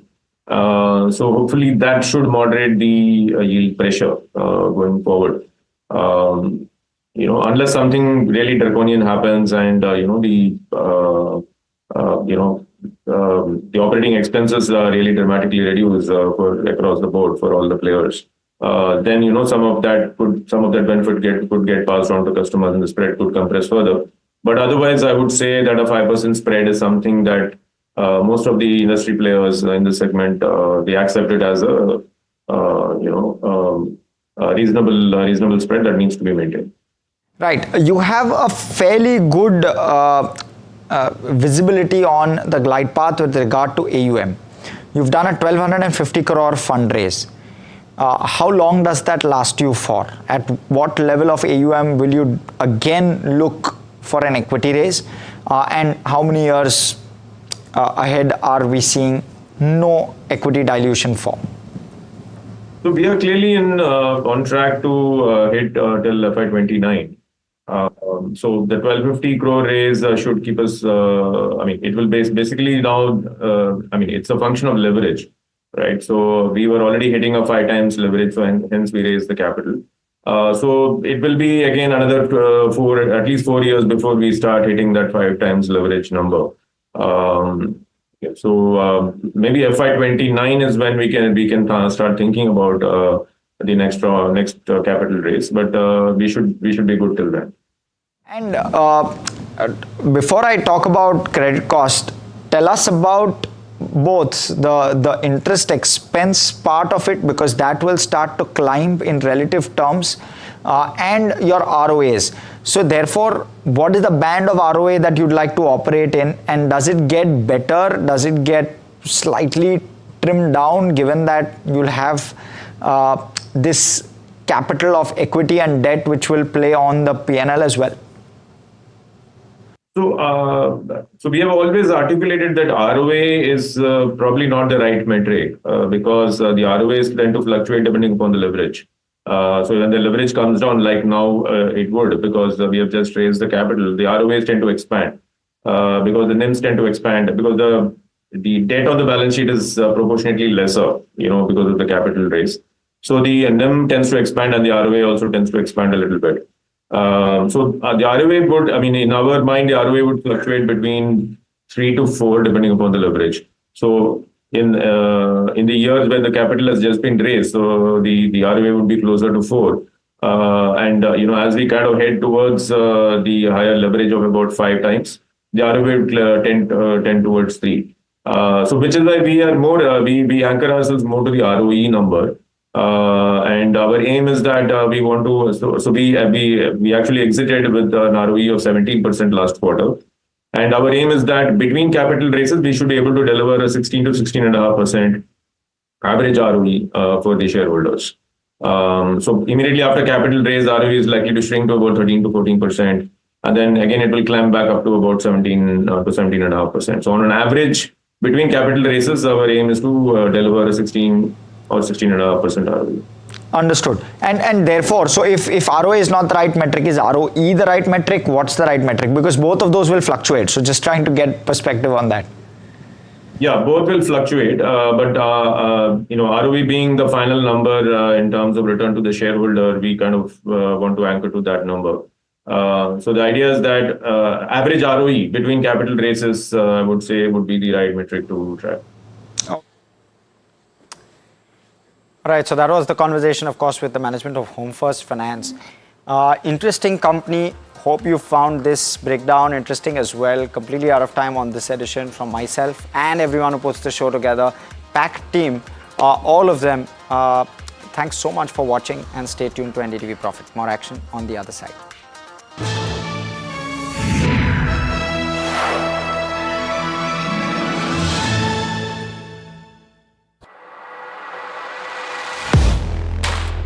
Do you really know the company you invest in? What is the real picture behind presentations and claims? Is the outlook as rosy as the company claims? Know Your Company, powered by NDTV Profit Research, shines a light on the biggest stock market movers.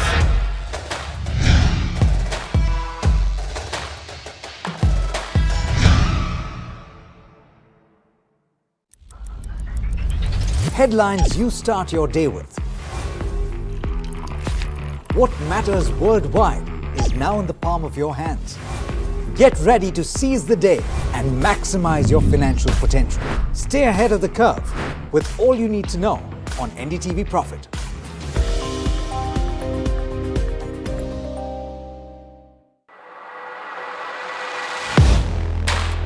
Do you really know the company you invest in? What is the real picture behind presentations and claims? Is the outlook as rosy as the company claims? Know Your Company, powered by NDTV Profit Research, shines a light on the biggest stock market movers.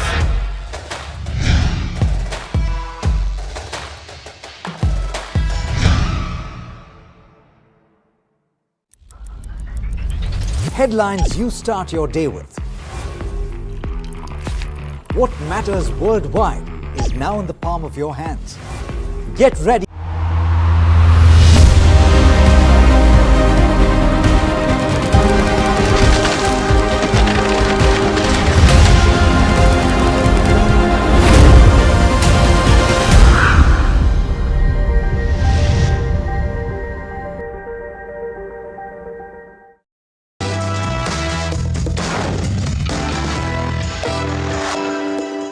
Hi, we're talking about Your Money Matters on NDTV Profit, and my name is Alex Matthew. We talk about everything mutual fund related, personal finance related on this program so that you get actionable insight so that you can manage your finances, you can manage your investments appropriately.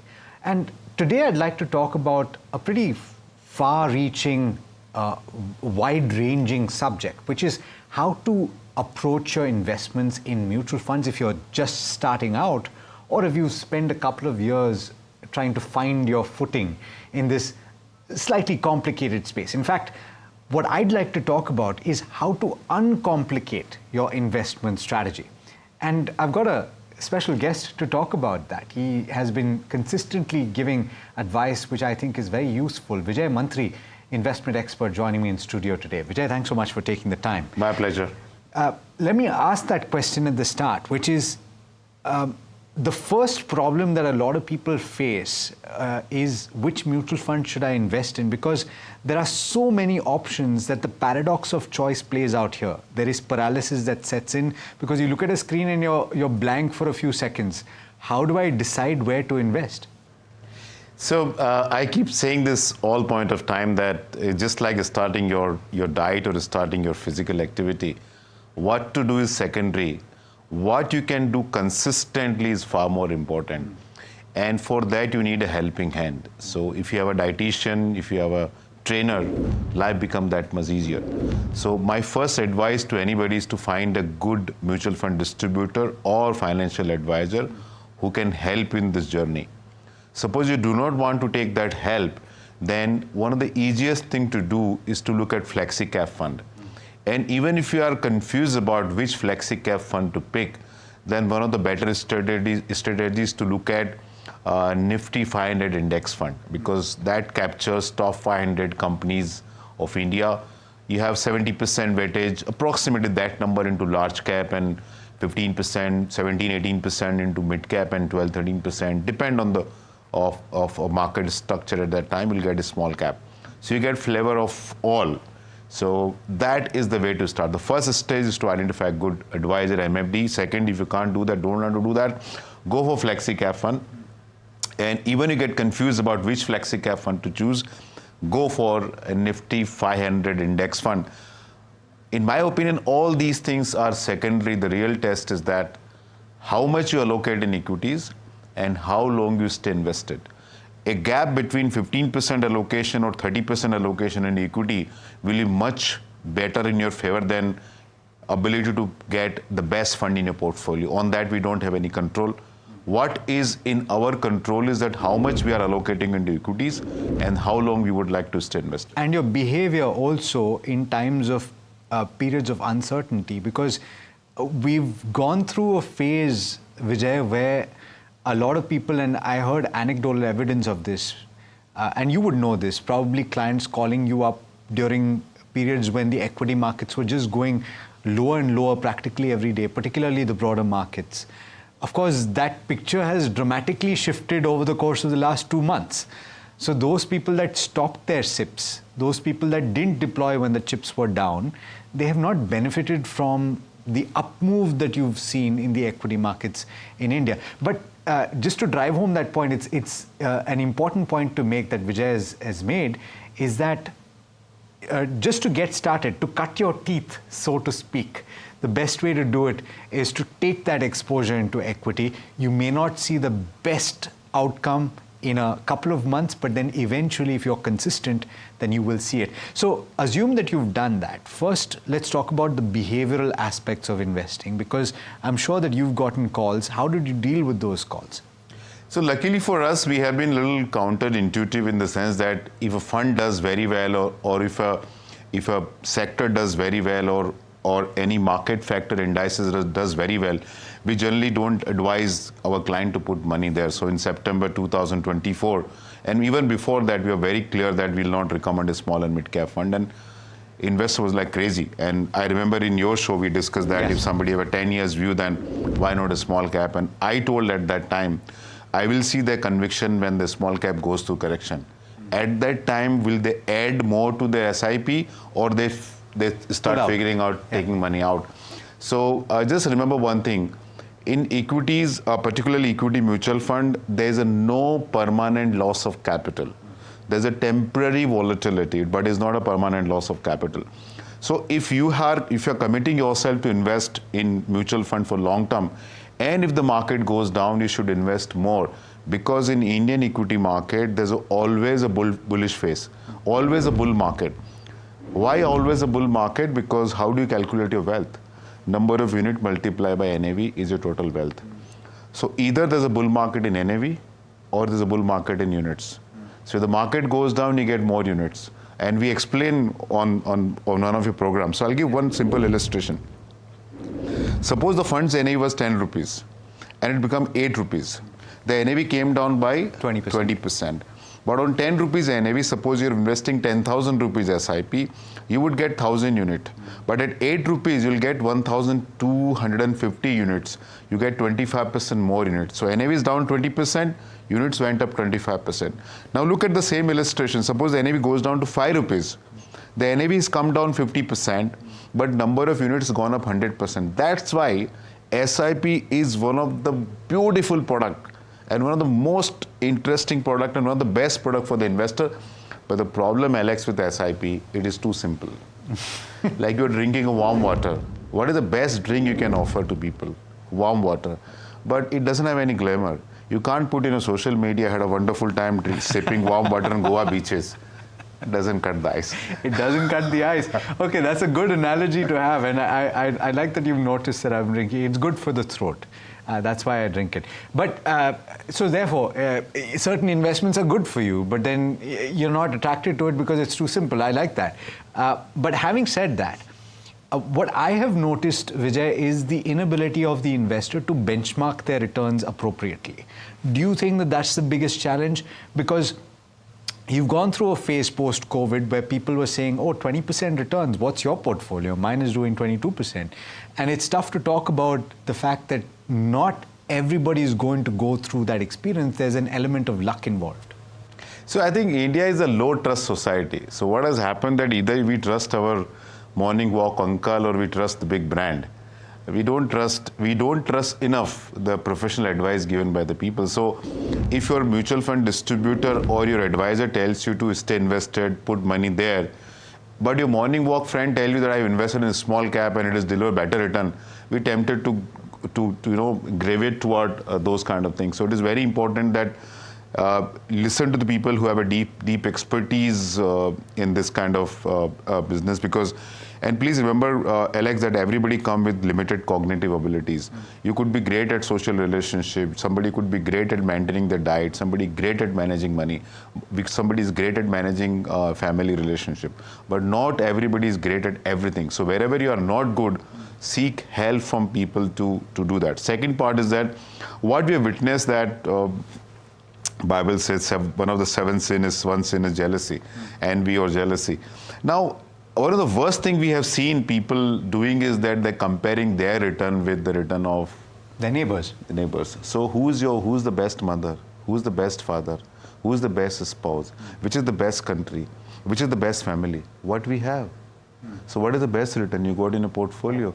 And if you're not happy, seek help, correct it, but immediate past return should not be the benchmark. So how to look at return very honestly? If India's GDP is growing in absolute term at 12 to 14%, that is the kind of compounding you see over decades.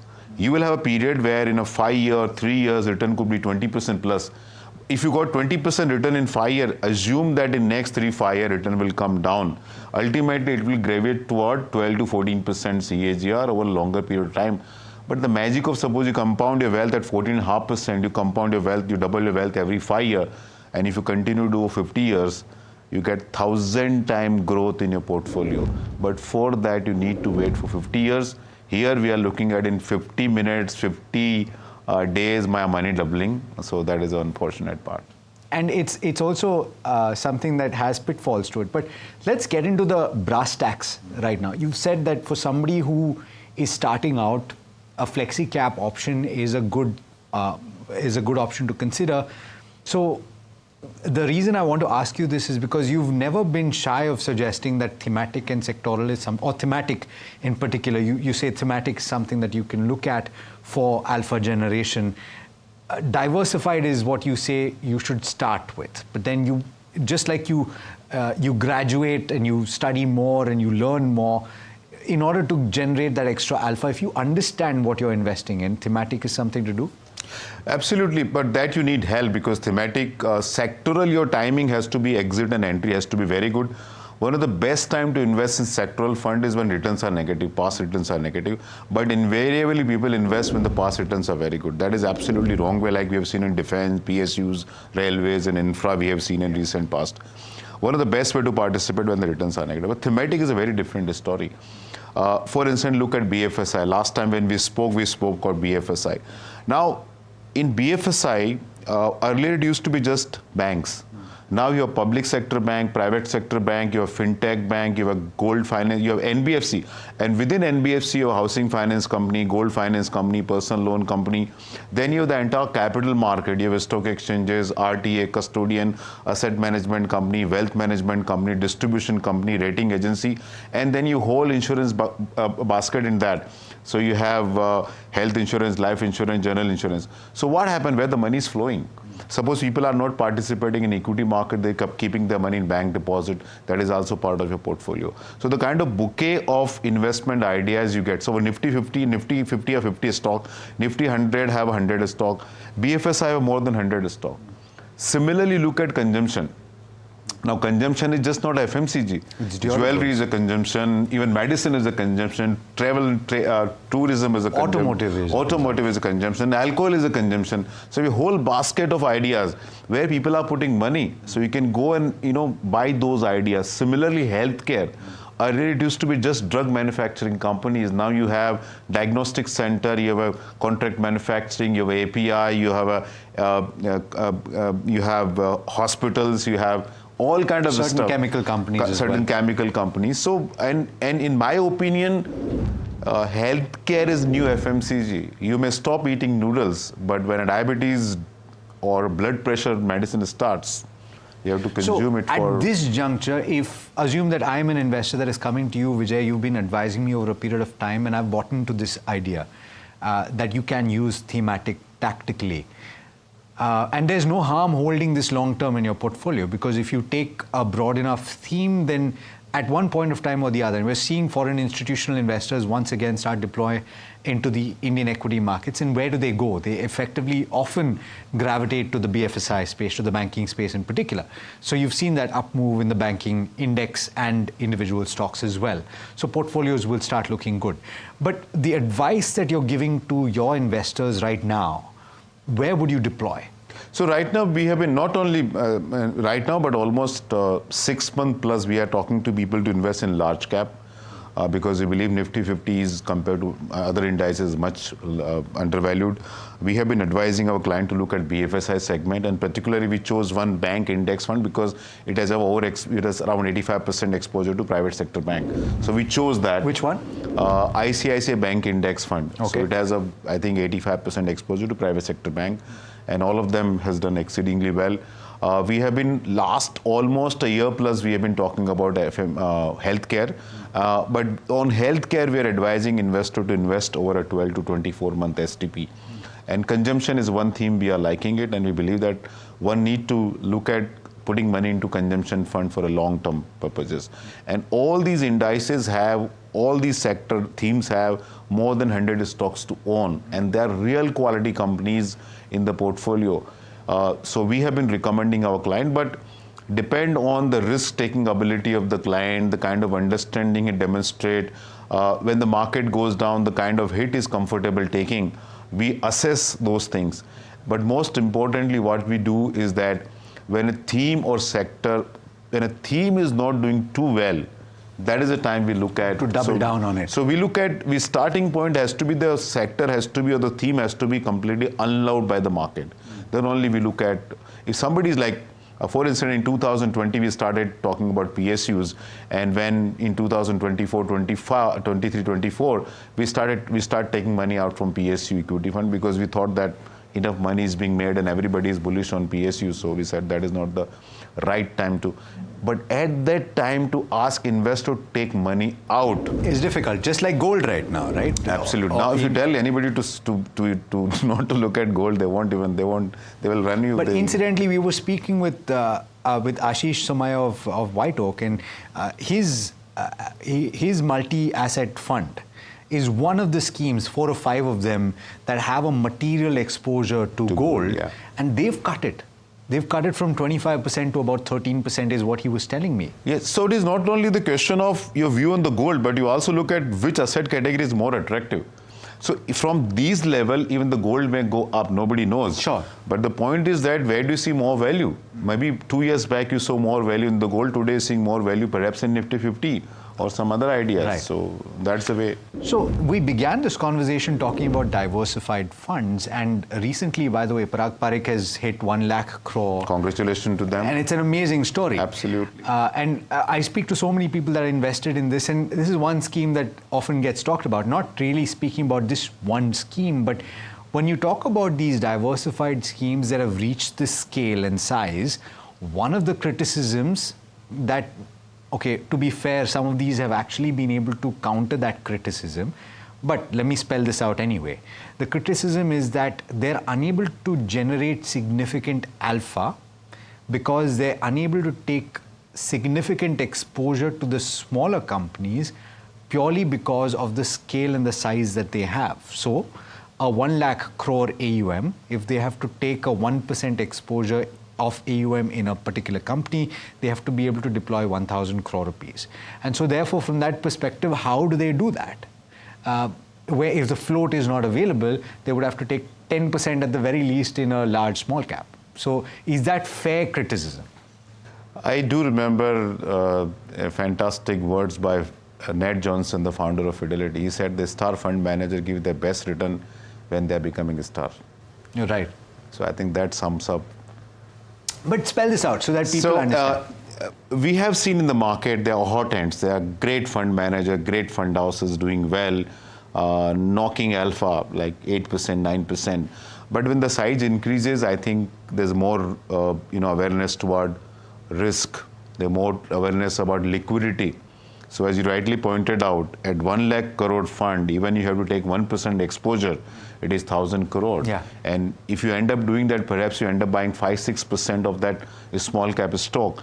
It is just not the question of your owning 5-6%, but the question is of liquidity. Yes. Because your liability side is completely open because the client can take money out any day. So we have seen that there are some guys who's able to do a good job even after the size, but very honestly, the odds of continue to generate same kind of alpha with higher AUM history is not in their side, and we have seen the same phenomena in PMSs as well. Okay. So we have seen PMSs with lesser AUM generating super return, and because of that, the money comes in. When the money comes in, the same kind of performance is not repeated. And one of the most important thing, Alex, you need to keep in mind that funds returns and investors return are two different things.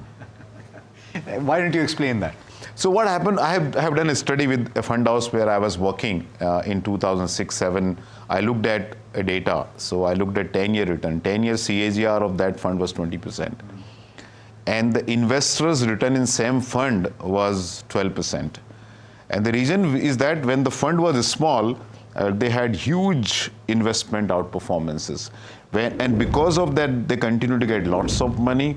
They got money, lots of money. Most of the money come at the peak of the market. So they got lots of money at the peak of the market. No fault of them because they had outstanding performance. And then the market fell. So what has happened on 1,000 crore, 2,000 crore, 3,000 crore asset, they have outstanding performance. And suddenly in a year, they got, say, 10,000 crore. And then the market fell 50%. And so therefore, those people that got in at the peak have not had the benefit of So that. Axis Mutual Fund did a wonderful study of comparing return of investor and return of the investor in the same scheme and return of the scheme, and there was a huge difference in both. And this is being done by many companies internationally as well. So one of the best thing to get your return closer to the scheme is to stay invested for the long term. Okay. And consistency, therefore, is key. The reason we speak about Warren Buffett in such a glowing manner is that the gentleman is 90 plus, and he has had that experience and the gumption to hold on to certain ideas. Of course, he's made his mistakes along the way. Nobody's perfect. But purely by dint of living as long as he has and holding as much as he has, he's made money. Sometimes it's that simple. No, actually, it is quite a perception battle because I don't think his holding period is as long as it's been predicted. No? Yeah.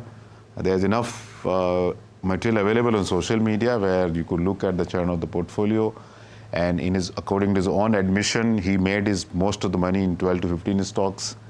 But isn't that often the case for fund managers? They get that kicker from. So it's a very different thing when you compare fund manager with Warren Buffett. Of course, yeah. Because Warren Buffett doesn't run open-ended scheme. Right. His AUM is fixed. Yeah. Okay. He doesn't get inflow. Yeah. He doesn't get outflow. Yeah. It plays a very big role, and he's on the business. Need to invest is not there. Need to invest is not there, and if anybody want to sell Warren Buffett shares, Berkshire Hathaway share, it doesn't impact the AUM of the organization. So even he underperform for 3, 4, 5, 10 years, he's not bothered. Let that be a open-ended fund manager. Give him the liberty for underperformance 5 years. The money will go away. Yeah. So we are not comparing apple and orange. The reason that I brought up Warren Buffett is that I have rarely met people that don't aspire to have that kind of wealth generation, right? And the argument that a lot of people make is that one of the primary ways, of course, you can be consistent and you take the slow journey to the top.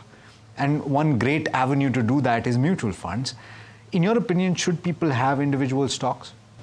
I won't recommend, because there's enough studies done. One done by my ex-DWS colleague Raju and Ravi Raju. According to him, out of some 5,000 plus stocks on NSE, 50% of money is made in 37 stocks, and almost 100% of the money made in 65 of the stock over a 20-year period. We have enough data to suggest. Even you could look at people who file long-term capital gain return, and you could look at income tax website and figure out you have a 37 lakh crore of direct stock investing, and you see turnover on the stock exchange of people buying and selling, and then compare how much tax they are paying, long-term capital gain. It's not there. So therefore the counter argument to somebody saying don't invest in large diversified funds, the blessing for the retail investors, the ability to choose individual stocks and get 100 baggers. The problem is it's not so easy to find a 100 bagger. One of the surest way to destroy your wealth is to search for a multi-bagger. And for instance, look at Sensex, which came in 1986. They had 30 stocks, and today only 5 survive. Now, in 1986, who told you which 5 stock will survive?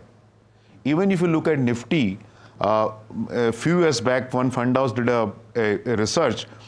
Out of total gain of Nifty, 50% of gain came only from 3 stocks. Yeah. And if you look at Nifty's data, that fund house gave this data, that Nifty made 180 addition, okay? Out of 180 addition, only 54% was in positive, 46% after coming into Nifty, these stocks lost. Negative so returns. That is at the Nifty level. Yeah. Now assume, and people are not looking at multi-bagger in Nifty, people looking at small cap, micro cap. And there was a study done by, I believe, by Motilal Oswal Group, where out of 2,300 micro and small cap, only 2 made to large cap, and 2 made to mega cap. But very funnily, everybody seems to have multi-bagger in the portfolio. On that note, Vijay, I would invite everybody that's listening in to write to us and tell us what you think about what Vijay has spoken to me about. We've talked about how you should keep things simple, and ultimately, I think that's a good place to start. Vijay, thanks so much for taking the time, for speaking to me. Always a pleasure. My pleasure. And that brings us to the end of this edition of Your Money Matters. Let us know, as I said, what you think in the comment section, and do stay tuned. Lots more coming up on NDTV Profit.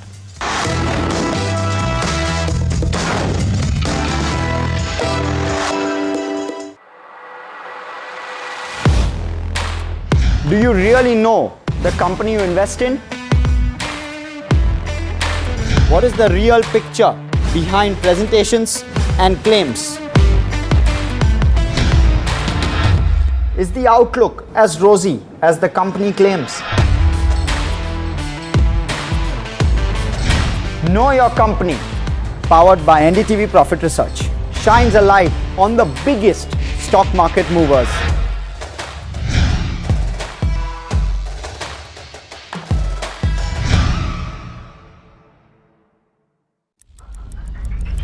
Headlines you start your day with. What matters worldwide is now in the palm of your hands. Get ready to seize the day and maximize your financial potential. Stay ahead of the curve with all you need to know on NDTV Profit.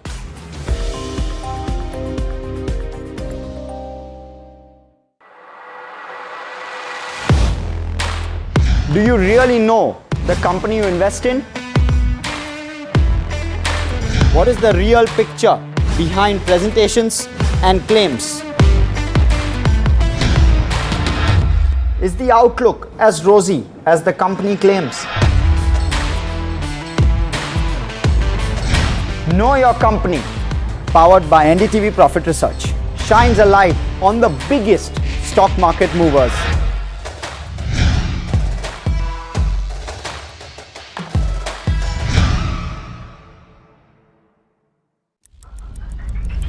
Headlines you start your day with. What matters worldwide is now in the palm of your hands. Get ready to seize the day and maximize your financial potential. Stay ahead of the curve with all you need to know on NDTV Profit.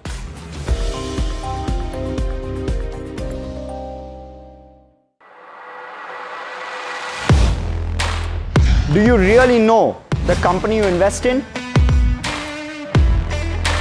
What is the real picture behind presentations and claims? Is the outlook as rosy as the company claims? Know Your Company, powered by NDTV Profit Research, shines a light on the biggest stock market movers.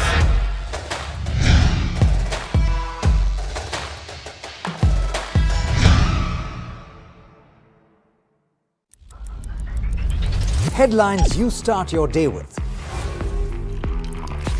What matters worldwide is now in the palm of your hands. Get ready to seize the day and maximize your financial potential. Stay ahead of the curve with all you need to know on NDTV Profit.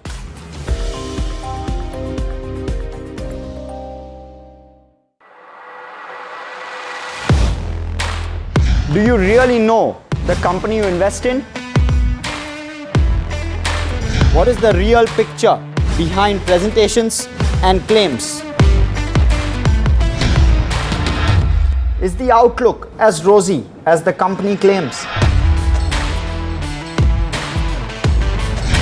Know Your Company, powered by NDTV Profit Research, shines a light on the biggest stock market movers.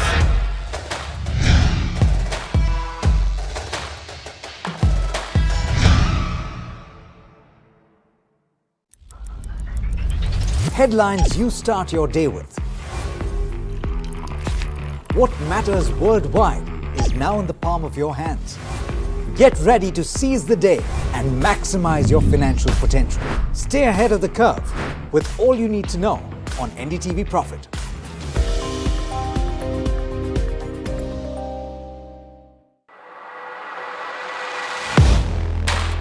Do you really know the company you invest in?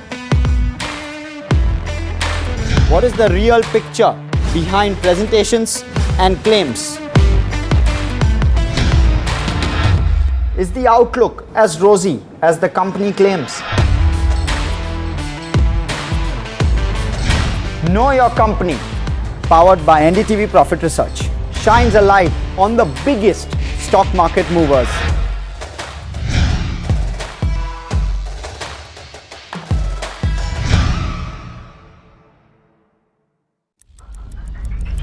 Headlines you start your day with. What matters worldwide is now in the palm of your hands. Get ready to seize the day and maximize your financial potential. Stay ahead of the curve with all you need to know on NDTV Profit.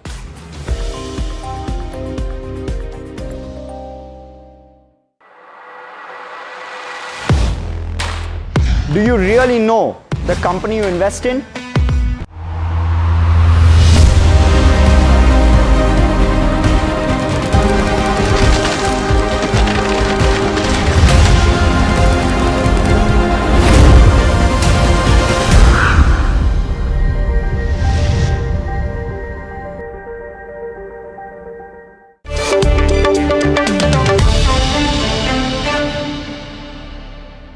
Hello and welcome to NDTV Profit. You're watching Earnings Edge, and with me is the management of Tata Steel, TV Narendran, MD at the company.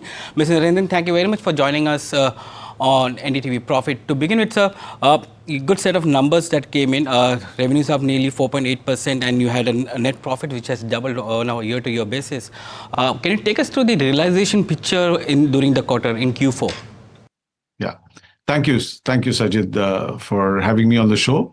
Yeah, Q4 was more about cost takeouts. Revenues were quite flat. The revenues improved significantly in Q4 compared to Q3. But I think we've been doing a lot of work on cost takeouts both in India and in Europe, and some of that played out. And that's a benefit that you see in the numbers for Q4. But overall, the market situation is getting a bit better. In India, the safeguard duties have helped. And in Europe as well, the spreads have improved a bit because the raw material prices have come off, and steel prices are reasonably stable. So we're looking at this trajectory continuing going forward. Sir, during the year, you brought in the Kalinganagar new furnace into play. And if you look at the India volumes, it was around 21 million tons, which is higher by 5%. Do you see further jump in volumes in terms of deliveries coming in FY26? Yeah, in FY26, we are guiding that the volume will be about 1.5 million tons higher. Kalinganagar itself will be about 2 million tons higher, but we have a blast furnace relining coming up in Jamshedpur, which will take out some of the volumes at an overall level. So that's why our guidance is 1.5 million tons more, basically in India in FY26 over FY25. And how do you look at the European market, especially the Netherlands market, where you have seen some kind of cost efficiency gains coming in, and also give us a sense of how UK is looking now? Yeah, so in Europe, you won't see too much of volume growth because we are pretty much peaked on the volumes, maybe a little bit more in Netherlands than you saw this year, because a big jump came in this year compared to last year, where the volumes are significantly higher. Overall, we see the Netherlands numbers continuing to get better because of the transformation actions that we are taking, and there is an improvement in spreads in Europe thanks to some of the quotas imposed by the EU in response to the tariff measures being taken. As far as UK is concerned, we continue to take out costs. We've taken out about 230 million pounds of fixed costs during the last year. We'll take out another 200 million pounds of fixed costs this year. So the markets are not great in UK because UK doesn't have the quotas that Europe has. We're seeing the pressure from the market, but on a cost side, we're taking out a lot. So we're expecting the EBITDA numbers in Netherlands to improve this year compared to last year. And in UK as well, we hope to get into positive EBITDA territory during the year. Okay, you may not be positive, but in terms of EBITDA, you will be positive in FY26. Absolutely. What's happening to the entire revamp which is coming up in the UK? Have you started the work? What kind of investments is going to come in from you? Yeah, so as we announced last year, it's a 1.25 billion pound project, out of which we're getting a 500 million grant from the UK government. The balance 750 million pounds will be put in by us. So over the last 6 months, we were working on the planning permissions, which we've got. I think by end of June, we will have all the permissions that we seek. We hope to start construction and do the groundbreaking and start construction in July. We've already placed a lot of orders for the equipment supply, and we are on track to get it up and running by FY27. Sir, how do you look at the entire market as a whole, domestic market and globally? We're seeing a lot of disruption which is coming in with respect to tariff between US, China. Now it's gone for a pause for 90 days. How do you see the entire market dynamics changing? Is it from a pricing point of view and from a volume point of view? So steel is a global industry. Not only does steel, about 400 million tons of steel go across borders, about 2 billion tons of raw materials for making steel goes across borders. So we are very geopolitically plugged in. Also, all our customers are global industries, automobile, packaging, appliances, so on and so forth, construction, etc. So whatever happens in the world has a big impact on us. So the tariff situation was not very helpful because most of our customers are part of global value chains and uncertainty doesn't help. But now that we are seeing some sort of stabilization on that, settling down of tariffs, signing of bilateral trade deals, I think we expect that the fragility that the market was encountering over the last few months will not be there going forward. So we are positive about it because tariffs also would have had inflationary pressures, which would have put pressure on interest rates, which doesn't help us again because we are a capital intensive industry. So overall, I see the situation improving in the last maybe 2-3 weeks than we felt in the first week of April. There are two trade deals that are in focus. One is the India-UK trade deal, and the other one is UK-US trade deal. How does this benefit you in any way?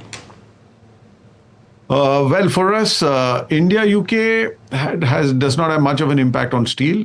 The UK-US, we sell about 80 to 100,000 tons of steel from the UK to the US. So that had a little bit of doubt about it, but that's gone off with this.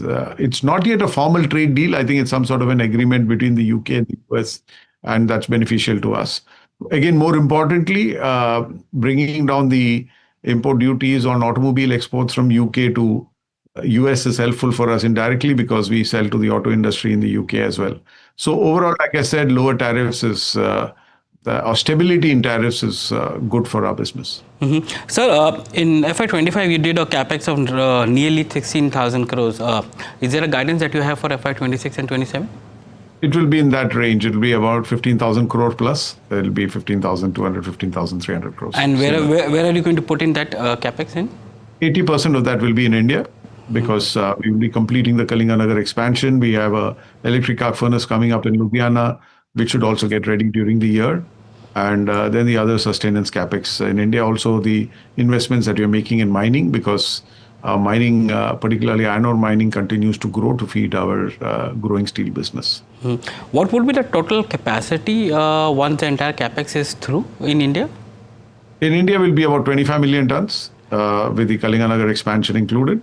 And then after that, next year, it will move to 26 million because we'll have the Ludhiana plant up next year. I mean, by the end of this financial year. In one of the statements, you had mentioned that you're investing nearly $2.5 billion in T Steel as a measure to infuse capital into some of the step-down subsidiaries.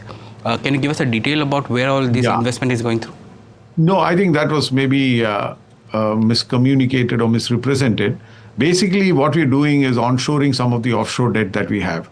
Okay. So we're putting in money as equity and bringing back the debt. So there's no increase in leverage because of that. It is just a rebalancing of the way we have our debts, and we want to get more and more debt into India because that's where the cash flows are. It helps us from that point of view.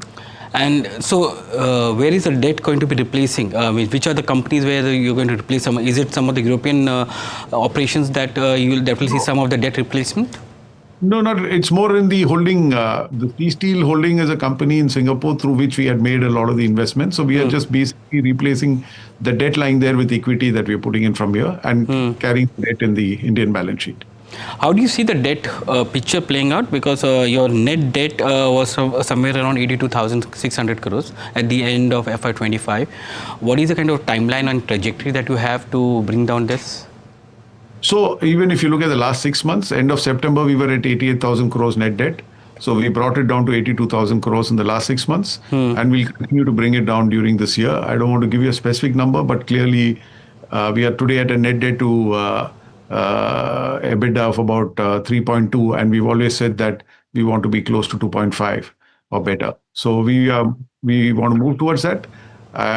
I'm not saying we'll reach that this year, but let's wait and see. We are working towards that.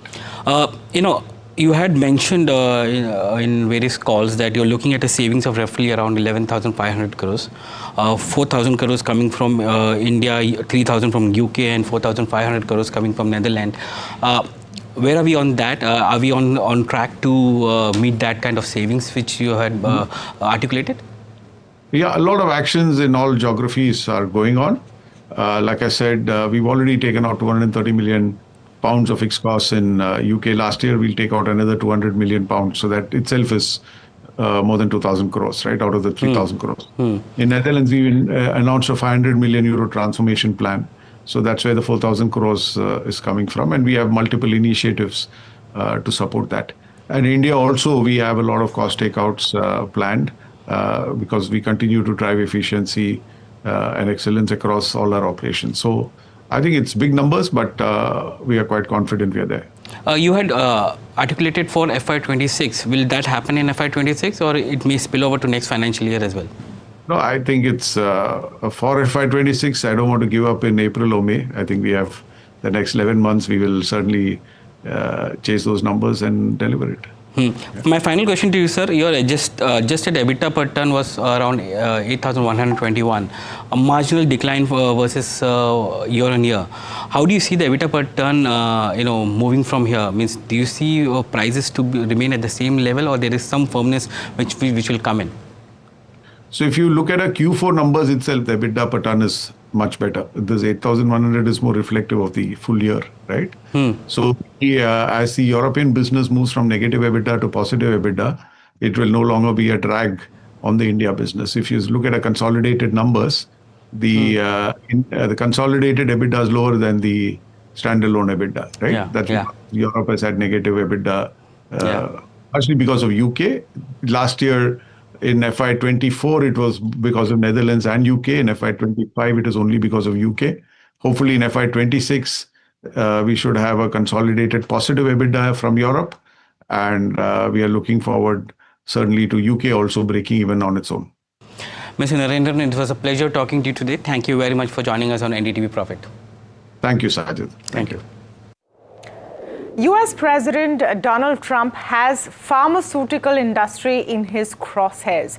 He's been threatening pharma tariffs for quite a few days now, and last evening announced through an executive order that pharma prices in the United States will be brought down drastically. Now, just a couple of lines of context. In the United States, high drug prices is a huge political issue. It is a problem that the citizens of that country face. And if you do a peer-to-peer comparison on specific drugs, yes, people in the United States pay several times more than other people around the world for those drugs. Now, what Donald Trump is saying is that he's going to have a most favored nation kind of a situation where people in the US will pay the same rate as the lowest rate paid globally for that particular drug. We've seen that impact on Indian pharmaceutical stocks in the last couple of days, a bit of a pullback on Tuesday's trade, but concern there that especially companies that have a bulk of their revenue coming in from exports to the United States will be impacted. Now, what exactly is the extent of impact? To speak on this, I'm joined now by Chairperson of the Biocon Group, Kiran Mazumdar-Shaw. Kiran, thank you so much for speaking with us. Always a pleasure to have you on. How did you decode what President Trump was trying to say? If you recall, Tamanna, reference pricing was something occupied Indian territory by Pakistan. और people like Manish, आपके लिए मैं हिंदी में रूपांतर कर दे रहा हूँ. हमारा लंबे अरसे से यही राष्ट्रीय पक्ष रहा है कि भारतीय केंद्र शासित प्रदेश जम्मू और कश्मीर से संबंधित किसी भी मुद्दे को भारत और पाकिस्तान को द्विपक्षीय तरीके से ही हल करना है. इस रीति में कोई बदलाव नहीं हुआ है. जैसा कि आप जानते हैं, लंबित मामला केवल पाकिस्तान द्वारा अवैध रूप से कब्जा किए गए भारतीय क्षेत्र को खाली करने का है. Siddhant, you had another question regarding ceasefire and what sort of role other countries played, etc. See, the specific date, time and wording of the understanding was worked out between the DGMOs of the two countries at their phone call on 10th May 2025, commencing at 15:35 hours. The Foreign Secretary had made a statement in this regard, as you would be aware. The request for this call was received by MEA from the Pakistani High Commission at 12:37 hours. The Pakistani side had initial difficulties connecting the hotline connecting to the Indian side due to technical difficulties. The timing was then decided based on the availability of the Indian DGMO at 15:35 hours. You will of course appreciate that early on 10th morning, we had mounted an extremely effective attack on key Pakistani Air Force bases. That was the reason they were now willing to stop firing and military action. Let me be clear, it was the force of Indian arms that compelled Pakistan to stop its firing. As regards conversations with other nations, the message from India was clear and consistent, and exactly the same message that we were conveying from public platforms was the one conveyed in private conversations. It was that India was responding to the 22nd April terrorist attack by targeting the terrorist infrastructure. However, if the Pakistani armed forces fire, Indian armed forces will fire back. If Pakistan stops, India will also stop. This was also the message that was conveyed to the Pakistani side at the time of the commencement of Operation Sindoor, which was not heeded to by the Pakistani side at that time. It is natural that many foreign leaders who heard this from us would have shared it with their Pakistani interlocutors. Jessica, you had a question on IWT. The other day you saw that after the CCS decision, this Indus Water Treaty has been put in abeyance. I would also like to take you back a little. The IWT, the Indus Water Treaty, was concluded in the spirit of goodwill and friendship as specified in the preamble of the treaty. However, Pakistan has held these principles in abeyance by its promotion of cross-border terrorism for several decades now. Now, as per CCS decision that I referred to of 23rd April, India will keep the treaty in abeyance until Pakistan credibly and irrevocably abjures its support for cross-border terrorism. Please also note that climate change, demographic shifts, and technological changes have created new realities on ground as well. Kandirmi had a question regarding trade matters. From the time of Operation Sindoor commenced on 7th May, till the understanding on cessation of firing and military action on 10th May, there were conversations between Indian and US leaders on the evolving military situation. The issue of trade did not come up in any of these discussions.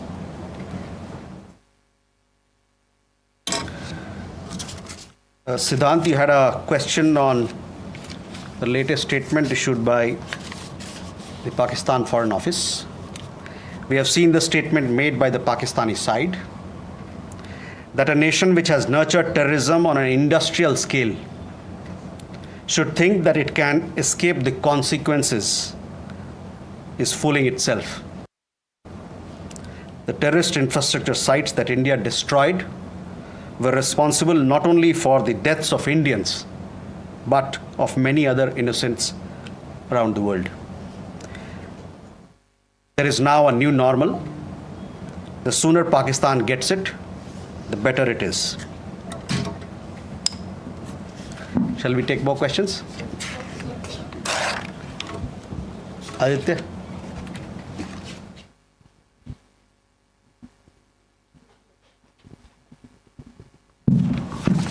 Mr. Jaiswal, I have two quick questions.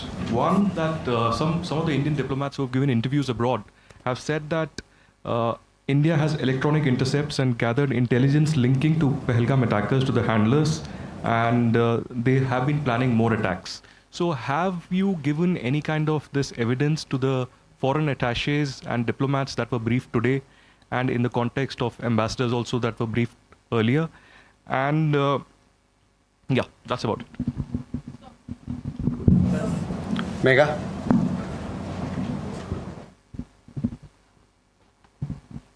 Good evening, sir. Megha from NewsAx. My question is that India, it's being reported, is going to be sending a team to the UNSC 1267 Sanctions Committee. The meeting is going to be held later in the week, and the purpose for it is to declare the TRF as a globally designated terrorist organization. If you could shed more light into this.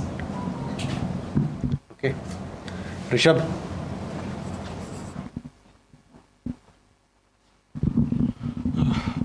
Spokesperson, good evening. Rishabh from Times. Now, I have just two questions here. Pakistan Foreign Minister Ishaq Dar has given an interview to CNN, and where he has claimed success and suggested that India was keen to have the ceasefire. Your comments on that? Also, there are a lot of buzz on social media as well as in various international media about nuclear leakage in Pakistan. Can you shed some light on that as well?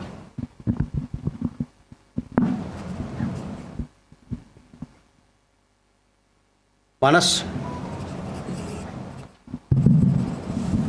This is Manas from PTI.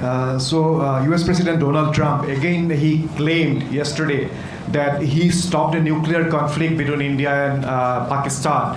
And, he stopped escalation and saved millions of lives through